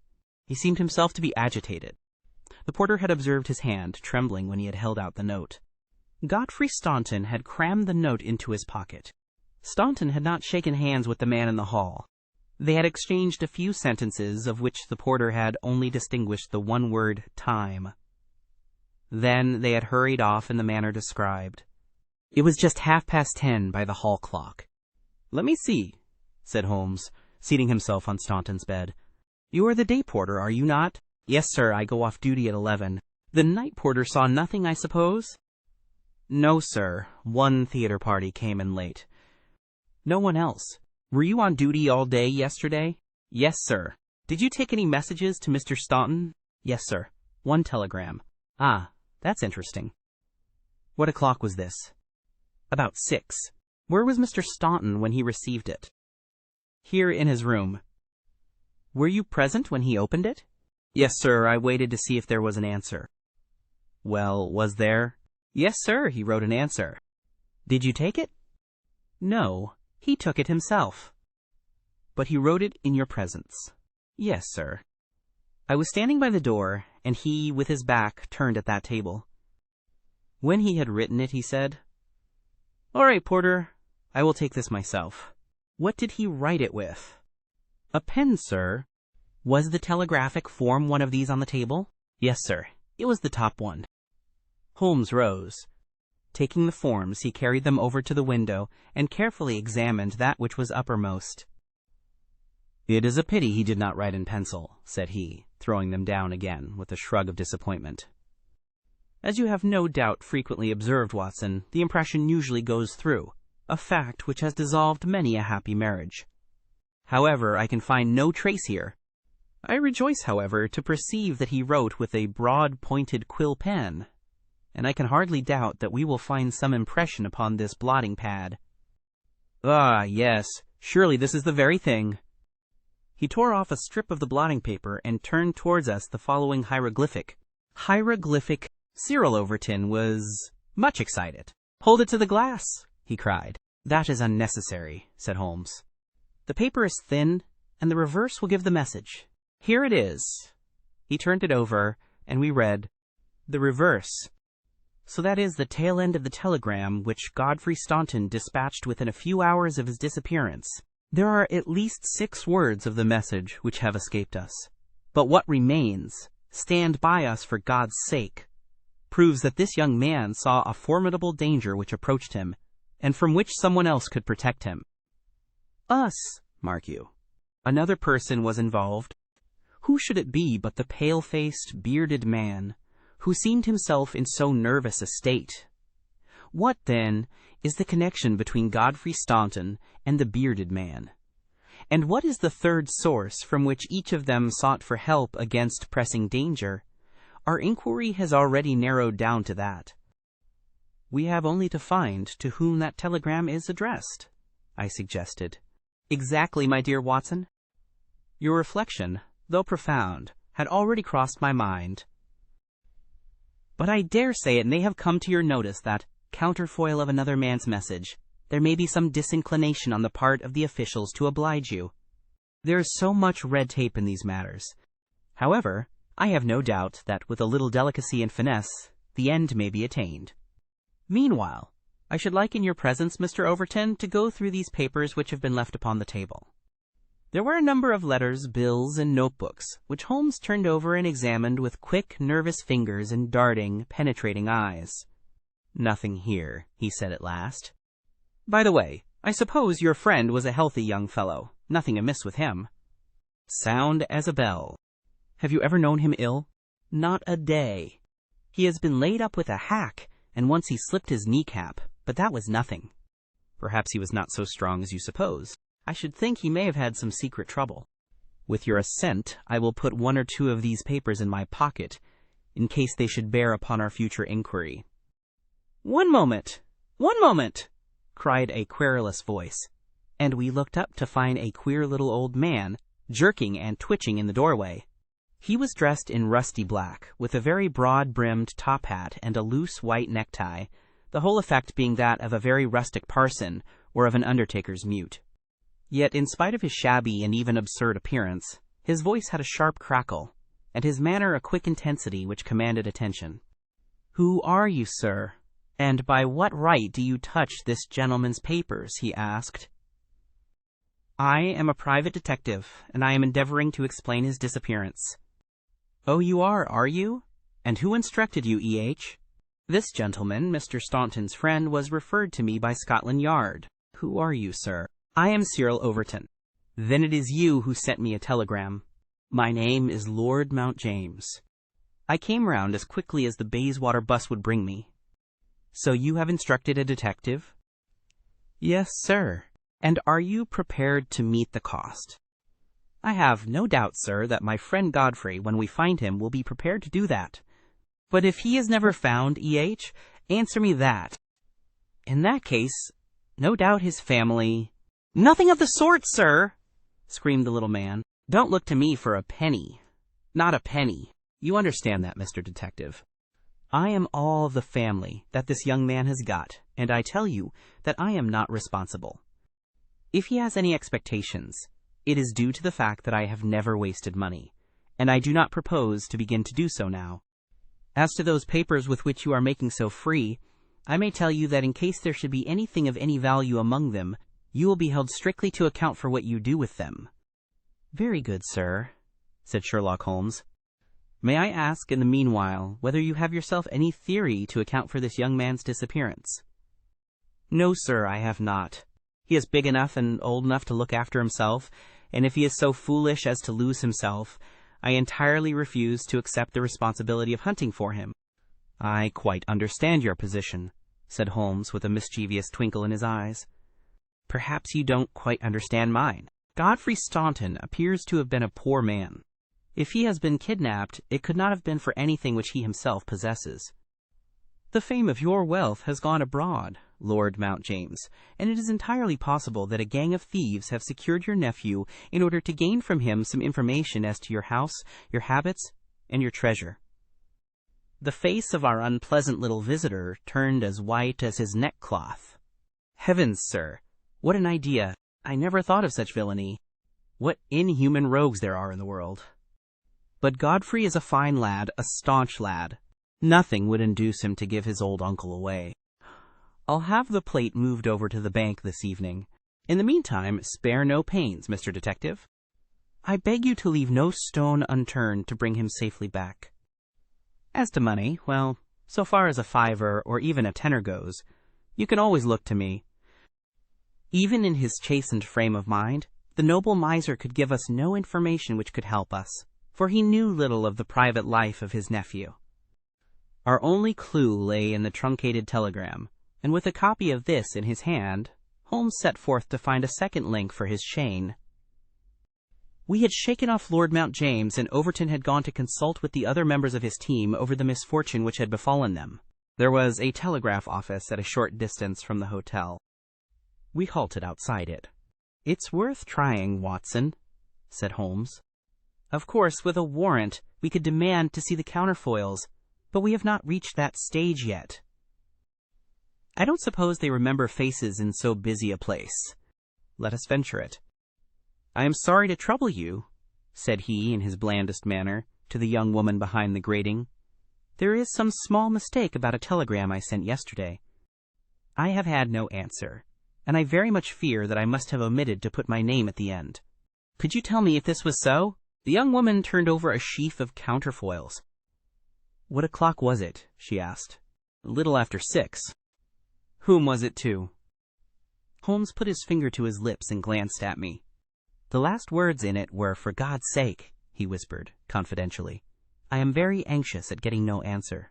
The young woman separated one of the forms. This is it. There is no name, said she, smoothing it out upon the counter. Then that, of course, accounts for my getting no answer, said Holmes. Dear me, how very stupid of me, to be sure. Good morning, miss, and many thanks for having relieved my mind. He chuckled and rubbed his hands when we found ourselves in the street once more. Well, I asked. We progress, my dear Watson. We progress. I had 7 different schemes for getting a glimpse of that telegram, but I could hardly hope to succeed the very first time. And what have you gained? A starting point for our investigation. He hailed a cab. King's Cross Station, said he. We have a journey, then? Yes, I think we must run down to Cambridge together. All the indications seemed to me to point in that direction.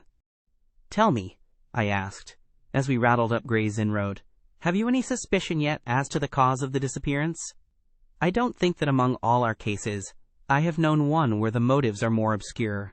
Surely you don't really imagine that he may be kidnapped in order to give information against his wealthy uncle? I confess, my dear Watson, that does not appeal to me as a very probable explanation.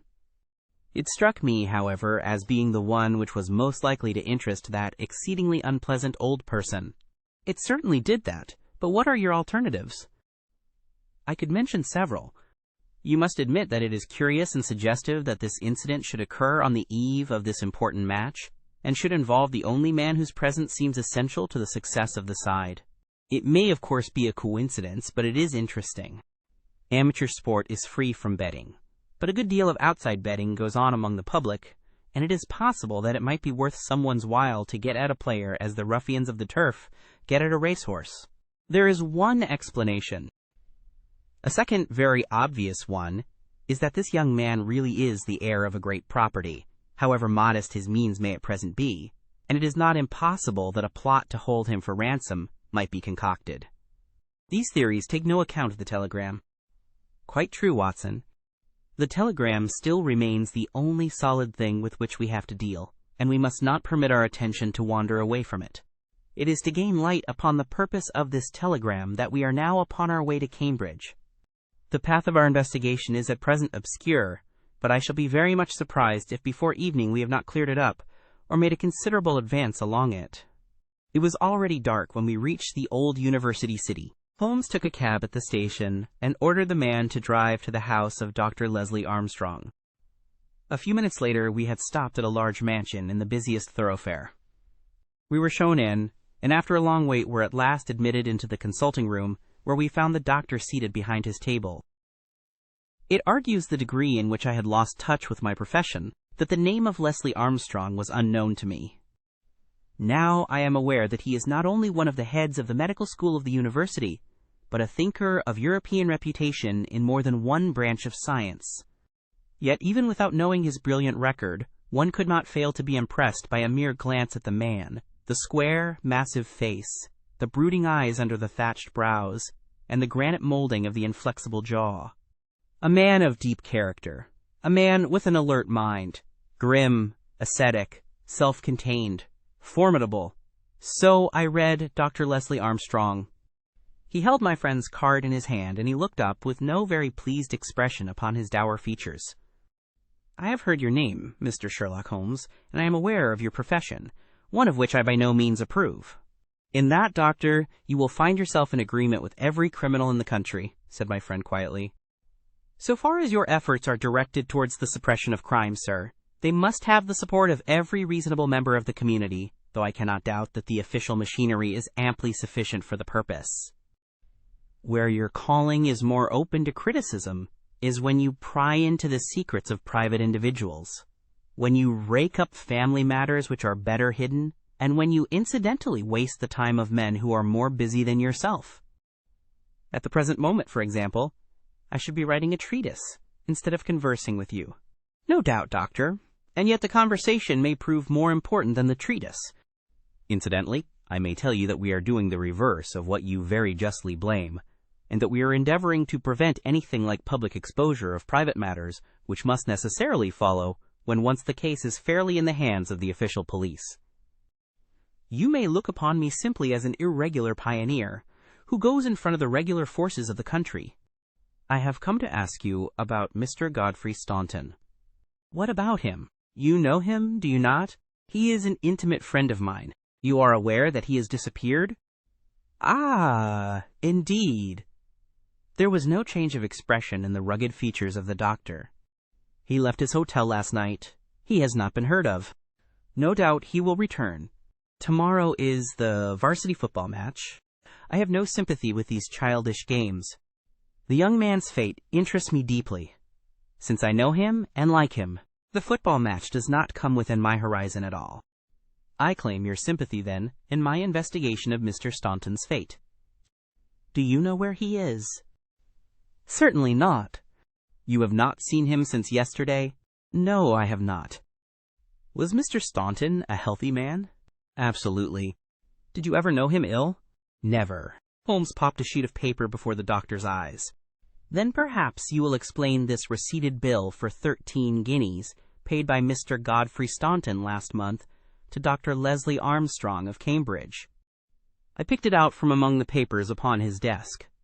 The doctor flushed with anger. "I do not feel that there is any reason why I should render an explanation to you, Mr. Holmes." Holmes replaced the bill in his notebook. "If you prefer a public explanation, it must come sooner or later," said he. "I have already told you that I can hush up that which others will be bound to publish, and you would really be wiser to take me into your complete confidence." "I know nothing about it." "Did you hear from Mr. Staunton in London?" "Certainly not." Dear me, the post office again," Holmes sighed wearily. "A most urgent telegram was dispatched to you from London by Godfrey Staunton at 6:15 yesterday evening, a telegram which is undoubtedly associated with his disappearance, and yet you have not had it. It is most culpable. I shall certainly go down to the office here and register a complaint." Dr. Leslie Armstrong sprang up from behind his desk, and his dark face was crimson with fury. "I'll trouble you to walk out of my house, sir," said he. "You can tell your employer, Lord Mount James, that I do not wish to have anything to do either with him or with his agents." "No, sir, not another word." He rang the bell furiously. "John, show these gentlemen out." A pompous butler ushered us severely to the door, and we found ourselves in the street. Holmes burst out laughing.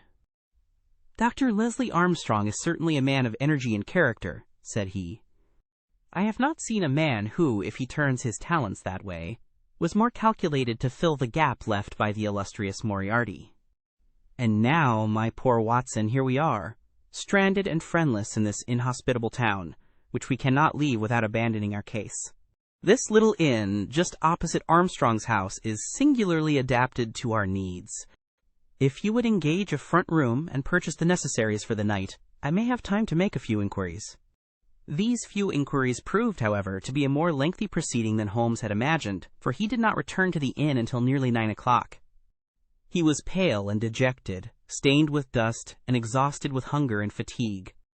A cold supper was ready upon the table, and when his needs were satisfied and his pipe alight, he was ready to take that half-comic and wholly philosophic view which was natural to him when his affairs were going awry. The sound of carriage wheels caused him to rise and glance out of the window. A brougham and pair of greys, under the glare of a gas lamp, stood before the doctor's door. "It's been out 3 hours," said Holmes. "Started at 6:30, and here it is back again. That gives a radius of 10 or 12 miles, and he does it once, or sometimes twice, a day. No unusual thing for a doctor in practice. But Armstrong is not really a doctor in practice. He is a lecturer and a consultant, but he does not care for general practice, which distracts him from his literary work. Why then does he make these long journeys, which must be exceedingly irksome to him, and who is it that he visits? His coachman. My dear Watson, can you doubt that it was to him that I first applied? I do not know whether it came from his own innate depravity or from the promptings of his master. But he was rude enough to set a dog at me. Neither dog nor man liked the look of my stick, however, and the matter fell through. Relations were strained after that, and further inquiries out of the question. All that I have learned I got from a friendly native in the yard of our own inn. It was he who told me of the doctor's habits and of his daily journey." At that instant, to give point to his words, the carriage came round to the door. "Could you not follow it?" "Excellent, Watson. You are scintillating this evening." The idea did cross my mind. There is, as you may have observed, a bicycle shop next to our inn. Into this I rushed, engaged a bicycle, and was able to get started before the carriage was quite out of sight. I rapidly overtook it, and then, keeping at a discreet distance of 100 yards or so, I followed its lights until we were clear of the town. We had got well out on the country road when a somewhat mortifying incident occurred. The carriage stopped, the doctor alighted, walked swiftly back to where I had also halted, and told me in an excellent sardonic fashion that he feared the road was narrow, and that he hoped his carriage did not impede the passage of my bicycle. Nothing could have been more admirable than his way of putting it. I at once rode past the carriage, and, keeping to the main road, I went on for a few miles, and then halted in a convenient place to see if the carriage passed. There was no sign of it, however, and so it became evident that it had turned down one of several side roads which I had observed. I rode back, but again saw nothing of the carriage, and now, as you perceive, it has returned after me.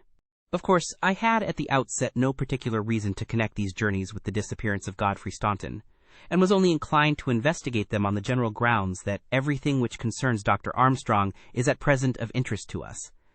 But now that I find he keeps so keen a lookout upon anyone who may follow him on these excursions, the affair appears more important, and I shall not be satisfied until I have made the matter clear. We can follow him tomorrow. Can we? It is not so easy as you seem to think. You are not familiar with Cambridgeshire scenery, are you? It does not lend itself to concealment. All this country that I passed over tonight is as flat and clean as the palm of your hand, and the man we are following is no fool, as he very clearly showed tonight. I have wired to Overton to let us know any fresh London developments at this address, and in the meantime we can only concentrate our attention upon Dr. Armstrong, whose name the obliging young lady at the office allowed me to read upon the counterfoil of Staunton's urgent message. He knows where the young man is, to that I'll swear, and if he knows, then it must be our own fault if we cannot manage to know also.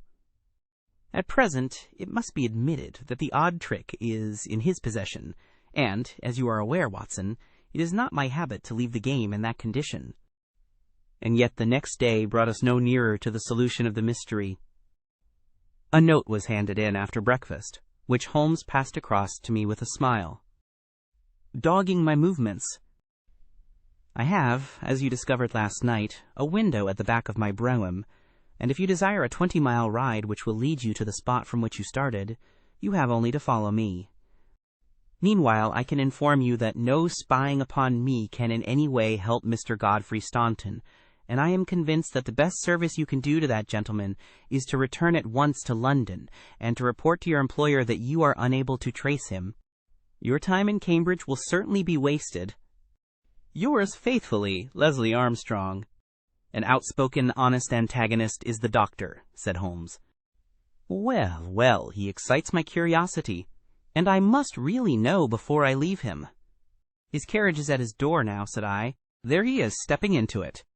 I saw him glance up at our window as he did so. Suppose I try my luck upon the bicycle. No, no, my dear Watson. With all respect for your natural acumen, I do not think that you are quite a match for the worthy doctor. I think that possibly I can attain our end by some independent explorations of my own. I am afraid that I must leave you to your own devices, as the appearance of two inquiring strangers upon a sleepy countryside might excite more gossip than I care for. No doubt you will find some sights to amuse you in this venerable city, and I hope to bring back a more favorable report to you before evening. Once more, however, my friend was destined to be disappointed. He came back at night weary and unsuccessful. I have had a blank day, Watson. Having got the doctor's general direction, I spent the day in visiting all the villages upon that side of Cambridge, and comparing notes with publicans and other local news agencies. I have covered some ground. Chesterton, Histon, Waterbeach, and Oakington have each been explored, and have each proved disappointing. The daily appearance of a brougham and pair could hardly have been overlooked in such sleepy hollows. The doctor has scored once more. Is there a telegram for me? Yes, I opened it. Here it is. Ask for Pompey from Jeremy Dixon, Trinity College. I don't understand it. Oh, it is clear enough. It is from our friend Overton, and is an answer to a question from me. I'll just send round a note to Mr. Jeremy Dixon, and then I have no doubt that our luck will turn. By the way, is there any news of the match? Yes, the local evening paper has an excellent account in its last edition. Oxford won by a goal and 2 tries. The last sentences of the description say, the defeat of the Light Blues may be entirely attributed to the unfortunate absence of the crack international, Godfrey Staunton, whose want was felt at every instant of the game. The lack of combination in the three-quarter line and their weakness both in attack and defense more than neutralized the efforts of a heavy and hard-working pack. Then our friend Overton's forebodings have been justified, said Holmes. Personally, I am in agreement with Dr. Armstrong, and football does not come within my horizon. Early to bed tonight, Watson, for I foresee that tomorrow may be an eventful day. I was horrified by my first glimpse of Holmes next morning, for he sat by the fire holding his tiny hypodermic syringe. I associated that instrument with the single weakness of his nature, and I feared the worst when I saw it glittering in his hand. He laughed at my expression of dismay and laid it upon the table. "No, no, my dear fellow, there is no cause for alarm. It is not upon this occasion the instrument of evil, but it will rather prove to be the key which will unlock our mystery. On this syringe I base all my hopes. I have just returned from a small scouting expedition. Everything is favorable. Eat a good breakfast, Watson, for I propose to get upon Dr. Armstrong's trail today, and once on it I will not stop for rest or food until I run him to his burrow." "In that case," said I, "we had best carry our breakfast with us, for he is making an early start. His carriage is at the door." "Never mind. Let him go. He will be clever if he can drive where I cannot follow him. When you have finished, come downstairs with me, and I will introduce you to a detective who is a very eminent specialist in the work that lies before us." When we descended, I followed Holmes into the stable yard, where he opened the door of a loose box and led out a squat, lop-eared, white and tan dog, something between a beagle and a foxhound. "Let me introduce you to Pompey," said he. "Pompey is the pride of the local draghounds. No very great flyer, as his build will show, but a staunch hound on a scent. Well, Pompey, you may not be fast, but I expect you will be too fast for a couple of middle-aged London gentlemen, so I will take the liberty of fastening this leather leash to your collar. Now, boy, come along and show what you can do." He led him across to the doctor's door. The dog sniffed round for an instant, and then with a shrill whine of excitement started off down the street, tugging at his leash in his efforts to go faster. In half an hour we were clear of the town and hastening down a country road. "What have you done, Holmes?" I asked. "A threadbare and venerable device, but useful upon occasion." "I walked into the doctor's yard this morning, and shot my syringe full of aniseed over the hind wheel. A draghound will follow aniseed from here to John O'Groats, and our friend Armstrong would have to drive through the Cam before he would shake Pompey off his trail. Oh, the cunning rascal! This is how he gave me the slip the other night." The dog had suddenly turned out of the main road into a grass-grown lane. Half a mile farther this opened into another broad road, and the trail turned hard to the right in the direction of the town, which we had just quitted. The road took a sweep to the south of the town, and continued in the opposite direction to that in which we started. "This detour has been entirely for our benefit, then?" said Holmes. "No wonder that my inquiries among those villagers led to nothing. The doctor has certainly played the game for all it is worth, and one would like to know the reason for such elaborate deception. This should be the village of Trumpington to the right of us. And, by Jove, here is the brougham coming round the corner. Quick, Watson, quick, or we are done." He sprang through a gate into a field, dragging the reluctant Pompey after him. We had hardly got under the shelter of the hedge when the carriage rattled past. I caught a glimpse of Dr. Armstrong within, his shoulders bowed, his head sunk on his hands, the very image of distress. I could tell by my companion's graver face that he also had seen. "I fear there is some dark ending to our quest," said he. "It cannot be long before we know it. Come, Pompey." It is the cottage in the field." There could be no doubt that we had reached the end of our journey. Pompey ran about and whined eagerly outside the gate, where the marks of the broom's wheels were still to be seen. A footpath led across to the lonely cottage. Holmes tied the dog to the hedge, and we hastened onward. My friend knocked at the little rustic door, and knocked again without response. And yet the cottage was not deserted, for a low sound came to our ears, a kind of drone of misery and despair, which was indescribably melancholy.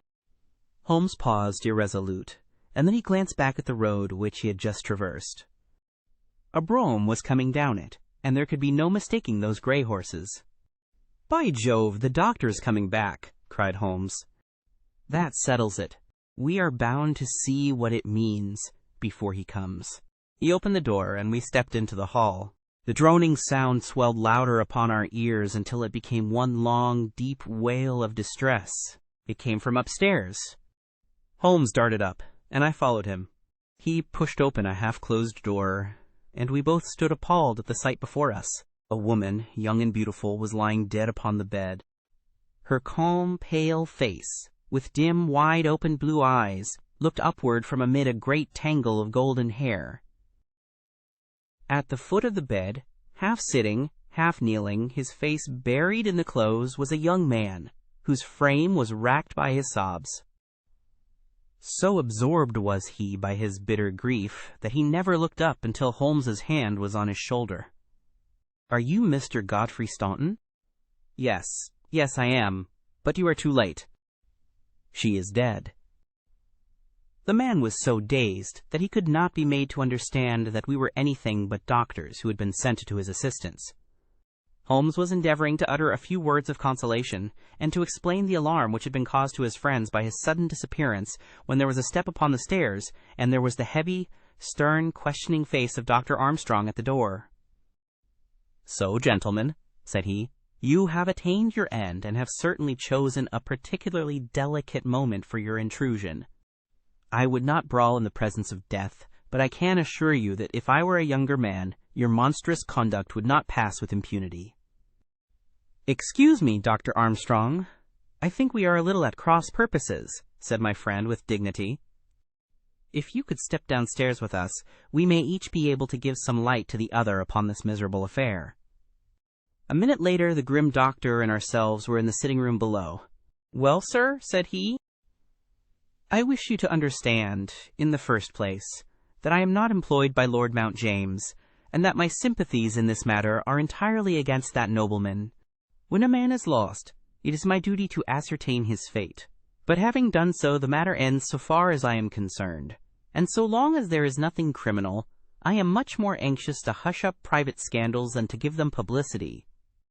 If, as I imagine, there is no breach of the law in this matter, you can absolutely depend upon my discretion and my cooperation in keeping the facts out of the papers."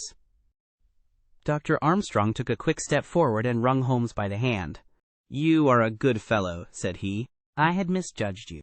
I thank heaven that my compunction at leaving poor Staunton all alone in this plight caused me to turn my carriage back, and so to make your acquaintance.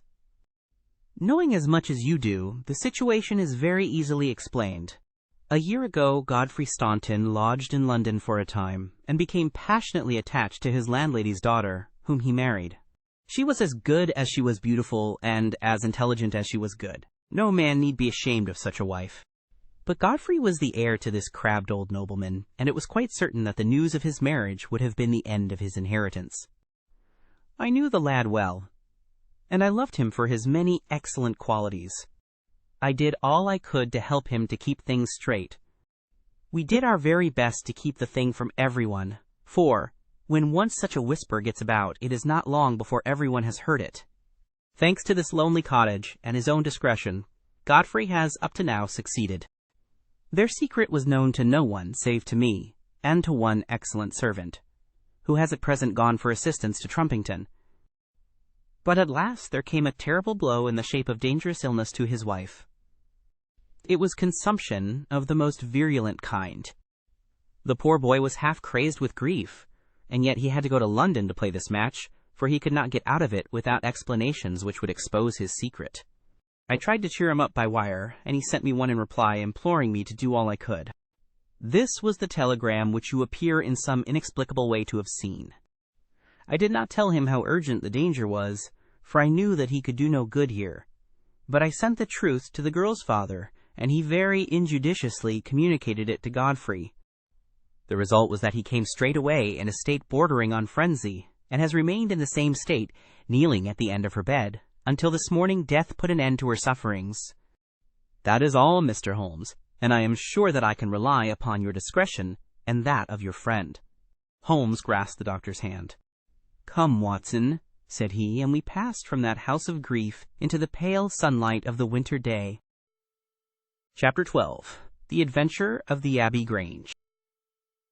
It was on a bitterly cold and frosty morning, towards the end of the winter of '97, that I was awakened by a tugging at my shoulder.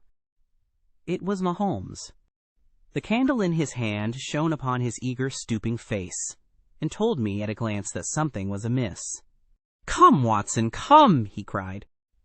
"The game is afoot. Not a word. into your clothes and come."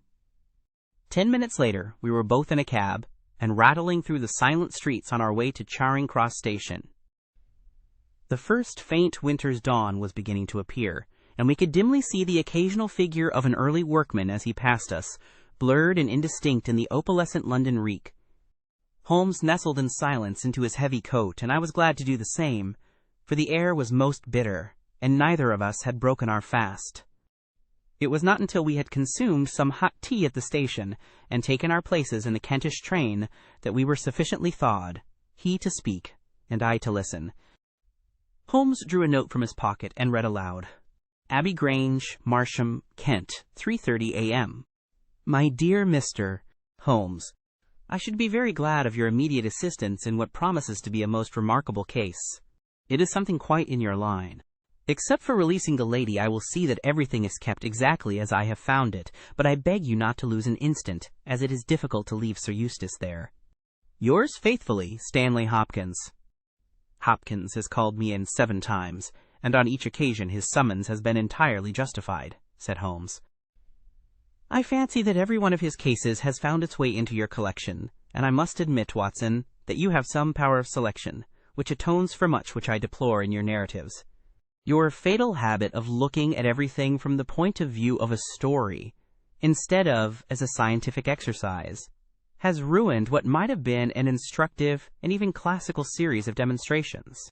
You slur over work of the utmost finesse and delicacy in order to dwell upon sensational details which may excite, but cannot possibly instruct, the reader. Why do you not write them yourself?" I said with some bitterness. "I will, my dear Watson, I will. At present I am, as you know, fairly busy, but I propose to devote my declining years to the composition of a textbook which shall focus the whole art of detection into one volume.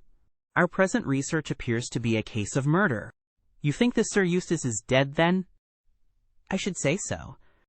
Hopkins's writing shows considerable agitation, and he is not an emotional man." "Yes, I gather there has been violence, and that the body is left for our inspection. A mere suicide would not have caused him to send for me. As to the release of the lady, it would appear that she has been locked in her room during the tragedy. We are moving in high life, Watson, crackling paper, E.B. monogram, coat of arms, picturesque address. I think that friend Hopkins will live up to his reputation, and that we shall have an interesting morning. The crime was committed before 12 last night. How can you possibly tell? By an inspection of the trains, and by reckoning the time. The local police had to be called in, they had to communicate with Scotland Yard, Hopkins had to go out, and he in turn had to send for me. All that makes a fair night's work. Well, here we are at Chislehurst Station, and we shall soon set our doubts at rest." A drive of a couple of miles through narrow country lanes brought us to a park gate, which was opened for us by an old lodge-keeper, whose haggard face bore the reflection of some great disaster. The avenue ran through a noble park between lines of ancient elms, and ended in a low, widespread house, pillared in front, after the fashion of Palladio. The central part was evidently of a great age, and shrouded in ivy. But the large windows showed that modern changes had been carried out, and one wing of the house appeared to be entirely new. The youthful figure and alert, eager face of Inspector Stanley Hopkins confronted us in the open doorway. "I'm very glad you have come, Mr. Holmes." "And you too, Dr. Watson." "But indeed, if I had my time over again, I should not have troubled you, for since the lady has come to herself, she has given so clear an account of the affair that there is not much left for us to do." "You remember that Lewisham gang of burglars?" "What, the 3 Randalls?" "Exactly. The father and 2 sons. It's their work. I have not a doubt of it. They did a job at Sydenham a fortnight ago, and were seen and described. Rather cool to do another so soon and so near, but it is they, beyond all doubt. It's a hanging matter this time." "Sir Eustace is dead, then?" "Yes, his head was knocked in with his own poker." "Sir Eustace Brackenstall, the driver tells me." "Exactly. One of the richest men in Kent. Lady Brackenstall is in the morning room." "Poor lady, she has had a most dreadful experience. She seemed half dead when I saw her first. I think you had best see her and hear her account of the facts. Then we will examine the dining room together. Lady Brackenstall was no ordinary person. Seldom have I seen so graceful a figure, so womanly a presence, and so beautiful a face. She was a blonde, golden-haired, blue-eyed, and would no doubt have had the perfect complexion which goes with such coloring, had not her recent experience left her drawn and haggard.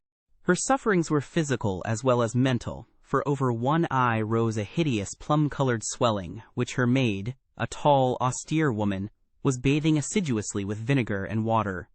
The lady lay back exhausted upon a couch, but her quick, observant gaze, as we entered the room, and the alert expression of her beautiful features, showed that neither her wits nor her courage had been shaken by her terrible experience. She was enveloped in a loose dressing gown of blue and silver, but a black, sequin-covered dinner dress lay upon the couch beside her. "I have told you all that happened, Mr. Hopkins," she said wearily. "Could you not repeat it for me?" "Well, if you think it necessary, I will tell these gentlemen what occurred." "Have they been in the dining-room yet?" "I thought they had better hear your ladyship's story first." "I shall be glad when you can arrange matters. It is horrible to me to think of him still lying there." She shuddered and buried her face in her hands. As she did so, the loose gown fell back from her forearms. Holmes uttered an exclamation. "You have other injuries, madam." "What is this?" Two vivid red spots stood out on one of the white, round limbs. She hastily covered it. "It is nothing. It has no connection with this hideous business tonight. If you and your friend will sit down, I will tell you all I can. I am the wife of Sir Eustace Brackenstall. I have been married about a year. I suppose that it is no use my attempting to conceal that our marriage has not been a happy one. I fear that all our neighbors would tell you that, even if I were to attempt to deny it. Perhaps the fault may be partly mine. I was brought up in the freer, less conventional atmosphere of South Australia, and this English life, with its proprieties and its primness, is not congenial to me. But the main reason lies in the one fact, which is notorious to everyone, and that is that Sir Eustace was a confirmed drunkard. To be with such a man for an hour is unpleasant. Can you imagine what it means for a sensitive and high-spirited woman to be tied to him for day and night? It is a sacrilege, a crime, a villainy to hold that such a marriage is binding. I say that these monstrous laws of yours will bring a curse upon the land. God will not let such wickedness endure." For an instant she sat up, her cheeks flushed, and her eyes blazing from under the terrible mark upon her brow. Then the strong, soothing hand of the austere maid drew her head down onto the cushion, and the wild anger died away into passionate sobbing. At last she continued, "I will tell you about last night. You are aware, perhaps, that in this house all the servants sleep in the modern wing. This central block is made up of the dwelling rooms, with the kitchen behind and our bedroom above. My maid, Teresa, sleeps above my room. There is no one else, and no sound could alarm those who are in the farther wing. This must have been well known to the robbers, or they would not have acted as they did. Sir Eustace retired about 10:30. The servants had already gone to their quarters. Only my maid was up, and she had remained in her room at the top of the house until I needed her services. I sat until after 11 in this room, absorbed in a book. Then I walked round to see that all was right before I went upstairs. It was my custom to do this myself, for, as I have explained, Sir Eustace was not always to be trusted. I went into the kitchen, the butler's pantry, the gun-room, the billiard-room, the drawing-room, and finally the dining-room. As I approached the window, which is covered with thick curtains, I suddenly felt the wind blow upon my face, and realized that it was open.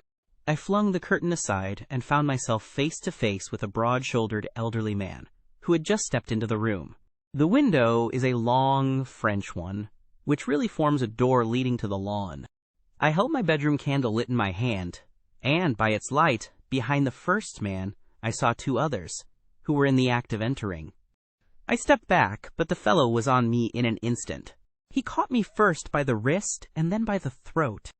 I opened my mouth to scream, but he struck me a savage blow with his fist over the eye and felled me to the ground. I must have been unconscious for a few minutes, for when I came to myself, I found that they had torn down the bell rope, and had secured me tightly to the oaken chair which stands at the head of the dining table. I was so firmly bound that I could not move, and a handkerchief round my mouth prevented me from uttering a sound. It was at this instant that my unfortunate husband entered the room. He had evidently heard some suspicious sounds, and he came prepared for such a scene as he found. He was dressed in nightshirt and trousers, with his favorite blackthorn cudgel in his hand. He rushed at the burglars, but another, it was an elderly man, stooped, picked the poker out of the grate, and struck him a horrible blow as he passed. He fell with a groan and never moved again. I fainted once more, but again it could only have been for a very few minutes, during which I was insensible. When I opened my eyes, I found that they had collected the silver from the sideboard, and they had drawn a bottle of wine which stood there. Each of them had a glass in his hand. I have already told you, have I not, that one was elderly, with a beard, and the others young, hairless lads. They might have been a father with his 2 sons. They talked together in whispers. Then they came over and made sure that I was securely bound. Finally they withdrew, closing the window after them. It was quite a quarter of an hour before I got my mouth free. When I did so, my screams brought the maid to my assistance. The other servants were soon alarmed, and we sent for the local police, who instantly communicated with London. That is really all that I can tell you, gentlemen, and I trust that it will not be necessary for me to go over so painful a story again. Any questions, Mr. Holmes? Asked Hopkins. I will not impose any further tax upon Lady Brackenstall's patience and time, said Holmes. Before I go into the dining room, I should like to hear your experience. He looked at the maid. I saw the men before ever they came into the house, said she. As I sat by my bedroom window, I saw 3 men in the moonlight down by the lodge gate yonder, but I thought nothing of it at the time. It was more than an hour after that I heard my mistress scream, and down I ran, to find her, poor lamb, just as she says, and him on the floor, with his blood and brains over the room. It was enough to drive a woman out of her wits, tied there, and her very dress spotted with him, but she never wanted courage. Did Miss Mary Fraser of Adelaide and Lady Brackenstall of Abbey Grange hasn't learned new ways. You've questioned her long enough, you gentlemen, and now she is coming to her own room, just with her old Teresa, to get the rest that she badly needs. With a motherly tenderness, the gaunt woman put her arm round her mistress and led her from the room. She has been with her all her life, said Hopkins. Nursed her as a baby, and came with her to England when they first left Australia 18 months ago. Teresa Wright is her name, and the kind of maid you don't pick up nowadays. This way, Mr. Holmes, if you please. The keen interest had passed out of Holmes's expressive face, and I knew that with the mystery all the charm of the case had departed. There still remained an arrest to be effected, but what were these commonplace rogues that he should soil his hands with them? An abstruse and learned specialist, who finds that he has been called in for a case of measles, would experience something of the annoyance which I read in my friend's eyes. Yet the scene in the dining room of the Abbey Grange was sufficiently strange to arrest his attention, and to recall his waning interest. It was a very large and high chamber, with carved oak ceiling, oaken paneling, and a fine array of deer's heads and ancient weapons around the walls. At the further end from the door was the high French window of which we had heard. 3 smaller windows on the right-hand side filled the apartment with cold winter sunshine. On the left was a large, deep fireplace with a massive, overhanging oak mantelpiece. Beside the fireplace was a heavy oaken chair with arms and crossbars at the bottom. In and out through the open woodwork was woven a crimson cord, which was secured at each side to the crosspiece below. In releasing the lady, the cord had been slipped off her, but the knots with which it had been secured still remained. These details only struck our attention afterwards, for our thoughts were entirely absorbed by the terrible object which lay upon the tiger-skin hearthrug in front of the fire. It was the body of a tall, well-made man, about 40 years of age. He lay upon his back, his face upturned, with his white teeth grinning through his short black beard. His 2 clenched hands were raised above his head, and a heavy blackthorn stick lay across them.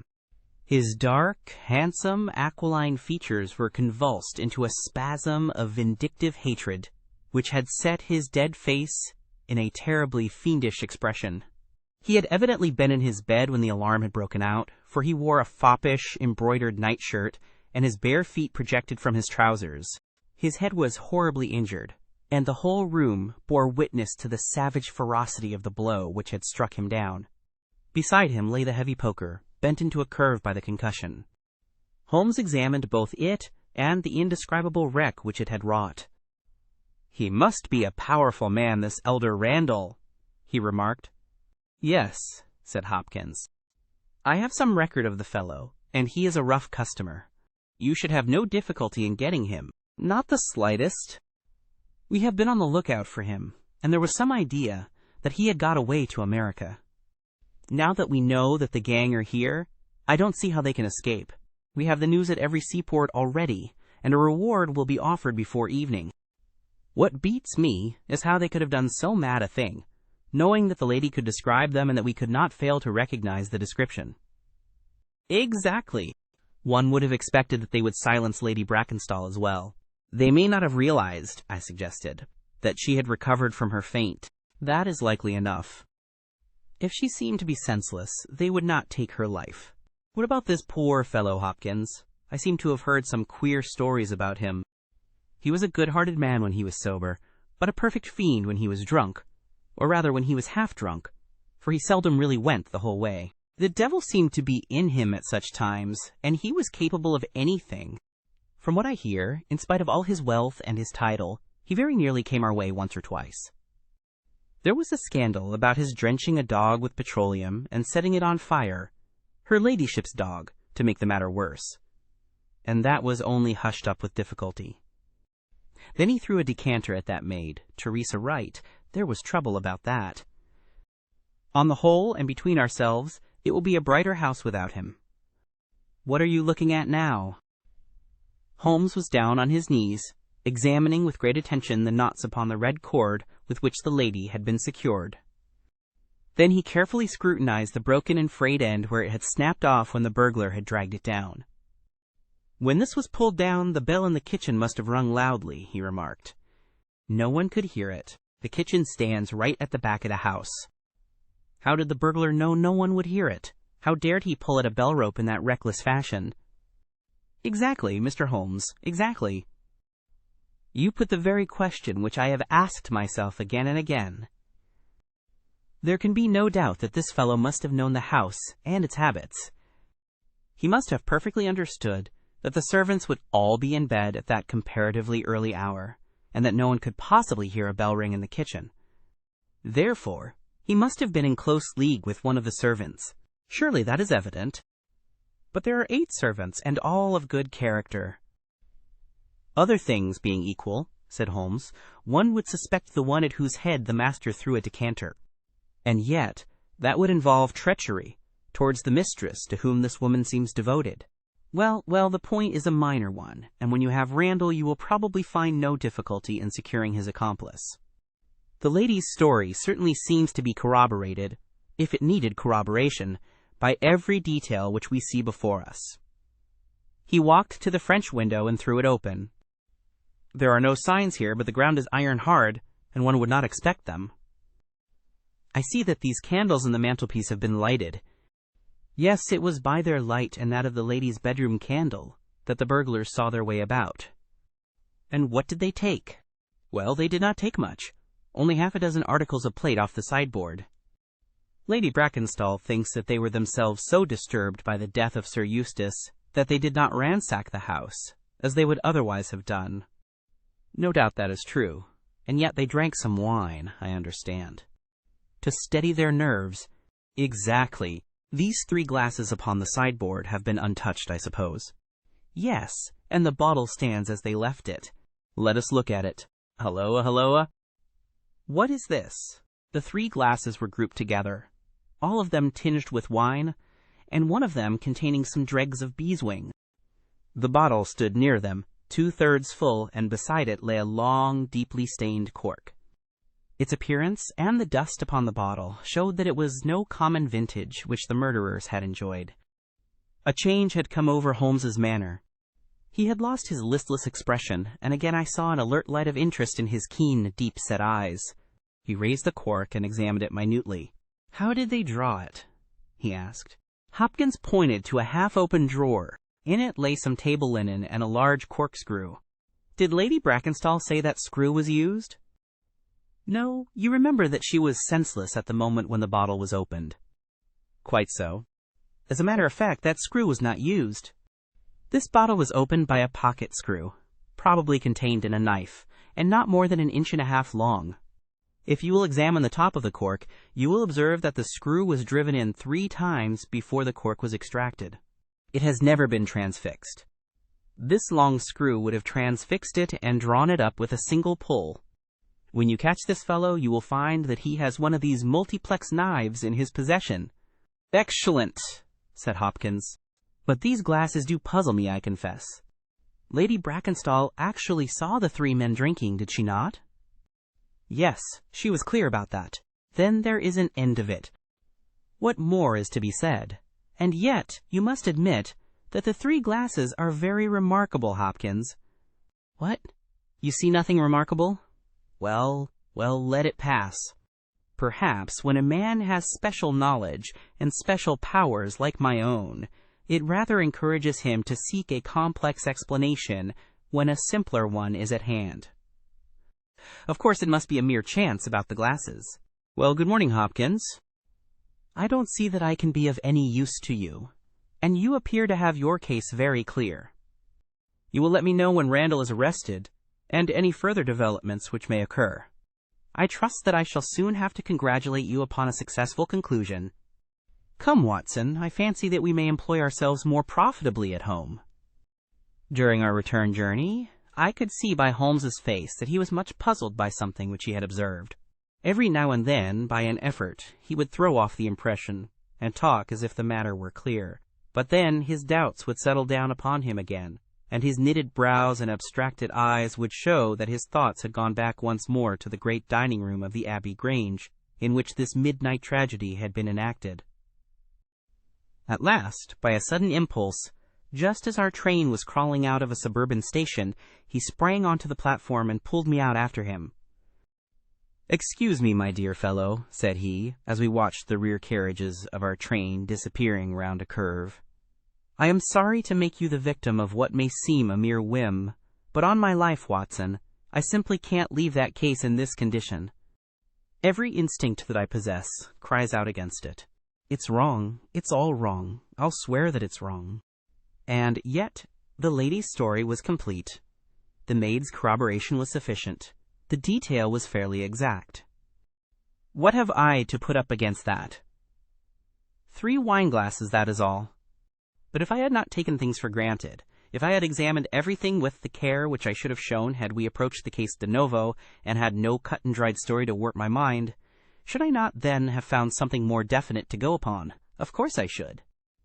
Sit down on this bench, Watson, until a train for Chislehurst arrives, and allow me to lay the evidence before you, imploring you, in the first instance, to dismiss from your mind the idea that anything which the maid or her mistress may have said must necessarily be true. The lady's charming personality must not be permitted to warp our judgment. Surely there are details in her story which, if we looked at in cold blood, would excite our suspicion. These burglars made a considerable haul at Sydenham a fortnight ago.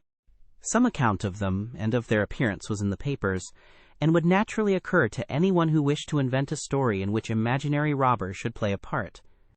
As a matter of fact, burglars who have done a good stroke of business are, as a rule, only too glad to enjoy the proceeds in peace and quiet, without embarking on another perilous undertaking. Again, it is unusual for burglars to operate at so early an hour. It is unusual for burglars to strike a lady to prevent her screaming, since one would imagine that was the sure way to make her scream. It is unusual for them to commit murder when their numbers are sufficient to overpower one man. It is unusual for them to be content with a limited plunder when there was much more within their reach. And finally, I should say that it was very unusual for such men to leave a bottle half empty. How do all these unusuals strike you, Watson? Their cumulative effect is certainly considerable, and yet each of them is quite possible in itself. The most unusual thing of all, as it seems to me, is that the lady should be tied to the chair. Well, I am not so clear about that, Watson, for it is evident that they must either kill her or else secure her in such a way that she could not give immediate notice of their escape. But at any rate, I have shown, have I not, that there is a certain element of improbability about the lady's story, and now, on the top of this, comes the incident of the wine glasses. What about the wine glasses? Can you see them in your mind's eye? I see them clearly. We are told that 3 men drank from them. Does that strike you as likely? Why not? There was wine in each glass. Exactly, but there was beeswing only in 1 glass. You must have noticed that fact. What does that suggest to your mind? The last glass filled would be most likely to contain beeswing. Not at all. The bottle was full of it, and it is inconceivable that the first 2 glasses were clear, and the third heavily charged with it. There are 2 possible explanations, and only 2. One is that after the second glass was filled, the bottle was violently agitated, and so the third glass received the beeswing. That does not appear probable. No, I am sure that I am right. What then do you suppose? That only 2 glasses were used, and that the dregs of both were poured into a third glass, so as to give the false impression that 3 people had been here. In that way all the beeswing would be in the last glass, would it not? Yes, I am convinced that this is so. But if I have hit upon the true explanation of this one small phenomenon, then in an instant the case rises from the commonplace to the exceedingly remarkable. For it can only mean that Lady Brackenstall and her maid have deliberately lied to us, that not one word of their story is to be believed, that they have some very strong reason for covering the real criminal, and that we must construct our case for ourselves without any help from them. That is the mission which now lies before us, and here, Watson, is the Sydenham train.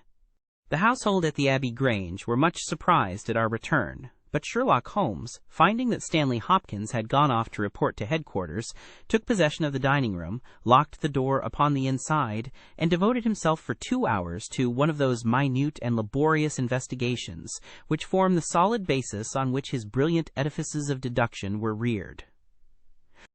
Seated in a corner like an interested student who observes the demonstration of his professor, I followed every step of that remarkable research. The window, the curtains, the carpet, the chair, the rope, each in turn was minutely examined and duly pondered. The body of the unfortunate baronet had been removed, and all else remained as we had seen it in the morning.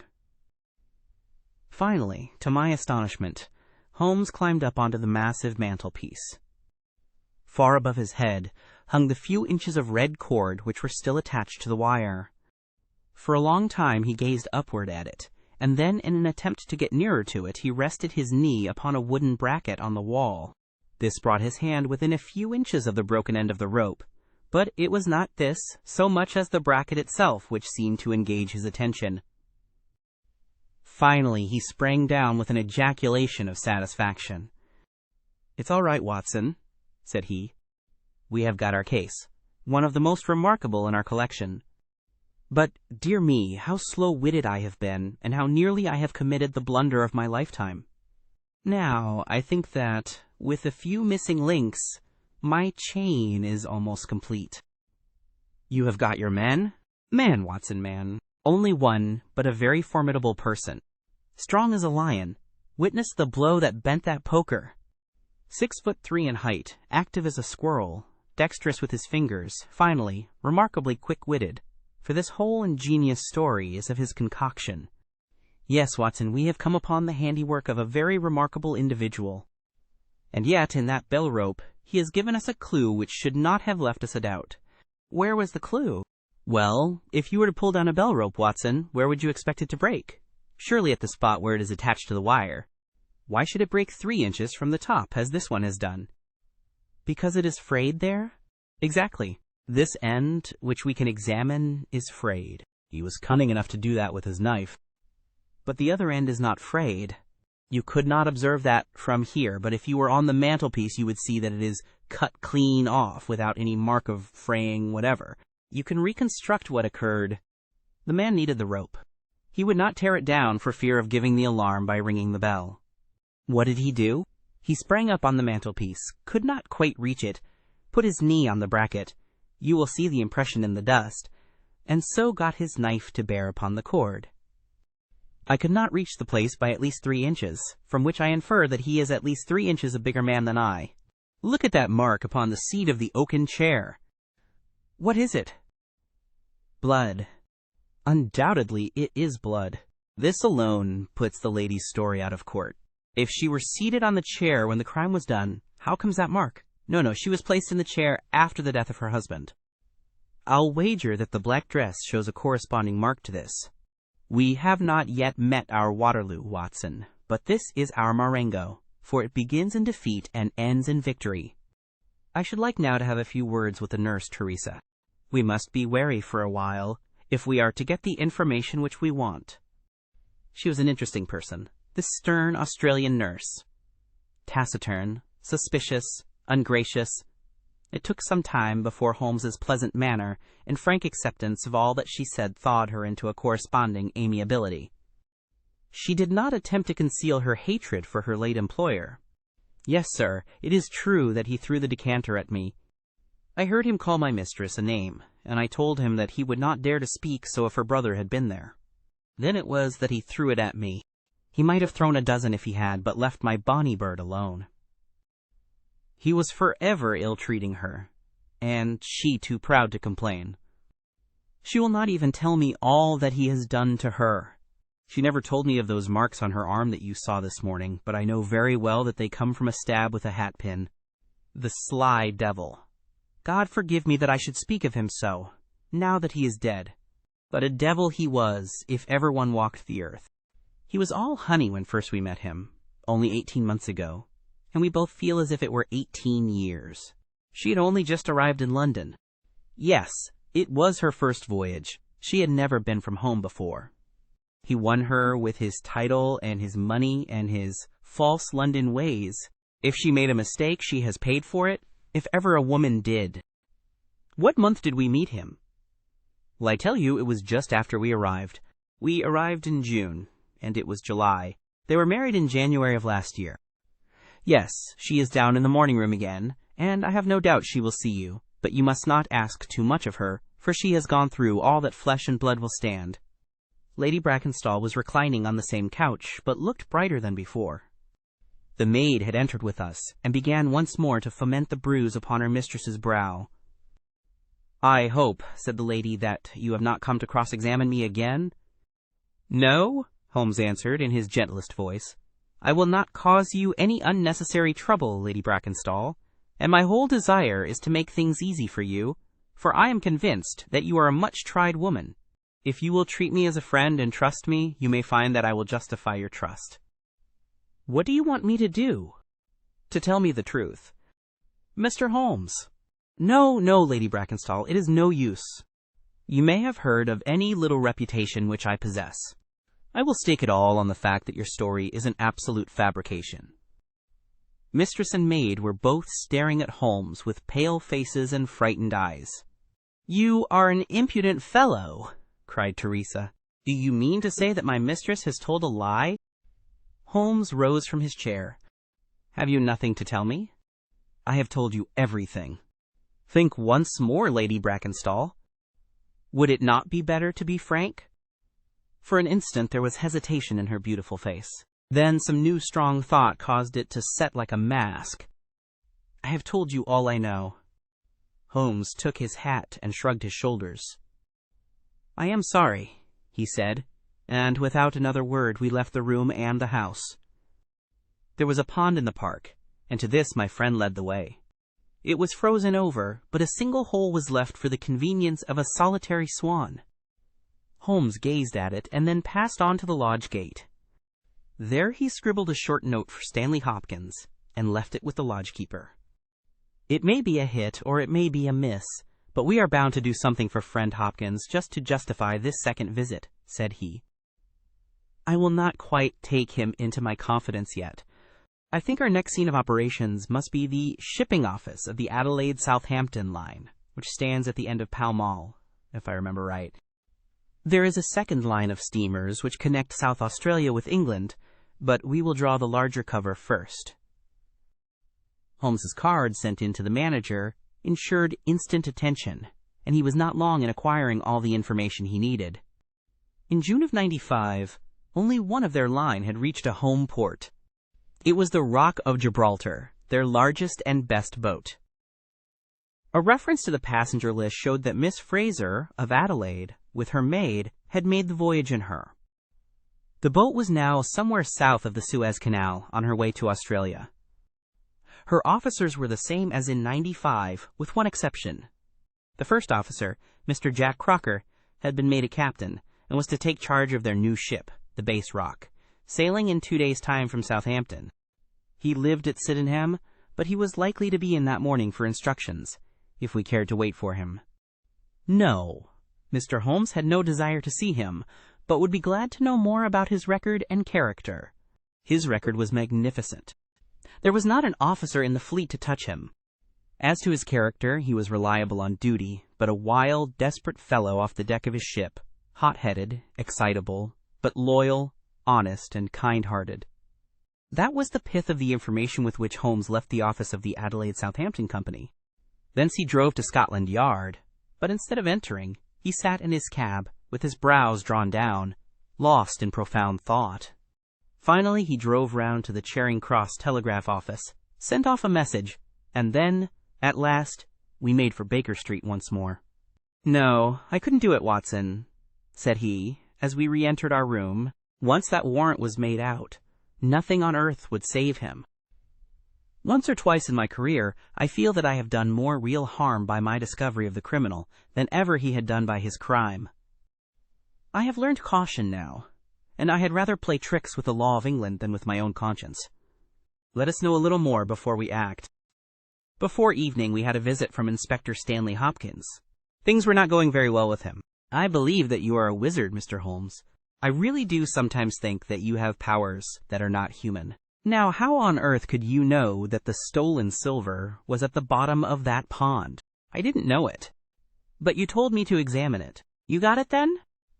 "Yes, I got it." "I am very glad if I have helped you." "But you haven't helped me. You have made the affair far more difficult. What sort of burglars are they who steal silver and then throw it into the nearest pond? It was certainly rather eccentric behavior. I was merely going on the idea that if the silver had been taken by persons who did not want it, who merely took it for a blind, as it were, then they would naturally be anxious to get rid of it." "But why should such an idea cross your mind?" "Well, I thought it was possible. When they came out through the French window, there was the pond, with one tempting little hole in the ice, right in front of their noses. Could there be a better hiding place?" "Ah, a hiding place. That is better," cried Stanley Hopkins. Yes, I see it all now. It was early. There were folk upon the roads. They were afraid of being seen with the silver, so they sank it in the pond, intending to return for it when the coast was clear. Excellent, Mr. Holmes. That is better than your idea of a blind. Quite so. You have got an admirable theory. I have no doubt that my own ideas were quite wild, but you must admit that they have ended in discovering the silver. Yes, sir, yes. It was all your doing, but I have had a bad setback. A setback? Yes, Mr. Holmes.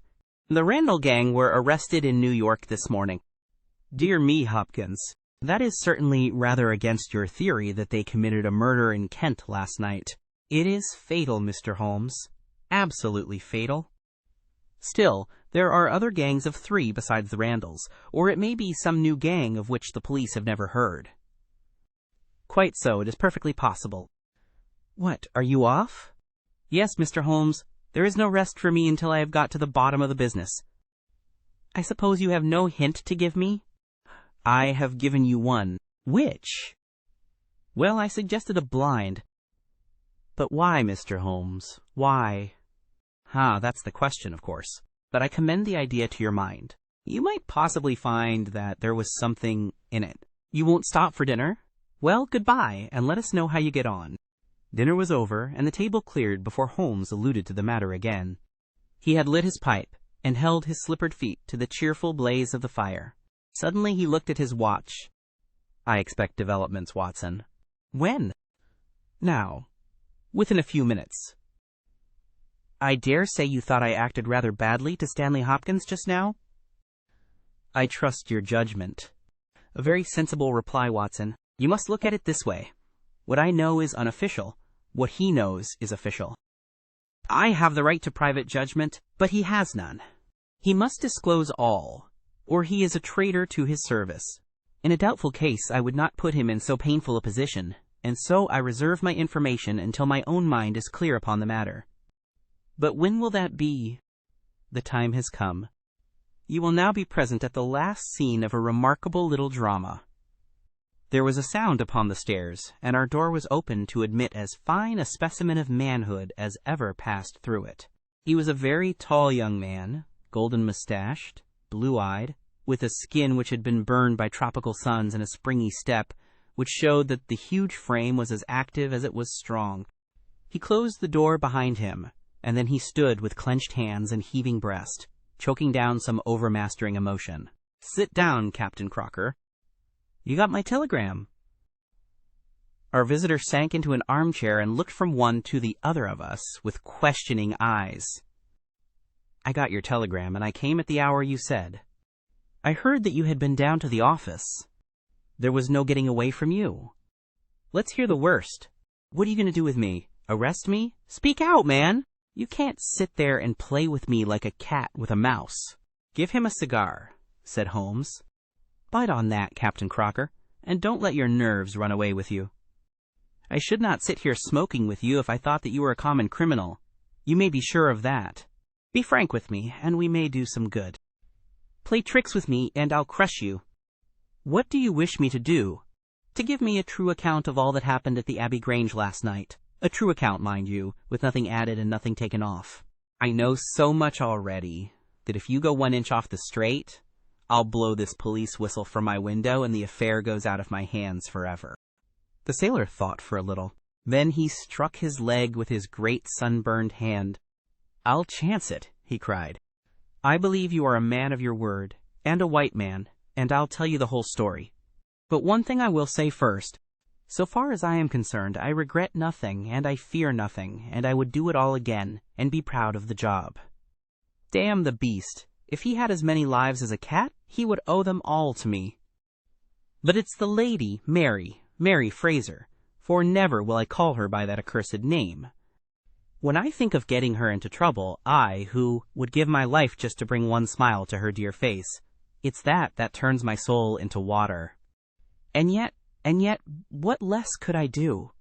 I'll tell you my story, gentlemen, and then I'll ask you, as man to man, what less could I do? I must go back a bit. You seem to know everything, so I expect that you know that I met her when she was a passenger, and I was first officer of the Rock of Gibraltar. From the first day I met her, she was the only woman to me. Every day of that voyage I loved her more, and many a time since have I kneeled down in the darkness of the night watch, and kissed the deck of that ship, because I knew her dear feet had trod it. She was never engaged to me. She treated me as fairly as ever a woman treated a man. I have no complaint to make. It was all love on my side, and all good comradeship and friendship on hers. When we parted, she was a free woman, but I could never again be a free man. Next time I came back from sea, I heard of her marriage. Well, why shouldn't she marry whom she liked? Title and money, who could carry them better than she? She was born for all that is beautiful and dainty. I didn't grieve over her marriage. I was not such a selfish hound as that. I just rejoiced that good luck had come her way, and that she had not thrown herself away on a penniless sailor. That's how I loved Mary Fraser. Well, I never thought to see her again, but last voyage I was promoted, and the new boat was not yet launched, so I had to wait for a couple of months with my people at Sydenham. One day, out in a country lane, I met Teresa Wright, her old maid. She told me all about her, about him, about everything. I tell you, gentlemen, it nearly drove me mad. This drunken hound, that he should dare to raise his hand to her, whose boots he was not worthy to lick. I met Teresa again. Then I met Mary herself, and met her again. Then she would meet me no more. But the other day I had a notice that I was to start on my voyage within a week, and I determined that I would see her once before I left. Teresa was always my friend, for she loved Mary and hated this villain almost as much as I did. From her I learned the ways of the house. Mary used to sit up reading in her own little room downstairs. I crept round there last night and scratched at the window. At first she would not open to me, but in her heart I know that now she loves me, and she could not leave me in the frosty night. She whispered to me to come round to the big front window, and I found it open before me so as to let me into the dining room. Again I heard from her own lips things that made my blood boil, and again I cursed this brute who mishandled the woman I loved. Well, gentlemen, I was standing with her just inside the window, in all innocence, as God is my judge, when he rushed like a madman into the room, called her the vilest name that a man could use to a woman, and welted her across the face with the stick he had in his hand. I had sprung for the poker, and it was a fair fight between us. See here on my arm where his first blow fell. Then it was my turn, and I went through him as if he had been a rotten pumpkin. Do you think I was sorry? Not I. It was his life or mine, but far more than that, it was his life or hers, for how could I leave her in the power of this madman? That was how I killed him. Was I wrong? Well then, what would either of you gentlemen have done if you had been in my position? She had screamed when he struck her, and that brought old Teresa down from the room above. There was a bottle of wine on the sideboard, and I opened it and poured a little between Mary's lips, for she was half dead with shock. Then I took a drop myself. Teresa was as cool as ice, and it was her plot as much as mine. We must make it appear that burglars had done the thing. Teresa kept on repeating our story to her mistress, while I swarmed up and cut the rope of the bell. Then I lashed her in her chair, and frayed out the end of the rope to make it look natural, else they would wonder how in the world a burglar could have got up there to cut it. Then I gathered up a few plates and pots of silver to carry out the idea of the robbery, and there I left them, with orders to give the alarm when I had a quarter of an hour's start. I dropped the silver into the pond, and made off for Sydenham, feeling that for once in my life I had done a real good night's work. And that's the truth, and the whole truth, Mr. Holmes, if it costs me my neck. Holmes smoked for some time in silence. Then he crossed the room, and shook our visitor by the hand. "That's what I think," said he. "I know that every word is true, for you have hardly said a word which I did not know. No one but an acrobat or a sailor could have got up to that bell rope from the bracket, and no one but a sailor could have made the knots with which the cord was fastened to the chair. Only once had this lady been brought into contact with sailors, and that was on her voyage, and it was someone of her own class of life, since she was trying hard to shield him, and so showing that she loved him. You see how easy it was for me to lay my hands upon you when once I had started upon the right trail. I thought the police never could have seen through our dodge. And the police haven't, nor will they to the best of my belief. Now look here, Captain Crocker, this is a very serious matter, though I am willing to admit that you acted under the most extreme provocation to which any man could be subjected. I am not sure that in defense of your own life your action will not be pronounced legitimate. However, that is for a British jury to decide. Meanwhile, I have so much sympathy for you that if you choose to disappear in the next 24 hours, I will promise you that no one will hinder you. And then it will all come out? Certainly it will come out. The sailor flushed with anger. What sort of proposal is that to make a man? I know enough of law to understand that Mary would be held as accomplice.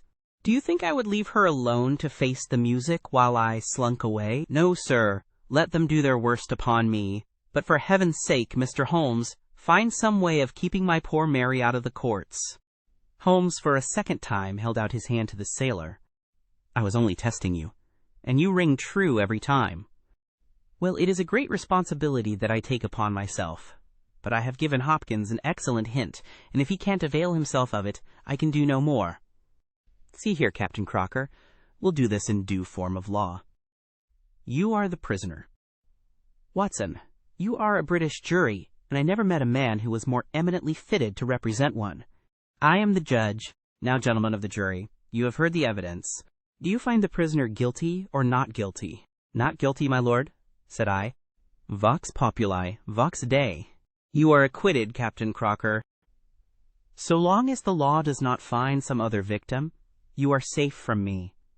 Come back to this lady in a year, and may her future and yours justify us in the judgment which we have pronounced this night. Chapter 13. The Adventure of the Second Stain. I had intended the adventure of the Abbey Grange to be the last of those exploits of my friend, Mr. Sherlock Holmes, which I should ever communicate to the public. This resolution of mine was not due to any lack of material, since I have notes of many hundreds of cases to which I have never alluded, nor was it caused by any waning interest on the part of my readers in the singular personality and unique methods of this remarkable man. The real reason lay in the reluctance which Mr. Holmes has shown to the continued publication of his experiences. So long as he was in actual professional practice, the records of his successes were of some practical value to him. But since he has definitely retired from London, and betaken himself to study and bee farming on the Sussex Downs, notoriety has become hateful to him, and he has peremptorily requested that his wishes in this matter should be strictly observed. It was only upon my representing to him that I had given a promise that The Adventure of the Second Stain should be published when the times were ripe, and pointing out to him that it is only appropriate that this long series of episodes should culminate in the most important international case which he has ever been called upon to handle, that I at last succeeded in obtaining his consent that a carefully guarded account of the incident should at last be laid before the public. If in telling the story I seem to be somewhat vague in certain details, the public will readily understand that there is an excellent reason for my reticence. It was, then, in a year, and even in a decade that shall be nameless, that upon one Tuesday morning in autumn we found two visitors of European fame within the walls of our humble room in Baker Street. The one, austere, high-nosed, eagle-eyed, and dominant, was none other than the illustrious Lord Bellinger, twice Premier of Britain. The other, dark, clear-cut, and elegant, hardly yet of middle age, and endowed with every beauty of body and of mind, was the Right Honourable Trelawney Hope, Secretary for European Affairs, and the most rising statesman in the country. They sat side by side upon our paper-littered settee, and it was easy to see from their worn and anxious faces that it was business of the most pressing importance which had brought them. The Premier's thin, blue-veined hands were clasped tightly over the ivory head of his umbrella, and his gaunt, ascetic face looked gloomily from Holmes to me. The European Secretary pulled nervously at his mustache and fidgeted with the seals of his watch-chain. When I discovered my loss, Mr. Holmes, which was at 8 o'clock this morning, I at once informed the Prime Minister. It was at his suggestion that we have both come to you. Have you informed the police? No, sir, said the Prime Minister, with the quick, decisive manner for which he was famous. We have not done so, nor is it possible that we should do so. To inform the police must, in the long run, mean to inform the public. This is what we particularly desire to avoid. And why, sir? Because the document in question is of such immense importance that its publication might very easily, I might almost say probably, lead to European complications of the utmost moment. It is not too much to say that peace or war may hang upon the issue. Unless its recovery can be attended with the utmost secrecy, then it may as well not be recovered at all, for all that is aimed at by those who have taken it is that its contents should be generally known. I understand. Now, Mr. Trelawney Hope, I should be much obliged if you would tell me exactly the circumstances under which this document disappeared. That can be done in a very few words, Mr. Holmes. The letter, for it was a letter from a foreign potentate, was received 6 days ago. It was of such importance that I have never left it in my safe, but have taken it across each evening to my house in Whitehall Terrace and kept it in my bedroom in a locked dispatch box. It was there last night? Of that I am certain. I actually opened the box while I was dressing for dinner and saw the document inside. This morning it was gone. The dispatch box had stood beside the glass upon my dressing table all night. I am a light sleeper, and so is my wife. We are both prepared to swear that no one could have entered the room during the night. And yet I repeat that the paper is gone. What time did you dine? 7:30. How long was it before you went to bed? My wife had gone to the theater. I waited up for her. It was 11:30 before we went to our room. Then for 4 hours the dispatch box had lain unguarded? No one is ever permitted to enter that room save the housemaid in the morning, and my valet, or my wife's maid, during the rest of the day. They are both trusty servants who have been with us for some time. Besides, neither of them could possibly have known that there was anything more valuable than the ordinary departmental papers in my dispatch box. Who did know of the existence of that letter? No one in the house. Surely your wife knew? No, sir. I had said nothing to my wife until I missed the paper this morning. The Premier nodded approvingly. "I have long known, sir, how high is your sense of public duty," said he. "I am convinced that in the case of a secret of this importance, it would rise superior to the most intimate domestic ties." The European secretary bowed. "You do me no more than justice, sir. Until this morning I have never breathed one word to my wife upon this matter." "Could she have guessed?" "No, Mr. Holmes, she could not have guessed, nor could anyone have guessed." "Have you lost any documents before?" "No, sir." "Who is there in England who did know of the existence of this letter?" "Each member of the cabinet was informed of it yesterday, but the pledge of secrecy which attends every cabinet meeting was increased by the solemn warning which was given by the Prime Minister." "Good heavens! To think that within a few hours I should myself have lost it!" His handsome face was distorted with a spasm of despair, and his hands tore at his hair. For a moment we caught a glimpse of the natural man, impulsive, ardent, keenly sensitive. The next, the aristocratic mask was replaced, and the gentle voice had returned. "Besides the members of the cabinet, there are 2 or possibly 3 departmental officials who know of the letter." "No one else in England, Mr. Holmes, I assure you." "But abroad?" "I believe that no one abroad has seen it, save the man who wrote it. I am well convinced that his ministers, that the usual official channels have not been employed."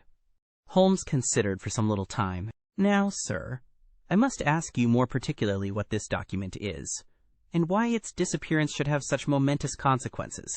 The 2 statesmen exchanged a quick glance, and the Premier's shaggy eyebrows gathered in a frown. "Mr. Holmes, the envelope is a long, thin one of pale blue color. There is a seal of red wax stamped with a crouching lion. It is addressed in large, bold handwriting to—" "I fear, sir," said Holmes, "that interesting and indeed essential as these details are, my inquiries must go more to the root of things. What was the letter?" "That is a state secret of the utmost importance, and I fear that I cannot tell you, nor do I see that it is necessary. If by the aid of the powers which you are said to possess you can find such an envelope as I describe with its enclosure, you will have deserved well of your country, and earned any reward which it lies in our power to bestow." Sherlock Holmes rose with a smile. "You are 2 of the most busy men in the country," said he, "and in my own small way I have also a good many calls upon me. I regret exceedingly that I cannot help you in this matter, and any continuation of this interview would be a waste of time." The Premier sprang to his feet with that quick, fierce gleam of his deep-set eyes before which a cabinet has cowered. "I am not accustomed, sir," he began, but mastered his anger and resumed his seat. For a minute or more we all sat in silence. Then the old statesman shrugged his shoulders. "We must accept your terms, Mr. Holmes. No doubt you are right, and it is unreasonable for us to expect you to act unless we give you our entire confidence." "I agree with you," said the younger statesman. "Then I will tell you, relying entirely upon your honor and that of your colleague, Dr. Watson. I may appeal to your patriotism also, for I could not imagine a greater misfortune for the country than that this affair should come out." "You may safely trust us. The letter, then, is from a certain foreign potentate who has been ruffled by some recent colonial developments of this country. It has been written hurriedly, and upon his own responsibility entirely. Inquiries have shown that his ministers know nothing of the matter. At the same time, it is couched in so unfortunate a manner, and certain phrases in it are of so provocative a character, that its publication would undoubtedly lead to a most dangerous state of feeling in this country. There would be such a ferment, sir, that I do not hesitate to say that within a week of the publication of that letter, this country would be involved in a great war." Holmes wrote a name upon a slip of paper and handed it to the Premier. Exactly. It was he. "And it is this letter which may well mean the expenditure of 1,000 millions and the lives of 100,000 men, which has become lost in this unaccountable fashion." "Have you informed the sender?" "Yes, sir. A cipher telegram has been dispatched. Perhaps he desires the publication of the letter." "No, sir. We have strong reason to believe that he already understands that he has acted in an indiscreet and hot-headed manner. It would be a greater blow to him and to his country than to us, if this letter were to come out." "If this is so, whose interest is it that the letter should come out? Why should anyone desire to steal it or to publish it?" There, Mr. Holmes, you take me into regions of high international politics. But if you consider the European situation, you will have no difficulty in perceiving the motive. The whole of Europe is an armed camp. There is a double league which makes a fair balance of military power. Great Britain holds the scales. If Britain were driven into war with one confederacy, it would assure the supremacy of the other confederacy, whether they joined in the war or not. Do you follow? Very clearly. It is then the interest of the enemies of this potentate to secure and publish this letter, so as to make a breach between his country and ours? Yes, sir. And to whom would this document be sent if it fell into the hands of an enemy? To any of the great chancelleries of Europe. It is probably speeding on its way thither at the present instant as fast as steam can take it. Mr. Trelawney Hope dropped his head on his chest and groaned aloud. The Premier placed his hand kindly upon his shoulder. It is your misfortune, my dear fellow. No one can blame you. There is no precaution which you have neglected. Now, Mr. Holmes, you are in full possession of the facts. What course do you recommend? Holmes shook his head mournfully. You think, sir, that unless this document is recovered, there will be war? I think it is very probable. Then, sir, prepare for war. That is a hard saying, Mr. Holmes. Consider the facts, sir. It is inconceivable that it was taken after 11:30 at night, since I understand that Mr. Hope and his wife were both in the room from that hour until the loss was found out. It was taken, then, yesterday evening between 7:30 and 11:30, probably near the earlier hour, since whoever took it evidently knew that it was there and would naturally secure it as early as possible. Now, sir, if a document of this importance were taken at that hour, where can it be now? No one has any reason to retain it. It has been passed rapidly on to those who need it. What chance have we now to overtake, or even to trace it? It is beyond our reach. The Prime Minister rose from the settee. What you say is perfectly logical, Mr. Holmes. I feel that the matter is indeed out of our hands. Let us presume, for argument's sake, that the document was taken by the maid or by the valet. They are both old and tried servants. I understand you to say that your room is on the second floor, that there is no entrance from without, and that from within no one could go up unobserved. It must, then, be somebody in the house who has taken it. To whom would the thief take it? To one of several international spies and secret agents, whose names are tolerably familiar to me. There are 3 who may be said to be the heads of their profession. I will begin my research by going round and finding if each of them is at his post. If one is missing, especially if he has disappeared since last night, we will have some indication as to where the document has gone. Why should he be missing? Asked the European secretary. He would take the letter to an embassy in London, as likely as not. I fancy not. These agents work independently, and their relations with the embassies are often strained. The Prime Minister nodded his acquiescence. I believe you are right, Mr. Holmes. He would take so valuable a prize to headquarters with his own hands. I think that your course of action is an excellent one. Meanwhile, Hope, we cannot neglect all our other duties on account of this one misfortune. Should there be any fresh developments during the day, we shall communicate with you, and you will no doubt let us know the results of your own inquiries. The 2 statesmen bowed and walked gravely from the room. When our illustrious visitors had departed, Holmes lit his pipe in silence, and sat for some time lost in the deepest thought. I had opened the morning paper and was immersed in a sensational crime which had occurred in London the night before, when my friend gave an exclamation, sprang to his feet, and laid his pipe down upon the mantelpiece. Yes, said he, there is no better way of approaching it. The situation is desperate, but not hopeless.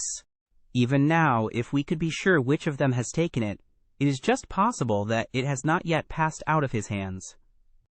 After all, it is a question of money with these fellows, and I have the British Treasury behind me. If it's on the market, I'll buy it, if it means another penny on the income tax. It is conceivable that the fellow might hold it back to see what bids come from this side before he tries his luck on the other. There are only those 3 capable of playing so bold a game. There are Oberstein, La Rothiere, and Eduardo Lucas. I will see each of them. I glanced at my morning paper. Is that Eduardo Lucas of Godolphin Street? Yes. You will not see him." "Why not?" "He was murdered in his house last night." My friend has so often astonished me in the course of our adventures that it was with a sense of exultation that I realized how completely I had astonished him. He stared in amazement, and then snatched the paper from my hands. This was the paragraph which I had been engaged in reading when he rose from his chair. "Murder in Westminster. A crime of mysterious character was committed last night at 16 Godolphin Street, one of the old-fashioned and secluded rows of 18th-century houses which lie between the river and the Abbey, almost in the shadow of the great tower of the Houses of Parliament. This small but select mansion has been inhabited for some years by Mr. Eduardo Lucas, well known in society circles, both on account of his charming personality and because he has the well-deserved reputation of being one of the best amateur tenors in the country. Mr. Lucas is an unmarried man, 34 years of age, and his establishment consists of Mrs. Pringle, an elderly housekeeper, and of Mitten, his valet. The former retires early and sleeps at the top of the house. The valet was out for the evening, visiting a friend at Hammersmith. From 10 o'clock onward, Mr. Lucas had the house to himself. What occurred during that time has not yet transpired, but at 11:45 Police Constable Barrett, passing along Godolphin Street, observed that the door of number 16 was ajar. He knocked, but received no answer. Perceiving a light in the front room, he advanced into the passage and again knocked, but without reply. He then pushed open the door and entered. The room was in a state of wild disorder, the furniture being all swept to one side, and one chair lying on its back in the center. Beside this chair, and still grasping one of its legs, lay the unfortunate tenant of the house. He had been stabbed to the heart and must have died instantly. The knife with which the crime had been committed was a curved Indian dagger, plucked down from a trophy of Oriental arms which adorned one of the walls. Robbery does not appear to have been the motive of the crime, for there had been no attempt to remove the valuable contents of the room.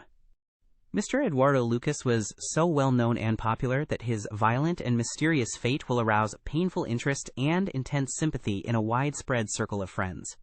"Well, Watson, what do you make of this?" asked Holmes after a long pause. "It is an amazing coincidence." "A coincidence. Here is one of the 3 men whom we had named as possible actors in this drama, and he meets a violent death during the very hours when we know that that drama was being enacted. The odds are enormous against its being coincidence. No figures could express them. No, my dear Watson, the 2 events are connected, must be connected. It is for us to find the connection. But now the official police must know all." "Not at all. They know all they see at Godolphin Street."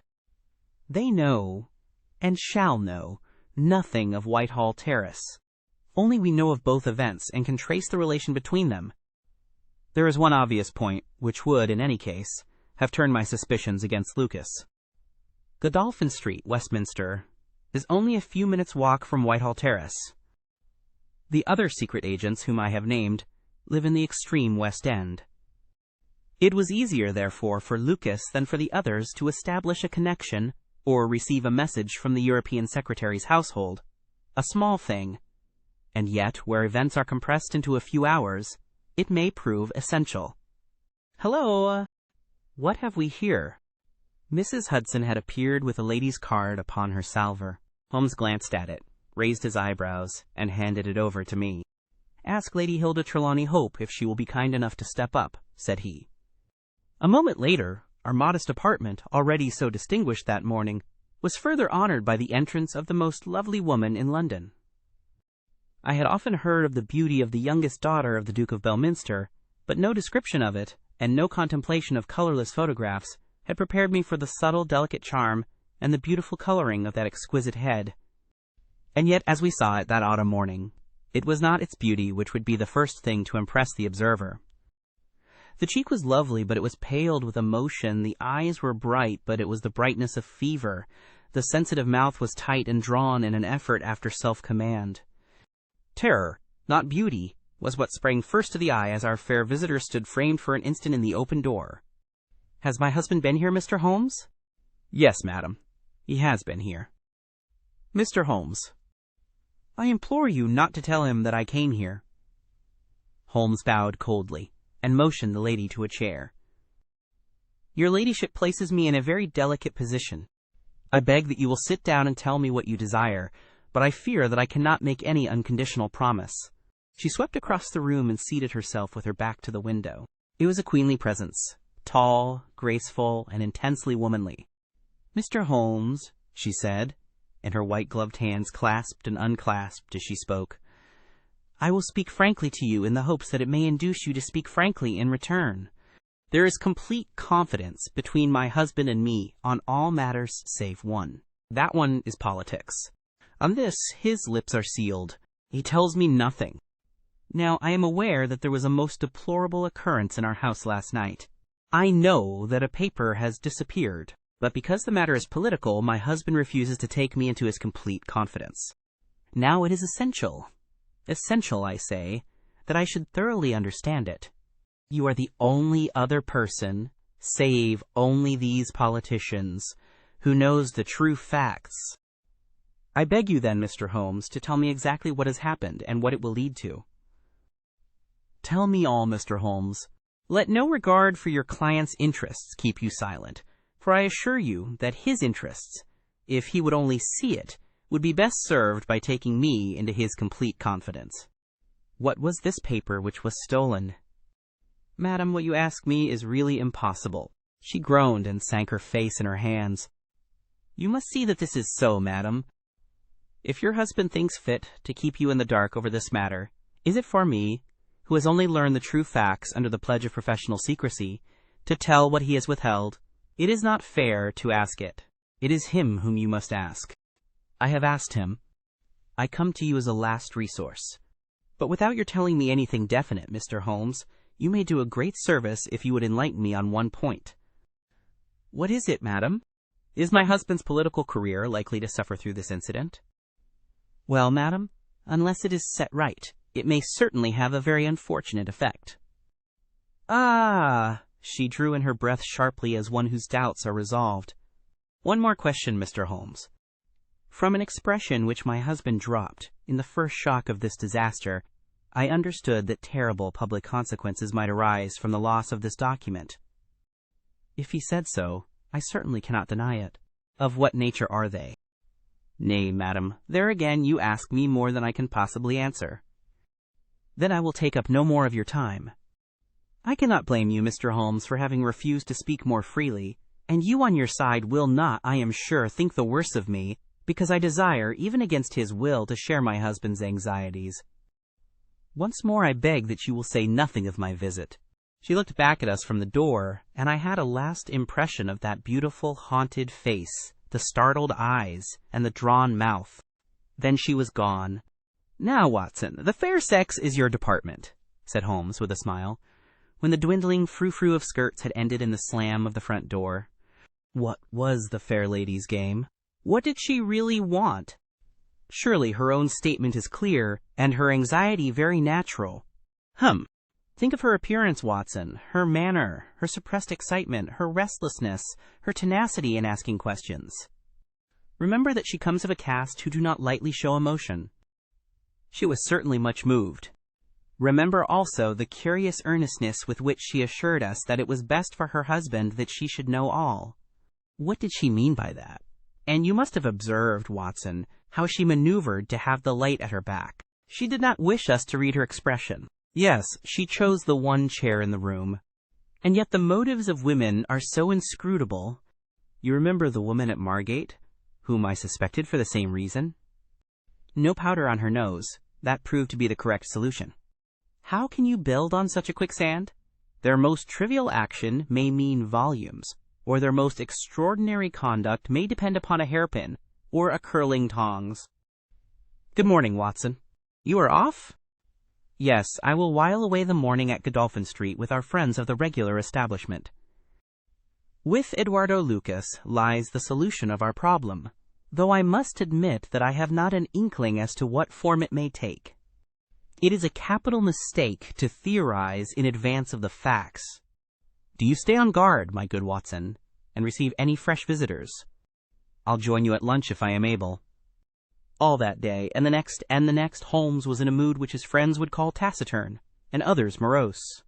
He ran out and ran in, smoked incessantly, played snatches on his violin, sank into reveries, devoured sandwiches at irregular hours, and hardly answered the casual questions which I put to him. It was evident to me that things were not going well with him or his quest. He would say nothing of the case, and it was from the papers that I learned the particulars of the inquest, and the arrest with the subsequent release of John Mitten, the valet of the deceased. The coroner's jury brought in the obvious willful murder, but the parties remained as unknown as ever. No motive was suggested. The room was full of articles of value, but none had been taken. The dead man's papers had not been tampered with. They were carefully examined, and showed that he was a keen student of international politics, an indefatigable gossip, a remarkable linguist, and an untiring letter writer. He had been on intimate terms with the leading politicians of several countries, but nothing sensational was discovered among the documents which filled his drawers. As to his relations with women, they appeared to have been promiscuous but superficial. He had many acquaintances among them, but few friends, and no one whom he loved. His habits were regular, his conduct inoffensive. His death was an absolute mystery, and likely to remain so. As to the arrest of John Mitten, the valet, it was a counsel of despair as an alternative to absolute inaction. But no case could be sustained against him. He had visited friends in Hammersmith that night. The alibi was complete. It is true that he started home at an hour which should have brought him to Westminster before the time when the crime was discovered, but his own explanation that he had walked part of the way seemed probable enough in view of the fineness of the night. He had actually arrived at 12 o'clock and appeared to be overwhelmed by the unexpected tragedy. He had always been on good terms with his master. Several of the dead man's possessions, notably a small case of razors, had been found in the valet's boxes, but he explained that they had been presents from the deceased, and the housekeeper was able to corroborate the story. Mitten had been in Lucas's employment for 3 years. It was noticeable that Lucas did not take Mitten on the continent with him. Sometimes he visited Paris for 3 months on end, but Mitten was left in charge of the Godolphin Street house. As to the housekeeper, she had heard nothing on the night of the crime. If her master had a visitor, he had himself admitted him. So for 3 mornings the mystery remained, so far as I could follow it in the papers.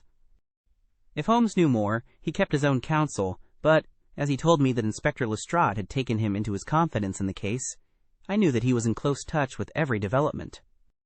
Upon the 4th day there appeared a long telegram from Paris, which seemed to solve the whole question. "A discovery has just been made by the Parisian police," said the Daily Telegraph, "which raises the veil which hung round the tragic fate of Mr. Eduardo Lucas, who met his death by violence last Monday night at Godolphin Street, Westminster. Our readers will remember that the deceased gentleman was found stabbed in his room, and that some suspicion attached to his valet, but that the case broke down on an alibi.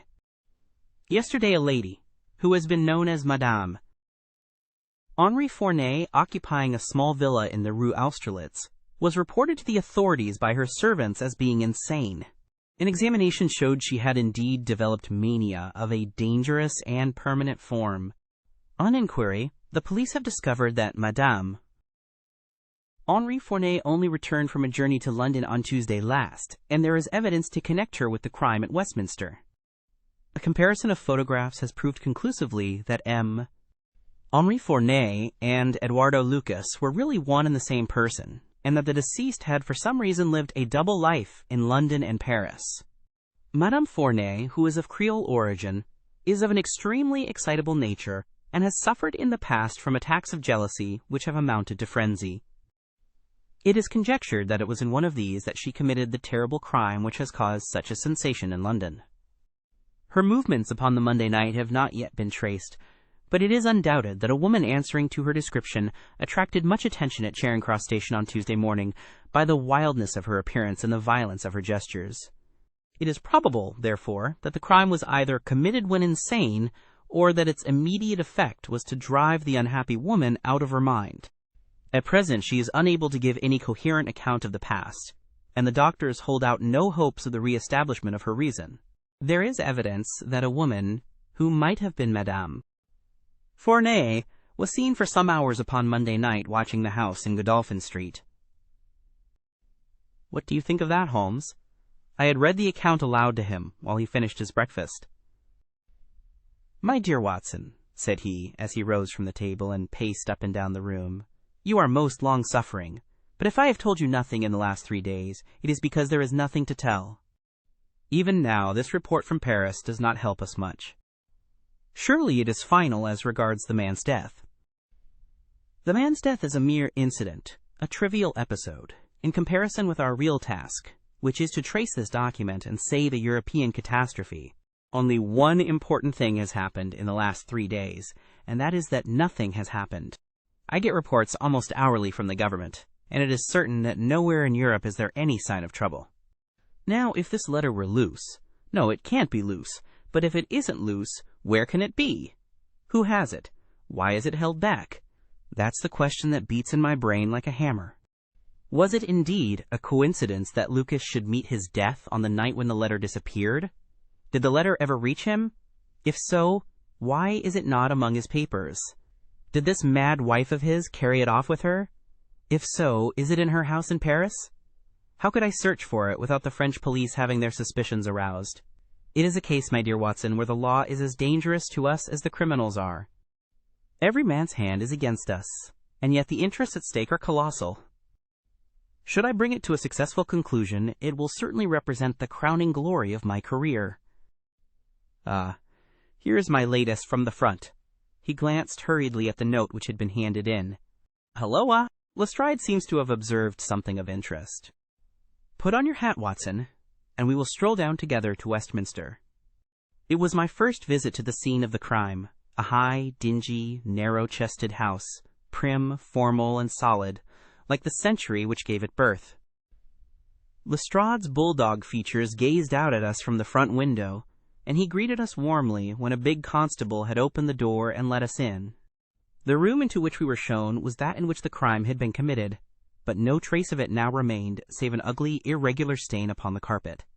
This carpet was a small square drugget in the center of the room, surrounded by a broad expanse of beautiful, old-fashioned wood flooring and square blocks, highly polished.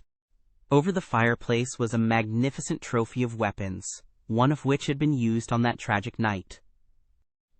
In the window was a sumptuous writing desk, and every detail of the apartment, the pictures, the rugs, and the hangings, all pointed to a taste which was luxurious to the verge of effeminacy. "Seen the Paris news?" asked Lestrade. Holmes nodded. "Our French friends seem to have touched the spot this time. No doubt it's just as they say." She knocked at the door. Surprise visit, I guess, for he kept his life in watertight compartments. He let her in, couldn't keep her in the street. She told him how she had traced him, reproached him. One thing led to another, and then with that dagger so handy the end soon came. It wasn't all done in an instant, though, for these chairs were all swept over yonder, and he had one in his hand as if he had tried to hold her off with it. We've got it all clear as if we had seen it. Holmes raised his eyebrows. "And yet you have sent for me?" "Ah, yes, that's another matter. A mere trifle, but the sort of thing you take an interest in. Queer, you know, and what you might call freakish." "It has nothing to do with the main fact. Can't have, on the face of it." "What is it, then?" "Well, you know, after a crime of this sort, we are very careful to keep things in their position. Nothing has been moved. Officer in charge here day and night. This morning, as the man was buried and the investigation over, so far as this room is concerned, we thought we could tidy up a bit. This carpet. You see, it is not fastened down, only just laid there. We had occasion to raise it. We found—" "Yes? You found—" Holmes's face grew tense with anxiety. "Well, I'm sure you would never guess in 100 years what we did find. You see that stain on the carpet? Well, a great deal must have soaked through, must it not?" "Undoubtedly it must." "Well, you will be surprised to hear that there is no stain on the white woodwork to correspond." "No stain?" "But there must—" "Yes, so you would say. But the fact remains that there isn't." He took the corner of the carpet in his hand and, turning it over, he showed that it was indeed as he said. "But the underside is as stained as the upper. It must have left a mark." Lestrade chuckled with delight at having puzzled the famous expert. "Now I'll show you the explanation.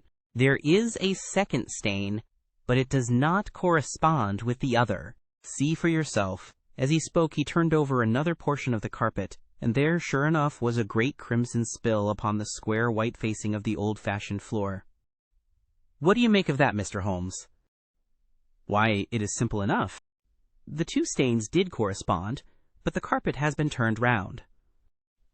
As it was square and unfastened, it was easily done. The official police don't need you, Mr. Holmes, to tell them that the carpet must have been turned round. That's clear enough, for the stains lie above each other, if you lay it over this way. But what I want to know is, who shifted the carpet and why?" I could see from Holmes's rigid face that he was vibrating with inward excitement. "Look here, Lestrade," said he, "has that constable in the passage been in charge of the place all the time?" "Yes, he has." "Well, take my advice. Examine him carefully. Don't do it before us. We'll wait here. You take him into the back room. You'll be more likely to get a confession out of him alone. Ask him how he dared to admit people and leave them alone in this room. Don't ask him if he has done it. Take it for granted. Tell him you know someone has been here. Press him. Tell him that a full confession is his only chance of forgiveness. Do exactly what I tell you." "By George, if he knows I'll have it out of him!" cried Lestrade. He darted into the hall, and a few moments later his bullying voice sounded from the back room. "Now, Watson, now!" cried Holmes with frenzied eagerness. All the demoniacal force of the man masked behind that listless manner burst out in a paroxysm of energy. He tore the drugget from the floor, and in an instant was down on his hands and knees, clawing at each of the squares of wood beneath it. One turned sideways as he dug his nails into the edge of it. It hinged back like the lid of a box. A small black cavity opened beneath it. Holmes plunged his eager hand into it, and drew it out with a bitter snarl of anger and disappointment. It was empty. "Quick, Watson, quick! Get it back again!" The wooden lid was replaced, and the drugget had only just been drawn straight when Lestrade's voice was heard in the passage. He found Holmes leaning languidly against the mantelpiece, resigned and patient, endeavoring to conceal his irrepressible yawns. "Sorry to keep you waiting, Mr. Holmes. I can see that you are bored to death with the whole affair." "Well, he has confessed, all right. Come in here, Macpherson. Let these gentlemen hear of your most inexcusable conduct." The big constable, very hot and penitent, sidled into the room. "I meant no harm, sir, I'm sure. The young woman came to the door last evening. Mistook the house, she did. And then we got talking. It's lonesome when you're on duty here all day. Well, what happened then? She wanted to see where the crime was done. Had read about it in the papers, she said. She was a very respectable, well-spoken young woman, sir, and I saw no harm in letting her have a peep.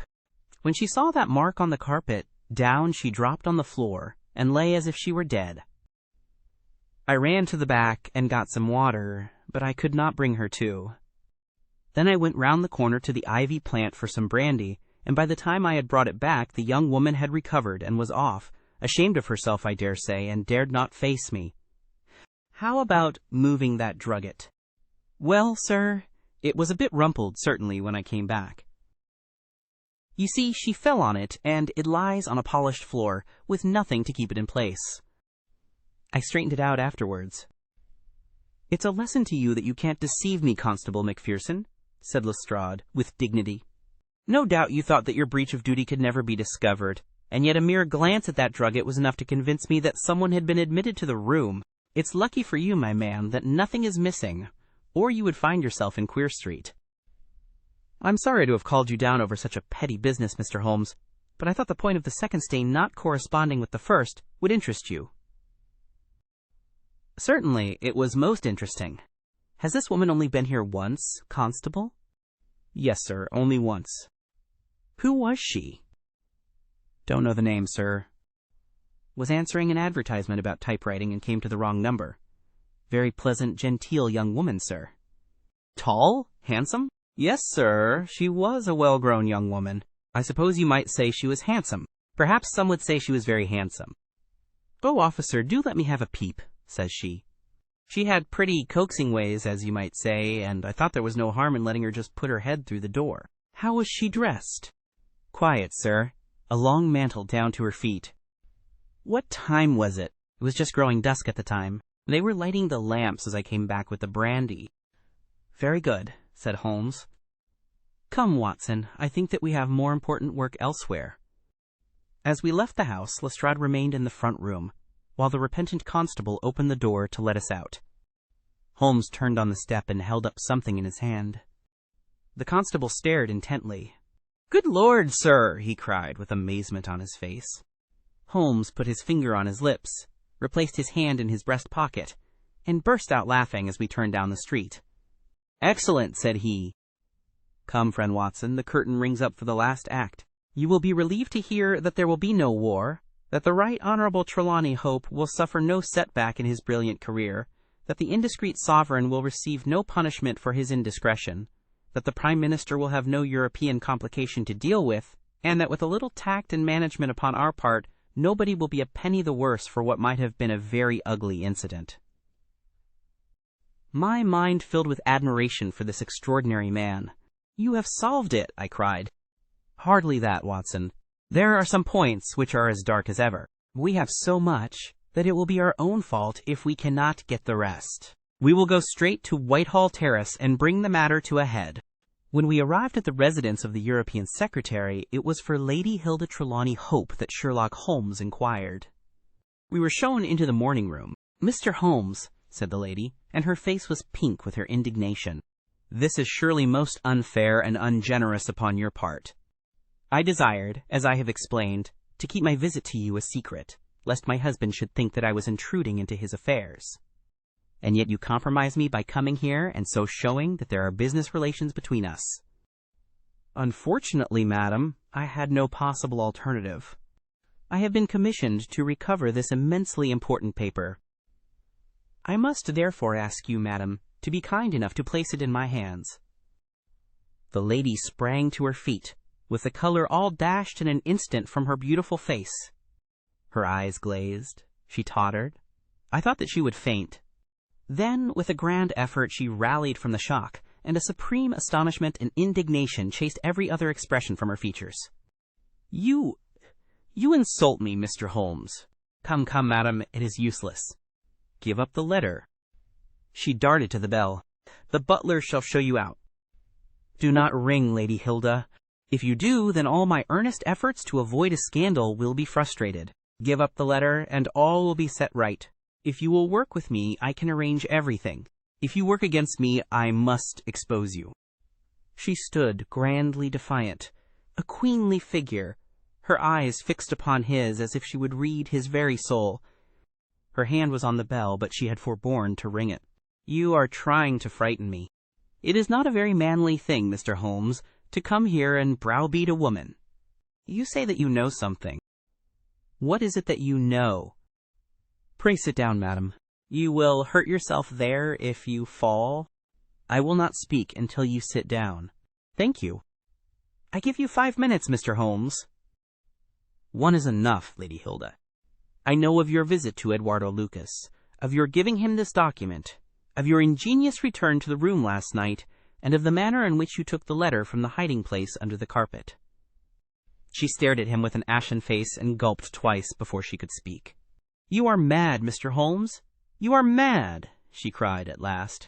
He drew a small piece of cardboard from his pocket. It was the face of a woman cut out of a portrait. "I have carried this because I thought it might be useful," said he. "The policeman has recognized it." She gave a gasp, and her head dropped back in the chair. "Come, Lady Hilda, you have the letter.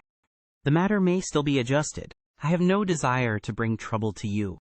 My duty ends when I have returned the lost letter to your husband. Take my advice and be frank with me. It is your only chance." Her courage was admirable. Even now she would not own defeat. "I tell you again, Mr. Holmes, that you are under some absurd illusion." Holmes rose from his chair. "I am sorry for you, Lady Hilda. I have done my best for you. I can see that it is all in vain." He rang the bell.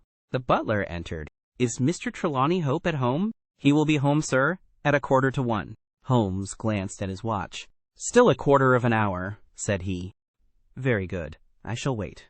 The butler had hardly closed the door behind him when Lady Hilda was down on her knees at Holmes's feet, her hands outstretched, her beautiful face upturned and wet with her tears. "Oh, spare me, Mr. Holmes. Spare me," she pleaded in a frenzy of supplication. "For heaven's sake, don't tell him. I love him so. I would not bring one shadow on his life, and this I know would break his noble heart." Holmes raised the lady. "I am thankful, madam, that you have come to your senses even at this last moment. There is not an instant to lose. Where is the letter?" She darted across to a writing desk, unlocked it, and drew out a long blue envelope. "Here it is, Mr. Holmes." "Would to heaven I had never seen it. How can we return it?" Holmes muttered. "Quick, quick, we must think of some way. Where is the dispatch box?" "Still in his bedroom. What a stroke of luck! Quick, madam, bring it here." A moment later she had appeared with a red flat box in her hand. "How did you open it before? You have a duplicate key?" "Yes, of course you have." "Open it." From out of her bosom Lady Hilda had drawn a small key. The box flew open. It was stuffed with papers. Holmes thrust the blue envelope deep down into the heart of them, between the leaves of some other document. The box was shut, locked, and returned to the bedroom. "Now we are ready for him," said Holmes. "We have still 10 minutes.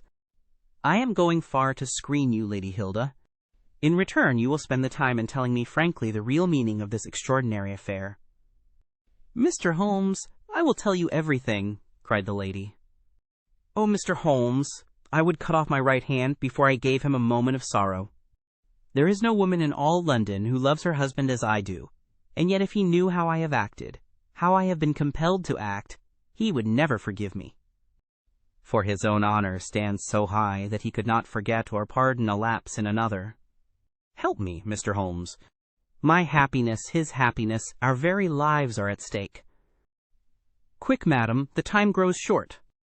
"It was a letter of mine, Mr. Holmes, an indiscreet letter written before my marriage, a foolish letter, a letter of an impulsive, loving girl. I meant no harm, and yet he would have thought it criminal. Had he read that letter, his confidence would have been forever destroyed. It is years since I wrote it. I had thought that the whole matter was forgotten. Then at last I heard from this man, Lucas, that it had passed into his hands, and that he would lay it before my husband. I implored his mercy. He said that he would return my letter if I would bring him a certain document which he described in my husband's dispatch box. He had some spy in the office who had told him of its existence. He assured me that no harm could come to my husband. Put yourself in my position, Mr. Holmes. What was I to do? Take your husband into your confidence. I could not, Mr. Holmes. I could not. On the one side seemed certain ruin, on the other, terrible as it seemed to take my husband's paper, still in a matter of politics I could not understand the consequences, while in a matter of love and trust they were only too clear to me. I did it, Mr. Holmes. I took an impression of his key. This man, Lucas, furnished a duplicate. I opened his dispatch box, took the paper, and conveyed it to Godolphin Street. What happened there, madam? I tapped at the door as agreed. Lucas opened it. I followed him into his room, leaving the hall door ajar behind me, for I feared to be alone with the man. I remember that there was a woman outside as I entered. Our business was soon done. He had my letter on his desk. I handed him the document. He gave me the letter. At this instant, there was a sound at the door. There were steps in the passage. Lucas quickly turned back the drugget, thrust the document into some hiding place there, and covered it over. What happened after that is like some fearful dream. I have a vision of a dark, frantic face, of a woman's voice, which screamed in French, "My waiting is not in vain." At last I have found you with her. There was a savage struggle. I saw him with a chair in his hand. A knife gleamed in hers. I rushed from the horrible scene, ran from the house, and only next morning in the paper did I learn the dreadful result. That night I was happy, for I had my letter, and I had not seen yet what the future would bring. It was the next morning that I realized that I had only exchanged one trouble for another. My husband's anguish at the loss of his paper went to my heart. I could hardly prevent myself from there, and then kneeling down at his feet and telling him what I had done. But that again would mean a confession of the past. I came to you that morning in order to understand the full enormity of my offense. From the instant that I grasped it, my whole mind was turned to the one thought of getting back my husband's paper. It must still be where Lucas had placed it, for it was concealed before this dreadful woman entered the room. If it had not been for her coming, I should not have known where his hiding place was. How was I to get into the room? For 2 days I watched the place, but the door was never left open. Last night I made a last attempt. What I did and how I succeeded, you have already learned. I brought the paper back with me, and thought of destroying it since I could see no way of returning it without confessing my guilt to my husband. Heavens, I hear his step upon the stair. The European secretary burst excitedly into the room. "Any news, Mr. Holmes? Any news?" he cried. "I have some hopes." "Ah, thank heaven." His face became radiant. "The Prime Minister is lunching with me. May he share your hopes. He has nerves of steel, and yet I know that he has hardly slept since this terrible event. Jacobs, will you ask the Prime Minister to come up? As to you, dear, I fear that this is a matter of politics. We will join you in a few minutes in the dining room." The Prime Minister's manner was subdued, but I could see by the gleam of his eyes and the twitchings of his bony hands that he shared the excitement of his young colleague. "I understand that you have something to report, Mr. Holmes?" "Purely negative as yet," my friend answered. "I have inquired at every point where it might be, and I am sure that there is no danger to be apprehended. But that is not enough, Mr. Holmes. We cannot live forever on such a volcano. We must have something definite. I am in hopes of getting it. That is why I am here. The more I think of the matter, the more convinced I am that the letter has never left this house." "Mr. Holmes!" "If it had, it would certainly have been public by now. But why should anyone take it in order to keep it in his house? I am not convinced that anyone did take it. Then how could it leave the dispatch box? I am not convinced that it ever did leave the dispatch box. Mr. Holmes, this joking is very ill-timed. You have my assurance that it left the box. Have you examined the box since Tuesday morning?" "No, it was not necessary." "You may conceivably have overlooked it." "Impossible, I say." "But I am not convinced of it. I have known such things to happen. I presume there are other papers there." "Well, it may have got mixed with them. It was on the top. Someone may have shaken the box and displaced it." No, I had everything out." "Surely, it is easily decided, Hope," said the Premier. "Let us have the dispatch box brought in." The secretary rang the bell. "Jacobs, bring down my dispatch box."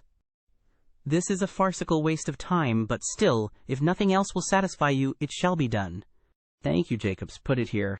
I have always had the key on my watch chain. Here are the papers, you see. Letter from Lord Marrow. Report from Sir Charles Hardy. Memorandum from Belgrade. Note on the Russo-German grain taxes. Letter from Madrid. Note from Lord Flowers. Good heavens! What is this? Lord Bellinger! Lord Bellinger! The Premier snatched the blue envelope from his hand. "Yes, it is it, and the letter is intact. Hope, I congratulate you." "Thank you, thank you." What a weight from my heart. But this is inconceivable, impossible. "Mr. Holmes, you are a wizard, a sorcerer. How did you know it was there?" "Because I knew it was nowhere else. I cannot believe my eyes." He ran wildly to the door. "Where is my wife? I must tell her that all is well." "Hilda! Hilda!" we heard his voice on the stairs. The Premier looked at Holmes with twinkling eyes. "Come, sir," said he. "There is more in this than meets the eye. How came the letter back in the box?" Holmes turned away, smiling from the keen scrutiny of those wonderful eyes. "We also have our diplomatic secrets," said he, and, picking up his hat, he turned to the door. The end. Thank you for tuning in to vibeBooks. We hope you enjoyed this journey. Please consider liking, commenting, and subscribing to our channel. Check out our playlist or explore vibeBooks for more classic stories. Until next time, happy listening.